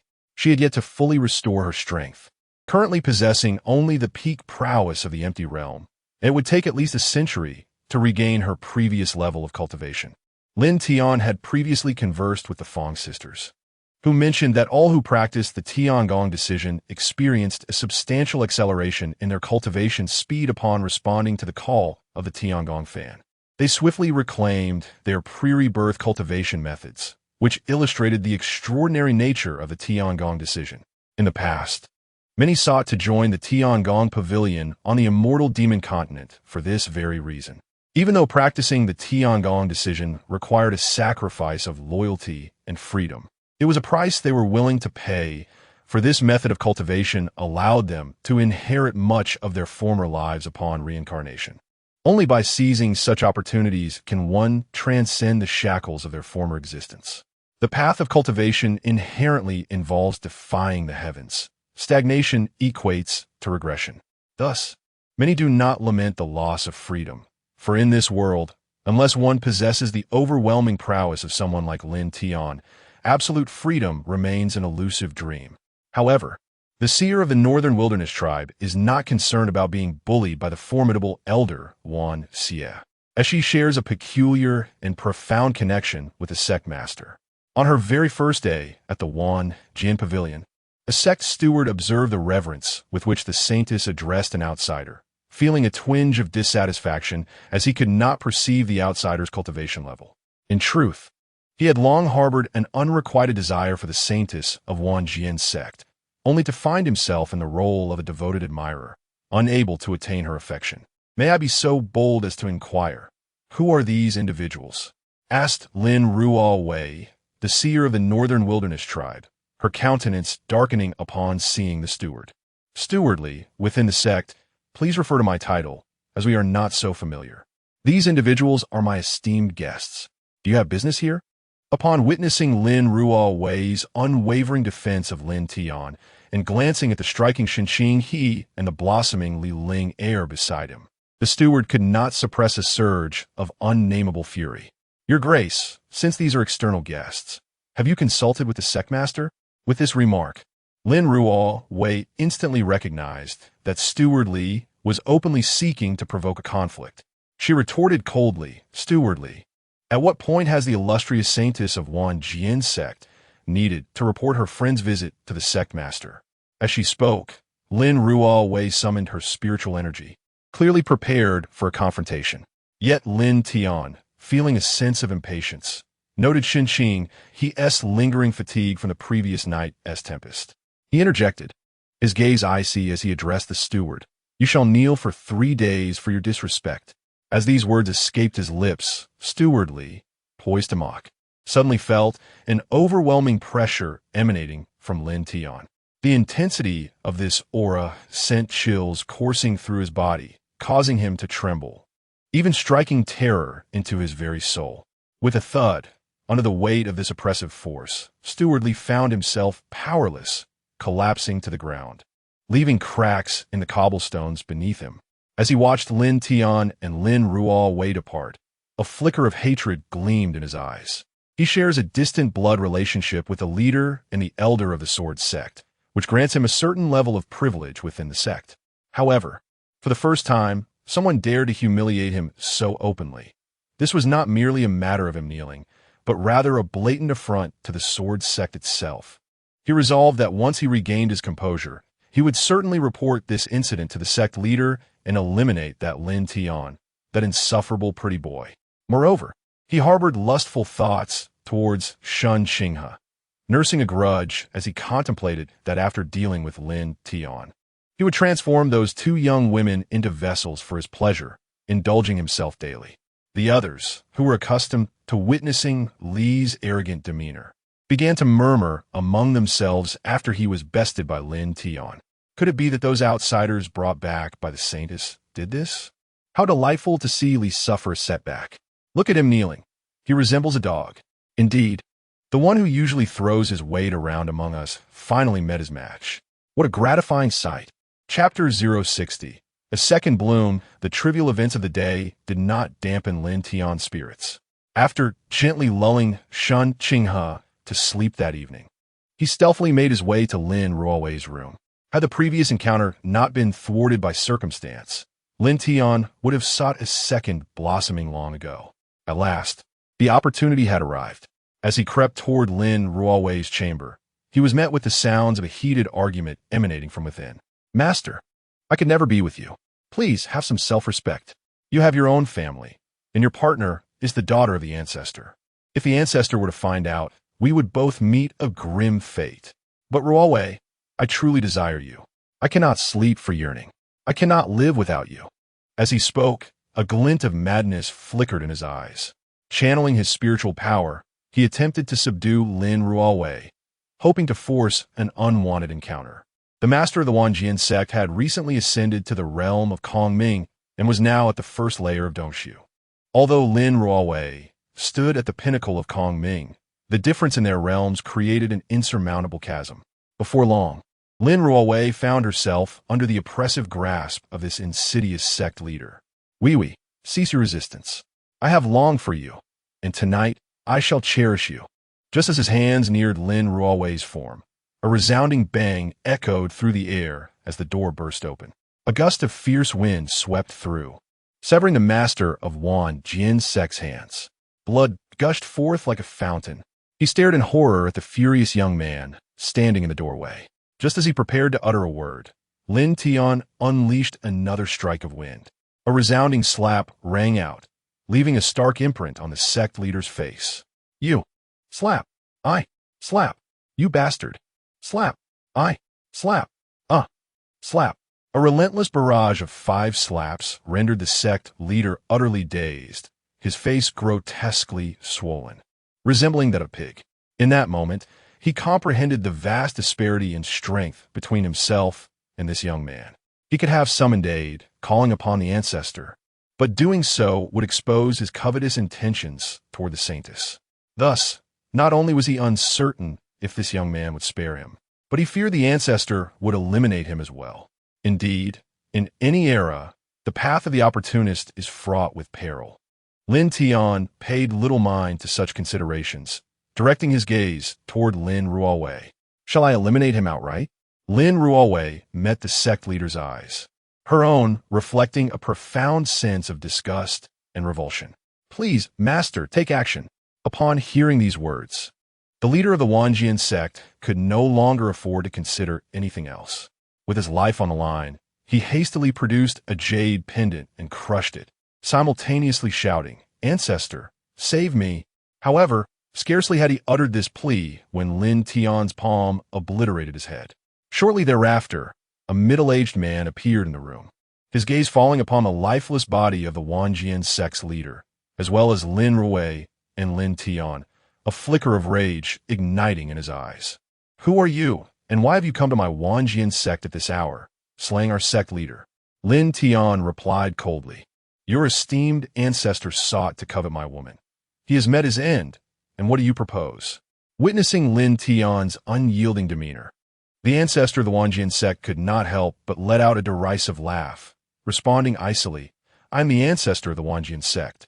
I advise you to surrender and present yourself at our law enforcement hall to face judgment. Otherwise, his eyes betrayed an unabashed, murderous intent as they fixed on the two. Lin Tian merely smirked in disdain, reflecting on the so-called righteous sects of humanity that masqueraded under the guise of propriety while engaging in deeds more vile than demons. However, he had chosen the wrong adversary this time. Lin Tian was no pushover. This ancestor of the Wanjian sect was merely a six-layer void realm cultivator, slightly stronger than the previous leader, but still limited. Is it you who believes I would submit? You must be unaware of the meaning of death, he retorted. You insolent brat, you're courting death. With that, he prepared to strike. Slap! Another resounding blow sent the Wanjian ancestor staggering, nearly toppling over. He stared at Lin Tian in bewilderment. You. Slap! Before he could finish, Lin Tian's palm met his cheek once more. Slap! Do you even know who I am? Slap! And you dare to send me to the law enforcement hall? Slap! Are you always this brave? Slap! Do you not check your fortune before courting death? Lin Ruowei stood by, utterly astounded by the bizarre scene unfolding before her. After a mere quarter of an hour, the Wanjian ancestor had not even managed to activate the sect's great formation before Lin Tian had ruthlessly dispatched him with his hands, his face reflecting a mix of humiliation. He would undoubtedly be remembered as the only void realm expert in the entire Immortal Demon Continent to be struck down in such a manner.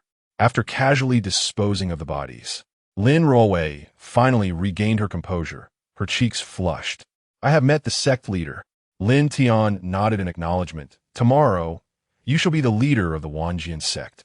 Will you encounter any resistance in taking command? Lin Ruowei pondered for a moment, realizing that aside from a few elders at the empty enlightenment realm, there was no one in the Wanjian sect who could pose a threat to her. She promptly replied, if I can break through to the empty enlightenment realm and enter the void realm, then it will surely be no problem. Upon hearing this, Lin Tian effortlessly encircled Lin Ruowei's slender waist, and in response to her startled exclamation, he leaned in to whisper softly by her earlobe, if you serve me well tonight, I shall naturally assist you in breaking through to the empty enlightenment. In an instant, Lin Ruowei felt as if she had been electrified. Her earlobe turned crimson from the warm breath of Lin Tian, and a rosy hue swiftly crept across her cheeks. Previously, during a moment when time had stood still, the two had already engaged in a deep exchange, making this their second encounter. Since her previous life, upon joining the Heavenly Mechanism Pavilion, everything she possessed had belonged to the Pavilion Master, thus she did not resist Lin Tian. Rather, she deliberately sought to please him. Soon, the room was enveloped in an alluring atmosphere of spring. After an intimate interlude, Lin Tian presented Lin Ruowei with a spiritual pill. Upon consuming it, she experienced a rapid breakthrough to the empty enlightenment realm and ascended to the void realm. However, at that moment, Lin Ruowei remained unclothed and languid in Lin Tian's embrace. As she attempted to rise and dress for the impending tribulation, Lin Tian swiftly pulled her back. The thunderbolts of the tribulation descended, only to be transformed by Lin Tian into pure energy, aiding Lin Ruowei in altering her constitution. Thus, she became the first individual to simultaneously please a man while transcending the tribulation. Chapter 61. Unrepentant at dawn the following day, thanks to the elixir provided by Lin Tian, Lin Ruowei felt invigorated rather than fatigued. He began to solidify his realm, striving for a more profound integration of his cultivation. After a day of in-depth exchange, Lin Ruowei had fully acclimated to the power of the void realm and, the next morning, commenced addressing the internal affairs of the sect. With the recent demise of the leader and elder of the Wanjian sect, resulting in a significant loss of their elite combat power, and with Lin Ruowei having just ascended to the void realm, subduing the Wanjian sect presented no formidable challenge. Only the endorsement of the sect's upper echelons was necessary. Thus, early that morning, Lin Ruowei convened a sect assembly. With nothing pressing to occupy his time, Lin Tian decided to join the gathering. 3 days prior, the deaconly had knelt at the sect's entrance, rendered immobile by Lin Tian's overwhelming pressure. Despite his efforts, he could neither rise nor speak. Reduced to silence while others pointed and gossiped about his dismal state, stripping him of his dignity. Upon hearing of the sect assembly, he rushed to report the Saintess's grievances to the leader. Upon entering the grand hall of the sect, the elders and deacons were already gathered, engaging in light-hearted conversation. Is that not Deacon Li? What has transpired over these past 3 days? You have been mute. Has the leader punished you? One elder inquired. Li's face contorted with resentment, ignoring the elder's words as his gaze scanned the crowd. Upon spotting Lin Ruowei seated at the head, flanked by Lin Tian, a fierce intent flickered across his features. It was this insolent youth who had employed strange methods to force him to kneel for 3 days at the sect's entrance.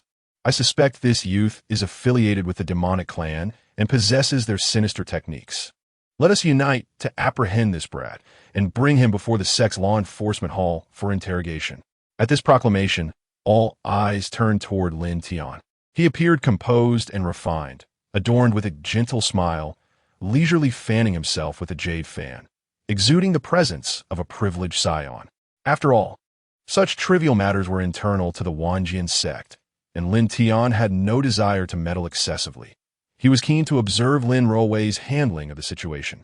Upon seeing Deacon Li point an accusatory finger at Lin Tian, Lin Ruowei's expression darkened with fury. Deacon Li, how dare you? Is this esteemed guest someone you can so brazenly accuse? She rebuked, channeling her spiritual energy to conjure a long sword, severing Li's finger with a single strike.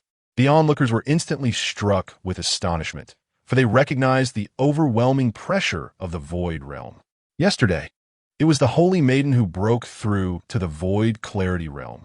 The hearts of all were filled with astonishment, for just days prior, she had only reached the 8th layer of the Void Clarity Realm. However, upon the call of the Heavenly Mechanism Fan, her strength surged to the pinnacle of the Void Clarity Realm, and with Lin Tian's assistance, she directly transcended into the Void Realm. It is noteworthy that the sect leader of the 10,000 Swords sect had only recently achieved the Void Realm. To everyone's surprise, the Holy Maiden had closed the gap so swiftly. Meanwhile, the steward Li's expression was ashen. Like the deceased sect leader, he coveted Lin Ruowei's beauty. Initially, he believed he could leverage the sect leader to trouble the Holy Maiden and apply pressure upon her. Yet now, with Lin Ruowei's ascension to the Void Realm, she had become a formidable force. Not even the loss of his own finger would elicit a response from the sect leader. After all, in this world, strength reigns supreme. Contemplating this, the steward Li's gaze towards Lin Ruowei darkened with resentment, yet he forcibly suppressed his emotions and refrained from further comment. Once Lin Ruowei observed the crowd had quieted, she nodded in satisfaction and proclaimed loudly, "I have gathered everyone today to announce a matter of great significance." Pausing momentarily, her piercing gaze swept across all present, causing a wave of trepidation to ripple through the assembly. From this day forth, I shall be the sect leader of the 10,000 Swords sect. Who is in favor and who is against? Her declaration sent shockwaves through the crowd, and everyone stared at the Holy Maiden in disbelief, convinced that she must have lost her senses. Steward Li immediately rose, pointing at Lin Ruowei and laughing heartily. "I say, Holy Maiden, have you lost your mind? With your newly attained Void Realm powers, you dare to covet the position of sect leader? What do you think the 10,000 Sword sect is? What the sect leader? What the ancestors?" Upon hearing this, the high-ranking members echoed in agreement. Indeed, Holy Maiden, it seems your excitement from your recent breakthrough has clouded your judgment. The Grand Elder's gaze towards Lin Ruowei was shrouded in discontent, his tone heavy with displeasure, clearly dissatisfied with the Holy Maiden's words. Other senior members also chimed in. "Yes, Holy Maiden, while the sect leader's strength is only recently in the Void Realm, and comparable to yours, the ancestor has already reached the 8th layer of the Void Realm. You usually appear quite astute. Why speak so thoughtlessly today? They all agreed that once the sect leader arrived, she must be reported. Yes, indeed. Upon hearing the murmurs below, Lin Ruwei coldly declared, "You shall not await the arrival of that old fool. He and the elder have descended below yesterday. Should you wish to follow, I can facilitate your journey." Despite the frigid tone of her voice, laced with a subtle pressure of authority, her words elicited nothing but incredulous glances from all present. The Grand Elder, unable to contain his fury, coldly commanded, "Everyone, let us act together to subdue this madwoman. Once the sect leader arrives, we shall present her for judgment." The others readily echoed his call. "We shall heed the Grand Elder. Let us advance together." "Yes, bind her." However, just as they prepare to strike, Lin Ruwei unleashed a fierce blade of sword energy directed towards the Grand Elder. With a single blow, she severed his head from his body, leaving his expression frozen in disbelief as the severed head tumbled away. A wave of terror swept over the crowd. Some had already begun to seek out the sect leader and the elder. Lin Ruwei, surveying the high-ranking members of the sect, reiterated, "I ask once more effective today. I'm the sect leader of the 10,000 Sword Sect. Who is in favor and who is opposed?" After this proclamation, silence enveloped the hall, as all present fell into a stunned stillness. Chapter 62.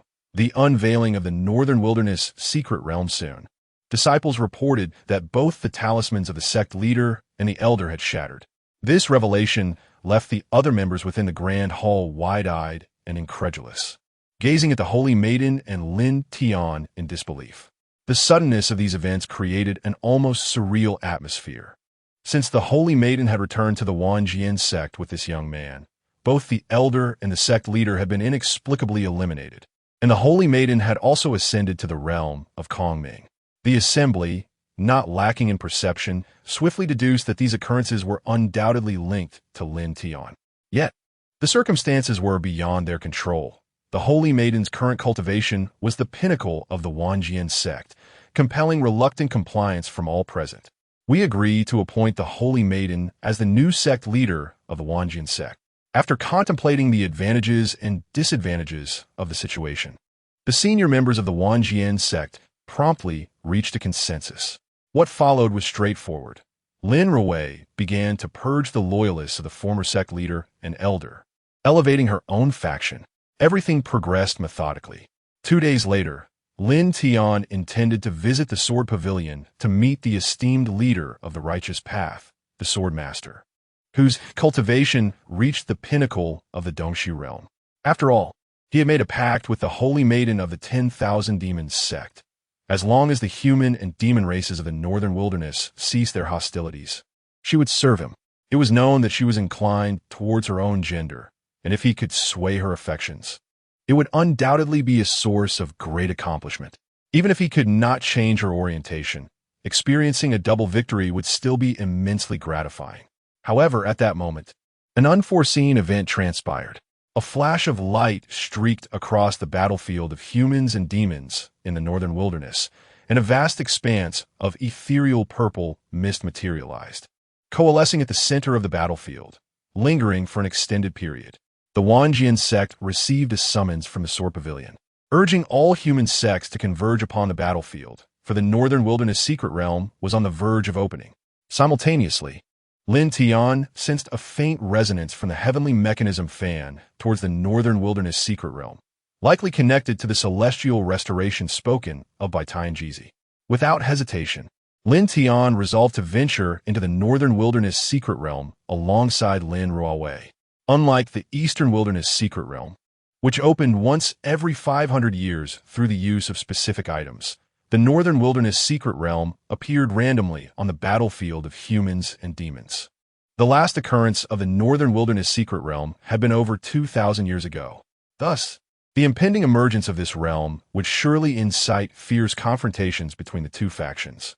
Currently, the demon side was predominantly led by the Wanxia Valley, with the ancestor of Wanxia having entered the harmonious Dao realm, while the human faction was overseen by the Sword Master of the Sword Pavilion. By arriving at the battlefield of humans and demons, Lin Tian could not only prevent the impending war, but also uncover the connection between the Northern Wilderness secret realm and the restoration of the Celestial Order, an opportunity he would not let slip away.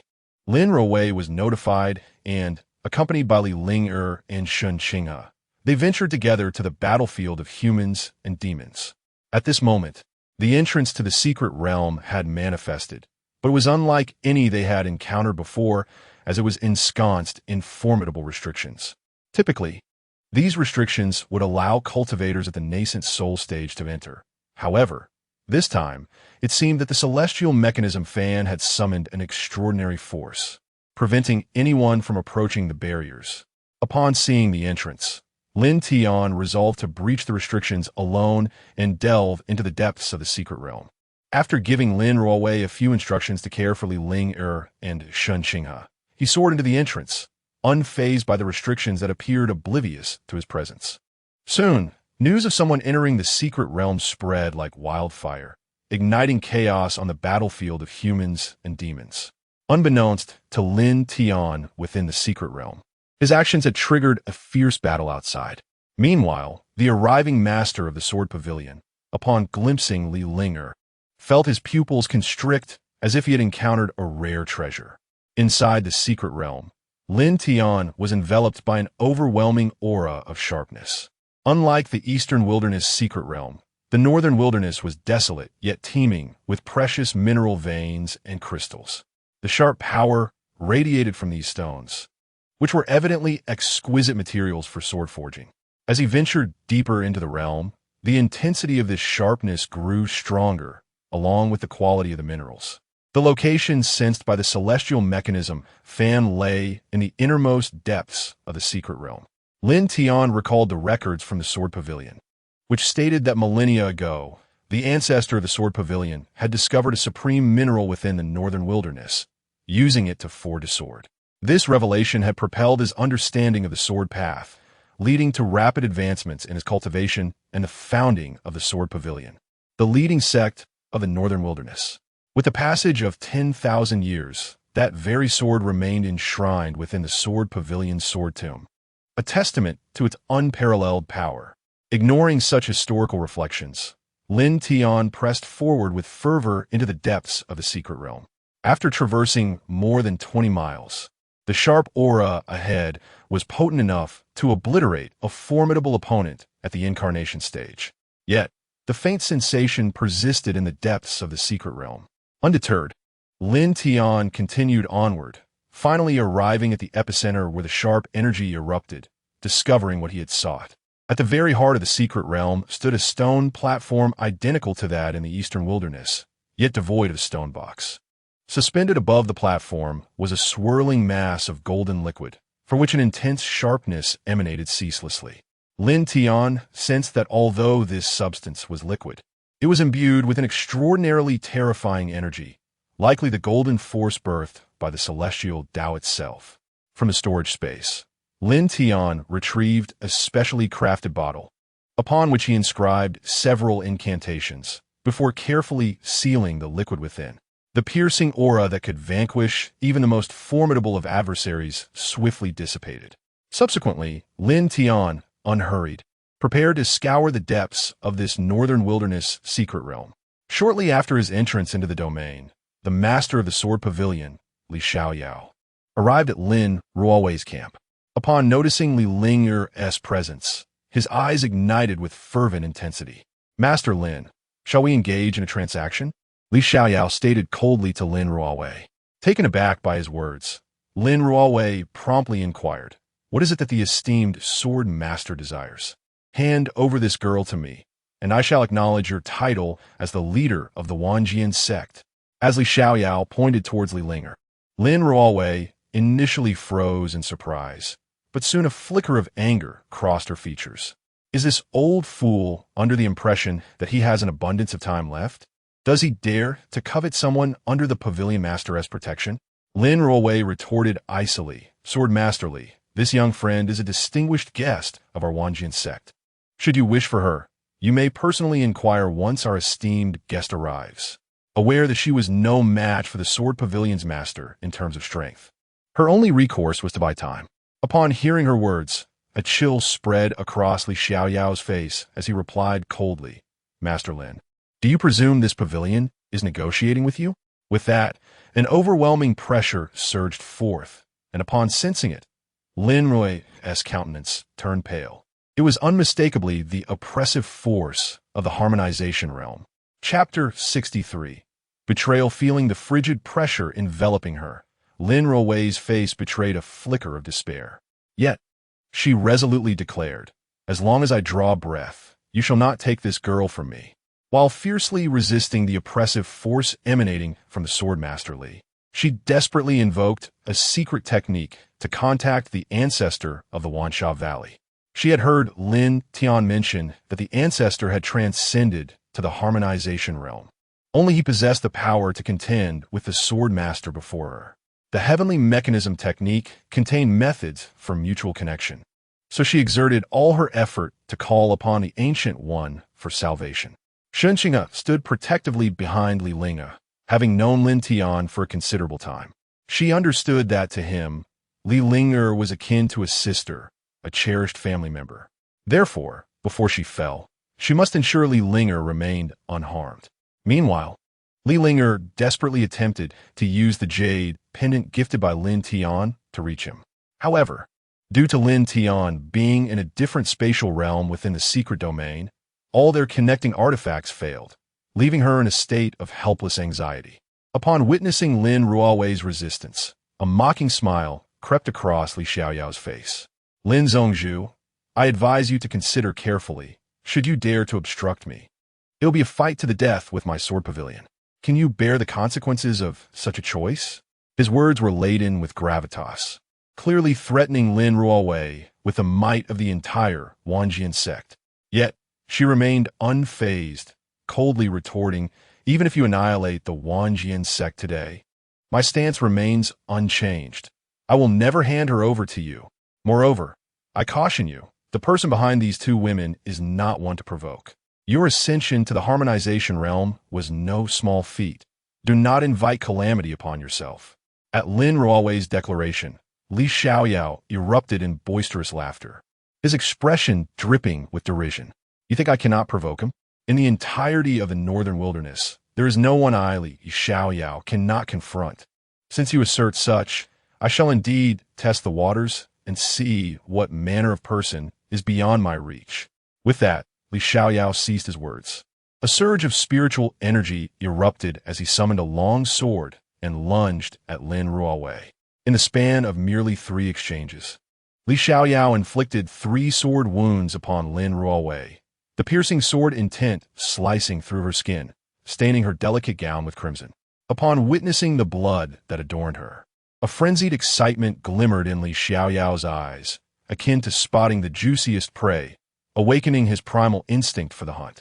He deliberately moderated the force of his strikes, repeatedly carving deeper gashes into Lin Rui's form. Before long, her elegant gown was drenched in blood, yet she remained solemnly steadfast, shielding Li Ling and Changsheng with unwavering determination. As Li Xiaoyao beheld this heart-wrenching scene, his breath grew heavy, a glimmer of crimson flickering in his gaze, and the smile upon his face began to twist grotesquely. If Lin Tian had been present, he would have exclaimed in shock, "Goodness, this is undeniably the mark of a centuries-old sadist." Shortly thereafter, the tent flap was swept aside, and the ancient figure of Wan Xie finally arrived. Upon seeing him, Lin Rui felt the taut string in her mind finally slacken. Quick, these two are the sect masters. Before she could finish her thought, a powerful slap struck the back of her head, causing her to lose consciousness. In her fading moments, she gazed in disbelief at the menacing visage of Wan Xie, realizing that he had betrayed the Tiangui pavilion and its master. Changsheng and Li Ling were equally stunned by the unfolding drama. They had previously encountered Wan Xie and recognized him as Lin Tian's subordinate, yet they could not fathom that he would turn against them in such a treacherous manner. After Lin Rui succumbed to unconsciousness, Wan Xie coolly addressed Li Xiaoyao, saying, "Do the terms we discussed still hold?" Li Xiaoyao's eyes filled with a frenzied fervor. "Lingat on Li Ling. Of course, once I achieve my goal, these two women will be yours." They exchanged banter, entirely disregarding Li Linger and Changsheng. It was a stark reminder that when an elephant crushes an ant, it never pauses to inquire about the ant's feelings.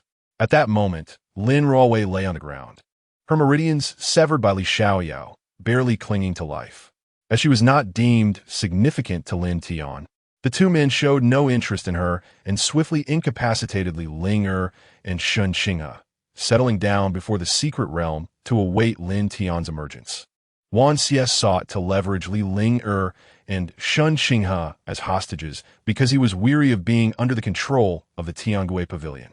He coveted the Tiangui fan in Lin Tian's possession to free himself from their grasp. Meanwhile, the swordmaster Li Xiaoyao was drawn to the innate sword body of Li Linger. Little did anyone suspect that the swordmaster, a leader of the righteous faction of the Northern Wilderness, was not only a seasoned sadist but also a pedophile. For him, Li Linger, just 18 and endowed with the innate sword body, was an irresistible temptation. Thus, the two quickly forged an agreement, yet Wan Xie remained cautious, withholding the knowledge of Lin Tian's true strength from Li Xiaoyao.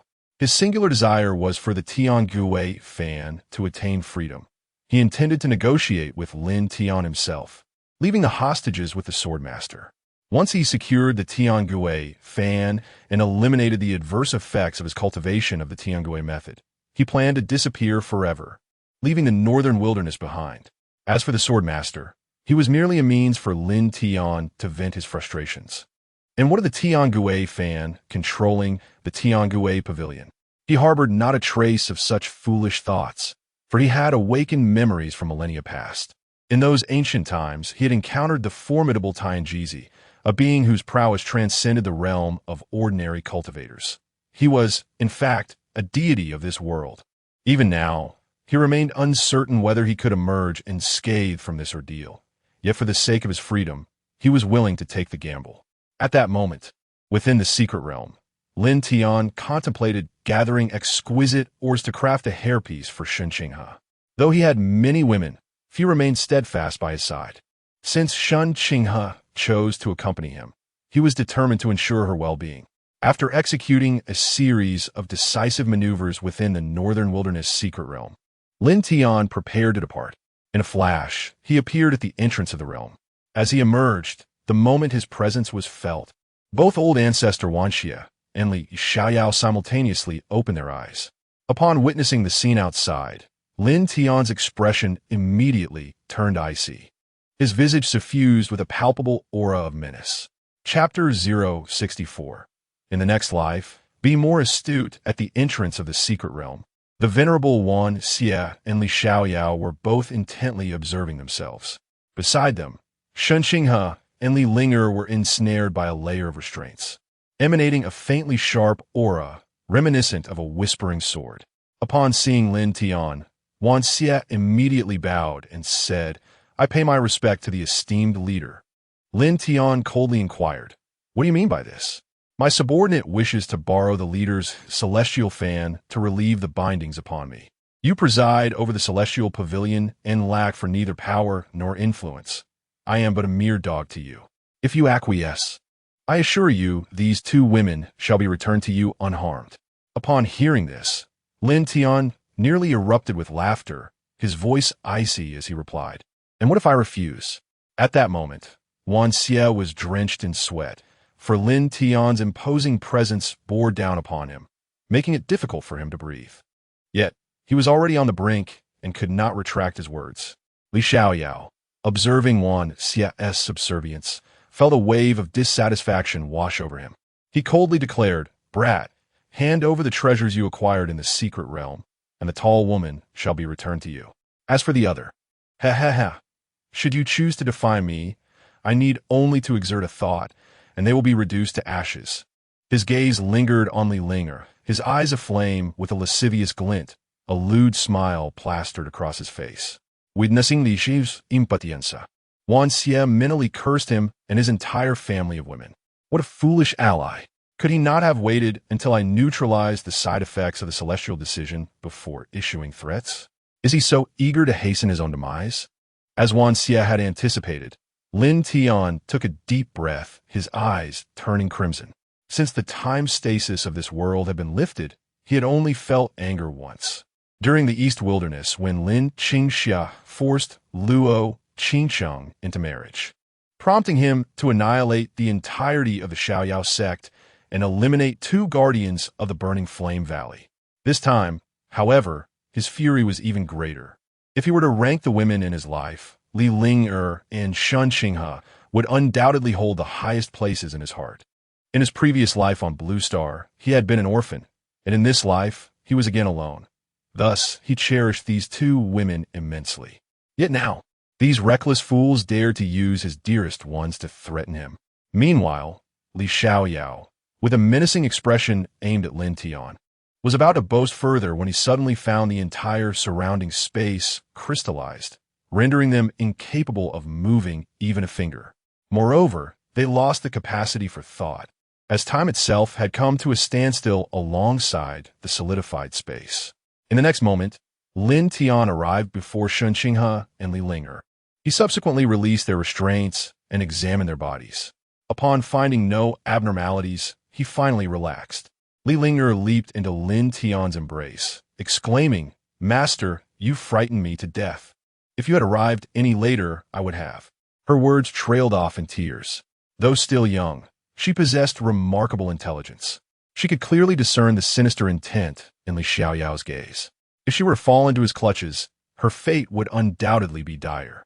After her tears subsided, Li Ling'er choked out, "Master, Sister Lin was gravely injured while protecting me and Sister Qinghe. You must go and see her." Hearing this, a surge of rage welled up within Lin Tian once more. Gently stroking Li Ling'er's head, he reassured her, "Do not worry with your master here.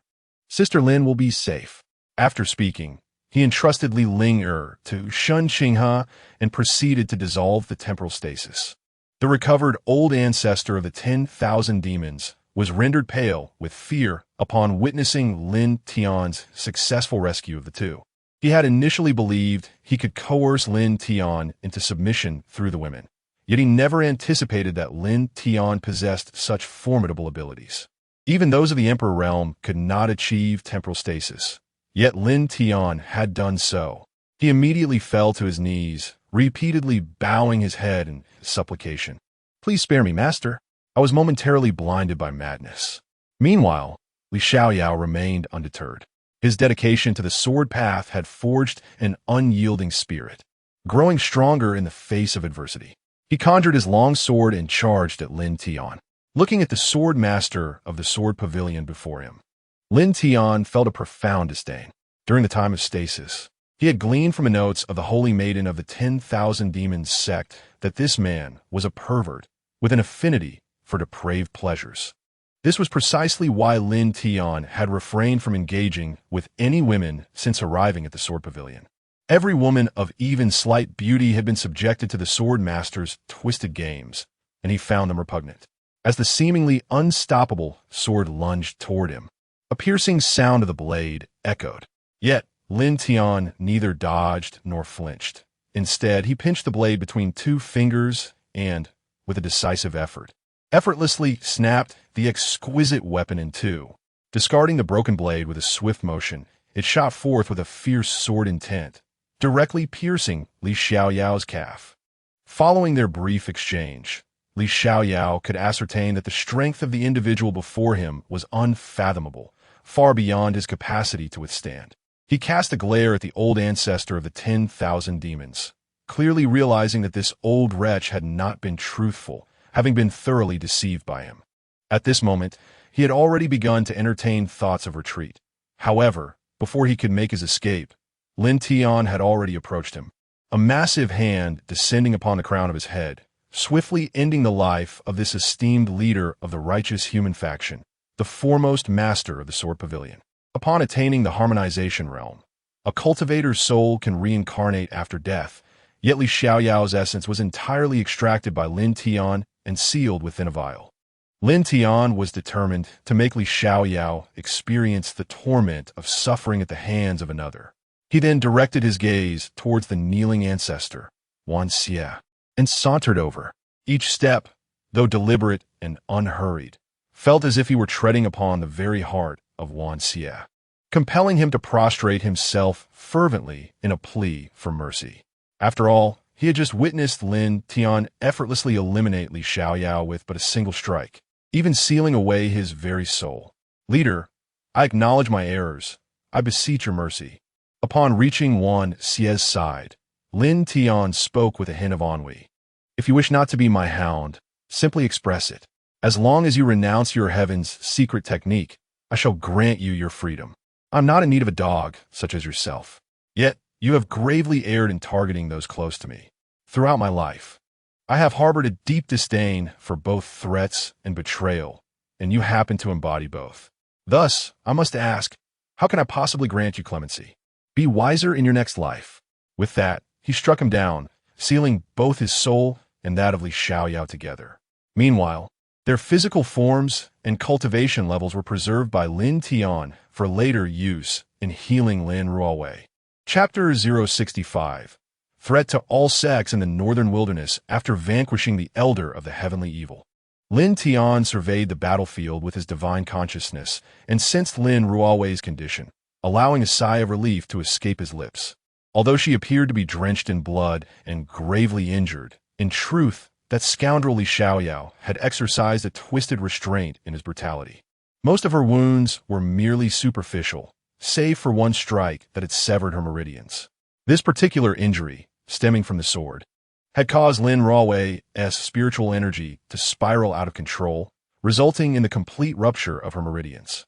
Given the healing capabilities of the northern wilderness, even if she were to recover, it was likely that her cultivation would be irreparably damaged. However, such injuries posed no significant issue for Lin Tian.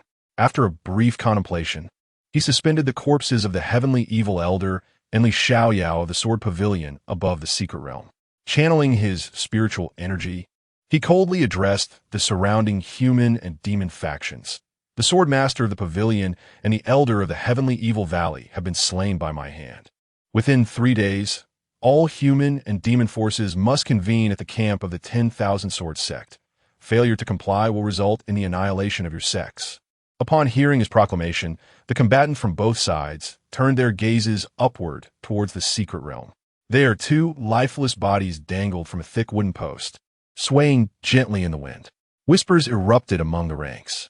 "Isn't that our esteemed sword master? He had just broken through to the void realm, entering the harmonization stage. How could he have been killed so easily? Look, is that not our elder? He has actually been defeated?" Both factions stared in shock at the 2 corpses, and those in positions of authority were rendered ashen upon receiving the news. No one dared to question the words of the mysterious figure, for he had effortlessly dispatched 2 harmonization stage powerhouses. In the northern wilderness, possessing such strength indeed granted one the right to be arrogant. After instilling fear into all sects, Lin Tian paid no heed to their reactions and returned to the camp of the 10,000 Sword Sect with Li Ling'er and Changsheng. At that moment, Lin Ruowei lay unconscious on the ground, barely clinging to life. After securing a private tent for Changsheng and Li Ling, Lin Tian commenced the healing process for Lin Ruowei. To mend her injuries, he first had to reconstruct her meridians, a process that required an absence of external interference. After establishing a barrier within the tent, he began to treat Lin Ruowei. The recent severance of her crucial meridian by Li Xiaoyao had resulted in widespread damage throughout her entire network of meridians. In order to restore them, Lin Tian needed to undertake a complete reconstruction, which necessitated traversing her body to facilitate the healing process. Thus, he embarked on a profoundly gratifying endeavor of healing. The entire process unfolded over the span of 2 full hours. Naturally, given the severity of certain injuries, Lin Tian devoted special attention to those afflicted. Once everything was completed, Lin Tian exhaled a sigh of relief, thankful that no grave dangers had emerged. However, after just restoring Lin Ruowei's meridians, she was not yet fit for vigorous activity, prompting him to seek out Changsheng. Earlier, having extracted the cultivation levels of Li Xiaoyao and old ancestor Wan Xie, he deftly condensed their essence into a singular pearl, which he then infused into Lin Ruowei's dantian with his own energy. The combined cultivation of the two would be continuously absorbed by Lin Ruoxue. For those who betrayed him, Lin Tian would employ ruthless measures, while for those loyal to him, he would not hesitate to bestow rewards. That pearl would continuously release energy into Lin Ruoxue's Dantian until it reached her limits. Having just entered the cave void realm, Lin Tian believed that once she absorbed the pearl, she would undoubtedly ascend to the harmonization realm. At that point, one celestial envoy would suffice for the northern wilderness. Departing from Lin Ruoxue's tent, Lin Tian sought out Changsheng. After exchanging a few words about the events that transpired in his absence, Lin Tian, as if performing a magic trick, produced a golden hairpin from his hand. During his time in the secret realm, he had encountered some fine ores and fashioned this hairpin for her. "Would you like to try it on?" he inquired. Changsheng's eyes brightened upon glancing at the hairpin. It was crafted in the exquisite style he had seen in a jewelry store in his past life, featuring an intricate design. Moreover, it was made from the finest ores sourced from the northern wilderness's secret realm, and after Lin Tian's refinement, it had reached the threshold of a quasi-artifact, just a spirit away from becoming a true artifact. Just a fleeting glance had captured Changsheng's admiration. Yet she masked her delight, replying coldly, "Thanks to you. Had you returned any later, Ling and I might have fallen victim to the sword master of the sword pavilion. A mere hairpin cannot placate me. Dream on." Her words implied that she was indeed frightened and wanted him to comfort her. True to her reputation as the foremost talent of the eastern wilderness, Changsheng's subtlety in her playful demands was commendable. Observing her expression, Lin Tian's eyes twinkled mischievously as he replied, "If you don't want it, then I'll gift it to Ling you." Changsheng bit her lip lightly. Her face flushed with indignation as she pointed at Lin Tian. "What do you mean by you? Did you not say you didn't want it?" As Lin Tian pretended to put the hairpin away, Changsheng snatched it from him, adjusted it a few times, and then deftly secured it in her hair. It must be said, once adorned with the hairpin, Changsheng radiated an air of noble elegance that perfectly complemented her previously ethereal demeanor. "By the way, you've reached the nascent soul realm now, haven't you?" After presenting his gift, Lin Tian began to ponder how to initiate a softening process for himself with Changsheng's help, a mischievous grin spreading across his face as he asked. Upon witnessing Lin Tian's smile, Changsheng felt a sudden shiver run down her spine. "What are you planning to do? Do you wish to elevate your Dao cultivation?" Upon hearing these words, Changsheng's mouth fell agape. Her smile froze on her face, replaced by an expression of utter disbelief. "Do you have a method to directly enhance my strength?" Lin Tian's smile grew even more radiant in response to Changsheng's inquiry, yet to her, it appeared somewhat sinister. "Indeed, I possess a method. As long as Miss Shun is willing to engage in a deeper exchange with me, I can elevate your cultivation to the Dao integration realm." Lin Tian, shedding all pretense, revealed his true intentions. Upon hearing this, Changsheng's face flushed a deep crimson, her gaze evasively darting towards Lin Tian. Her expression was a blend of skepticism, uncertainty, and yearning. She longed to become powerful, which was also her reason for following Lin Tian. "You are not deceiving me, are you?" she whispered, her cheeks burning with embarrassment. "Deceive you? What purpose would that serve? If you doubt me, let's put to the test. If I am lying, you may cast me out." Chapter 066. Assisting Changsheng in enhancing her power within Changsheng's tent. After Lin Tian established the necessary restrictions, he began the process of aiding her in augmenting her strength, albeit with some reluctance on her part. After half an hour, Changsheng transcended the nascent soul stage and entered the transformation stage. Upon sensing her newfound power, another hour passed, and she broke through the transformation stage, ascending to the void clarity realm. Her current strength now surpassed that of Luo Changsheng from the eastern wilderness significantly, filling her with exhilaration. Had she remained in the eastern wilderness, she might never have reached such a level in her lifetime. At that moment, the thunderous tribulation seemed to have its own grievances, exclaiming, "Do you regard me as a mere mortal? Am I to suffer such indignity as a dignified tribulation?" An hour later, Changsheng broke through to the void illusion realm and yet another hour saw her ascend to the harmonization stage. If the two elders, Wan Xie and Li Xiaoyao, were to learn of Shun Qinghe's effortless rise to the harmonization stage, they would undoubtedly be driven to the brink of apoplexy. Both of them had toiled for over a millennium to achieve their breakthroughs, while Shun Qinghe merely conversed with Lin Tian for a few hours and soared from the nascent soul stage to the harmonization stage. Truly, the disparity between individuals is stark. It is a matter of life and death when compared. Each breakthrough took merely an hour, and Shun Qinghe had discerned that Lin Tian had been deceptive. Even without their interaction, he surely possessed the means to facilitate her ascension. However, being a clever woman, she chose not to expose this truth. By now, it was deep into the night. After their fervent endeavors, Shun Qinghe fell into a deep slumber. Lin Tian gently kissed her alabaster neck before leaving the tent, for he had more pressing matters to attend to. It would be too lenient to allow Li Xiaoyao and Wan Xie to meet their demise so easily. Just as Lin Tian was contemplating a fitting punishment for the two while in conversation with Shun Qinghe, an excellent idea struck him. He casually procured 2 recently deceased female corpses from the surrounding village and sealed their souls within these bodies. Li Xiaoyao gazed upon his new form. Terror etched across his face as he looked toward Lin Tian, inquiring, "What do you intend to do?" Lin Tian replied coldly, as the master of the sword pavilion, "Since you so relish in manipulating women, I shall allow you to experience the suffering of those you have toyed with." With that, disregarding their frantic struggles, he transported them to a nearby brothel. The madam, upon seeing Lin Tian's refined appearance, beamed with delight, exclaiming, "Ladies, come forth to welcome our guest." Lin Tian, however, replied with impatience, "Madam, I am here to sell people." He then unceremoniously discarded the unconscious sword pavilion master and Wan Xie onto the ground as one might discard refuse. Upon hearing of a potential sale of individuals, the madam immediately donned the guise of a shrewd merchant. "My dear young sir," she began, "if I may speak candidly, these 2 young ladies." Before she could finish her sentence, Lin Tian tossed a mid-grade spirit stone to the madam, declaring, "These 2 are a gift from me to you. You may treat them as you wish.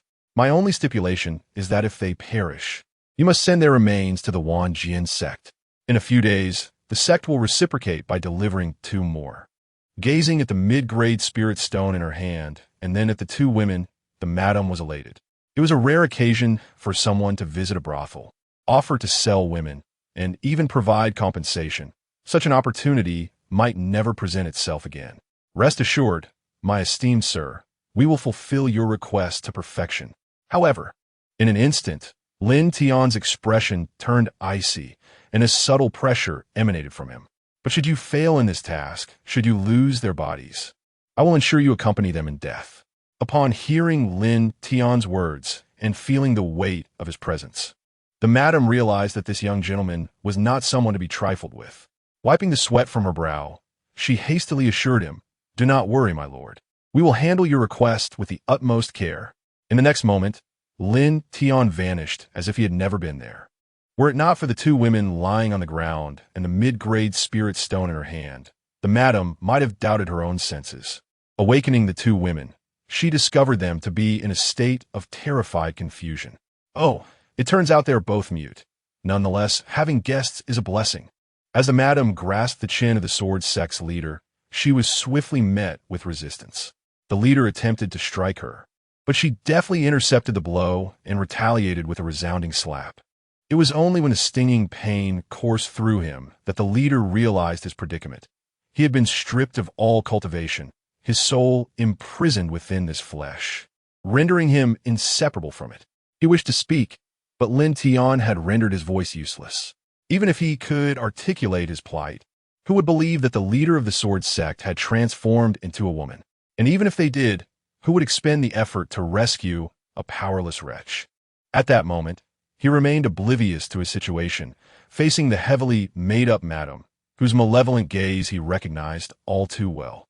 He could recall how he had scrutinized the women he brought home with that very same look, ready to punish any who dared defy him.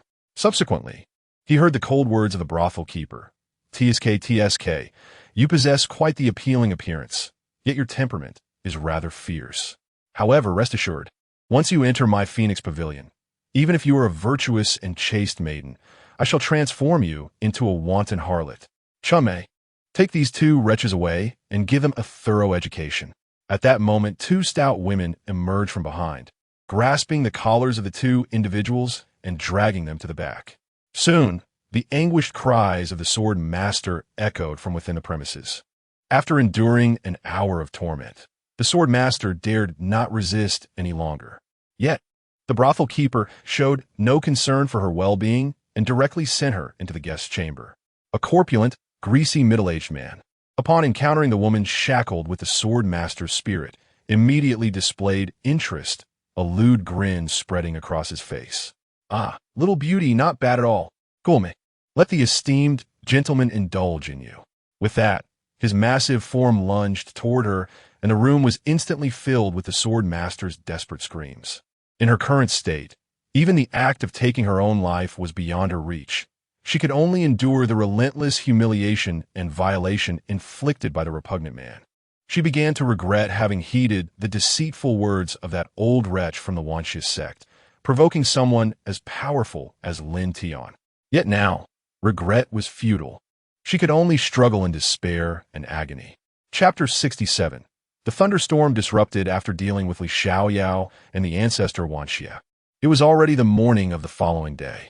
Lin Tian arrived at Lin Ruowei's tent, where her injuries had nearly healed. At that moment, she was rapidly absorbing the inner core formed by the combined cultivation of two harmonization realm cultivators. Being a reincarnated member of the Tiangong Pavilion, her training progressed with remarkable efficiency. Lin Tian stood vigilantly by her side, and by the afternoon, Lin Ruowei finally broke through to the harmonization realm.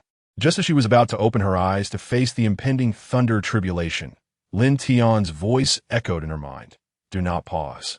Continue absorbing and disregard the thunder tribulation."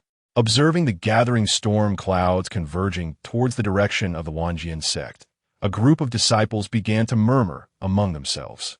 They were astonished that Beiwang would soon witness the emergence of another harmonization realm powerhouse. Indeed, judging by the direction, it seems to be towards the Demon Sect. No wonder that mysterious figure dared to provoke the entirety of Beiwang's sects. It appears he possesses such formidable abilities. I wonder which fortunate member of the Demon Sect has stepped into the harmonization realm. As all eyes were fixed on the thunder tribulation above the Demon Sect, their astonishment deepened when they witnessed the unconventional method employed to navigate it. While others faced the tribulation with utmost peril, Lin Tian chose an unorthodox path. Just as before, he treated the destructive lightning as a mere whip, pulling the thunder tribulation down from the storm clouds, forming a pure sphere of energy, which he then infused into Lin Ruowei's body. This effectively allowed her to pass through the tribulation without danger and without destabilizing her realm. While assisting Lin Ruowei in overcoming the thunder tribulation, Lin Tian's hands were unabashedly exploring her form. The thunder tribulation seemed to express its indignation. "Have you no decency? Do you dare treat me as a mere plaything? Answer me. Look into my eyes. Tell me why. Why, my dear, why?" Soon, as Lin Tian's hands traversed the meridians of Lin Ruowei's body, paying particular attention to her heart meridian and the Tsugu acupoint, while aiding her in absorbing the inner core, Lin Ruowei continued to ascend in power post-breakthrough. It was not until she reached the third level of the harmonization realm that the inner core was fully consumed. Upon awakening from her meditative state, Lin Ruowei's face was flushed, and she languidly leaned against Lin Tian. Her sultry gaze exuded an irresistible allure, mixed with a hint of coyness, which instantly transformed Lin Tian, who had little resistance to beauty, into a ravenous beast. He swiftly pulled Lin Ruowei down, shedding their outer garments, and the tent soon resonated with enchanting melodies. At the entrance of the tent, Li Ling's heart raced as she witnessed two individuals entwined together. Her face flushed crimson. Was this truly something I could behold? I have only just turned 18. Although she felt an overwhelming sense of embarrassment, an irresistible urge compelled her to peer inside. This conflicted emotion left Li Ling both exhilarated and perplexed. Upon sensing her gaze, Lin Tian promptly obscured the entrance with a veil of mosaic. Feeling the shift in the scene within, Li Ling stamped her foot in frustration. That insufferable master. With her cheeks puffed out in indignation, she stormed off to find Changsheng, intent on reporting her master, the lecherous rogue. Soon, dawn broke on the third day. Whether from the human or demon clans, the esteemed ancestors of all sects personally arrived at the camp of the Demon Sect.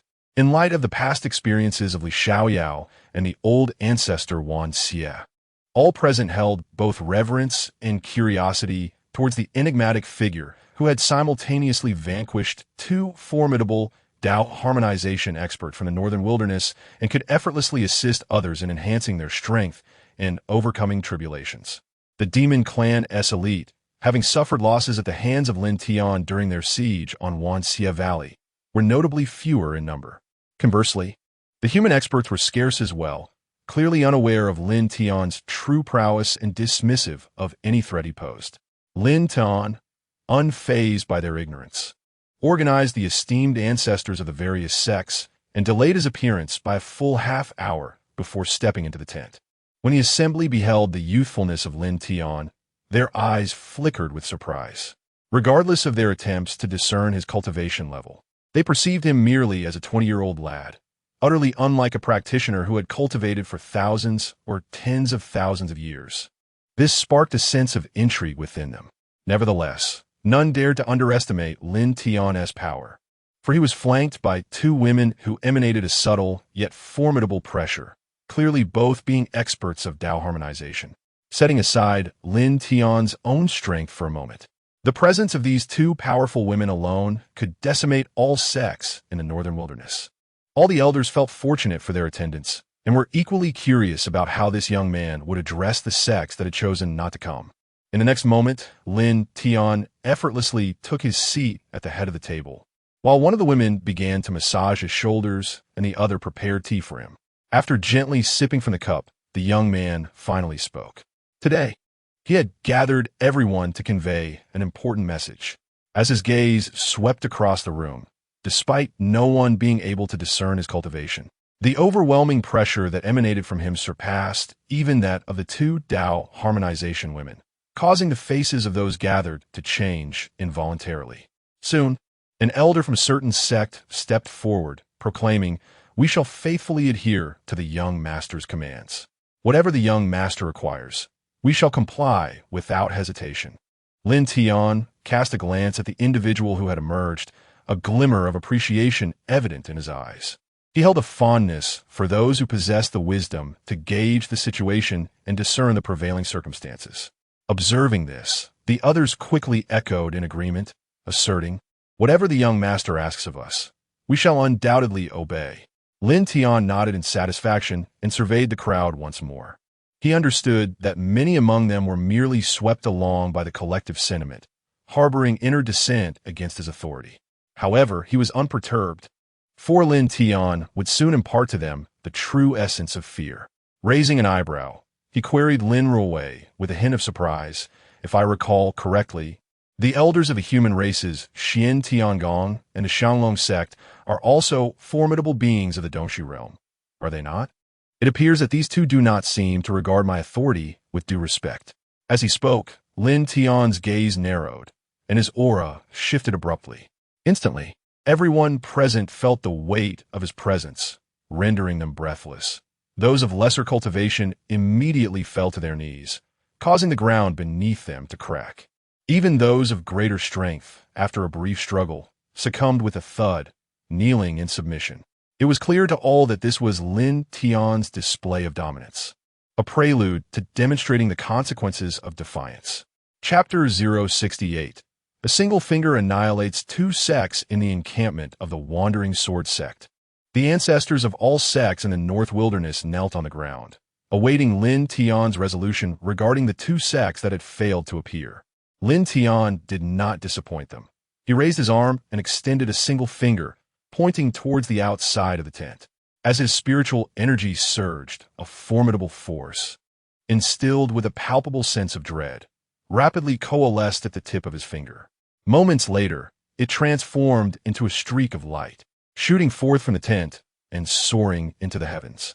Then silence? The oppressive aura within the tent dissipated, and all eyes turned to Lin Tian with expressions of bewilderment. Was that it? Had they truly been deceived by Lin Tian, despite the undeniable weight of his earlier presence? Just as the crowd exchanged puzzled glances, a thunderous roar erupted from outside, shaking the ground beneath them as if an earthquake had struck. Before long, the tremors subsided, and the gathered assembly gazed at Lin Tian in astonishment. Although the outcome remained uncertain, the seismic disturbance felt from miles away suggested that the realms of the Tian sect and the Longxiang sect would soon be no more. To annihilate two major sects of a human race in the North Wilderness with but a single finger? Such power was utterly terrifying. The reverence in the gazes directed at Lin Tian deepened. With an air of nonchalance, Lin Tian declared, "I hereby inform you all that the war between humans and demons in the North Wilderness is now at an end. Should anyone dare to incite conflict again, they will have to contend with me. I have no qualms about sending them to accompany the ancestors of the Tian sect and the Longxiang sect." His gaze swept across the assembly once more, and he coldly intoned, "From this day forth, all matters great and small in the North Wilderness shall be governed by sect leader Lin of the Wandering Sword sect. Who is in favor and who is opposed?" As he spoke, Lin Tian rhythmically tapped his middle finger against the armrest of his chair, casting a frigid glance at those before him. Having just witnessed Lin Tian's capabilities, the assembly appeared submissive, with none daring to voice opposition.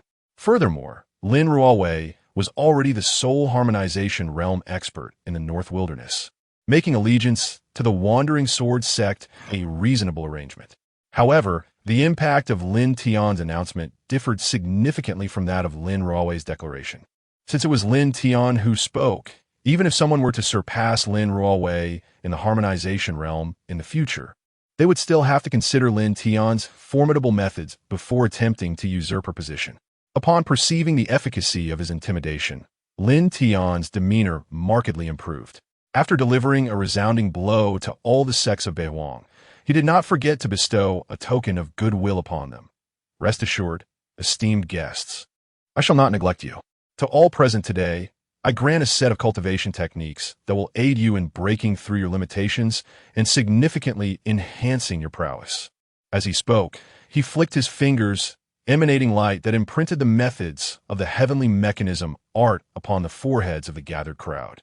However, it was merely the most rudimentary version meant for the heavenly mechanism guards. Once they practiced it, their lives and deaths would be entirely at Lin Tian's discretion, allowing Lin Ruowei to exert greater control over them. Lin Ruowei cultivated the heavenly mechanism art in its advanced form, possessing the means to dictate the fates of the heavenly mechanism guards. The greatest allure of the heavenly mechanism art for cultivators lies in its ability to facilitate a single breakthrough. Although it offers but one opportunity, many cultivators who have been stagnating at a certain realm for centuries are willing to barter their freedom for a chance at this pivotal advancement. After all, in the harsh reality of the cultivation world, strength governs all. The assembly concluded on a high note, with Lin Ruowei reaping the most substantial rewards. Initially, there were two heavenly mechanism envoys in Beihuang, but the reckless one Xie Laozu attempted to sever ties with the heavenly mechanism pavilion. This turn of events allowed her to assume leadership over all heavenly mechanism guards in Beihuang, becoming the sole heavenly mechanism envoy. In Lin Tian's absence, she effectively became the queen of Beihuang. Lin Ruowei, a formidable woman, harbored an almost pathological obsession with power. Such a woman could only be tamed by a man of greater strength. She eagerly employed all her charms to please Lin Tian. After the crowd dispersed, the leader of Xie Valley lingered, gazing at Lin Tian with evident trepidation. Young Master Lin Tian glanced at the leader, a middle-aged man at the pinnacle of the empty clarity realm, who, without fortuitous opportunities, might remain confined to this level for life. However, through the cultivation of the heavenly mechanism art, he had the potential to ascend to the void realm. "Is there something on your mind?" Upon hearing this, the leader's expression grew exceedingly complex. He was acutely aware that his father, the ancestor of Xie Valley, had betrayed Lin Tian and met his demise at Lin Tian's hands. While he bore no animosity toward Lin Tian, understanding that in the cultivation world, strength reigned supreme, he felt profound resentment toward his father, who had recklessly endangered the lives of all in Wanxia Valley for the sake of his own freedom.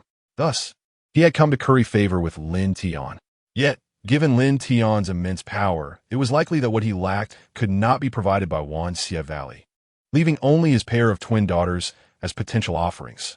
With gritted teeth, he resolved that after the conclusion of the Northern Wilderness Conference, he would bestow his two daughters upon Lin Tian. Upon hearing Lin Tian's inquiry, the leader of Wanxia Valley clenched his jaw. As long as Lin Tian was willing to accept his two daughters, even if merely as maids, the standing of Wanxia Valley would undoubtedly soar. Contemplating this, he humbly remarked, "Young Master Lin, ever since our last parting at Wanxia Valley, my two daughters, Fang Yuehua and Fang Yueying, have been unable to forget your remarkable presence. Before our arrival, they expressed a desire to remain by your side, ready to serve at your discretion. I kindly beseech you to take in my daughters." Upon hearing this, Lin Tian recalled his time at Wanxia Valley, when, consumed by the unquenched flames of desire ignited by Changsheng, he had ventured into the twin sisters' chamber under the cover of night, achieving a double delight. Reflecting on that night's pleasures, he mused that traveling with a pair of twins would indeed be quite delightful. Noticing Lin Tian's countenance, suggesting acquiescence, yet remaining silent, the leader of Wanxia Valley cast a discreet glance at Changsheng behind him and instantly grasped the situation. Thus, he prudently stated, "I shall take my leave for now. My daughter will await you in the tent." Disregarding Changsheng's murderous glare, he exited the tent. At that moment, flames of fury danced in Changsheng's eyes. With a soft sigh, she acknowledged the inevitability of the matter. After all, formidable men are never devoid of exceptional women by their side. Lin Tian, however, wore a sly grin directed at Changsheng, his heart brimming with delight. "Oh, my dear, each time you wish to carry out your plans, you must first contend with me. Let's see if you can keep this up." Chapter 069. Soothing Changsheng. Once the meeting concluded, all the ancestors, as if guided by an unseen force, collectively soared towards the realms of Xian Tiangong and Long Xiangjiao. They were eager to witness the extent of Lin Tian's prowess. Upon reaching the site of Xian Tiangong, they collectively gasped in astonishment. What was once Xian Tiangong now lay before them as a vast crater, as if ravaged by a nuclear explosion. Every trace of the sect had been utterly erased, as though it had never existed at all. They proceeded to the territory of Long Xiangjiao, only to be met with a similar sight. It was as if these two factions had never graced the world. The gazes of the onlookers were filled with shock and profound fear of Lin Tian. What manner of power could annihilate two sects with but a mere gesture, leaving no remnants behind? Was such a feat even within the realm of human capability? The ancestors exchanged glances, ultimately arriving at a decision that betrayed their ancestral principles. They would seek to curry favor with Lin Tian and assess the resources of the sect. Meanwhile, at the camp, Lin Tian encountered the sisters Fang Yuehua and Fang Yueying. After a prolonged separation, their concern over the repercussions from their grandfather's betrayal had visibly taken a toll on them, leaving them looking considerably diminished, which tugged at Lin Tian's heartstrings. Upon seeing him, the sisters immediately knelt before him. "Lord, please forgive us. We were unaware of our grandfather's betrayal of the Tiangong." Noticing their fear, Lin Tian's eyes glinted as he coolly replied, unaware, "What ist? For such a grave mistake, I must impose a punishment upon you." At this proclamation, the sisters exchanged a glance, their hearts sinking. Indeed, Lin Tian was still troubled by the matter concerning their ancestor. Yet, the next words that escaped his lips left their cheeks flushed with embarrassment. "Henceforth, you shall both remain unclothed in your quarters tonight, awaiting my return." Hearing Lin Tian utter such a light-hearted yet audacious command, the heavy burdens the sisters bore were finally lifted, and they found themselves harboring a hint of anticipation. The Tiangong master was no ordinary individual. When establishing the Tiangong Ju, he introduced a rather peculiar stipulation. Every time the Tiangong master engaged in profound communication with a woman practicing the Tiangong Ju, it would gradually enhance the practitioner's strength. Thus, the sisters did not resist the notion of deeper interaction with Lin Tian. In fact, they eagerly welcomed it, as it would accelerate their own ascension in power.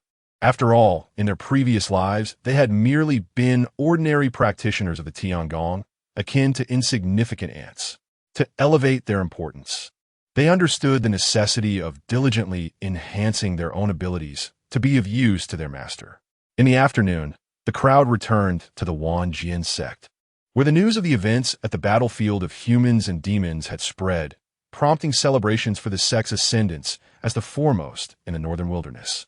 Lin Tian, however, chose to abstain from such festivities and instead sought out Changsheng. With a formidable duel against two opponents looming that evening, he aimed to prepare himself and offer some solace to her. In her chamber, Changsheng exuded her usual ethereal and refined demeanor, which invariably left Lin Tian captivated. Each interaction with her evoked a sense of having conquered a celestial being untouched by worldly affairs. Upon Lin Tian's entrance, a smile graced Changsheng's face. With her keen intellect, she discerned his purpose. He had come to comfort her before embarking on his evening escapade with the twin sisters. His visit indicated his regard for her feelings, and although a twinge of resentment regarding his flirtatious nature lingered in her heart, she quickly reconciled with it. Though excitement fluttered within her, she maintained a composed facade. "Oh, young Master Lin, not seeking the company of the twin maidens tonight? What brings you to my humble abode?"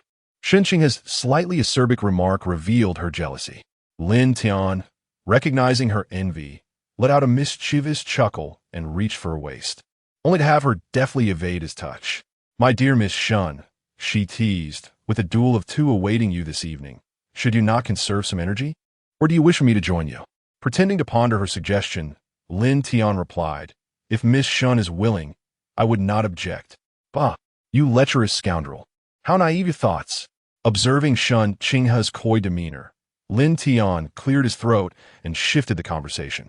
"Ahem, Miss Shun, I recently experienced a burst of inspiration and composed a poem for you. May I present it for your appraisal?"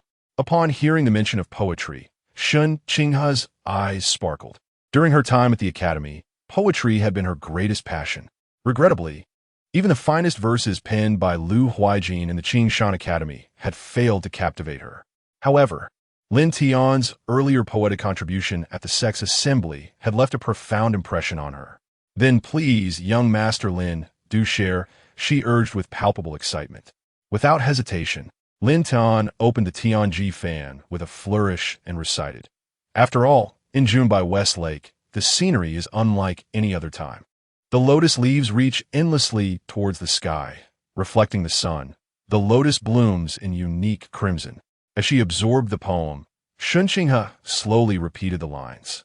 The first two lines depicted scenery and time without any particular flair, yet the latter two seemed to liken her to the exceptional lotus amidst endless leaves. A notion that ignited a blush upon her cheeks. A wave of delight surged within her as she mused. Could he truly be composing verses to praise me? As Lin Tian observed Changsheng lost in thought with a rosy hue gracing her cheeks, he seized the opportune moment to wrap his arms around her delicate waist. Subsequently, akin to unwrapping a zongzi, he removed all hindrances, and the room was soon filled with languorous melodies. Perhaps influenced by the poem, Changsheng displayed an unprecedented boldness, ardently reciprocating Lin Tian's advances, which left him feeling immensely at ease. 2 hours later, as darkness enveloped the surroundings, Lin Tian held the languid Changsheng in his embrace and couldn't help but smile wryly, wishing for a post-coital cigarette. Yet, he mused, this world possessed no such indulgence. After gently tucking Changsheng into slumber, Lin Tian pressed a soft kiss to her long, pale neck before stealthily departing the room. Once Lin Tian had left, Changsheng opened her eyes, a glimmer of happiness illuminating her gaze, and she murmured to herself, "The lotus leaves stretch endlessly, shimmering in emerald hues, while the sunlit lotus blooms in splendid red." Truly, what a beautiful poem. After exiting Changsheng's chamber, Lin Tian took a moment to rest in the courtyard. Thankfully, this lifetime had transported him to a realm of cultivation. Otherwise, enduring 4 hours of such exertion followed by a one-on-two encounter would have surely left him utterly exhausted in his past life. Chapter 070. Once again, killing 2 birds with 1 stone after taking a breath of fresh air in the courtyard, Lin Tian stealthily approached the room of the 2 sisters from the Fong family. Having just arranged flowers, he now sought to indulge in the company of Fong Yueying. Although Fong Yueying and Fong Yuehua were identical twins, their personalities were strikingly different. Fong Yueying possessed a cheerful and lively disposition, exuding a youthful charm, while Fong Yuehua radiated an aura of aloof elegance, reminiscent of a sophisticated lady. This contrast was precisely what captivated Lin Tian. The 2 sisters looked alike, yet embodied such contrasting temperaments. One was fiery and passionate, while the other was as cold as ice. They bore a resemblance to Gu Yufei from the Changsheng family, with the sole distinction being that the Fong sisters were 2 separate individuals, whereas Gu Yufei was merely a case of split personality. Speaking of Gu Yufei, it had been quite a while since Lin Tian last saw her. He surmised that she had returned to Zhongzhou, diligently practicing in the Changsheng family, preparing to confront him. Their last encounter must have left her quite shaken. Regaining his composure, Lin Tian pushed open the door and entered the sisters' chamber. The 2 had already tidied up in anticipation of his arrival, and a delicate fragrance lingered in the air, suggesting they had recently bathed. As a result, the room was soon filled with the harmonious sounds of music, accompanied by the gentle creaking of the rocking bed, resembling a melodious concerto. The following morning, Lin Tian awoke amidst soft warmth, feeling rejuvenated by the previous day's revelries. The experiences had invigorated him, making him feel several years younger. Indeed, women were the greatest motivation for men. The affairs in Beihuang were nearing a conclusion, with only one task remaining: to pay another visit to the most beautiful woman in Beihuang, the Holy Maiden of the Demon Sect, and savor the essence of her existence. Early in the morning, Lin Tian set out alone to the Demon Sect's altar. The Holy Maiden, Li Xinyue, appeared as she had during their last meeting, lazily reclining on her bed. Upon seeing Lin Tian, she was not at all surprised and softly remarked, "You've come."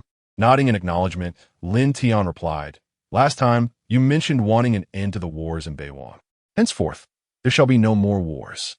I have fulfilled your request, and now I ask that you honor your promise." With a mischievous grin, he gazed at Li Xinyue. Having heard from her disciples about the recent events in Beihuang, Li Xinyue had already deduced Lin Tian's identity. Taking a deep breath, a hint of melancholy crossed her face as she inquired, "What have you done with that wretched old man, Li Xiaoyao?" After a moment of contemplation, Lin Tian responded, "He is likely in a state worse than death. Would you like me to take you to see him?" At his words, Li Xinyue nodded. Without further ado, Lin Tian wrapped his arm around her slender waist and made their way toward the brothel. Yufeng Tower, once the stronghold of the righteous human faction, now held the spirit of the sword master Li Xiaoyao, imprisoned within a woman's body. In recent days, she has endured inhumane torment. Once the master of the sword pavilion, he harbored an intense proclivity for masochism and a grotesque inclination towards pedophilia. Yet, the atrocious abuses inflicted upon her over these past 2 days are beyond comparison. Within this sordid establishment, the clientele consists of the most destitute individuals in this realm, typically incapable of cultivation, engaged instead in farming or managing small shops. Many among them derive a perverse pleasure from women like Li Xiaoyao, who resist fiercely. Consequently, during these few days, Li Xiaoyao has attracted the highest number of patrons. She cannot bear the reality of her degradation, nor the humiliating treatment she receives from these lowly scum. A man of considerable esteem, he once had a close disciple, the mother of Li Xinyue. After an intimate exchange with Li Xiaoyao, to his astonishment, she became pregnant with Li Xinyue in an attempt to protect his reputation. Upon Li Xinyue's birth, he abandoned her in the lands of the demon clan to fend for herself. Thus, Li Xinyue harbors no affection for her father, but rather a profound resentment. Fortunately, she was chosen by the leader of the 10,000 Demons Sect to become their Holy Maiden. However, the fate of each Holy Maiden within the sect is tragically grim. Outwardly revered, they are, in truth, mere sacrifices to the altar of the 10,000 Demon Sect. Upon arriving at the brothel's entrance, Li Xinyue gazed in disbelief at the woman, reduced to a pitiful state. She had not anticipated that Lin Tian possessed such capabilities to torment Li Xiaoyao so severely. Casting a complex glance at Li Xiaoyao, witnessing her suffering brought Li Xinyue a sense of relief. A single crystalline tear escaped her eye, seemingly bidding farewell to the past. Upon returning to the 10,000 Demon Sect, Li Xinyue grasped the impending events, biting her lip with a hint of shyness. After a tumultuous storm, Lin Tian gently inquired, "Are you willing to come with me?" Li Xinyue shook her head. "Then allow me to liberate you from the clutches of the 10,000 Demon Sect and grant you a semblance of self-preservation. What say you?" Upon hearing Lin Tian's words, Li Xinyue sighed and shook her head wistfully. "I am nearing depletion, nearly drained by the altar, with only a few months of life remaining. There's no need to expend further effort on my behalf, but thank you." It was unclear whether she was expressing gratitude for Lin Tian's intervention or for his desire to assist her. Despite her seemingly indifferent demeanor, Lin Tian discerned a flicker of yearning for life within her gaze. He leaned closer and whispered in her ear, "As long as you serve me well, I can ensure your complete liberation from that altar, and you shall not perish." Upon hearing Lin Tian's words, Li Xinyue's eyes momentarily brightened before swiftly dimming again. In her perspective, Lin Tian merely sought to gain more advantages from her, engaging in trivial banter.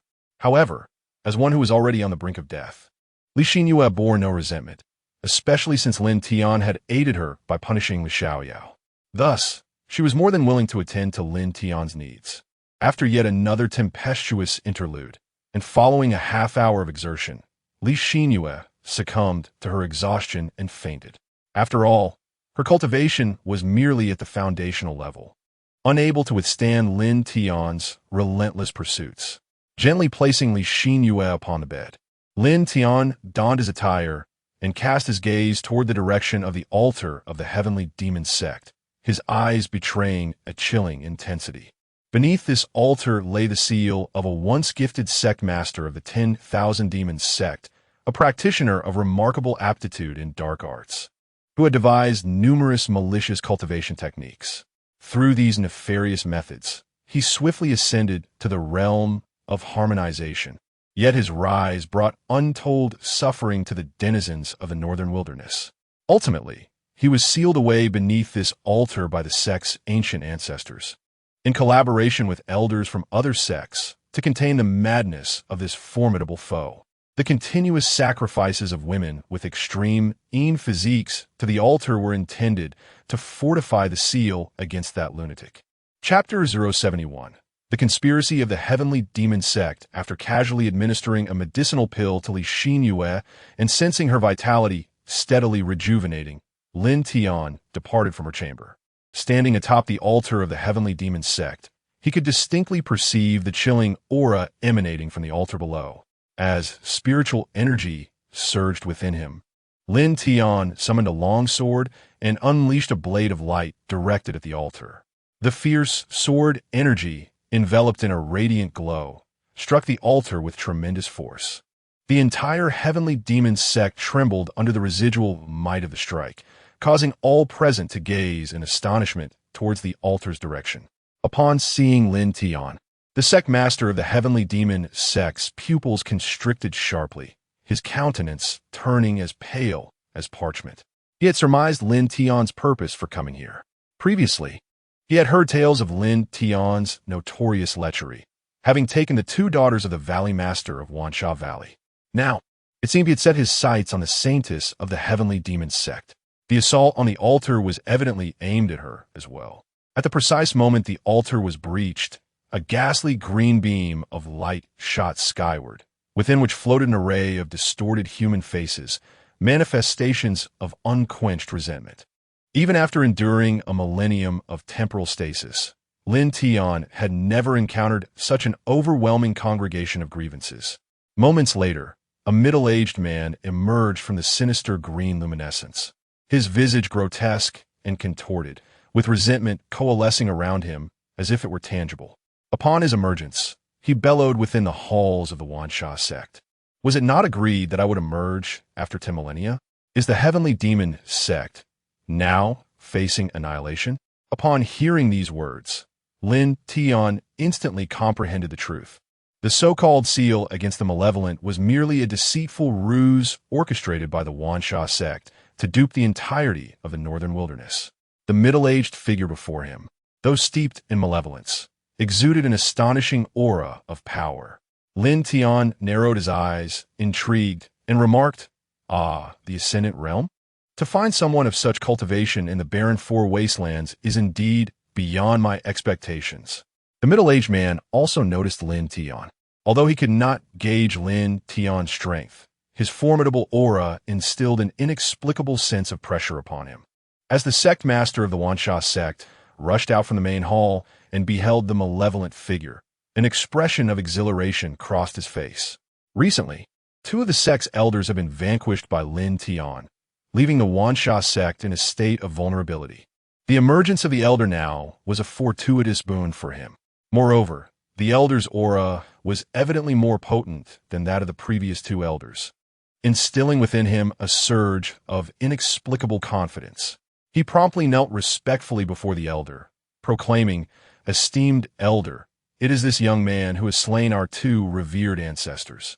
I beseech you to take charge of the Wansha sect." Upon hearing these words, the malevolent cultivator cast a sidelong glance at Lin Tian, his gaze icy and piercing. In a hoarse voice, he inquired, "Who are you? Why have you come to slay the members of my 10,000 demon sect? What business do you have in my Heavenly Demon Sect?" Lin Tian replied coldly, "You need not concern yourself with my identity. All you must know is that I am here to end your life." At this proclamation, the middle-aged man erupted into a raucous laughter. "Kill me? Are you jesting? You mere child. Today I shall show you what true transcendence entails." Yet before he could complete his sentence or make a move, a sudden whoosh pierced the air beside him, and before he could comprehend what was happening, slap, a resounding sound echoed, leaving him with a stinging sensation across his cheek. He scarcely glimpsed Lin Tian's movement before receiving a sharp blow. "How dare you? Slap, you insolent wretch. Slap." 3 consecutive slaps, though lacking in substantial harm, were laden with humiliation. The malevolent cultivator was thoroughly enraged, channeling his spiritual energy in preparation for retaliation. Slap. Yet again, another slap met his face, and to his horror, he realized that the spiritual energy he had summoned was effortlessly dispersed by that single blow. With a mocking expression, Lin Tian remarked, "You ought to ensure your brain is properly shaken before engaging in conversation with me." Following this, another resounding slap resounded. Slap. "Your face appears rather haphazardly assembled." Slap. "I have seen bound feet, but never a head so comically wrapped." Slap. Witnessing this spectacle, the leader of the 10,000 demons sect's eyes widened in disbelief. It was inconceivable that the ancient trump card, the malevolent ancestor, who had been hidden away for millennia, was now utterly subdued by Lin Tian. The scene unfolding before him clearly depicted Lin Tian toying with this malevolent ancestor.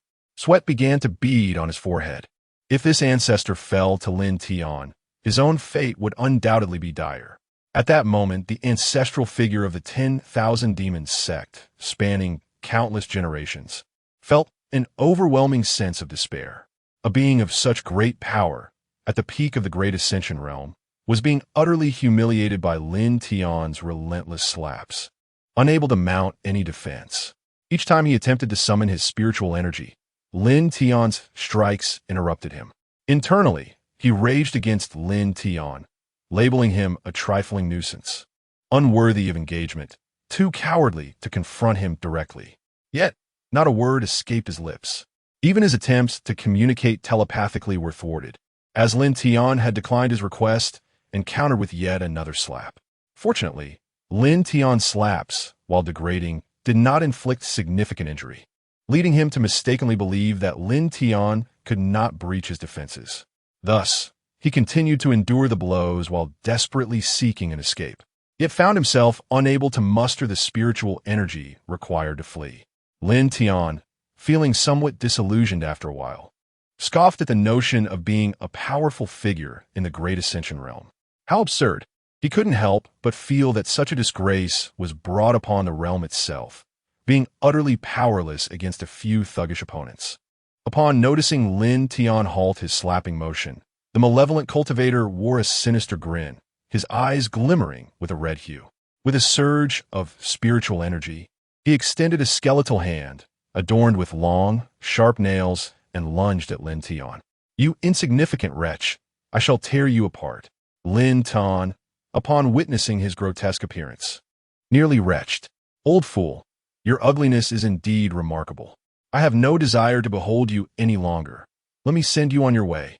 With that, he raised his hand for yet another strike, this time with considerable force, shattering the head of the Great Ascension realm cultivator.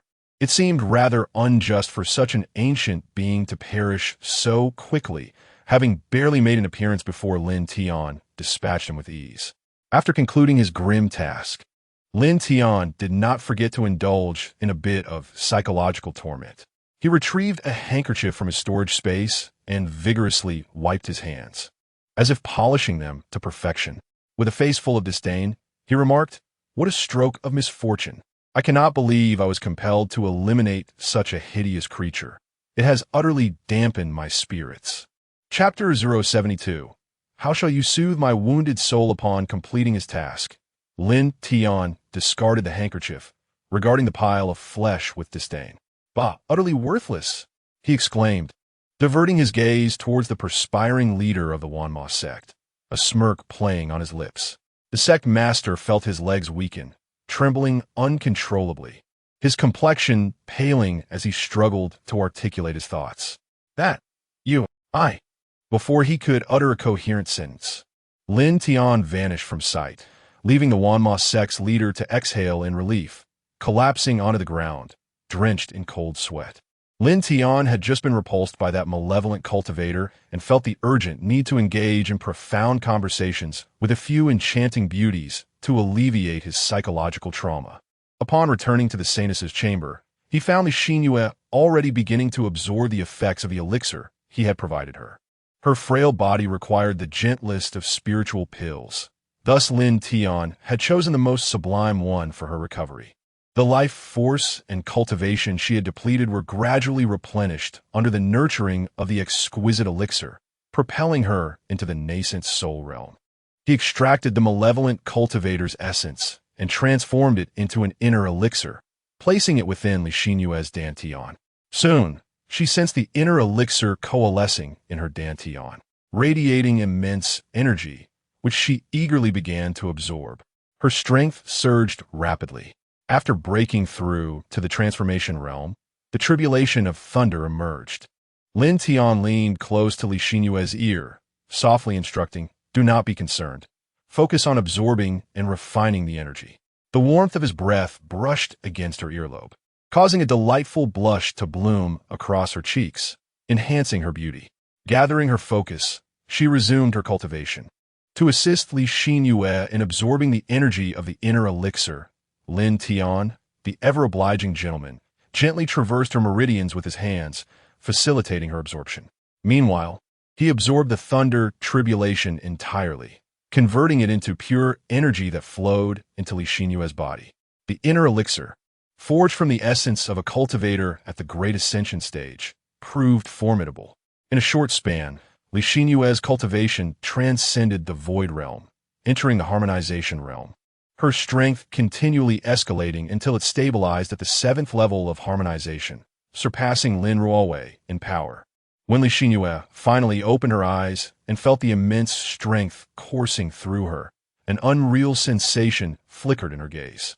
Just moments ago, she had been a mere foundation-building novice, her life force severely depleted. Yet within just a few hours, she had ascended to become one of the top-tier cultivators of the Northern Wilderness. And it seemed that the vitality she had lost had been fully restored by Lin Tian's elixir. As she reveled in her transformation, a radiant smile emerged upon her face. Once, she believed her life was akin to that of an ephemeral flower, poised to wither away. Yet now, having ascended to the realm of harmony, she possessed an almost boundless lifespan. For the first time, she genuinely acknowledged Lin Tian, willingly surrendering herself into the embrace of the man who had granted her a second chance at life. After 2 hours of intense battle, Lin Tian held the exhausted Li Xinyue in his arms and softly inquired about her plans for the future. After a moment of contemplation, Li Xinyue replied, "I wish to establish an orphanage to shelter those abandoned children." Upon hearing this, Lin Tian felt a pang in his heart, tightening his hold on her. His empathy stirred for this woman who had been forsaken by her father since childhood. The following morning, upon waking, Li Xinyue discovered her companion had already departed, leaving behind a spatial ring.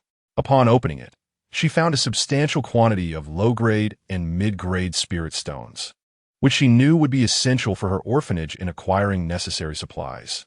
The amount Lin Tian had provided was sufficient to purchase 10 cities of ordinary folk. In addition to the spirit stones, there were 3 talismans, 2 capable of vanquishing those at the Great Ascension Realm, and the last one enabling communication with Lin Tian. Her delicate fingers caressed the ring, still warm from Lin Tian's touch, as a blissful smile graced her face.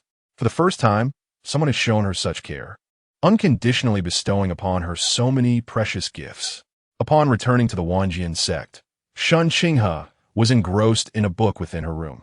A beautifully prepared breakfast laid out on the table, evidently crafted by her own hands. Upon noticing Lin Tian's entrance, she cast him a melancholic glance. Under such scrutiny, Lin Tian inexplicably felt as though he were a husband caught in an affair, his wife having discovered his disloyalty. At a loss for words, he scratched his head awkwardly. Stammering, a soft laugh escaped Changsheng at his flustered demeanor, filling her heart with warmth. She understood that she was gradually becoming an irreplaceable woman in Lin Tian's life.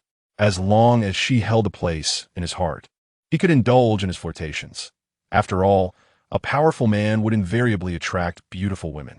The affairs of the Northern Wilderness had largely reached a conclusion. The exploration of the Northern Wilderness secret realm was complete, and the women connected to him had been adequately arranged. Lin Tian was not concerned that Li Xinyue, upon gaining strength, would challenge Lin Ruowei as authority or engage in conflict with her. While Lin Ruowei was indeed obsessed with power, Li Xinyue possessed a temperament that shunned worldly disputes, ensuring that there would be no clash between them. Before departing, Lin Tian entered the chambers of Fang Yueying and Fang Yuehua, his expression grave as he inquired, "Tomorrow, I shall leave Beiwang. You both have the option to accompany me or remain here. I wish to know your genuine thoughts, untainted by your father's coercion." The two exchanged glances, and the passionate Fang Yueying declared, "Young master, we sincerely wish to accompany you. No one is forcing us." Though Fang Yuehua remained silent, she bit her lips slightly and nodded in agreement.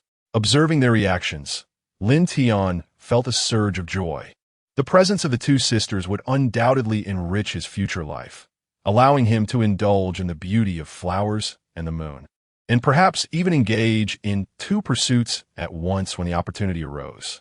Just the thought of this made Lin Tian feel exhilarated. His next destination was already determined, Shihuang. This realm belonged to the demon clan, and during a moment when time stood still, Lin Tian had savored the joy of deep interactions with those possessing beast-like ears. He was eager to relive that bliss once more and could hardly contain his anticipation. However, just as Lin Tian was preparing to journey to Shihuang, a significant event unfolded in Dongwon. The ancestor of the Qingyun sect discovered that the elder of the De Qian royal family had been eliminated and sought to annex their territory, leading a group of disciples in preparation for an assault on the De Qian royal family. Chapter 073. Assault on the De Qian royal family at the Qinglian sect of Dongwon. Luo Changsheng was engrossed in the affairs of the sect when a disciple rushed in with urgent news. "Sectmaster, we have received word that the Qingyun sect is mobilizing a significant number of disciples to launch an attack on the De Qian royal family." Without raising her gaze, Luo Changsheng simply replied, "Understood." Yet, as if struck by a sudden realization, she called back the disciple. "Which royal family did you say the Qingyun sect intends to attack?" "Sectmaster, is the De Qian royal family." Upon hearing this, Luo Qingqing's expression turned grave as she recalled Lin Tian's prior instructions to keep an eye on the Empress Li Wanxiu of the Qian dynasty. With her brow furrowed, she promptly dispatched someone to summon Su Qiuyue. Qiuyue, take a void puppet with you and travel to the Qian dynasty. That old fool Mu Qingyun is preparing to assault the royal family, and it is likely that Qin Jianzi is involved as well. If the people from the Qingyun sect prove obstinate, you have my permission to eliminate both Qin Jianzi and Mu Qingyun without hesitation. Suyue, somewhat perplexed, inquired, Sect Master, why do you show such concern for the Qian royal family? A flicker of sorrow mixed with longing and other complex emotions crossed Luo Qingqing's eyes. It is not without reason that troublesome acquaintance has entrusted me with this task. Realizing that this troublesome acquaintance referred to Lin Tian, Su Qiuyue swiftly took the puppet and set off towards the Qian royal family. Meanwhile, above the Qian royal family, a multitude of cultivators from the Qingyun sect had completely surrounded the royal palace. During the lifetime of the royal family's ancestor, the Qian royal family had remained like a thorn embedded within the sphere of influence of the Qingyun sect. With no contact from the Qian ancestor for an extended period, Qin Jianzi assumed that something must have happened, prompting them to attack the royal family in an attempt to eradicate this malignant influence once and for all. The Empress Li Wanxiu, donned in resplendent golden armor and wielding an ancient spiritual sword, stood defiantly against Mu Qingyun, the sect master of Qingyun sect. My dear niece, I urge you not to resist. Surrender to the Qingyun sect, and we shall protect your Li family. Should you persist in your defiance, your family shall be drenched in blood. Mu Qingyun, a cultivator at the nascent soul stage, found himself evenly matched with Li Wanxiu. However, the true threat loomed behind them in the form of Qin Jianzi, who possessed the formidable cultivation of the transformation stage. Aware of the Qingyun sect's intentions, Li Wanxiu thought, how can I allow others to sleep peacefully beside my bed? Fortunately, the lecherous figure had left her with a void puppet before his departure. Yet, she was not foolish enough to reveal the puppet outright, intending instead to launch a surprise counterattack. As Li Wanxiu remained resolute, Mu Qingyun advanced towards her. Although slightly inferior in strength, Li Wanxiu wielded the ancient spiritual treasure gifted by Lin Tian, allowing her to gain the upper hand in their confrontation.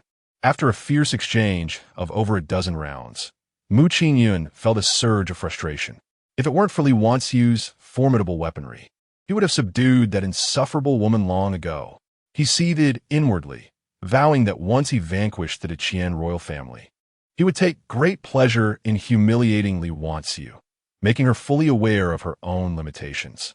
However, the more anxious he became, the more prone he was to errors. After several more rounds, he found himself bearing numerous wounds. Qin Jianzi also noticed the ancient spiritual treasure in Li Wanxiu's possession, and a glimmer of greed flickered in his eyes. Observing that the Qian ancestor showed no intention of intervening, he could no longer restrain himself and launch an attack on Li Wanxiu, intent on swiftly concluding this conflict. Just then, from the rear hall of the palace, a figure resembling a cannonball hurtled towards Qin Jianzi. His expression shifted dramatically as he sensed the overwhelming pressure emanating from the approaching individual. He immediately abandoned his ambush on Li Wanxiu and focused on confronting the incoming figure. Upon closer inspection, he was taken aback to discover it was the Qian ancestor. Yet, the aura and condition of the ancestor left Qin Jianzi in a state of uncertainty. The energy radiating from him was undeniably that of the empty realm, yet his movements were clumsy and rigid. After exchanging several blows, Qin Jianzi finally comprehended the truth. The Qian ancestor had been transformed into a puppet. Fortunately, it was merely a puppet. Had he truly possessed the prowess of the empty realm, the Qingyun sect would likely have faced ruin today. Overwhelmed by the puppet's relentless onslaught, Qin Jianzi could only shout, "Attack! Eliminate everyone within the palace." In terms of elite combat strength, the Qingyun sect was clearly at a disadvantage. However, the number of cultivators below the nascent soul stage on their side far exceeded that of the Qian royal family. Thus, they surged forward, initiating a one-sided massacre. This sudden turn of events caused Li Wanxiu's pupils to constrict sharply, her techniques becoming somewhat disordered. Seizing the opportunity, Mu Qingyun struck, injuring her shoulder with a sword thrust. As the situation grew increasingly dire for her, a wave of desolation washed over Li Wanxiu. Could it be that the Qian royal family would meet its end at her hands?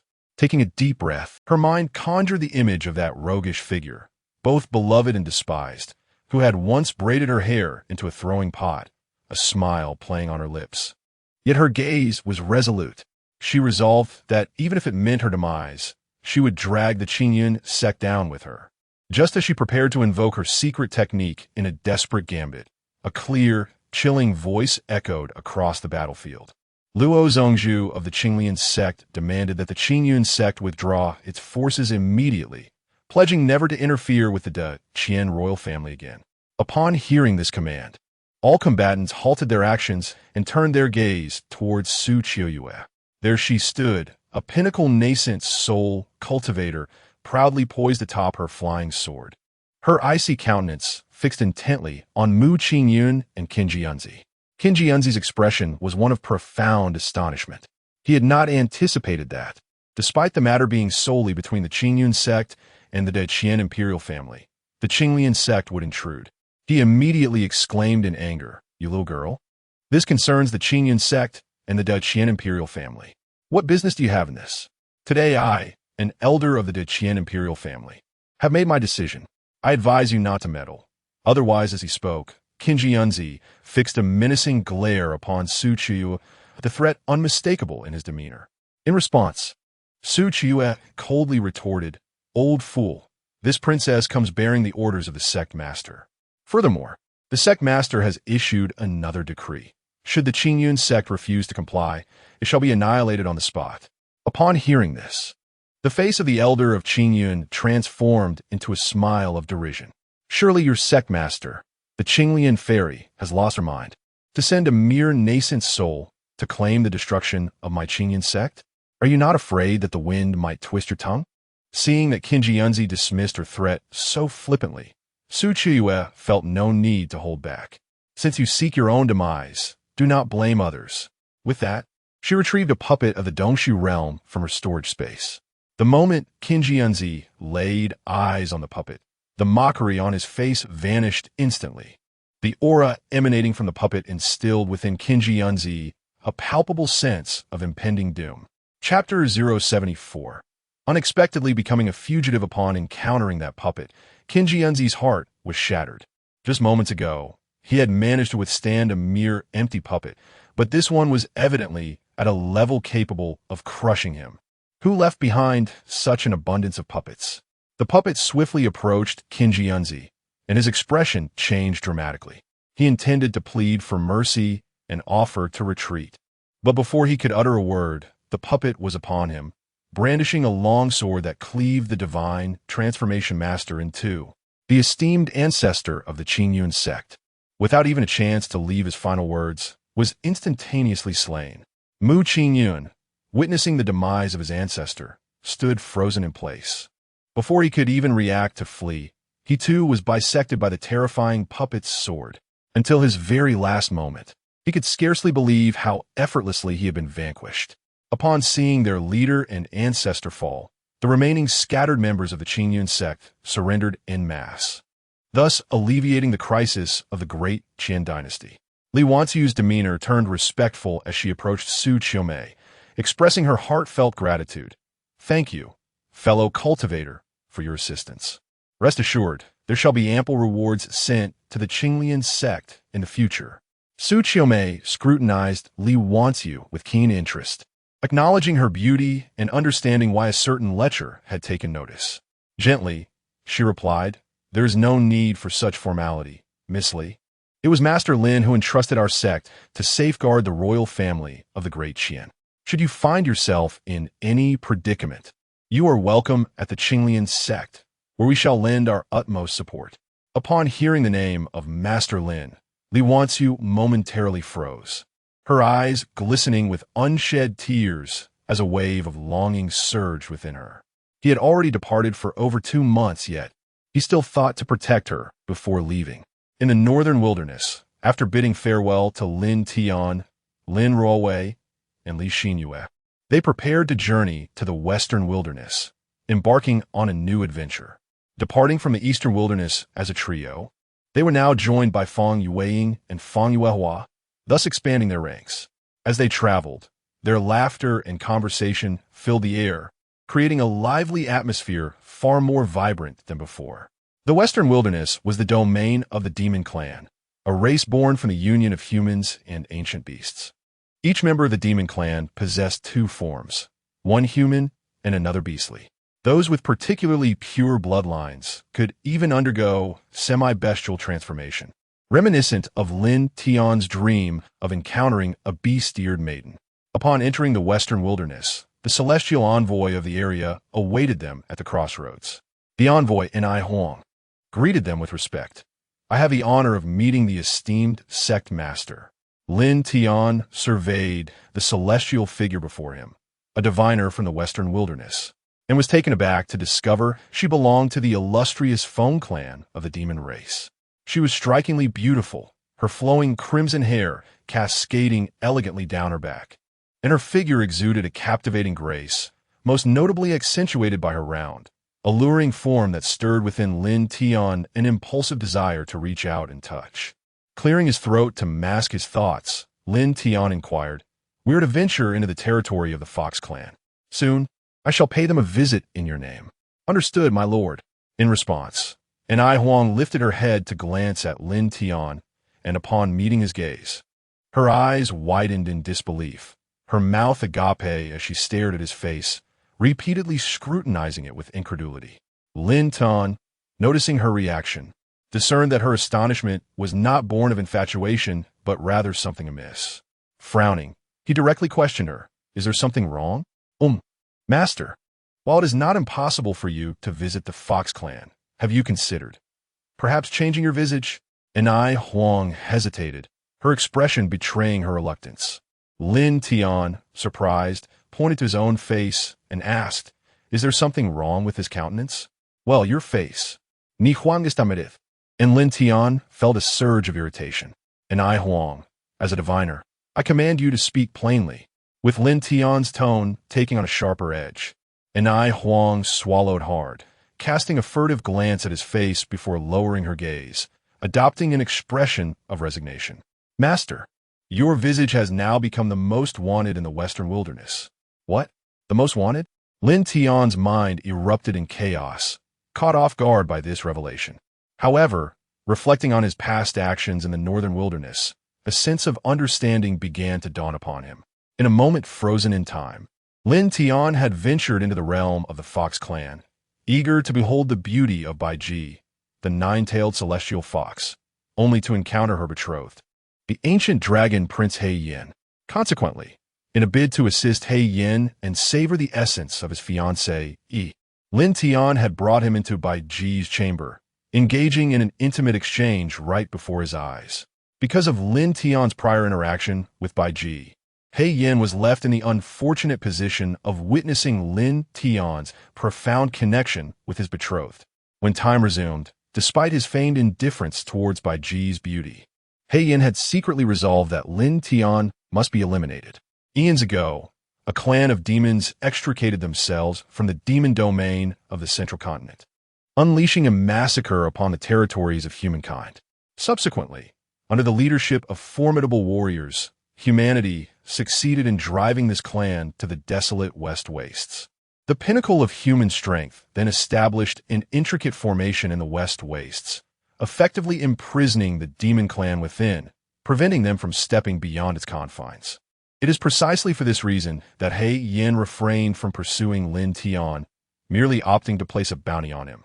Although the demon clan remained confined in the West Wastes, each of the three great clans possessed an emperor-level powerhouse.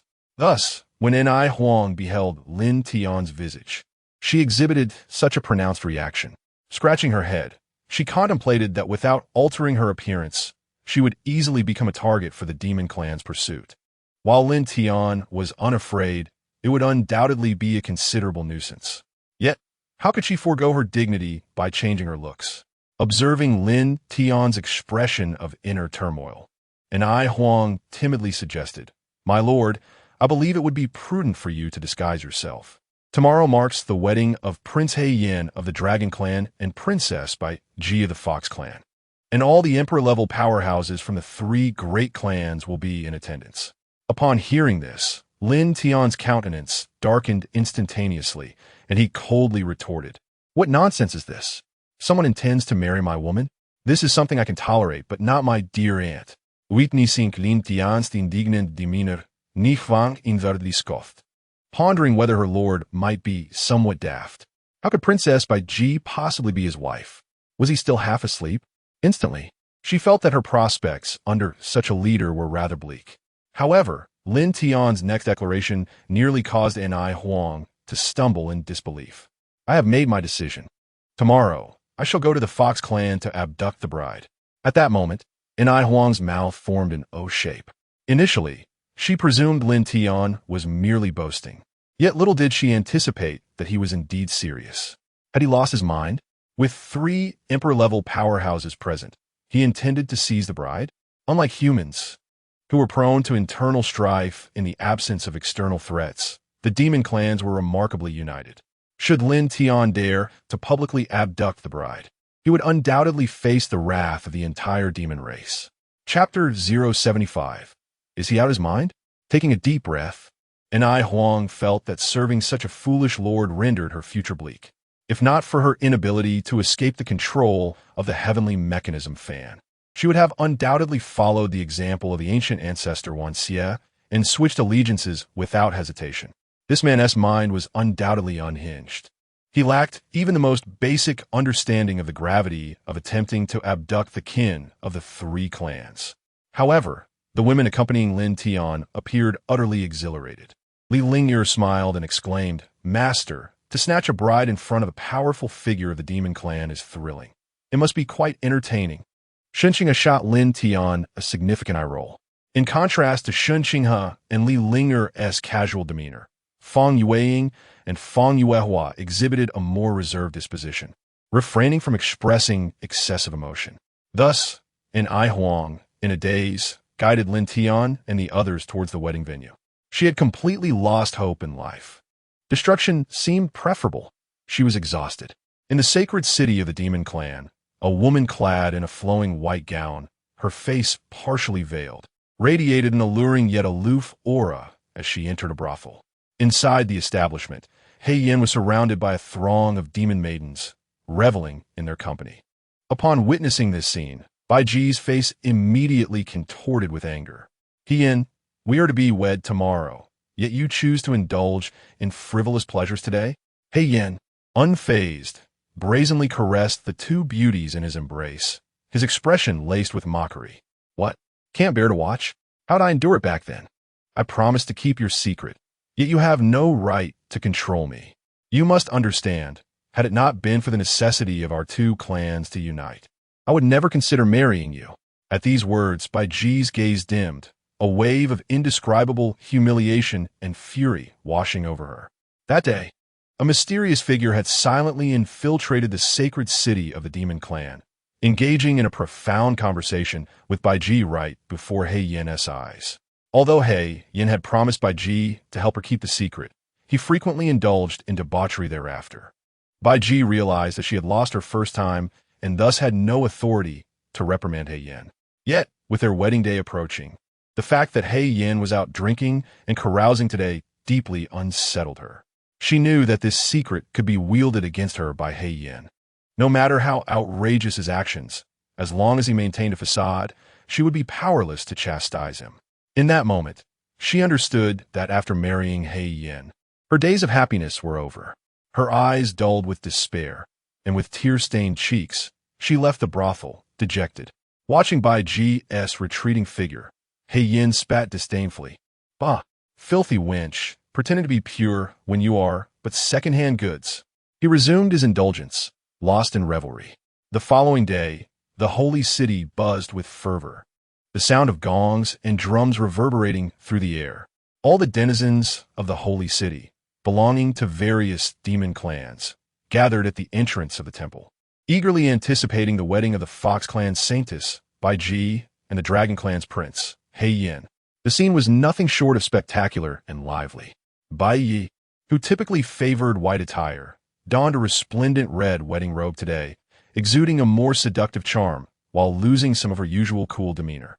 The couple gradually approached the altar, where the three great imperial powers of the Dragon, Wind, and Fox clans sat in prominent seats, ready to officiate the ceremony. Soon, the couple stood before the altar, and a mighty figure from the Phoenix clan rose to assume the role of the officiant, proclaiming with great vigor, "Today, in the presence of the ancestors buried within the sacred grounds of the Demon Clan, He Yin of the Dragon Clan and Bai Ji of the Fox Clan shall unite as husband and wife. May your hearts be eternally entwined, and may you bear noble offspring to bring glory to our demon kin." They bowed to the ancestors. The officiant continued, second bow to the clan leaders. The couple knelt once more before the Dragon and Fox clan sovereigns, preparing for their final bow as husband and wife. Just as they were about to kneel, a chilling light sliced through the air from a distance. A long sword hurtled into the wedding venue. The three imperial powers immediately unleashed their spiritual energy in an attempt to intercept the blade, but to no avail. The sword severed the red silk ribbon adorned with a large crimson flower that linked their hands, embedding itself into the ground between them, creating a fissure that split them apart. A thunderous voice echoed from afar, resonating in the hearts of all present. Lin Tian, the master of the Tianji Pavilion, disapproves of this union. In the next moment, Lin Tian appeared at the center of the altar, accompanied by several others. The mention of the Tianji Pavilion left the other demons bewildered, but the three imperial powers atop the platform were visibly shaken, their faces betraying a hint of horror. Upon seeing Lin Tian's face, He Yan's earlier smile twisted into a grimace of fury. He glared at Lin Tian, his internal energy surging as a black spear materialized in his grasp, emanating a fierce aura directed at Lin Tian. Without so much as a glance in He Yan's direction, Lin Tian delivered a single strike, embedding him into the ground. Bai Ji, in stark contrast to He Yan, maintained her composure. She gazed at Lin Tian, her eyes revealing a tumult of emotions. The Fox clan, inherently alluring yet deeply loyal, bestowed all their affections upon their first love. He Yan's indulgence in revelry was his way of numbing the madness of his emotions, yet neither of them anticipated Lin Tian's audacity to appear here. The gathered demons glared at Lin Tian and his companions with scorn. Damn humans, who do they think they are? How dare they disrupt a demon wedding? They must be tired of living. What nonsense is this Tianji Pavilion? Never heard of it. Even the most formidable forces of the Central Plains must prepare for the possibility of never returning should they venture into my demon clan. At this moment, behind Lin Tian, the heart of Ni Huang was engulfed in despair. Just yesterday, she believed Lin Tian was merely jesting, yet today he dared to take such decisive action. In her mind, she could not help but think, has the leader gone mad?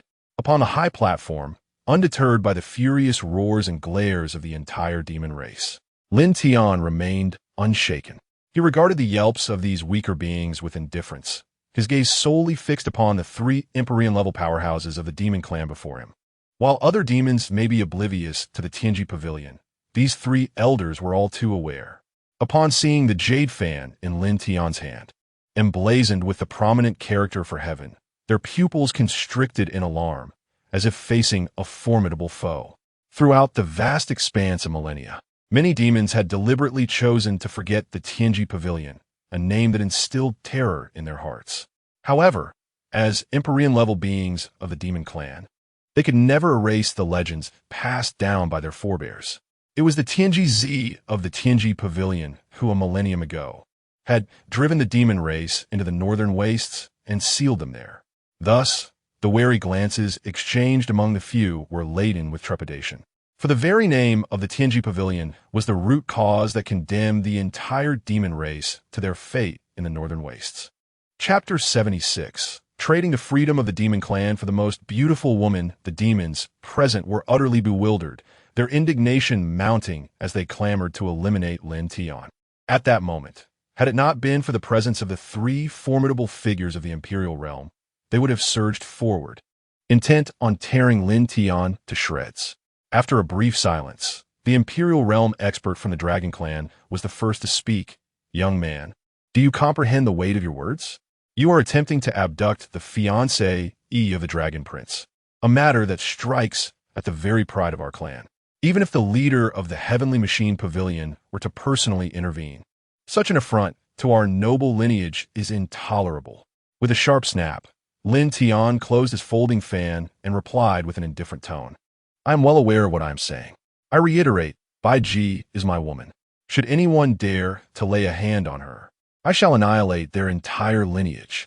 As he spoke, a chilling murderous intent radiated from Lin Tian, his faint aura instilling dread even in the hearts of the three Imperial Realm experts. It was evident that his cultivation far exceeded theirs. Yet the surrounding demons remained oblivious to this, their shouts growing even more fervent in response to Lin Tian's brazen declaration.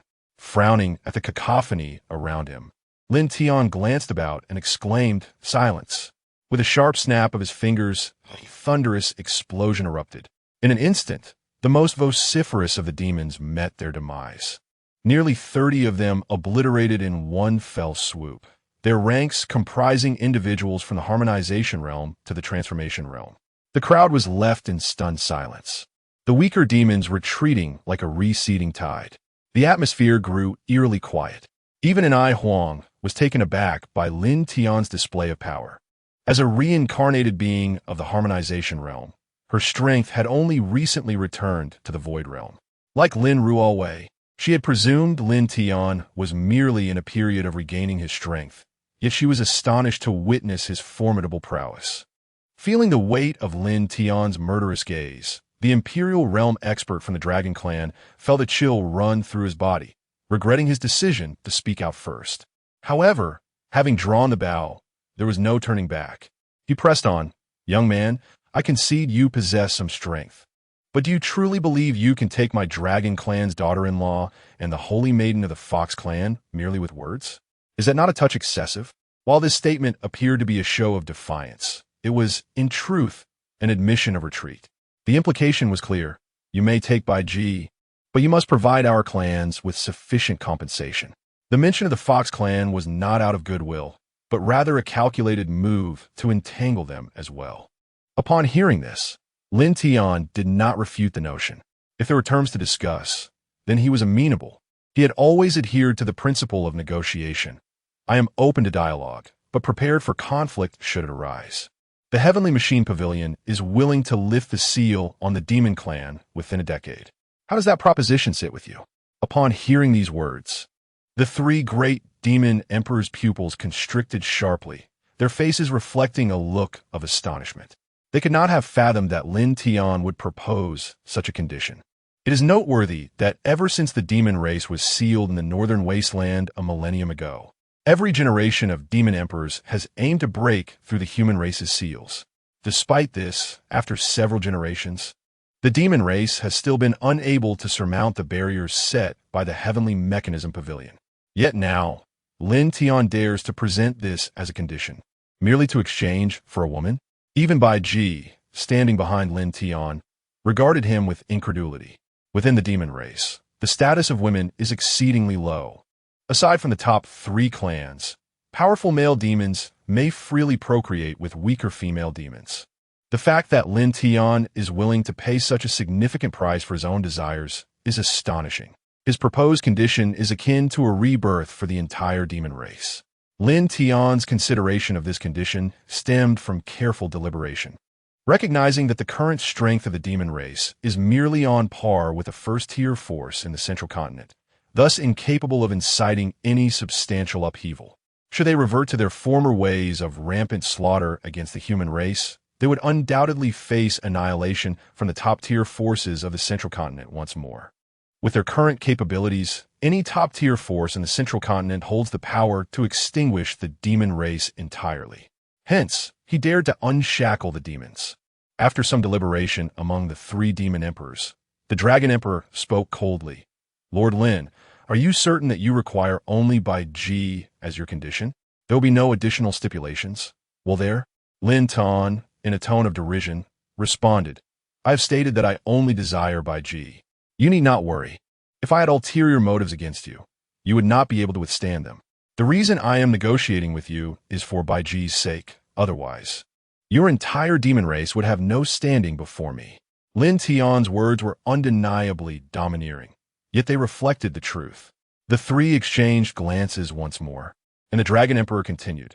We accept your terms, but Baiji may only leave with you once you have broken the demon race's seal. Furthermore, having taken our dragon clan's daughter-in-law, you must compensate us. Upon hearing this, Lin Tian's gaze grew cold. He understood that the demon race was testing his limits. Should he acquiesce, they would undoubtedly push further. At this moment, the best course of action was to make them realize that they were in no position to dictate terms. It seems you remain oblivious to the current situation. Very well, I shall help awaken your understanding. With a snap of his fingers, Lin Tian instilled a profound terror in the three great demon emperors, who soon discovered that their imperial-level cultivation within them had begun to spiral uncontrollably. A tempest of chaotic energy surging violently. Despite their desperate attempts to quell this tumult, they found themselves powerless, forced to witness the explosive fury of their own power, which threatened to rend their very souls asunder. Just as their consciousness teetered on the brink of obliteration, time seemed to rewind, restoring them to the moment prior to Lin Tian's fateful snap. Their shattered forms reassembled, and they groped in disbelief, grappling with the realization of their continued existence. A sigh of relief escaping them as they found themselves drenched in cold sweat. Then, Lin Tian's chilling voice echoed, Should you dare to propose terms again, this shall be your fate. The three demon emperors nodded in immediate compliance, prompting a satisfied nod from Lin Tian. He casually retrieved a long bow from his spatial ring and tossed it to the Dragon Emperor. This is an unexpected find of mine. It should bear some significance to you, he declared. Upon seeing the bow, the Dragon Emperor gasped in astonishment. Is this the Canglong bow? The familiar aura emanating from the bowstring was unmistakable, crafted from the dragon tendons of the then Dragon Emperor by the ancestors of the Gu family millennia ago. During the time of stasis, it had been surreptitiously acquired by Lin Tian. Realizing that it served little purpose for him, he deemed it a fitting compensation for the Black Dragon clan. Overjoyed, the Dragon Emperor promptly extended an invitation for Lin Tian to visit the Demon Clan. However, as Lin Tian turned to depart, the three Demon Emperors cast ominous glances at his retreating figure, clearly unprepared to let the matter rest. Chapter 077. Wow.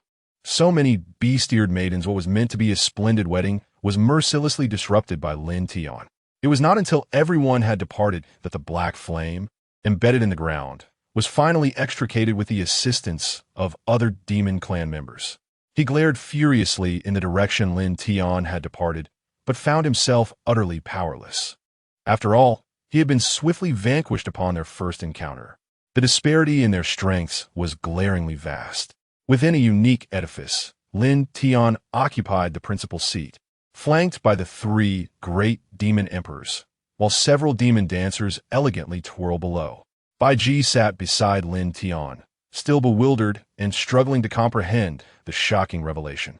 She had never anticipated that Lin Tian was the master of the Tiangong Pavilion. Although she was unaware of the true nature of this organization, the deference exhibited by the three demon emperors suggested that he was indeed a figure of considerable significance. Yet this young man before her, appearing to be merely in his 20s, seemed too youthful to possess such formidable prowess. For the first time, Baiji felt curiosity towards the man who had claimed her innocence. The table was adorned with a variety of delicacies from the demon clan, featuring bear paws and the wings of lightning birds, all prepared in an exceedingly simple manner, purely roasted. However, Lin Tian could distinctly sense the presence of poison within these dishes. Casting a keen glance at the beaming faces of the three demon emperors, he unabashedly indulged in the feast, engaging in idle conversation while his gaze remained fixated on the demon maidens dancing below. In the hall, a dozen or so demon women donned attire that was incredibly revealing, almost as if they wore mere scraps of fabric. Lin Tian's blood surged at the sight. All these demon girls possessed beastly ears, rabbit ears, wolf ears, cat ears, transforming the scene into a visual delight. Were it not for his stringent self-control, he might have found himself bleeding from the nose in sheer excitement. The three demon emperors, witnessing Lin Tian's unabashed enjoyment of the feast while admiring the demon maidens, were entirely reassured regarding the toxicity of the food. Yet, in the next moment, Lin Tian casually inquired, "By the way, do you know when the Western Wilderness secret realm will manifest?" Upon hearing Lin Tian's question, the expressions of the three demon emperors shifted dramatically. They overturned the table, their spiritual energy surging as they swiftly formed seals.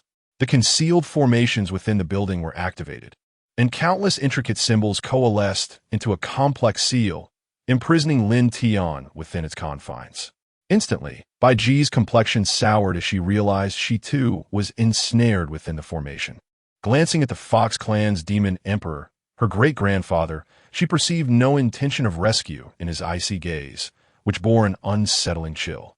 Clearly, he realized that he had been abandoned by his kin, becoming a mere pawn in the trap set for Lin Tian. Yet, Lin Tian remained unfazed, rising leisurely to approach Bai Ji.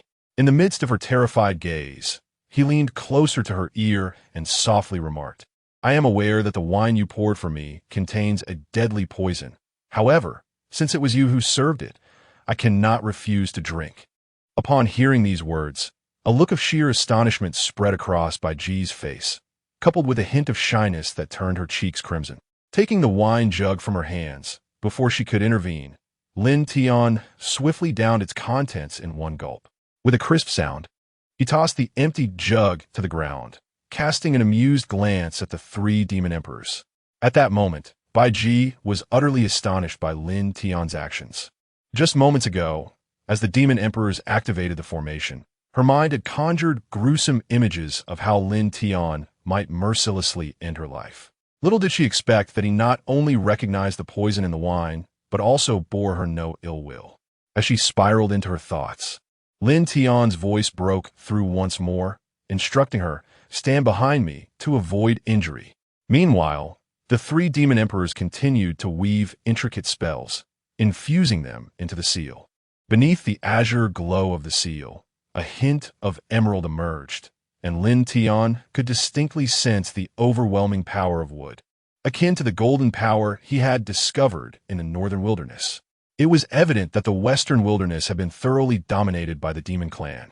They had unearthed the power of wood within, explaining their immediate and aggressive response upon Lin Tian's mention of the western wilderness, choosing to reveal their intentions rather than waiting for his poison to take effect.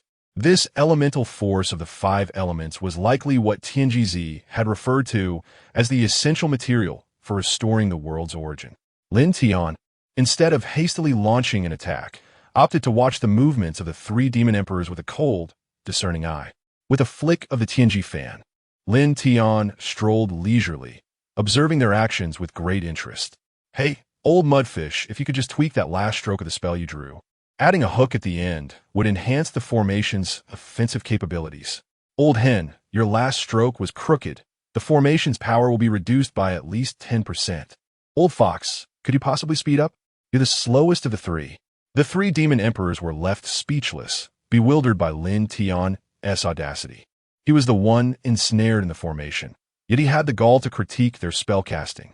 For the first time in their millennia-long existence, they encountered someone trapped, yet wishing for the formation's power to be greater. It was as if he had utterly disregarded their presence. The Dragon Emperor exclaimed with fury, "You insolent child, we have allowed you to revel in your arrogance for a time. We have infused your food and drink with a lethal poison, a signature toxin of our demon clan. Even a peak Empyrean would find it impossible to withstand its potency. Once the formation is fully consolidated, let us see how you will extricate yourself.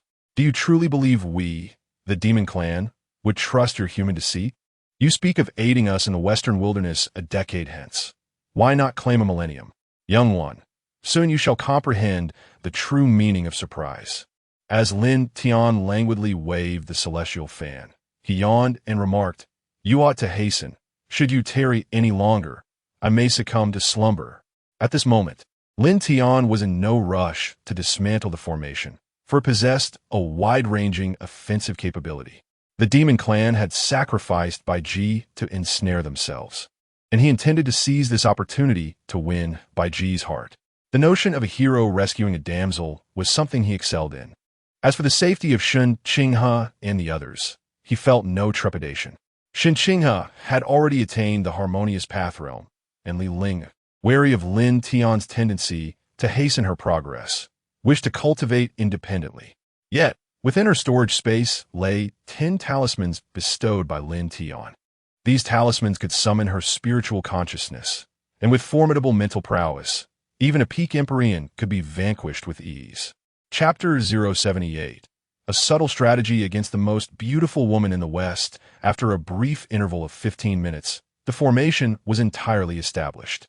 The Dragon Emperor, shedding his previous flattery, roared with a fierce countenance. "Damn humans, perish!" With that, he manipulated the grand array to seal the interior, and 3 fire dragons emerged instantly. Empowered by the force of wood, these dragons were exceptionally formidable, even containing a hint of celestial power within them. The fire dragons surged forth, enveloped in an intensely scorching wave, targeting Lin Tian and Baiji without a shred of concern for Baiji's life. Lin Tian shielded Baiji behind him, conjuring a yellow barrier around himself. Such an assault, even against the 3 great demon emperors, would have been insurmountable, reducing them to mere ashes in an instant. As they observed the rudimentary barrier Lin Tian had erected, a cruel smile curled upon their lips, envisioning the scene where Lin Tian would be utterly consumed by the fire dragons. However, in the next moment, their smiles froze upon their faces. The fire dragons collided with the seemingly simple defensive barrier and, akin to flames extinguished by a deluge of cold water, were abruptly absorbed by the barrier. The 3 formidable assaults, which had seemed so threatening, stirred not even a ripple, as Lin Tian effortlessly neutralized them. The 3 sovereigns were taken aback, but fortunately, Lin Tian remained sealed within. Thus, they promptly joined forces, channeling the power of wood once more, infused with celestial might, to launch another attack against Lin Tian. A wave of vibrant green energy swept through the interior of the grand array, causing all life within to wither and decay. The few beast-eared maidens trapped in the formation were also caught in this assault, their bodies rapidly aging and shriveling, ultimately transforming into mere skeletons. Though Lin Tian was reluctant to squander even a grain of rice, he found their beauty rather unremarkable. Only the beast-eared maidens captivated him, and with several women already by his side, he had grown increasingly discerning, preferring to engage in the subtleties of life rather than delve into deeper exchanges with those of lesser allure. Under the influence of this wood-infused life decay, Lin Tian's yellow barrier began to respond. The outermost layer softened, seemingly on the verge of crumbling away. Witnessing this, Baiji's voice rang out from behind. "If it comes to worst, you need not worry about me." Lin Tian glanced back at her, offering a warm smile. "What this? Can't bear to part with me?" Baiji's face flushed, and no. In the next instant, Lin Tian's lips met hers, and the two became enraptured in a fervent kiss. Baiji had presumed that Lin Tian could not withstand the onslaught of the 3 demon emperors and was prepared to surrender, thus embracing their fate together, leading her to respond passionately without much resistance. After a prolonged kiss, devoid of any sense of impending doom, he could not help but open his eyes. Lin Tian was lost in enjoyment, sharing an intimate moment with Baiji, one hand wrapped around her slender waist, while the other, injured yet pulsating with energy, coalesced into a luminous orb. The dark green energy was continuously absorbed by the radiant sphere in Lin Tian's grasp. The 3 great demon emperors, witnessing Lin Tian simultaneously wooing a lady while battling them, were on the verge of disbelief, their eyes nearly popping out in astonishment, their gazes simmering with fury. It was evident that Lin Tian regarded them as mere trifles, merely toying with them. What astounded them further was the realization that as they wielded the power of wood, their painstakingly gathered and refined energy was being voraciously consumed and plundered by Lin Tian. The wood energy, sensing the black energy in Lin Tian's hand, flocked towards him like parched earth welcoming a nourishing rain, eagerly converging and being refined by him. Panic seized the 3 as they abruptly halted their manipulation of the wood energy. If they continued any longer, Lin Tian would establish a connection with the primal essence of the wood, thereby completely seizing it. The Fox Emperor coldly inquired, "Old eel, wasn't he poisoned by your dragon clan's lethal toxin? Why has there been no reaction yet? You think I cut corners? I assure you, that was a genuine refinement of my life's poison. If you doubt it, why not test it yourself and see if you live? I suggest you two old fools cease your bickering." "What now? What can we do? What can we do? We are utterly powerless against him. Fortunately, he is sealed here. Instead, let us confine him in this place, allowing him to experience the torment our demon clan has suffered for millennia in the western wilderness." Upon hearing the Dragon Emperor's words, resentment surfaced on the faces of the other three. "A splendid idea. Let us proceed." Thus, the three demon emperors shamelessly portrayed their inability to deal with Lin Tian as a means of letting him experience the anguish of their clan's imprisonment. Yet at that moment, Lin Tian's voice resonated coldly from within the formation. "You genuinely do not believe that your pathetic formation can contain me, do you?" The three demon emperors exchanged mocking glances. "You must be unaware of your surroundings. This is the 10,000 Beasts altar, the resting place for our clan's deceased. Every member, upon death, is interred here before their essence dissipates. The formation is constructed from the corpses of all-powerful beings of our clan, including our ancient ancestors, and embodies the energy they amassed over eons. How dare you arrogantly claim it cannot contain you? Indeed, who do you think you are?" The emperor did not believe that a single individual could withstand. Before he could finish his words, a long sword materialized in Lin Tian's hand. This sword was neither a divine artifact nor an ancient treasure. It was merely an ordinary spiritual weapon. Yet in Lin Tian's grasp, this seemingly mundane sword emanated a sharp power that made the very souls of the three demon emperors tremble. Lin Tian summoned the essence of gold, infusing it into the sword, and with a casual swing, he unleashed a dazzling beam of sword light, imbued with an unstoppable momentum, which struck the barrier of the formation directly. The formidable barrier, boasted by the three demon emperors as the strongest defense of the demon race, could barely withstand that sword light for 3 seconds before it became riddled with cracks. In the horrified gaze of the three, it shattered with a thunderous crash, transforming into countless specks of spiritual light. Upon witnessing this scene, the faces of the three demon emperors turned ashen, and a terrifying thought surged within their minds. The demon race was utterly doomed. Chapter 079. The second negotiation with the demon clan. As Lin Tian emerged from the seal, the three great demon emperors were left dumbfounded. Even as Lin Tian stood before them, they could not comprehend the means by which he had so effortlessly shattered a seal that even peak Empyrean beings could not break. Simultaneously, a grave realization dawned upon them. The power Lin Tian had displayed was likely not his full strength. To what extent had he truly ascended? Each time they pondered this question, an involuntary chill ran down their spines, and a flicker of fear crept into their gazes as they stared at Lin Tian.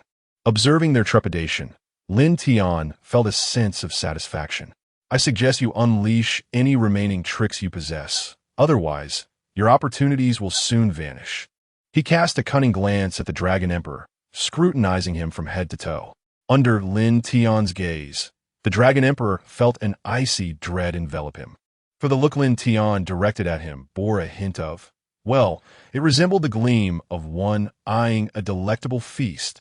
What a sizable loach! Shall I take it home to fry or braise? Upon hearing this, the Dragon Emperor's face turned ashen. Lin Tian's attention shifted to the Phoenix Emperor. It had been ages since he had savored beggar's chicken. Spicy chicken feet would also suffice if only this world had the necessary ingredients. Though the Wind Emperor did not understand what the spicy chicken was, Lin Tian's gaze left her feeling utterly uneasy. Then he turned to the Fox Emperor. Disdain etched on his face. "Fox meat is far too gamey. It lacks flavor." Relieved, the Fox Emperor exhaled deeply, but before he could catch his breath, Lin Tian added, "Perhaps it would be best to eliminate you outright." Thus, the three demon emperors stood shivering beneath Lin Tian's scrutinizing gaze, their postures rigid.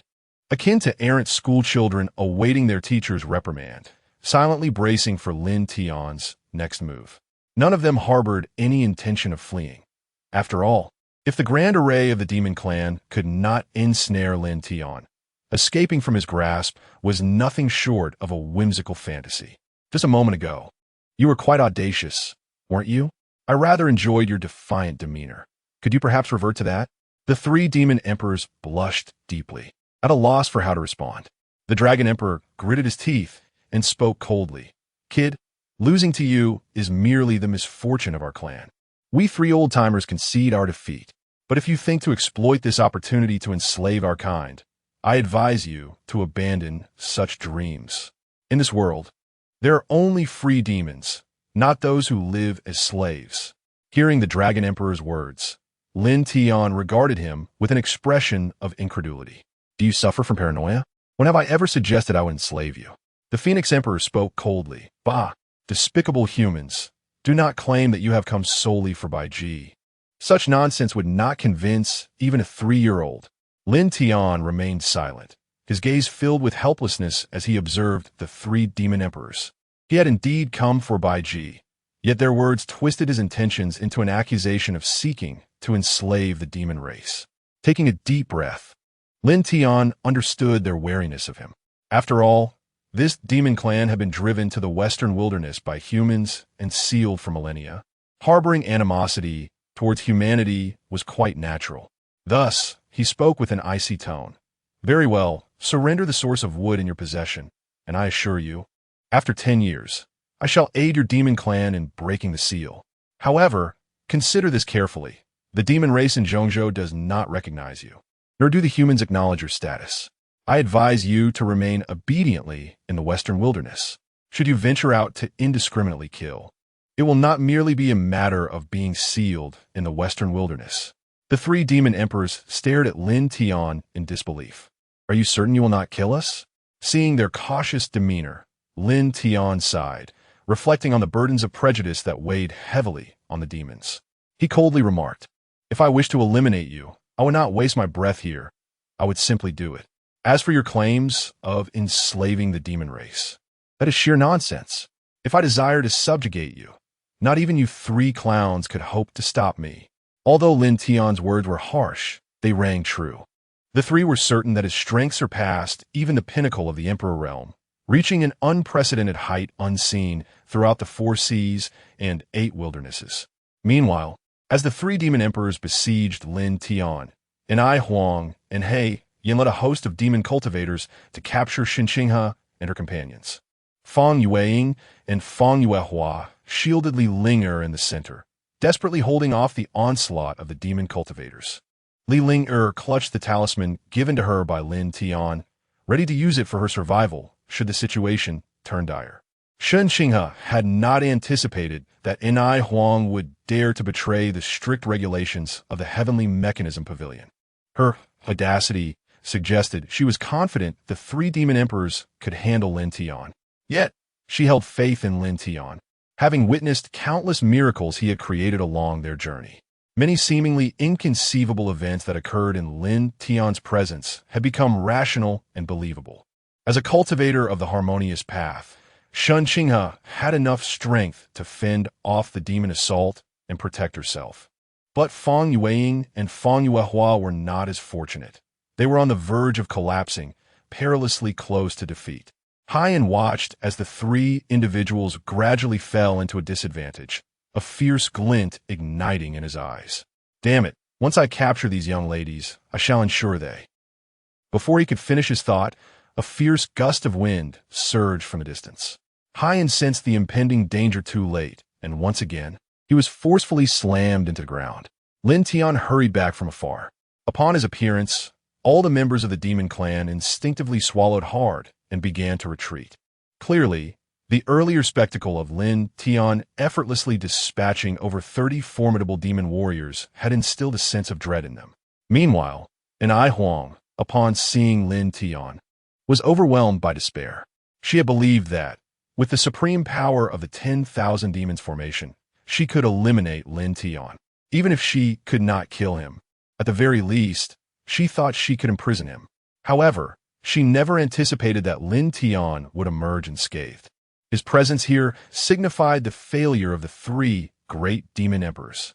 Consequently, she, like Bai Ji, would inevitably become a sacrificial pawn of the demon clan.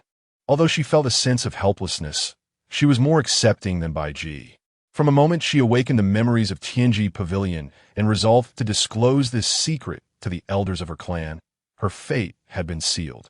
Not long after, the three great demon emperors arrived, dispersing the demons that were besieging Lin Tian and his companions. Chapter 80. The poison that consumed millennia of cultivation. Lin Tian had contemplated the possibility of eliminating all those who besieged him. However, he recognized that such an action would plunge him and the demon race into an interminable conflict. To relish the company of the beast-eared maidens, he chose to endure the situation, for he was not a fiend who reveled in slaughter. After a day of contest, the demon race had, albeit reluctantly, acknowledged Lin Tian. In this world, might was indeed the measure of respect. As dusk fell, the group was escorted to the holy city of the demon race, where the three great demon emperors assigned Lin Tian the finest residence within the city. It was at this moment that Lin Tian began to ponder a pressing dilemma: how to address the matters concerning Ni Huang and the Tianji Pavilion. Through the recent events involving the demon race, Lin Tian had come to a crucial realization. The founder of the Tianji Pavilion was Tianji Zi, not himself, and the subordinates beneath him were merely followers of Tianji Zi, devoid of any true loyalty to Lin Tian. Both the elder of Wanxie from Beiwang and Ni Huang of the Feng clan from Shihuang were willing to betray their own for personal gain. Contemplating this, Lin Tian took a deep breath, and a resolute idea formed in his mind. He would establish his own Tianji Pavilion. He was fond of the name, for it resonated with his own. Both Tianji and Lin Tian shared the character Tian. Uncertain of Tianji Zi's actual prowess in divination, Lin Tian nonetheless found himself enamored with the design of the Tianji fan in his possession. At that moment, Ni Huang was kneeling at Lin Tian's doorstep, yet he chose to ignore her. Betrayal was an affront he could not tolerate. Summoning the power of the Tianji fan, Lin Tian sent out a message to all members of the Tianji Pavilion through this medium. Attention, all members of the Tianji Pavilion. After millennia of existence, this pavilion now recognizes a new leader. I offer you a choice. Should any of you wish to sever your ties with the Tianji Pavilion, I can assist you in abolishing the Tianji technique within you. Be advised, relinquishing the Tianji technique will also erase the enhancements it conferred, and you shall henceforth have no connection to the pavilion. For those who choose to remain, I shall modify the Tianji technique, enabling you to elevate your existing power limits. I must remind you that your choices are your own, yet should any treachery arise again, the consequences will be dire, and the price for betrayal shall be steep and unforgiving. Lin Tian did not resort solely to oppression. Hailing from Blue Star and having studied history, he understood that a true leader must wield both kindness and authority to command genuine loyalty. Unchecked tyranny would only sow the seeds of animosity. Upon receiving Lin Tian's proclamation, the kneeling Ni Huang was struck with astonishment. She never imagined that Lin Tian would take such actions due to her betrayal. Since ancient times, the Heavenly Mechanism Pavilion has adhered to the principle that once a member, always a member. It acts as a shackle, binding one firmly from the moment of joining. Yet now, the new leader intends to help those wishing to break free from their chains.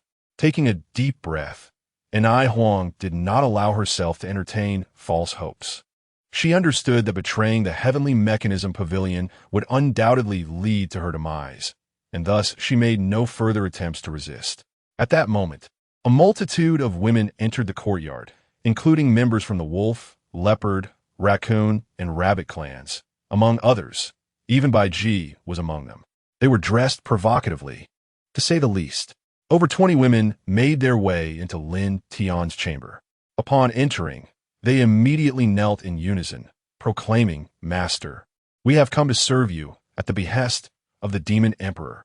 Unlike humans, they exhibit a more primal nature. While humans may indulge in frivolity, they often maintain a facade of propriety. In contrast, they view allegiance to the strong as their innate instinct, and following a powerful leader is considered an honor. In the animal kingdom, the strong possess exclusive rights in mate selection, ensuring that their offspring inherit greater strength. Several demon emperors had selected the most capable and beautiful women from various clans to present to Lin Tian. They are descendants of ancient ferocious beasts and humans, willing to sacrifice everything for the sake of their lineage's strength. Gazing upon the array of alluring figures before him, Lin Tian felt as though he had entered paradise. Previously, during the banquet, the three elder figures had discerned Lin Tian's proclivities and had deliberately transformed these women into half-demons, resulting in a room filled with enchanting figures adorned in seductive attire. The stunning visual impact overwhelmed him, causing him to uncontrollably bleed from his nose. Initially, Lin Tian feigned resistance, adopting the demeanor of a paragon of virtue, seemingly impervious to temptation. However, he soon found himself engulfed in a fervent heat, clearly a result of the ill intentions harbored by those three elders. Thus, Lin Tian experienced a night of absurdity, indulging in pleasures he had never known before. The most tormented of all was Enai Huang, who knelt at the doorway, enduring the night while Lin Tian reveled in his newfound experiences. By dawn, Enai Huang felt utterly drained. Despite being a formidable practitioner of she felt as though she had been poisoned, her body languid and her gaze clouded. She longed to confront Lin Tian, exclaiming, "Have you no sense of courtesy? Is this truly the measure by which one tests a leader? Which leader can withstand such a trial? Who could possibly endure this torment?" As dawn breaks, following a night of relentless bloodshed, the cacophony of artillery shows no signs of abating. The war is far from over. By afternoon, Enai Huang feels utterly drained, her eyes devoid of light, as though her very soul has been stripped away. Such a torturous punishment, she muses, is more unbearable than death itself. A young maiden, yet to be wed, has spent an entire day and night observing the chaos at her doorstep. Meanwhile, the three great demon emperors are leisurely sipping tea within their palatial abode. Old Mud Eel, one inquires, "Do you believe that Lin Tian can leave a legacy for our kind?" The Dragon Emperor smirks deviously, assuring, "Rest easy. I have sacrificed a millennium of my cultivation to create this dragon's lust poison, colorless and odorless. Such a concoction is not easily undone." Upon hearing this, the Wind Emperor and the Fox Emperor shudder, casting nervous glances at the Dragon Emperor, whose nature is already notoriously lecherous. To think this vile poison, born from 1,000 years of cultivation, could be unleashed upon Lin Tian. Is it that the demon clan cannot slay Lin Tian, and instead seeks to wear him down to his very core? Chapter 81. Pale countenance, sunken eyes at this moment. The three great demon emperors cast sympathetic glances towards Lin Tian's abode, perhaps fearing that he might suffer profound emotional trauma. Little did they know that Lin Tian, possessing such a constitution, had the ability to control whether or not to leave a spark during their intimate exchanges. Their schemes against him would ultimately result in their own losses. 3 days later, as Lin Tian emerged from his chamber, he appeared visibly weakened, his legs trembling, complexion ashen, and eyes hollowed, devoid of their former brilliance. At the entrance, Enai Huang lay prostrate on the ground, resembling a puddle of mud. No one could fathom the ecstasy Lin Tian had experienced during these 3 days. The ancient King Zhou of Shang had not deceived me. This must be the pleasure of sovereignty. As Lin Tian circulated his spiritual energy, the sunken hollows of his eyes and gaunt cheeks regained their former luster. The battlefield within his room, however, was a sight of utter devastation. Fortunately, Lin Tian had not faltered. He emerged victorious from this protracted conflict. With a sharp snap, he unfurled the heavenly mechanism fan, casting a disdainful glance back at the room, filled with a sense of superiority. A man must not be underestimated. He casually strolled towards Shun Qinghe's chamber, discreetly massaging his lower back. Meanwhile, during Lin Tian's extended struggle, the Dragon Prince, Heiyan, was swathed in bandages, resembling a rice dumpling. Beside him, a strikingly beautiful woman, her face etched with anger, was diligently administering medicine to him. This was supposed to be his wedding. Instead, not only had his fiancée He'd been stolen away by her lover, but he had also been twice embedded into the ground, severely bruising his already inflated ego. Recognizing his inability to contend with Lin Tian, he was forced to swallow his humiliation. The one tending to him was his sister, Qi Lian, the dragon princess. Though she possessed exquisite beauty, her temperament was as fiery as her name suggested, renowned for her volatile nature. Witnessing her brother's plight, she gritted her teeth in rage, secretly vowing to seek vengeance for him. Soon, the opportunity for retribution would present itself.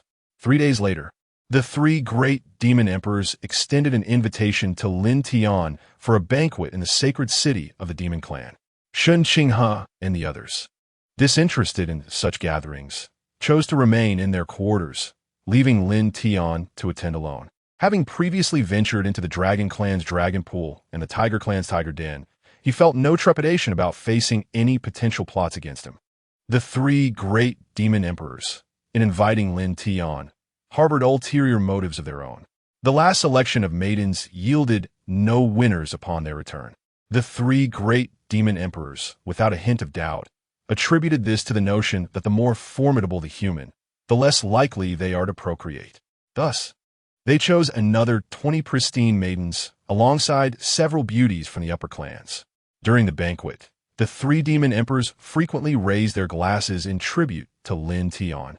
For the wine served was none other than the soul-ensnaring liquor brewed by the Dragon Clan, enhanced with the last remnants of the Dragon Emperor's condensed aphrodisiac.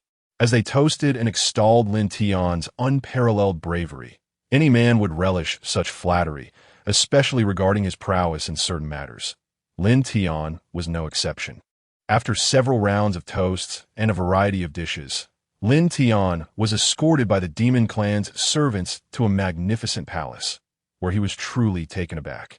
Before him lay a pool reminiscent of a swimming area, imbued with a delicate aroma of wine. Within the waters frolicked by Ji and I Huang, and several unfamiliar maidens from the upper clans, engaged in playful banter. Encircling the pool were enchanting demon maidens, each possessing exquisite features. Witnessing this spectacle, Lin Tian felt a rush of exhilaration, his blood surging as he stood at attention. He couldn't help but marvel inwardly. Here we go again? In that moment, Lin Tian fully embraced the pleasures reminiscent of King Zhou of Shang, leaving him yearning for the throne himself. An immature thought crossed his mind after traversing the continent. Perhaps he should emulate the likes of Cao Cao from the 3 kingdoms and construct a copper sparrow terrace to gather the world's beauties. As Lin Tian fantasized about a blissful future, all the men within the palace instinctively withdrew. Bai Ji was the first to act, pulling Lin Tian into the pool, thus commencing an endless tumult of revelry. After 3 days of absurd yet gratifying indulgence, Lin Tian found himself utterly devoid of combat capability. He swore to the heavens that for the next 3 months, he would refrain from any deep interactions with others. Yet, barely 2 days had passed when Changsheng, the exquisite flower, and the 2 jewels of the Fong family sought him out once more.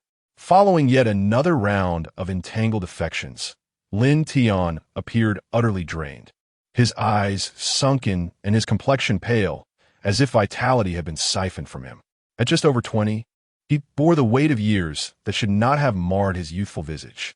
3 days later, the demon emperors once again summoned Lin Tian to a feast. Reflexively, he declared, "I shall not attend. I am occupied. My health is poor," rejecting their invitation thrice over. Observing Lin Tian's resolute refusal, the messenger cautiously interjected, The 3 esteemed demon emperors wish to discuss matters regarding the Western Wilderness secret realm with you." Upon hearing this, Lin Tian finally relaxed, a light expression gracing his face. With a discreet cough to mask his embarrassment, he composed himself before following the emissary of the demon clan to the sacred temple. Fortunately, Lin Tian's cultivation was sufficiently formidable. Even after participating in 2 unrestrained gatherings, he could restore his usual state with just a slight manipulation of his spiritual energy. Had this occurred in his previous life on Earth, he would likely have been reduced to a mere husk by now. In no time, the demon envoy led Lin Tian to the palatial abode of the 3 great demon emperors. At that moment, the emperors were engaged in a discussion, but upon noticing Lin Tian's arrival, their gazes converged upon him. The Dragon Emperor, taking the lead, bowed slightly and spoke, "Ah, Master Lin, as previously agreed. You seek the treasures from the Western Wilderness Secret Realm, correct? In truth, strictly speaking, we three old fellows have yet to acquire those treasures. The true essence remains within the confines of the Western Wilderness Secret Realm." Upon hearing the Dragon Emperor's words, Lin Tian's expression darkened considerably. To him, such a statement implied a reluctance to relinquish the treasures. The essence of wood was something Lin Tian was determined to obtain, as it directly influenced his ability to depart from this realm. Should he and the women he cherished ever grow weary of this world, he wished to explore others. Narrowing his eyes, Lin Tian spoke coldly. "Dragon Emperor, what do you mean by this? Are you intending to go back on your word?" Chapter 82. The Troubled Dragon Girl. Qian, upon witnessing Lin Tian's menacing demeanor, the Dragon Emperor hastened to clarify, "My lord, please temper your wrath. In truth, we have only acquired a fragment of the wood's essence. The three of us expended considerable effort to obtain this half portion within the secret realm of the Western Wilderness. After our emergence, we deliberated, and it was decided that I, being the strongest at the time, would absorb and refine it. Yet, my powers proved insufficient to assimilate this fragment, causing it to nearly merge with my being while incessantly devouring my cultivation and vitality, leading to a continuous decline in my strength." Upon hearing this, Lin Tian reigned in his murderous intent. As his consciousness swept over the Dragon Emperor, he discerned the profound toll the wood's essence had taken on him, leaving him battered and bruised. It was no wonder he was willing to stake his cultivation as a form of leverage. Even without his intervention, the Dragon Emperor's realm would soon plummet. Rather than let his abilities diminish further, it would be more advantageous to extract one last flicker of power from him. Sensing the Dragon Emperor's plight, Lin Tian softened his icy gaze. Observing the earnestness in the Dragon Emperor's eyes, which clearly yearned for his assistance, Lin Tian felt akin to a merchant eyeing a plump lamb for the slaughter. Was this not an opportune moment to strike a bargain? Clearing his throat, he donned a broad smile, embodying the persona of a shrewd trader, and declared, "I can assist you in extracting this essence and simultaneously restore your previous cultivation." At these words, the Dragon Emperor was overwhelmed with excitement, while the other two demon lords also revealed expressions of delight. With the Dragon Emperor's cultivation teetering on the brink of collapse, and the demon race poised to break free from the Western Wilderness, his fall from grace would undoubtedly impact the entire demon clan's power. Just as the atmosphere brimmed with anticipation, Lin Tian abruptly interjected. However, the three were instantly taken aback, their gazes snapping towards Lin Tian. "My lordship merely maintains a cooperative relationship with you. What compels me to assist?" The three demon lords gaped in astonishment. Yet only the Fox Emperor grasped Lin Tian's implications, recognizing his demand for recompense. After a moment's contemplation, the Fox Emperor replied with a smile, "In these past few days, I trust you have enjoyed yourself, Lord Lin. We of the demon race could construct a palace for you and generously provide you with our demon maidens. What say you?"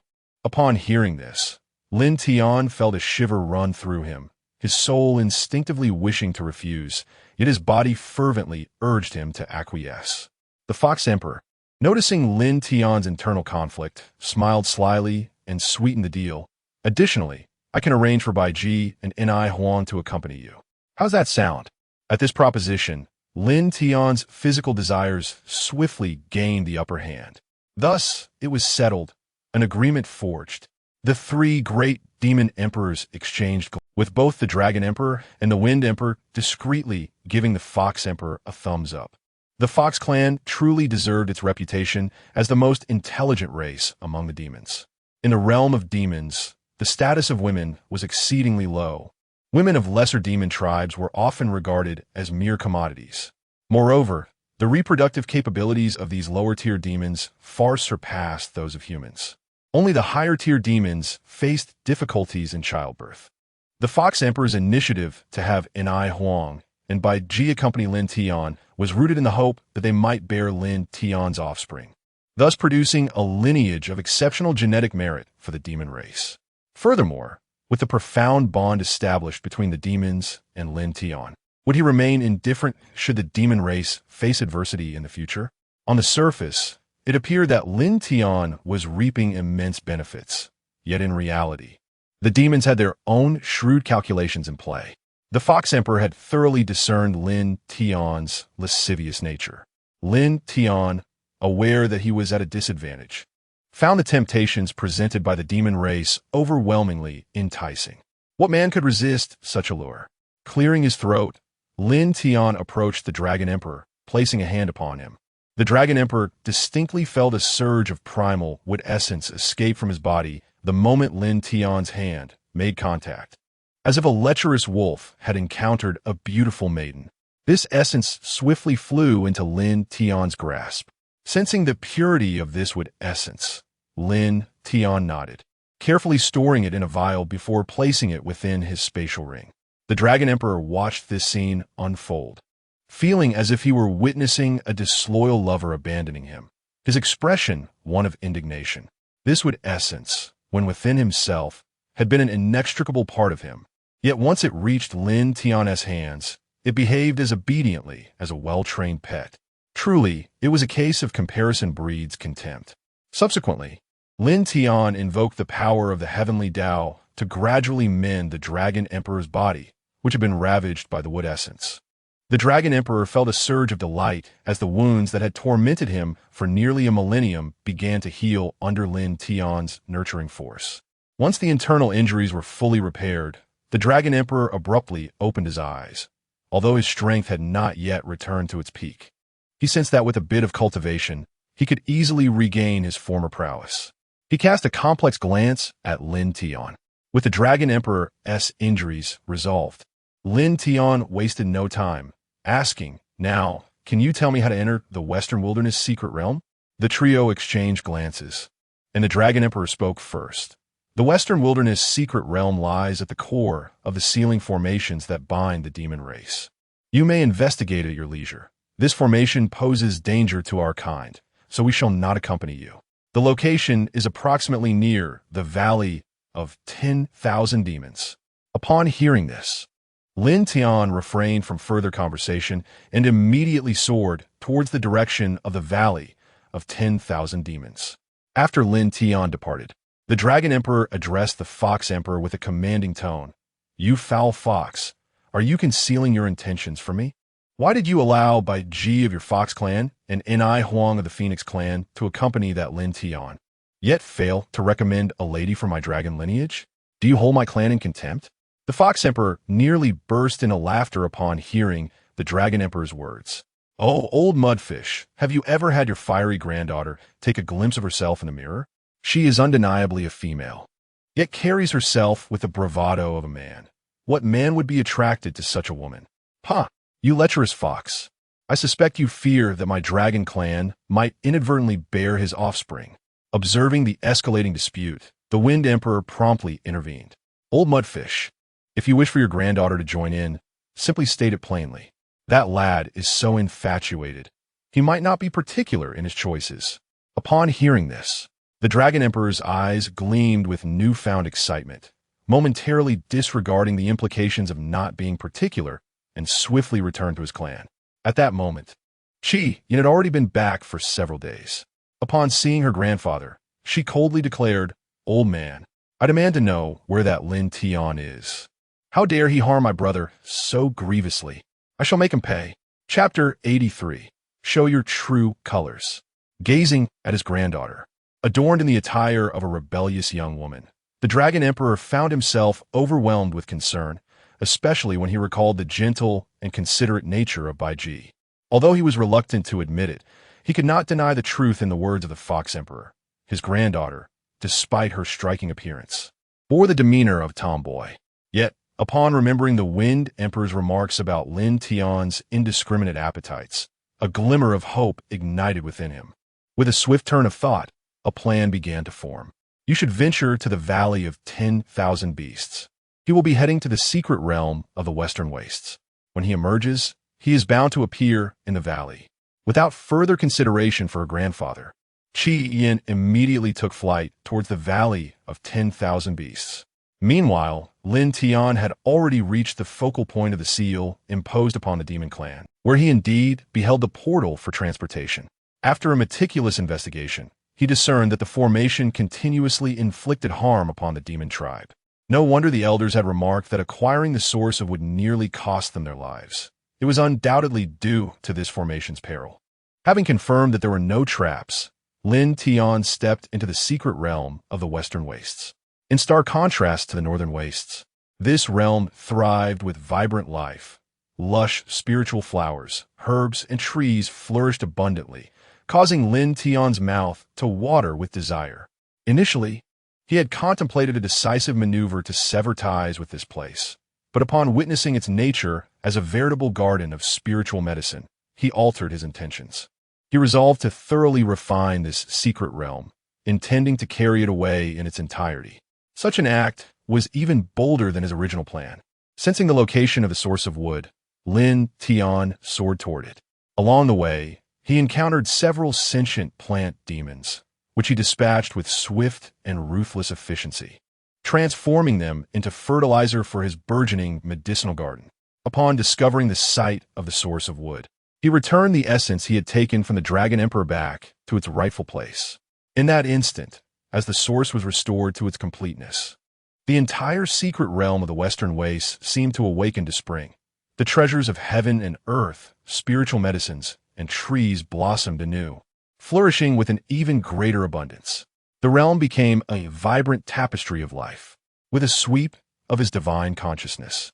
Lin Tian settled cross-legged and commenced the powerful refinement of the secret realm. Fortunately, this task proved to be a trivial endeavor for him. Within merely an hour, he had completely refined the entire secret realm. Thus, when he arrived in the central continent and established the sect of the Heavenly Mechanism Pavilion, this secret realm of the Western Wastes would serve perfectly as a garden of spiritual medicine. Lin Tian was confident that even the top-tier powers of the central continent would find no equal to the wealth of spiritual herbs, medicines, trees, and fruits contained within. After accomplishing these tasks, Lin Tian departed from the secret realm of the Western Wastes and reappeared in the Valley of 10,000 Beasts. As Lin Tian gazed upon the entrance of the Western Wilderness secret realm, a thought crossed his mind, and the power of space was activated, transforming the entire realm into a small sphere, which he subsequently stored within his storage ring. After completing this task, Lin Tian cast a sidelong glance behind him. A full quarter of an hour later, a sharp glimmer of cold light shot towards him. He had long sensed it. It was a girl from the Dragon Clan, wielding a spear that emanated a formidable chill, charging at Lin Tian's, his waist. Without turning his head, Lin Tian summoned a faint yellow barrier around him. The cold light struck the barrier, failing to advance even a fraction. Qian, with a defiant expression, desperately unleashed her spiritual power, attempting to pierce through Lin Tian's defenses. Yet, despite her utmost efforts, the barrier showed no signs of yielding. With a resounding clap, Lin Tian unveiled the Heavenly Mechanism fan and surveyed Qian. Upon seeing the girl before him, he was instantly reminded of the unruly girls from nightclubs on Earth in his previous life, those gang leaders who often mingled with the underworld. This resemblance sparked a glimmer of intrigue within him. Recognizing her as a member of the Dragon Clan, Lin Tian swiftly grasped the situation. In his perspective, the current power dynamics among the demon tribes were akin to a three-legged cauldron, with the Phoenix clans Enai Huang and the Fox clans by Ji aligning with him, while the Dragon Clan seemed solitary. This naturally indicated a less favorable relationship compared to the other two clans. This girl was most likely a gift from the Dragon Clan, perhaps sent by the Dragon Emperor to gauge his preferences. If he found her appealing, she would accompany him. If not, the Dragon Emperor would surely send another. With this understanding, Lin Tian's smile grew wider. Having been accustomed to gentle women, the sight of this rebellious girl, reminiscent of a gang leader, ignited within him a strong desire for conquest. Observing her furrowed brow and the intensity of her efforts, he chuckled. Tiske, Esk, you seem unable to manage here. Qian, incensed by Lin Tian's mockery, retorted coldly, you'll find out soon enough whether I can or cannot. With that, she summoned her full spiritual power, madly thrusting towards the barrier. Yet, The barrier remained steadfast, undisturbed and devoid of even the slightest ripple. Lin Tian, amused, swiftly moved behind Qi Yin and playfully smacked her round backside, producing a crisp sound that caused it to jiggle slightly. After delivering the playful slap, he instantly returned to face her, leaving Qi Yin bewildered, unable to comprehend how her rear had been so soundly smacked. When Qi Yin turned around, Lin Tian had already returned to his previous position. He waved his right hand at her and remarked, "Little girl, the sensation is quite pleasant." Hearing Lin Tian's blatant teasing, Qi Yin gritted her teeth and coldly retorted, "You dare to toy with me? Just wait until I shatter your shell. I will surely make you pay." The ferocity of this woman only heightened Lin Tian's interest. She was the first to evoke memories of his former world, Blue Star. Otherwise, he would have been so enraptured that he might have forgotten he was a traveler from another realm. To tame such a domineering woman, one must exhibit an even greater display of dominance. Smack! Another resounding slap landed on her pert backside. Yet this time, the force was entirely different from the first. The initial contact was merely playful, akin to a gentle caress. However, this slap was a firm and undeniable strike against Qi Yin. She felt a sharp sting radiate from her rear, igniting her fury further. With a cold and furious shout, she challenged, "If you have the guts, don't hide in your shell. Show your face and see if I don't bring you to your knees." Chapter 84. When Amount seeing the furious rise and fall of Qi Yan's chest, Lin Tian remarked mockingly, "Withdraw the barrier? Do you take me for a fool? What benefit would that serve me?" Upon hearing Lin Tian's words, the not-so-bright Qi Yan's eyes instantly gleamed with excitement. "If you withdraw the barrier and let me stab you once, you can have whatever you desire." Lin Tian's eyes widened in disbelief as he looked at Qi Yin. His mind filled with questions. Is this girl truly an imbecile? Has she lost her wits? The current situation clearly indicated that she could not defeat him. Yet she was so foolish as to agree to such a condition. Thus, Lin Tian resolved to teach the pampered Qi Yin, who had grown up sheltered in a greenhouse, about the treacherous nature of the world. Being a member of the exalted upper 3 clans of the demon race, Qi Yin possessed innate strength and had been spoiled within her clan. The demon populace either revered her noble lineage or feared her prowess in the Dongxi realm, leading her to adopt a rather unruly demeanor. "Are you certain you wish to stab me? You will agree to any condition?" Qi Yan's face quickly displayed impatience. "Enough with the nonsense. Are you going to do it or not? Are you afraid? Coward!" Taken aback by her fierce retort, Lin Tian was astonished. Truly, she embodied the spirit of a gang leader, distinctly different from other women. Her temperament was fiery. However, having grown accustomed to delicacy, Lin Tian found her audacity strangely appealing. With a flicker of thought, he lowered the defensive barrier. As the tip of Qi Yan's spear met with the barrier and found it absent, it immediately lunged towards Lin Tian's waist. Witnessing the spear, glinting with a hint of cold light, thrust towards him, Qi Yan's gaze was filled with derision. As if looking at a fool, a cruel smile curled at her lips as the spear tip poised against Lin Tian's body. Yet in the next moment, despite channeling nearly all her strength, the spear could not advance an inch. Qi Yan's expression turned blank as she clearly felt the spear had indeed penetrated Lin Tian's flesh. He had not even summoned his spiritual power for defense, yet this ordinary body had thwarted her full-force strike from the Dongxi realm. Doubting her own senses, she swung her golden spear once more, and with a resonating metallic hum, she struck Lin Tian again, only to yield the same result. Just as she was reeling from shock, Lin Tian's voice, reminiscent of a demonic whisper, reached her ears. "I said, you have already stabbed me twice. We agreed that if I withdrew the barrier, you could stab me once and then do as you pleased. Now, are you prepared to fulfill your promise?" Grinding her teeth and glaring fiercely at Lin Tian, Qi Yin was filled with anger and humiliation. "You think too highly of yourself. I refuse to believe I cannot bring you down." As he spoke, another strike was launched, this time aimed at Lin Tian's vulnerable points. It was evident that Qi Yin realized she might not be able to defeat Lin Tian and resorted to underhanded tactics, preparing to target his Achilles heel. Upon witnessing this lethal thrust, a chill ran down Lin Tian's spine. although it posed no genuine threat to him. He was determined not to allow any psychological shadow to loom over him. With a fierce glare directed at Qi Yan, he deftly evaded the strike and swiftly positioned himself behind her, effortlessly subduing her. One arm encircled her waist while the other restrained her completely.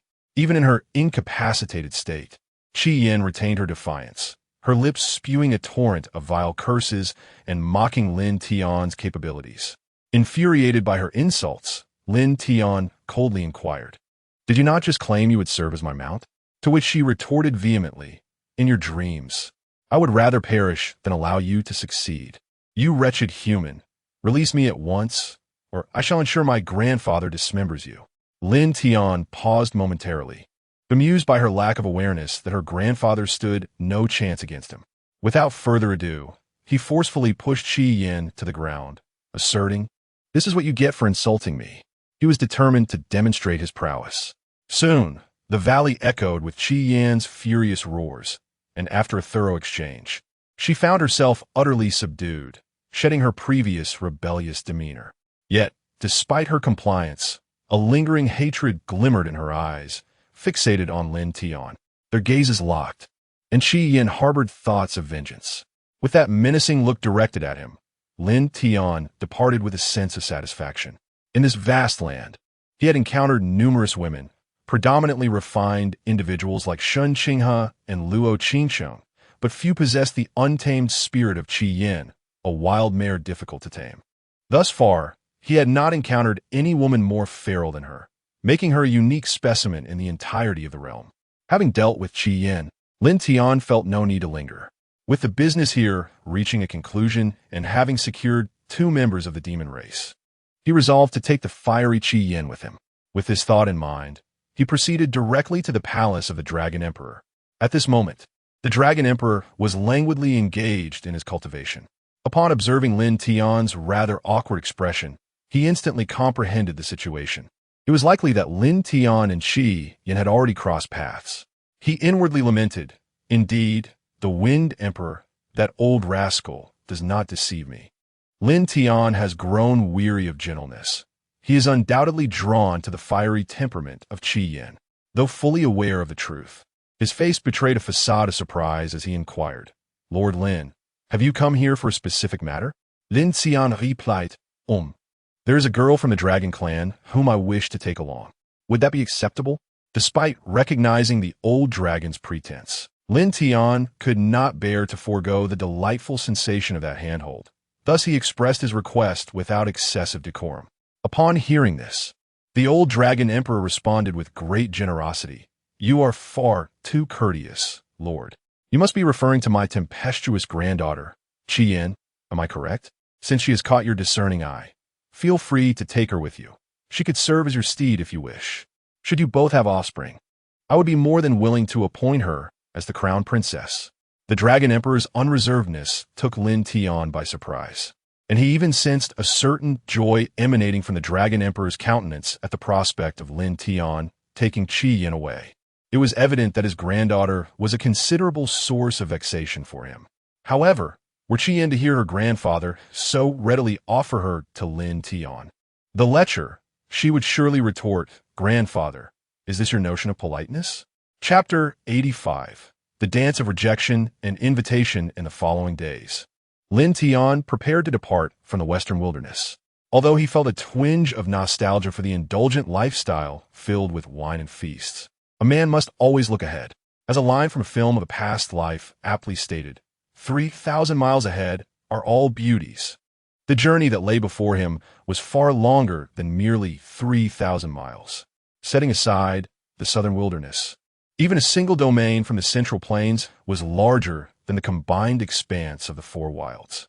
Along this path, a multitude of enchanting encounters awaited him.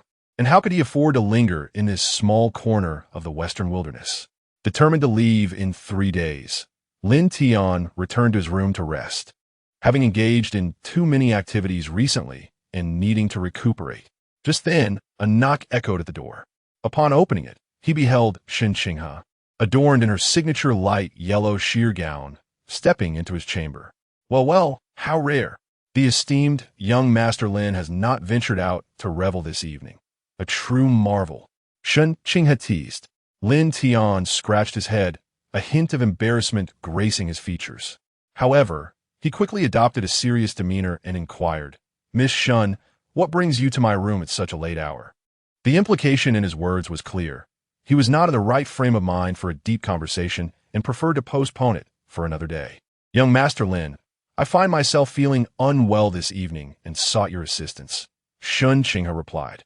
Lin Tian recognized her words as mere pretense.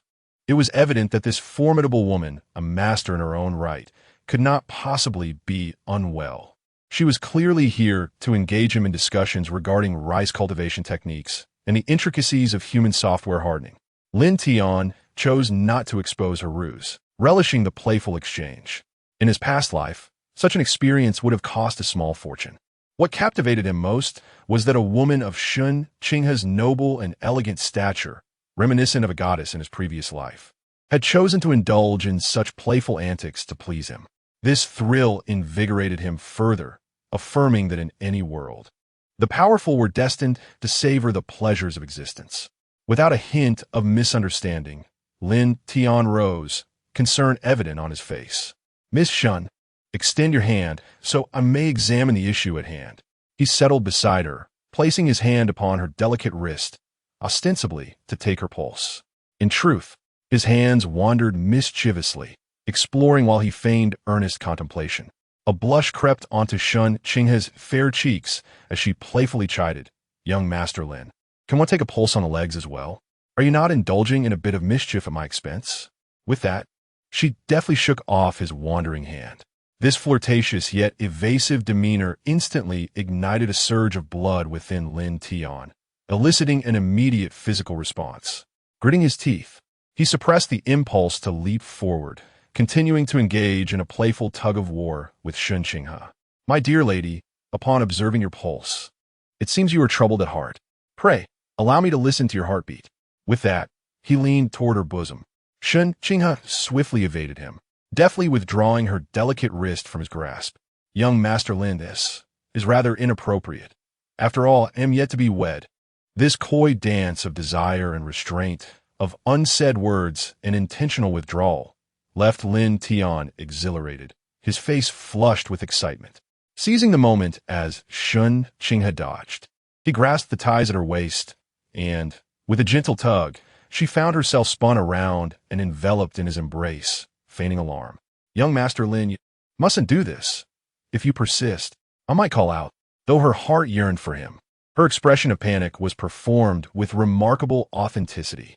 Lin Tian mused that had Changsheng lived on Earth, she would undoubtedly excel as an actress, deserving of an Oscar for her craft. In the throes of their playful tussle, Lin Tian could no longer contain the fiery passion ignited within him, entirely forgetting the recent lack of deeper connection between them. He transformed into a beast, relentlessly seeking emotional gratification. Observing Lin Tian's fervor, Changsheng felt a surge of self-satisfaction. Her relentless attempts to please him stemmed from her awareness that he would inevitably attract countless admirers, a reality beyond her control. Accepting that she could not prevent him from pursuing other women, she resolved to become the one he could not bear to be without. Thus, she exerted all her charm to captivate Lin Tian, aspiring to be the woman he could not resist. Within the confines of the room, the melody of their playful liaison echoed anew. At the doorway, Li Ling'er watched in disbelief, exclaiming, "Wow, is Master truly this bold? Sister Changsheng is quite skilled. I must learn from her." With that, she hastily opened her notebook, fervently jotting down her observations. As the time for parting drew near, Lin Tian's entourage had once again expanded. In addition to Li Ling'er, Hua, and Yu, the company now included by Ji and I Huang and Qi Yan. Their attitudes towards Lin Tian varied drastically. Bai Ji cast a shy glance his way, and I Huang wore an expression of trepidation, while Qi Yan's eyes blazed with fury. "I say, can't you hurry up? Everyone is waiting for you. A grown man dawdling like this." Qi Yan exhibited a nonchalant demeanor, clearly still harboring resentment towards her grandfather for selling her to Lin Tian. Lin Tian furrowed his brow and remarked, Miss Qian, if my memory serves me correctly, your grandfather mentioned that I could treat you as a steed, did he not? If you continue to speak so fiercely, do you believe I might truly treat you as one? Upon hearing the term steed, Qian's face flushed with a mixture of embarrassment and anger. She indignantly pointed at Lin Tian, ready to retort with a challenge. But recollecting their previous encounter where she had indeed recognized his prowess, she swiftly swallowed her words. With a fierce glare directed at Lin Tian, she fell silent. Observing the once unruly girl now subdued, Lin Tian nodded in satisfaction. Let's be off. Our journey begins now. This time, we shall venture to the southern wilderness. With that, he summoned his flying sword and, accompanied by the group, soared towards the south. During the journey, Lin Tian noticed that Ai Huang remained silent, her gaze cast downwards, avoiding his eyes. A wicked sense of amusement stirred within him, prompting him to discreetly send her a message. Pray tell, why do you keep your head bowed? Chapter 86. A Sea of Corpses Suddenly. Ai Huang heard a voice resonating within her mind, causing her to shudder involuntarily. Her gaze darted towards Lin Tian, a flicker of fear evident in her eyes. That, Master, although you have betrayed me, and I should have taken your life, your status has changed. You have become my woman, thus. He remarked, a hint of mockery gracing his features. You shall be punished to wash my feet for 1,000 years. Ai Huang's expression transformed into one of disbelief. Master, you will not kill me? The rules of the Tianji Pavilion are notoriously strict. Traitors are dealt with mercilessly. Ai Huang had resigned herself to death. Yet to her astonishment, Lin Tian had granted her a reprieve. All members of the Tianji Pavilion have been given a chance to choose. And this opportunity is extended to you as well. Therefore, your identity is no longer that of a Tianji Pavilion member, but merely that of my woman. A woman who washes my feet. Upon hearing this, Ai Huang breathed a sigh of relief. Soon, the group entered the territory of the South Wilderness. However, Lin Tian was taken aback when, upon arrival, the designated Tianji envoy from the South Wilderness, who was supposed to meet them at the border, failed to appear. This caused Lin Tian's brow to furrow, an ominous premonition creeping into his mind. He had offered all members of the Tianji Pavilion an opportunity to depart, and the Tianji envoys of the South Wilderness were not foolish enough to betray him at this juncture. This left only one possibility. Something had gone awry in the South Wilderness. His consciousness rapidly swept across the expanse of the South Wilderness, and Lin Tian's expression instantly changed. Upon scanning the entire region, he was horrified to discover that there was not a single living soul left in the South Wilderness. To be more precise, there were no living beings at all. Panic surged within him as he hastily retrieved the Western Wilderness secret realm from his storage space, sending several women into its safety. Before he ventured into the ominous South Wilderness. Near the border of the Western Wilderness lay a small sect with several thousand disciples, known as the Beauties sect. At this moment, the sect's plaque was drenched in blood. The once harmonious atmosphere within the sect had vanished, replaced by an oppressive stillness, with the corpses of disciples sprawled grotesquely across the ground. Lin Tian briefly examined the wounds on the bodies, all of which had been inflicted by a lethal sword strike. As he proceeded deeper into the sect, he took a deep breath. The entire Beauties sect, from the ancestral masters and elders down to the inner and outer disciples, as well as the miscellaneous servants, had all been slain in one fell swoop. Although the locations of the wounds varied, the assailant had executed their strikes with impeccable precision, ensuring that each victim succumbed to a force beyond what their realm could withstand. Upon further examination, Lin Tian arrived at a disquieting conclusion. These individuals had been swiftly dispatched by a singular, lethal strike. Following their demise, the essence of their cultivation and vital blood had been siphoned away through some arcane means. Lin Tian quickly deduced that someone in the Western Wilderness was utilizing the lives of all its beings to cultivate dark arts. Upon revisiting several obliterated sects, he discovered that their fates mirrored that of the recently destroyed Beauties sect. A thorough scan of the entire southern wilderness revealed a desolate landscape devoid of any life. A heavy sigh escaped his lips as a sense of foreboding took root within him. He had yet to uncover the whereabouts of the southern wilderness's secret realm, compelling him to scour the grand libraries of the major sects for any records pertaining to this matter. The largest sect in the southern wilderness was a temple known as Gaia Temple. The condition within the temple was no better than that of the other sects. All had met their end in a single strike, their essence and cultivation drained completely. Upon reaching the library of Gaia Temple, Lin Tian swiftly employed his soul power to scan the vast collection of texts. After half an hour, he had perused the mountainous stacks of tomes, finally uncovering a record regarding the secret realm of the southern wilderness. It pertained to the bottom of the largest lake in the area, Blue Moon Lake. The secret realm would unveil itself on the night of the full moon, when the moonlight penetrated the lake's depths. Although several days remained until the full moon, this posed no challenge for Lin Tian.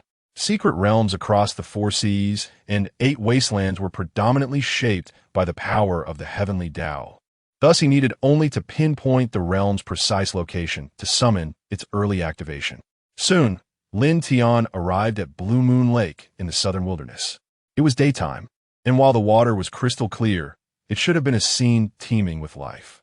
Yet, an eerie sight unfolded before him. The surface was strewn with the carcasses of fish, all drained of their vital essence. This left Lin Tian perplexed. The dark cultivators were indiscriminate, even preying upon the blood of fish. After a moment's contemplation, he resolved not to linger. An inexplicable sense of urgency gnawed at him, as though he had forgotten something of utmost importance, yet he could not recall what it was.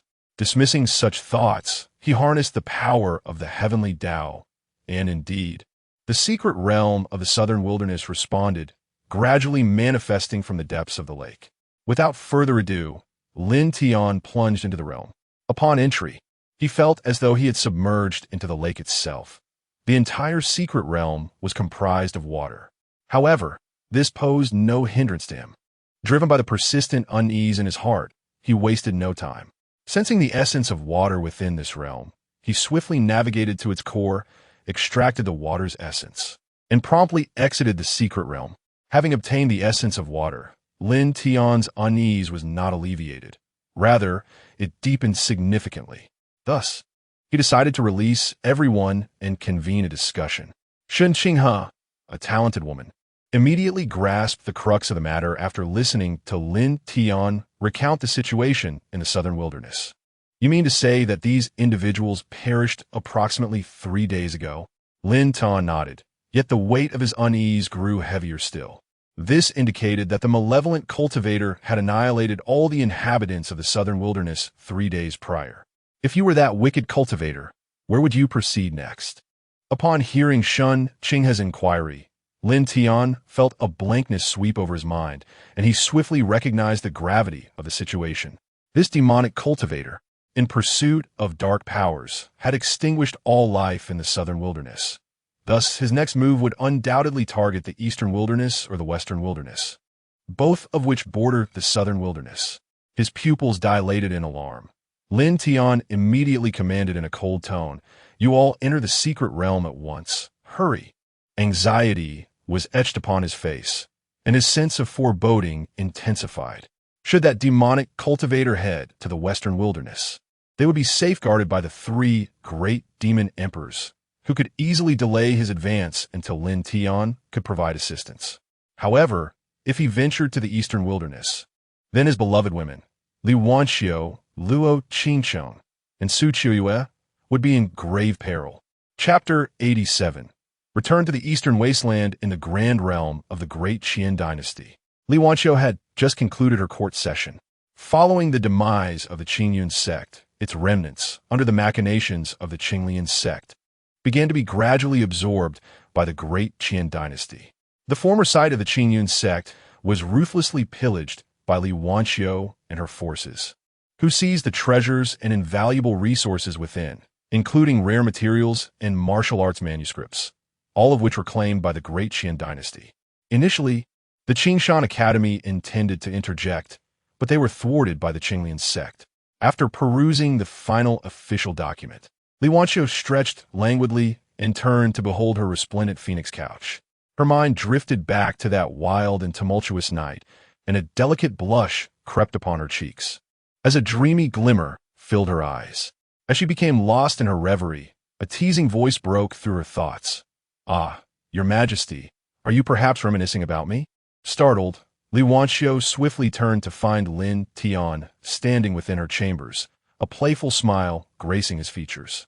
Upon seeing the face that haunted her dreams, a smile danced on her lips, yet tears flowed unbidden, cascading down her cheeks. In a rush, a fragrant breeze enveloped her as she leapt into Lin Tian's embrace, her delicate arms wrapping tightly around him, as if fearing his sudden disappearance. Lin Tian felt the softness of her form against him, accompanied by a sweet scent that filled the air.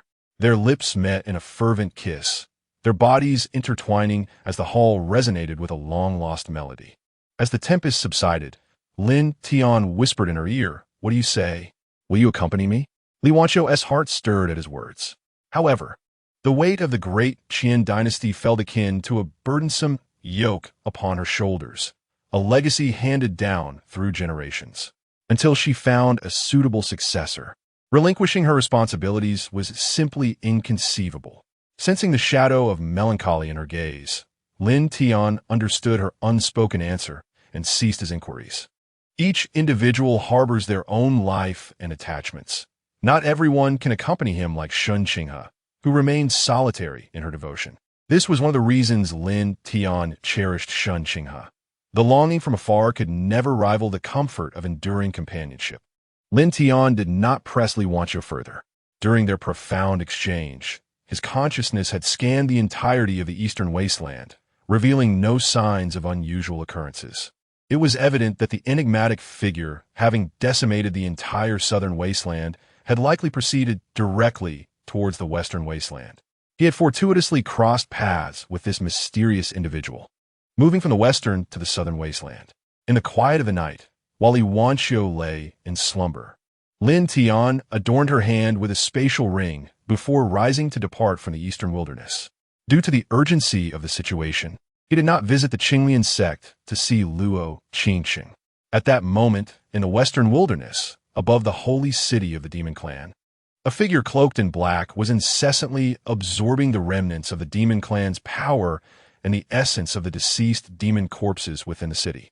The three great demon emperors launched a frenzied assault against this enigmatic figure, yet they could not even breach his defenses. The Dragon Emperor and the Phoenix Emperor stood at the third level of the imperial realm, while the Fox Emperor was at the second. However, before this mysterious figure, they found themselves utterly overwhelmed. This suffocating power was reminiscent of what they had only previously experienced in the presence of Lin Tian. Yet now, they sensed that this black-robed individual's strength was likely on par with Lin Tian's. Had Lin Tian known that they were comparing this vile heretic to himself, he would surely have been infuriated to the point of bloodshed. Almost all the demons within the holy city had fallen victim to the array set by this mysterious individual, who absorbed the residual power and essence of the deceased demons, while simultaneously battling the three great demon emperors. Despite being outnumbered, the three emperors were thoroughly dominated, sustaining varying degrees of injury.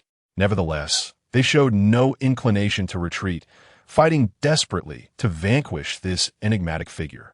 The reason for their fervor was clear. Nearly all members of the three great clans had gathered within the holy city, and this mysterious individual had annihilated them all in one fell swoop. It could be said that the very foundation of the demon clan in the western wilderness had been irrevocably shattered by this figure. Apart from Anai Huang, Bai Ji, and Qi Yan, who had departed with Lin Tian, as well as the three great demon emperors currently present, all other clan members had been eradicated. At this moment, the three great demon emperors had begun to fight with desperation. They transformed into their beast forms, a jet-black eastern dragon, a piercing phoenix, and a mournful fox. The three emperors, in their divine embodiments, lunged towards the cloaked figure. As these colossal beings charged forth, the black-robed individual revealed a hint of disdain in his gaze. A smirk graced his lips, recalling the days when this demon clan freshly emerged from the central continent's demon realm, basked in glory with three peak-level imperial powerhouses. Yet now, in their twilight years, they had fallen so low, their strength barely qualifying for the imperial realm, a true testament to the fickleness of fate. Hearing the black-robed figure's scorn, the three great demon emperors' eyes blazed crimson as they shouted furiously.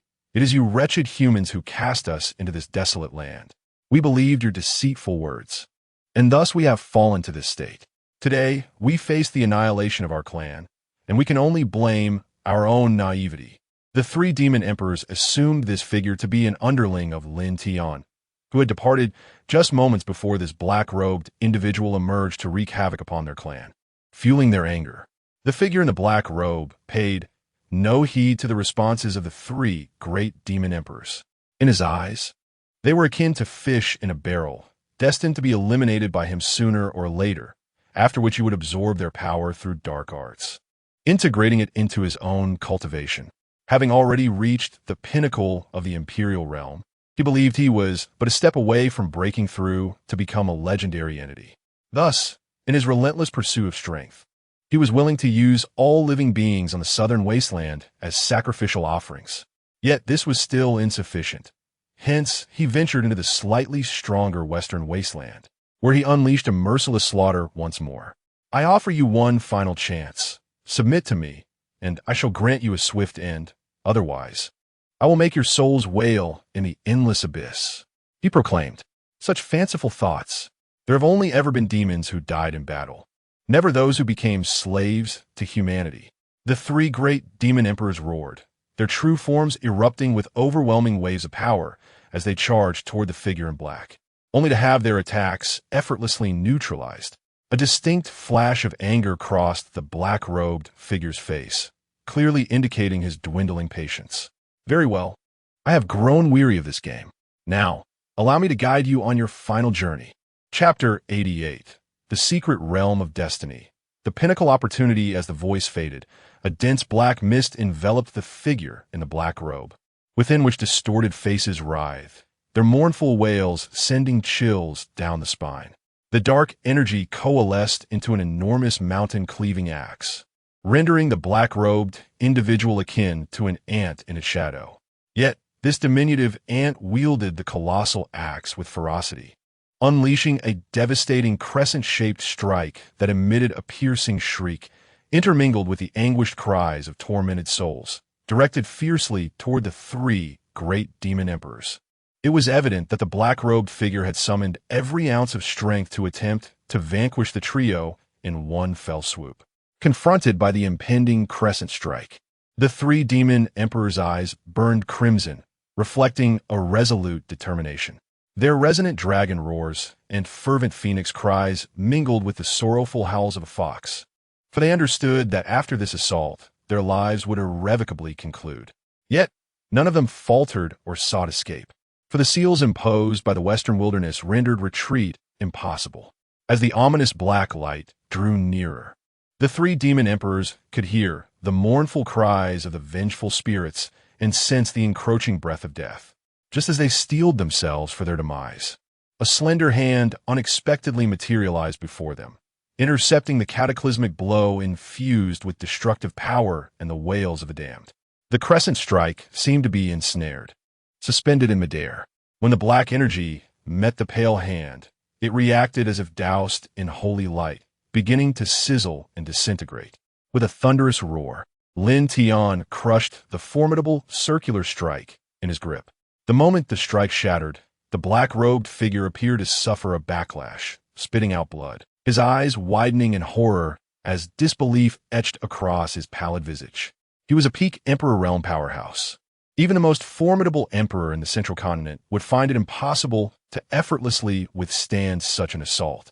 Wiping the blood from his lips, the black-robed figure coldly inquired, "Who are you?" Lin Tian did not respond directly, but instead retorted with icy resolve, "Did you slaughter the southern wilderness?"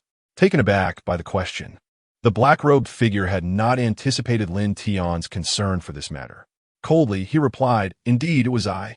Just like the demons here, they are nothing but a heap of useless refuse, living merely to squander the resources of this world." Upon hearing these words, a frenzied, murderous intent flickered in Lin Tian's eyes. He had taken many lives, Yet he could not fathom such indiscriminate slaughter emerging from a civilized society. I have answered your question.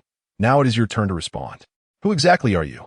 As soon as he uttered these words, Lin Tian abruptly appeared before him, seizing the black-robed man's throat with a powerful grip. For the first time, a glimmer of fear surfaced in the black-robed man's gaze, as Lin Tian's speed was astonishingly swift. Before he could react, he found himself ensnared in Lin Tian's grasp.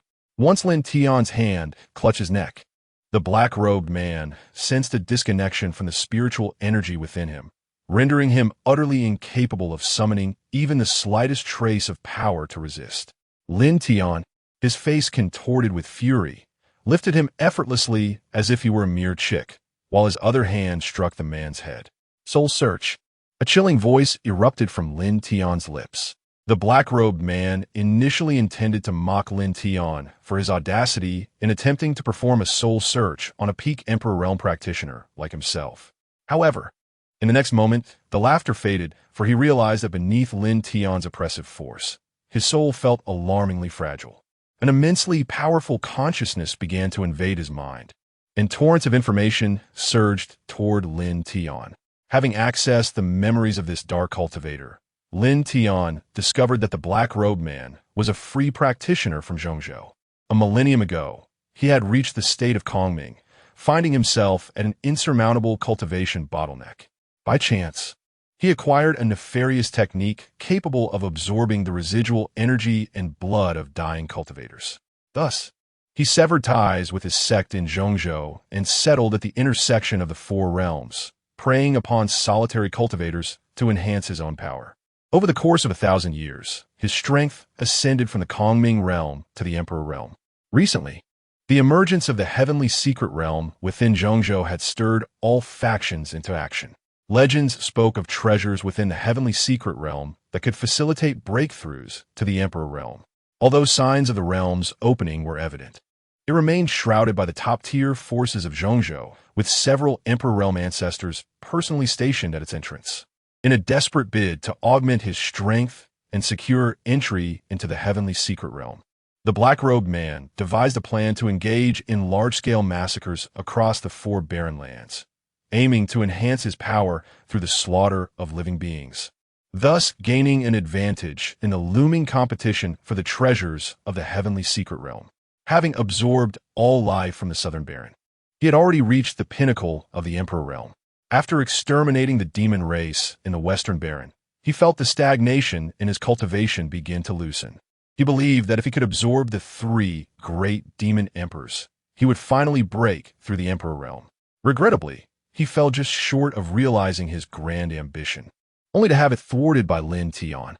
The 3 great demon emperors initially suspected that this mysterious figure in black was orchestrated by Lin Tian, prompting them to contemplate the annihilation of the demon race.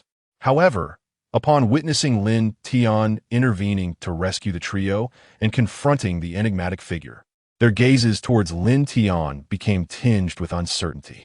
It was evident that they could not fully trust him at this moment. Having recently endured the agony of a decimated clan, the 3 were now like startled birds. Upon unraveling the situation, Lin Tian was suddenly struck by the realization that certain matters lay beyond his control in this world. For instance, the individual or organization that had bestowed dark demonic powers upon the cloaked figure. Strangely, within the memories of this black-robed man, Lin Tian could not discern the face of the person responsible, indicating that his memories had been tampered with. Such memory manipulation requires extraordinary means and esoteric techniques. Even Lin Tian would need to harness the power of the Heavenly Dao to achieve such a feat after discovering that there was no further valuable information to extract. Lin Tian resolved that he could not allow this black-robed individual to escape unscathed. Having absorbed a considerable amount of the essence and cultivation of numerous cultivators, this figure was also heavily burdened by malevolent thoughts. Consequently, Lin Tian reached forth and pierced through the chest of the black-robed man, extracting all of his cultivation and rendering him completely powerless.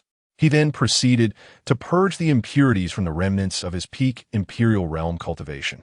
Once stripped of his powers, The malevolent spirits that had clung to the black-robed man began to spiral out of control, incessantly corroding his flesh. Upon regaining consciousness, the black-robed man let out a heart-wrenching scream. Chapter 89.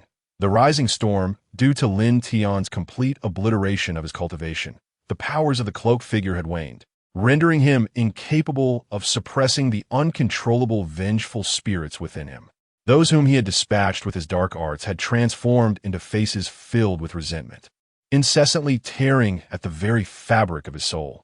Lin Tian, employing transcendent methods, had dismantled the cloaked figure's abilities without inflicting harm upon his soul, which remained that of an emperor's. However, his essence was bound within his corporeal form, meaning that as long as the body remained still, the soul could not move. Forced to witness the relentless gnawing of countless vengeful spirits emitting anguished wails. After dealing with the cloaked figure, Lin Tian turned his attention to the three great demon emperors. In the recent battle, they had been wounded by the dark arts of the cloaked figure and now appeared weak and frail, barely clinging to life. A brief examination of their injuries revealed that there was hope for recovery, for the demon race primarily cultivates their physical form and neglects the power of the soul.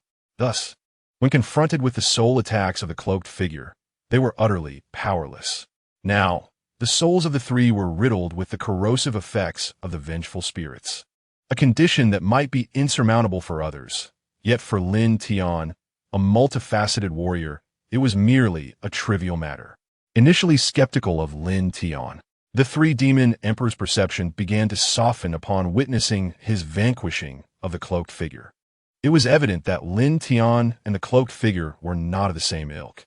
After half an hour of expelling the toxins from their bodies, Lin Tian began to meticulously reflect on the entire affair.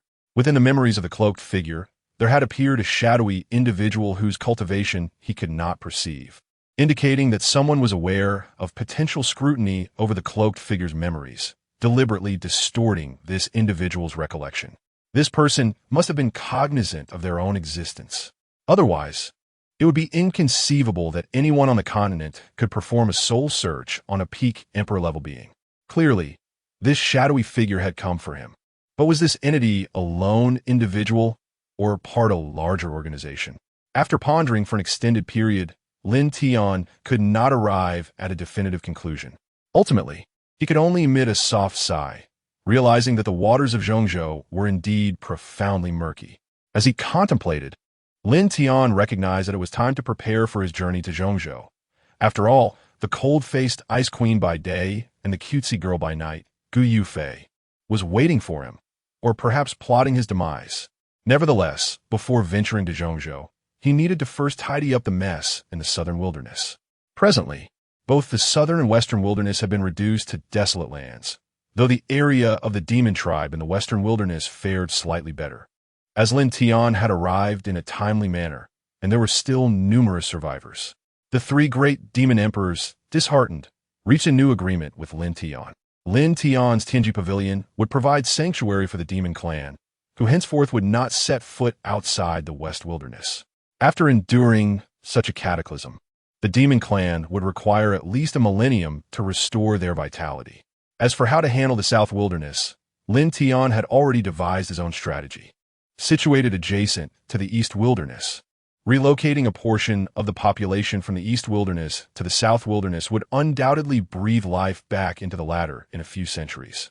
With this thought in mind, Lin Tian soared toward the Demon Sect in the east wilderness. Having been away for nearly a year, he found himself yearning to reunite with Luo Changsheng. Notably, Lin Tian was surprised to discover that the Tianji master of the East Wilderness was none other than the esteemed ancestor of the Xiaoyao sect. It was no wonder he had become the only one in the East Wilderness to break through to the transformation realm.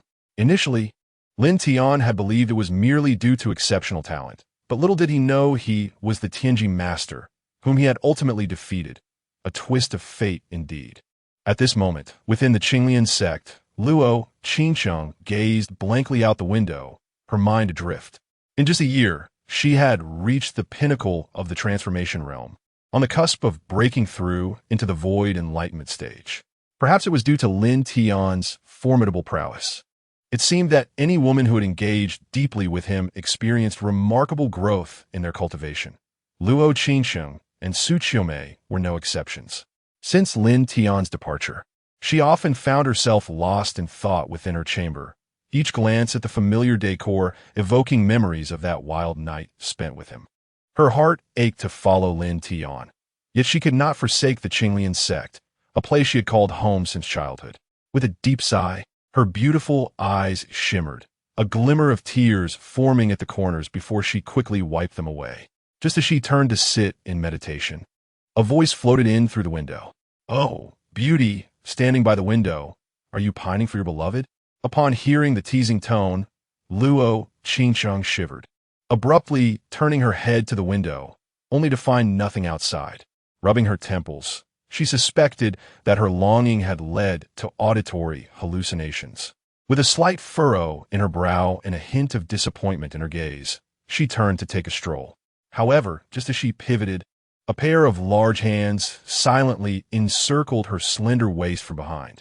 Feeling that familiar aura, Luo Qingsheng trembled violently, tears cascading uncontrollably down her cheeks. Suddenly, the teasing voice of Lin Tian reached her ears. "My beauty, it has been far too long since we last met. I have missed you dearly. Kulme, allow me to examine whether you have lost weight." As he spoke, his hands began to wander inappropriately over Luo Qingsheng's body. She felt a wave of weakness wash over her, and, in a moment of fervent impulse, turned her head to see Lin Tian's face, a visage that evoked both love and resentment within her. Overcome by her emotions, she spun around and threw herself into his embrace. The two then shared an impassioned kiss. It is often said that a brief separation enhances the sweetness of reunion, and given the significant time they had spent apart, Luo Qingsheng fervently reciprocated Lin Tian's advances, shedding the innocence and awkwardness of their first encounter. She surrendered herself entirely, eager to please him. They continued their intimate exchange for the entirety of the afternoon. Lin Tian held Luo Qingsheng close, gazing contentedly at her beautiful visage. "How long can you stay this time?" he inquired, his tone sultry, resonating with the remnants of a recent tempest. "Only after I have satisfied your hunger will I depart." Lin Tian jested. At this remark, Luo Qingsheng's delicate face flushed a deep crimson, resembling a ripe apple. "By the way, would you be interested in strengthening and expanding the Qinglian sect?" Chapter 90. The newly appointed celestial mechanic. Upon hearing Lin Tian's words, Luo Qingsheng gazed at him with a hint of perplexity. Thanks to his efforts, the Qinglian sect had now risen to become the most formidable sect in the Eastern Wasteland. The news of Su Qiu vanquishing the Qingyun sect single-handedly with her puppets had spread throughout the Eastern Wasteland, compelling the other major sects to express their submission to the Qinglian sect.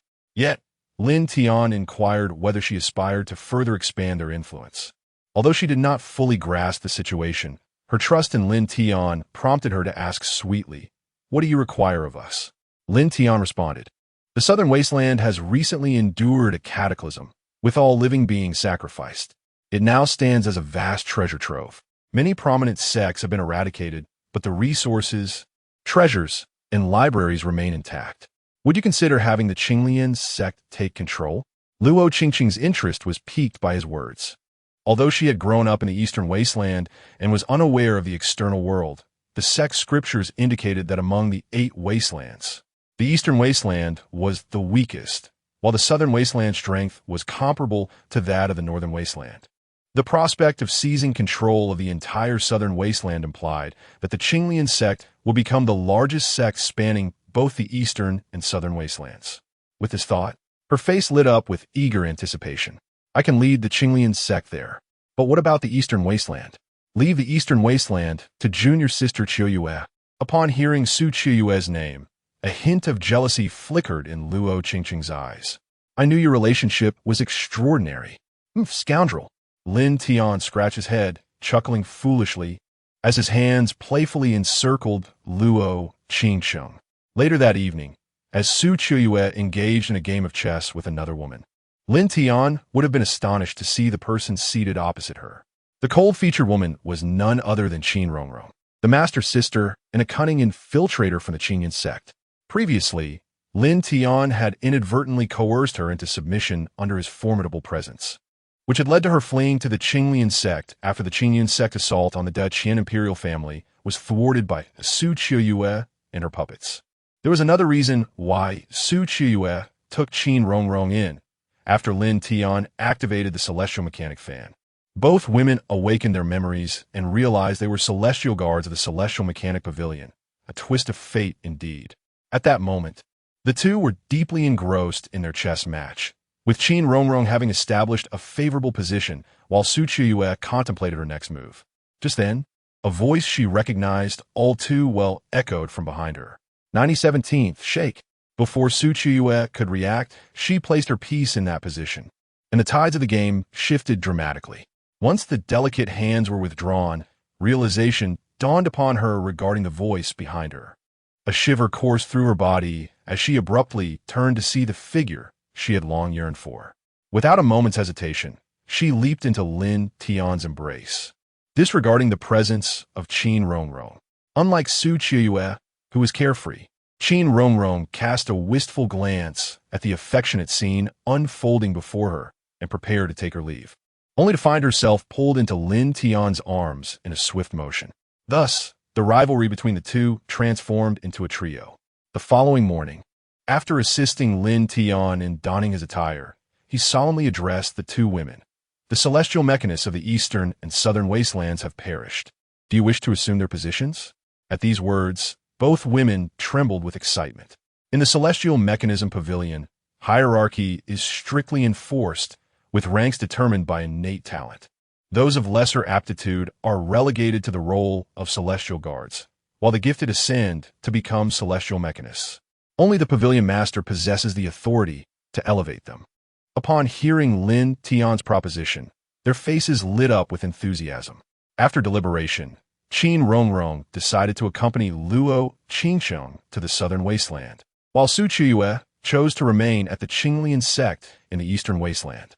Once the celestial mechanist roles were allocated, Lin Tian resolved to enhance the strength of these women to safeguard them from any future incursions by practitioners of dark arts seeking to wreak havoc across the four wastelands. With a teasing glint in his eyes, he remarked, "If you manage to please me, I shall grant you the means to transcend into the harmonious Dao realm." Before he could finish, the two women, invigorated as if by a surge of adrenaline, reacted with fervor. Consequently, a tumult of thunder echoed from above, as the tribulation became yet another source of Lin Tian's amusement. At this moment, the women Lin Tian had brought into the western wasteland's secret realm were utterly oblivious to his clandestine rendezvous with an old flame. Although the astute Shun Qinghe might have surmised the truth, her wisdom compelled her to remain silent, opting instead to aid Lin Tian in concealing his actions from the other women. Embarking on an adventure within the secret realm, the group of women delighted in the abundance of rare treasures and herbs, many of which were entirely unfamiliar to them. Qian Baiji and Ni Huang remained blissfully unaware of the calamity that had befallen the demon clan, continuing their carefree search for precious materials. Any lurking dangers had long been eradicated by Lin Tian, and this western wasteland secret realm was intended by him to serve as a medicinal garden once he established a sect in the central continent. Outside the secret realm, after assisting Su Qiuyue and Qin Rongrong in enhancing their abilities, Lin Tian bid farewell to Luo Changsheng and made his way to the imperial palace of the Dutchian dynasty.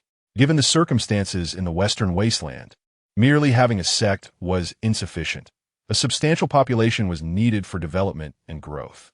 The task at hand, entrusted to the Dutchian dynasty, proves far more expedient than delegating it to those sections. Upon encountering Li Wanxiu, a momentous proposition was laid before her, which she desired to expand her dominions and etch her name into the annals of history as a legendary emperor. Merely this utterance ignited the latent warrior spirit within Li Wanxiu, her gaze ablaze with fervor. The ancestral territories, untouched by her great-grandfather, grandfather, and father, were now within her grasp, and, as a woman, she would achieve what they could not. Furthermore, according to Lin Tian, This endeavor encompassed the entirety of the southern wilderness. This revelation quickened her breath, and her eyes sparkled with excitement as she regarded Lin Tian. Thus, adorned in the dragon robe, and having fulfilled Lin Tian's 3-day request, she received no barren reward. Rather, her prowess was elevated to the harmonious path realm. 3 days later, following the deliberations of the court, the Daqian dynasty embarked on a vast population relocation plan. Upon learning of their empress's ambitious expansion, the entire court knelt in reverence, proclaiming, "Long live our emperor." In this manner, the affairs of the western wilderness were resolved splendidly. Once all was set on the right course, Lin Tian commenced his journey towards the central continent. Chapter 91. The 7-star envoys. As Lin Tian stepped into Zhongzhou, the 7-star envoys of the Heavenly Mechanism Pavilion had already been awaiting him at the borders of Zhongzhou. The 7-star envoys, Tian Shu, Tian Xin, Tianji, Tian Quan, Yuheng, Kaiyang, and Yaoguang, respectfully greeted the pavilion master. Upon hearing the 7 melodious and enchanting female voices, Lin Tian could not help but exclaim inwardly, "Wow." Although the 7 women bowed their heads, Lin Tian could perceive through his spiritual awareness that they were all stunning beauties, their allure rivaling even that of Luo Changsheng. Lin Tian began to muse, speculating that this heavenly mechanism master must have a penchant for beauty, as the so-called 7-star envoys were all women. Moreover, each one epitomized the type he favored, which filled him with great delight. Clearing his throat, Lin Tian held the heavenly mechanism fan in one hand and coldly inquired, "Among you, is there anyone willing to depart from the heavenly mechanism pavilion? I offer you a singular opportunity, your only chance. I, the pavilion master, am a man of my word. If you wish to leave, I shall grant you your freedom. However, should you choose to remain and dare to betray the pavilion, you will surely experience a fate worse than death." As Lin Tian spoke, an unconscious pressure emanated from him, compelling the 7 7-star envoys of Zhongzhou to kneel in reverence. "We pledge our unwavering loyalty to the pavilion master. As long as we are members of the Heavenly Mechanism Pavilion, we shall remain so for all eternity." Hearing their words, Lin Tian nodded in satisfaction. After delivering the stern warning, it was time to offer a reward. "This is the improved version of the Heavenly Mechanism art, which I now bestow upon you. It will enable you to swiftly regain your former peak and even surpass it. However, should any treacherous thoughts arise in your minds, the Heavenly Mechanism art will eradicate you without mercy." Upon hearing that their strength could be enhanced, the 7 women immediately displayed expressions of joy, kneeling once more to express their gratitude. "Does our Heavenly Mechanism Pavilion have a headquarters in Zhongzhou?"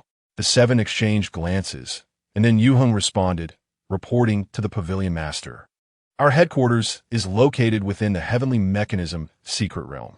Accessing the secret realm requires the Heavenly Mechanism fan you possess." Furrowing his brow, Lin Tian realized that the headquarters of the Heavenly Mechanism Pavilion resided in a secret realm. No wonder, despite having searched the entire continent during the time of stillness, he had found no trace of the pavilion's existence. With this realization, Lin Tian's dissatisfaction grew. The reasons are manifold. The Tianji Pavilion has remained dormant for countless millennia. Presently, the central continent is devoid of formidable powers that still harbor awe for the Tianji Pavilion.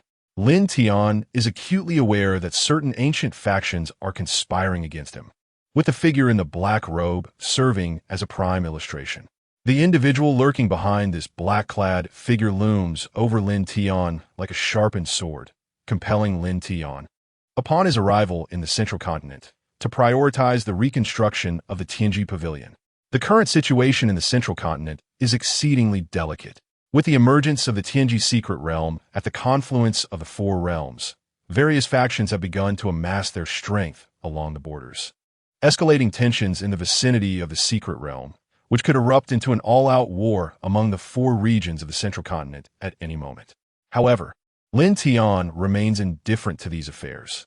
His foremost concern is the mentally fractured young woman from the Changsheng Gu family, Gu Yufei.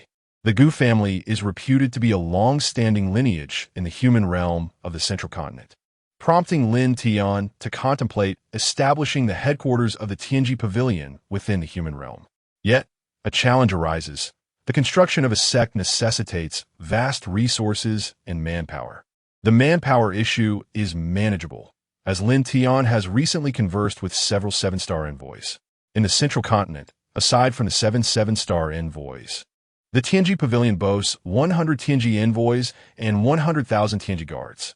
The pinnacle strength of a 7-star envoy is at the Emperor realm, considerably surpassing that of a Tianji envoy. Lin Tian is quite satisfied with this count. Upon entering the human realm, Lin Tian immediately sensed the location of the Source Secret Realm. Unlike the Four Wastelands, the Source Secret Realm of the human realm seemed to resonate with Lin Tian. As soon as he set foot in the human realm, he discerned the realm's position.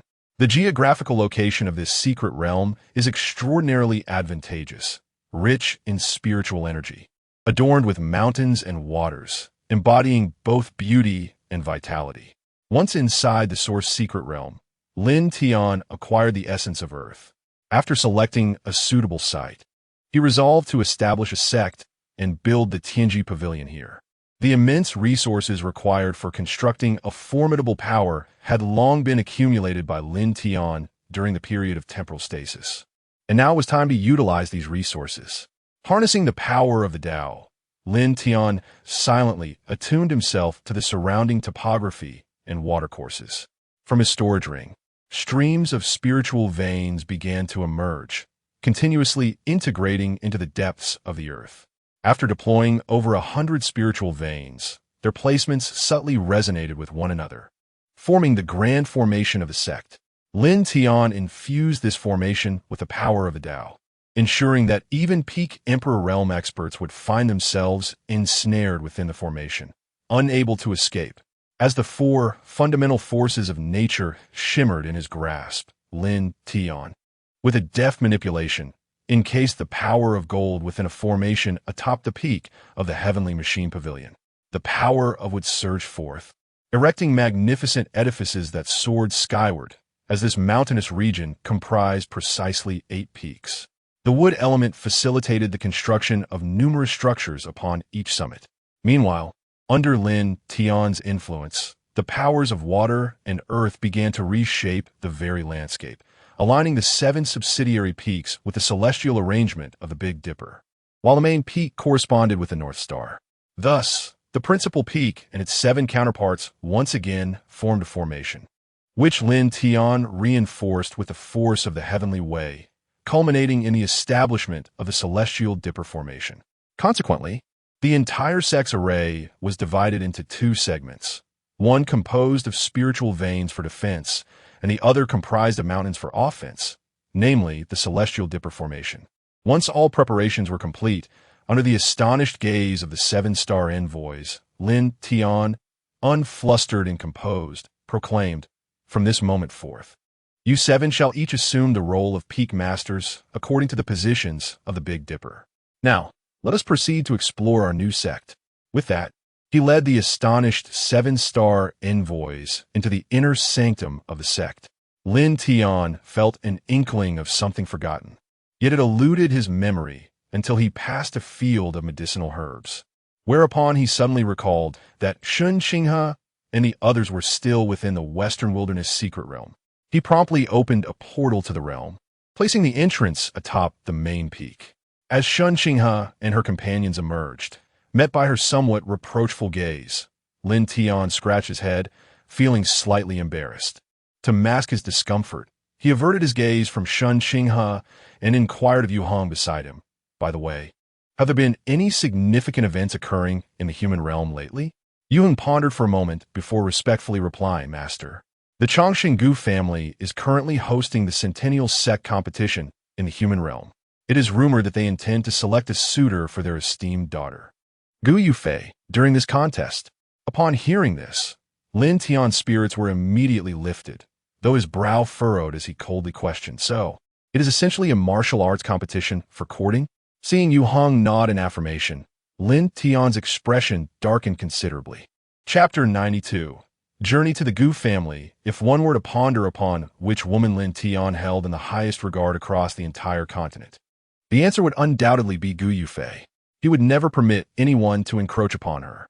The so-called sect competition, Lin Tian understood, was merely a gathering of prodigious talents under 200 years of age from various sects, engaging in friendly duels to ascertain the overall strength of their factions. Should he wish to partake in this monumental event, it was imperative for him to conceal his identity as the head of the pavilion. After all, the other participants were direct disciples, and it would be rather unbecoming for a pavilion master to exploit his status against them. Nonetheless, this dilemma posed no challenge for Lin Tian. Although he had experienced a millennium within a time-stopped realm, he was, in essence, still a youth in his 20s. Thus, he could instruct his subordinates to refer to him as the young pavilion master, allowing him to compete alongside these youthful elites without seeming to take advantage of their inexperience. Upon learning of Lin Tian's impending departure, his subordinates, including the enchanting Hua Yi, the exquisite Lu Yu, and the mischievous San Yao, expressed a desire to accompany him. This caused Lin Tian to shudder momentarily. While Shun Qinghe and the Fong sisters were acceptable companions, he imagined that Qi Yin's fiery temperament would likely lead to chaos at the Gu family residence, potentially resulting in a table being overturned if she took a disliking to someone. After careful consideration, Lin Tian ultimately decided to take along Yu Hong and Yao Guang, as well as Shun Qinghe and the Fong sisters, finding solace in their company amidst a leisurely venture. Among the 7 celestial messengers, Yu Hong and Yao Guang were particularly to Lin Tian's liking. Shun Qinghe, as per usual, insisted on engaging in playful banter upon hearing that Lin Tian intended to include her in his journey. Oh, our illustrious young Master Lin, venturing out to pursue romantic conquests. Yet you still wish to bring along this lady? Lin Tian felt a flush of embarrassment at Shun Qinghe's teasing, but quickly composed himself and replied, "Isn't it merely to have Miss Shun assist in keeping watch? Pray, do not involve me in the affairs of the illustrious young Master Lin. I am but a delicate maiden." Observing Shun Qinghe's sulky expression, Lin Tian was struck by a sudden realization. The woman he had grown most attached to was indeed Shun Qinghe. The reason was simple. She provided him with immeasurable emotional value, skillfully balancing their exchanges. Each time they engaged in playful disputes, she managed to keep him intrigued while subtly igniting his passion. Gazing at the flicker of jealousy upon Shun Qinghe's countenance, Lin Tian found himself momentarily bewildered, unaware of the blend of sincerity and pretense within her smile. Taking a deep breath, he solemnly embraced Shun Qinghe, disregarding her struggles, pulling her close as he inhaled the fragrant scent of her hair. In a hushed tone, he murmured, "Qinghe, I." Lin Tian grappled with how to convey his gratitude towards Shun Qinghe, resulting in a rather awkward atmosphere. Shun Qinghe was somewhat perplexed, but in the next moment, Lin Tian's words sent a tremor through her entire being. "Qinghe, it has been arduous for you to accompany me during this time." Upon hearing this, Shun Qinghe shuddered, her back rising and falling as she leaned on his shoulder, tears streaming down her face. From the day she decided to follow Lin Tian, Shun Qinghe understood that countless women would surround him. Although she remained silent about it, her heart was undeniably affected. No woman relishes sharing her man with another. Yet, Lin Tian's formidable presence captivated Shun Qinghe, drawing her into a spiral of infatuation. Compared to Lin Tian's other women, Shun Qinghe possessed no advantages. Her beauty paled in comparison to Luo Qingchen. Thus, to capture Lin Tian's heart, she exerted every effort to connect with him, striving to fathom and interpret his innermost sentiments, aiming to provide him with emotional value as much as possible. Sensing Shun Qinghe's overwhelming emotions, Lin Tian whispered in her ear, "Rest assured, no matter how many women I may have in the future, you will always be the most significant one." Upon hearing these words, a hint of a smile graced Shun Qinghe's delicate face. Without further ado, they delved directly into the matter at hand. The following morning, Lin Tian, accompanied by a flower, 2 jade beauties, and 2 celestial messengers, set forth to the location of the Gu family. At that moment, the Changsheng Gu family was preparing as many prominent forces from the human realm began converging upon them. Gu Yufei was in her chamber, beautifying herself when her father entered. Observing his daughter, who had already reached the realm of clarity, Gu's father nodded in satisfaction. Yufei, you shall represent our Gu family in this year's sect competition, allowing other factions in the human realm to witness our family's profound heritage. Achieving such a feat before the age of 30 is truly a rare talent in cultivation. Upon hearing her father's words, Gu Yufei's expression grew somewhat uneasy. She realized that her rapid advancement in strength was due in part to her connection with that scoundrel Lin Tian, and also because he had fed her a pill during their last encounter. Gu Yufei had not anticipated that even now, the potency of that pill remained within her, continuously nurturing her body and facilitating her swift rise in cultivation. Noticing his daughter's slight discomfort, Gu's father scratched his head in confusion, reflecting that his daughter had grown up and now harbored her own concerns.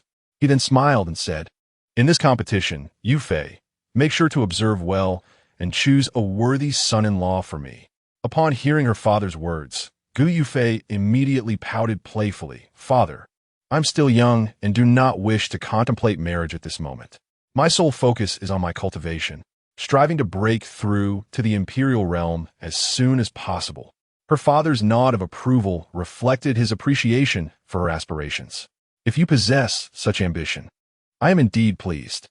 However, do remember that pursuing cultivation need not impede the prospect of starting a family. Should you find someone to your liking, you must inform me."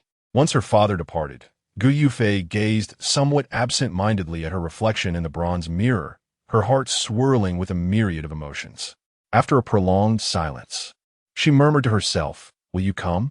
Yet, she quickly dismissed the thought, recognizing that as a mere cultivator from the eastern wilderness, it was improbable for him to arrive in Central Continent. With a hint of self-mockery, she quashed the notion of Lin Tian's arrival, conflicted as to whether she truly wished for him to appear or preferred his absence. This sudden thought bewildered her. Could it be that she had genuinely developed feelings for that scoundrel? Clenching her fists tightly, Gu Yufei glared at her reflection and gritted her teeth, declaring, "When I see you again, I shall ensure that my mother personally eliminates you." Meanwhile, Lin Tian, en route to the Changsheng Gu family, inexplicably sneezed, rubbed his nose, and jested, "Who could it be, so eager to think of me?" Chapter 93. The unscrupulous sect. With only a few days remaining until the grand competition among the sects of the Central Continent, Lin Tian and his companions traveled at a leisurely pace, frequently pausing along their journey. Lin Tian often indulged in playful banter. For Changsheng, this was her first visit to the Central Continent, and she profoundly experienced the stark disparities in wealth and the contrasting lives of humanity across the vast regions.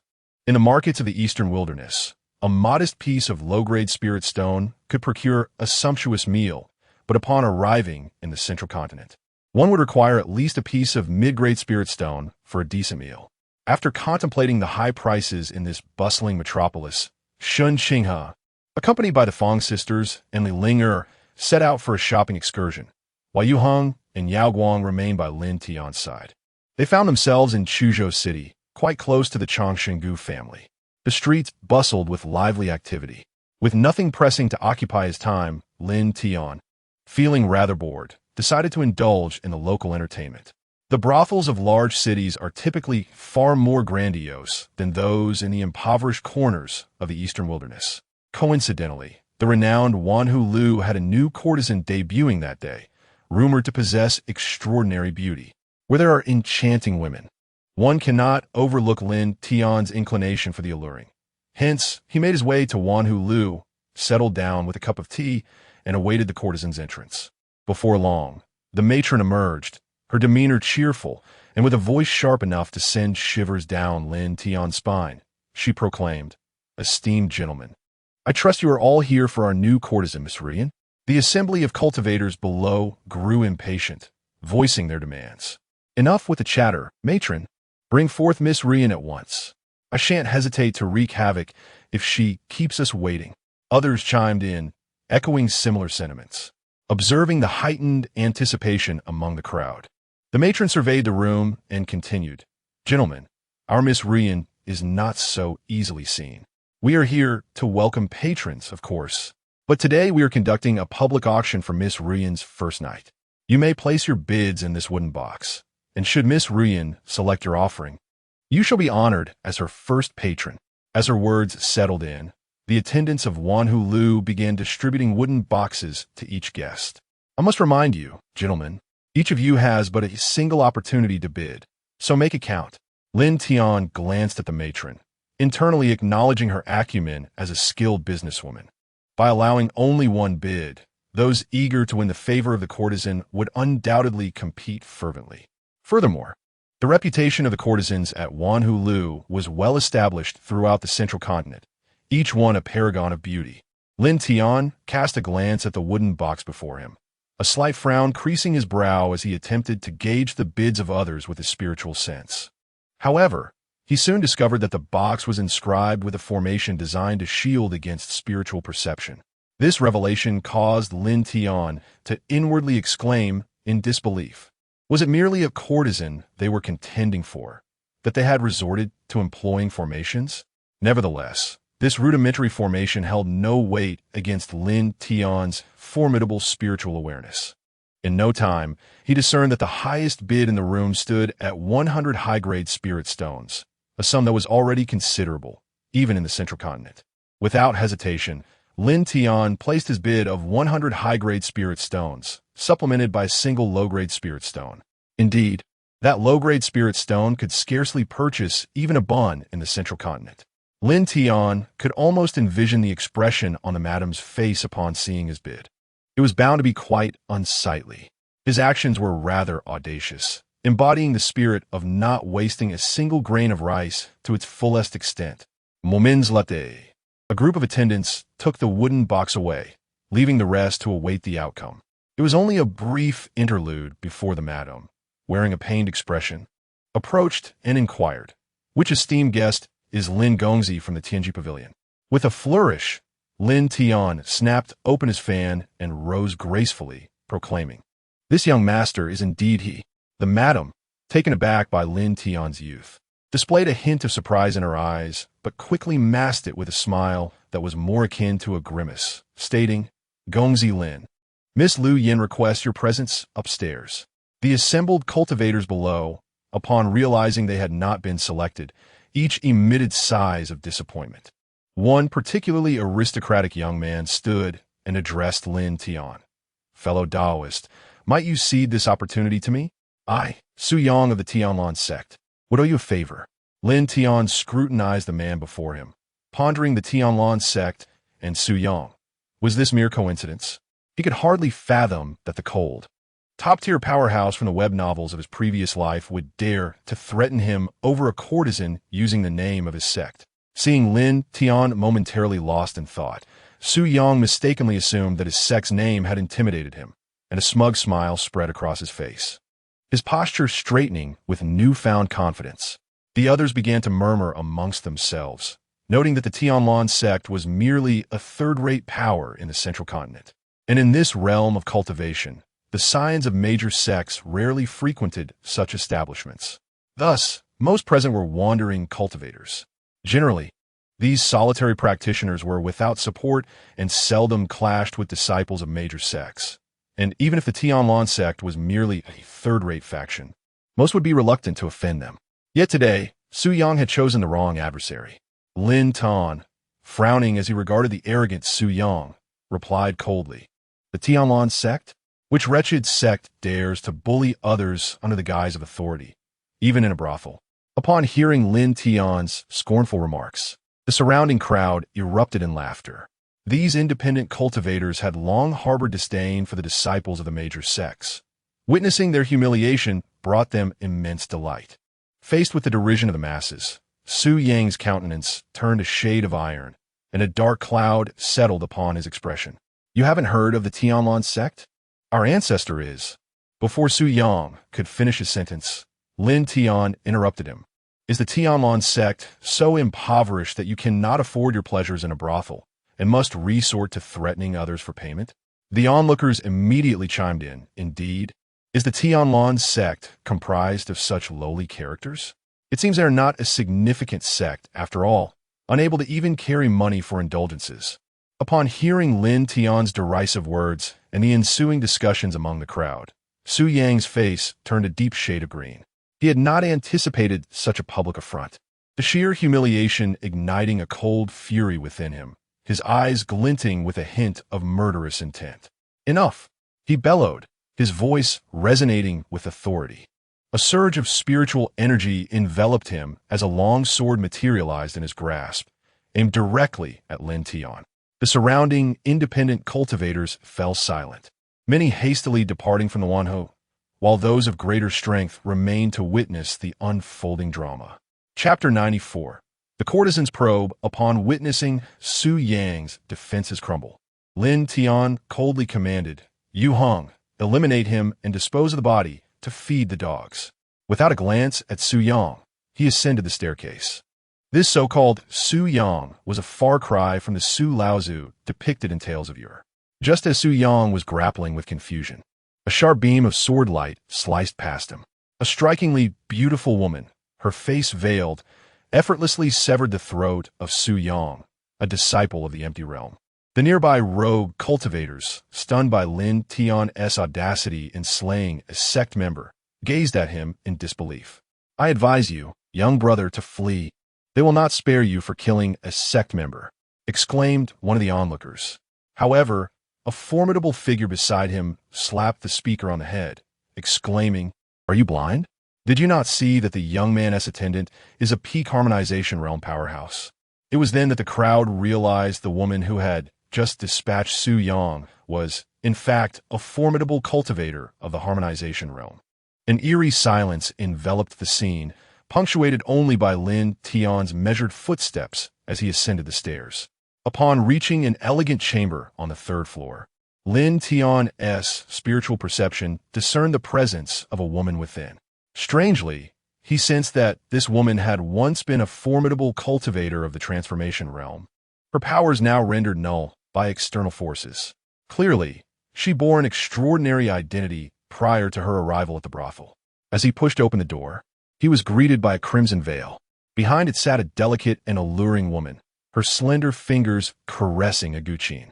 The melodious strain seemed to spill forth the secrets of her heart, filled with longing, sorrow, and helplessness.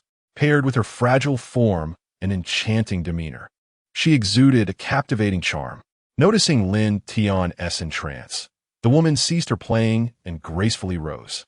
Her ethereal, delicate figure radiated an alluring grace that could stir the blood of any man.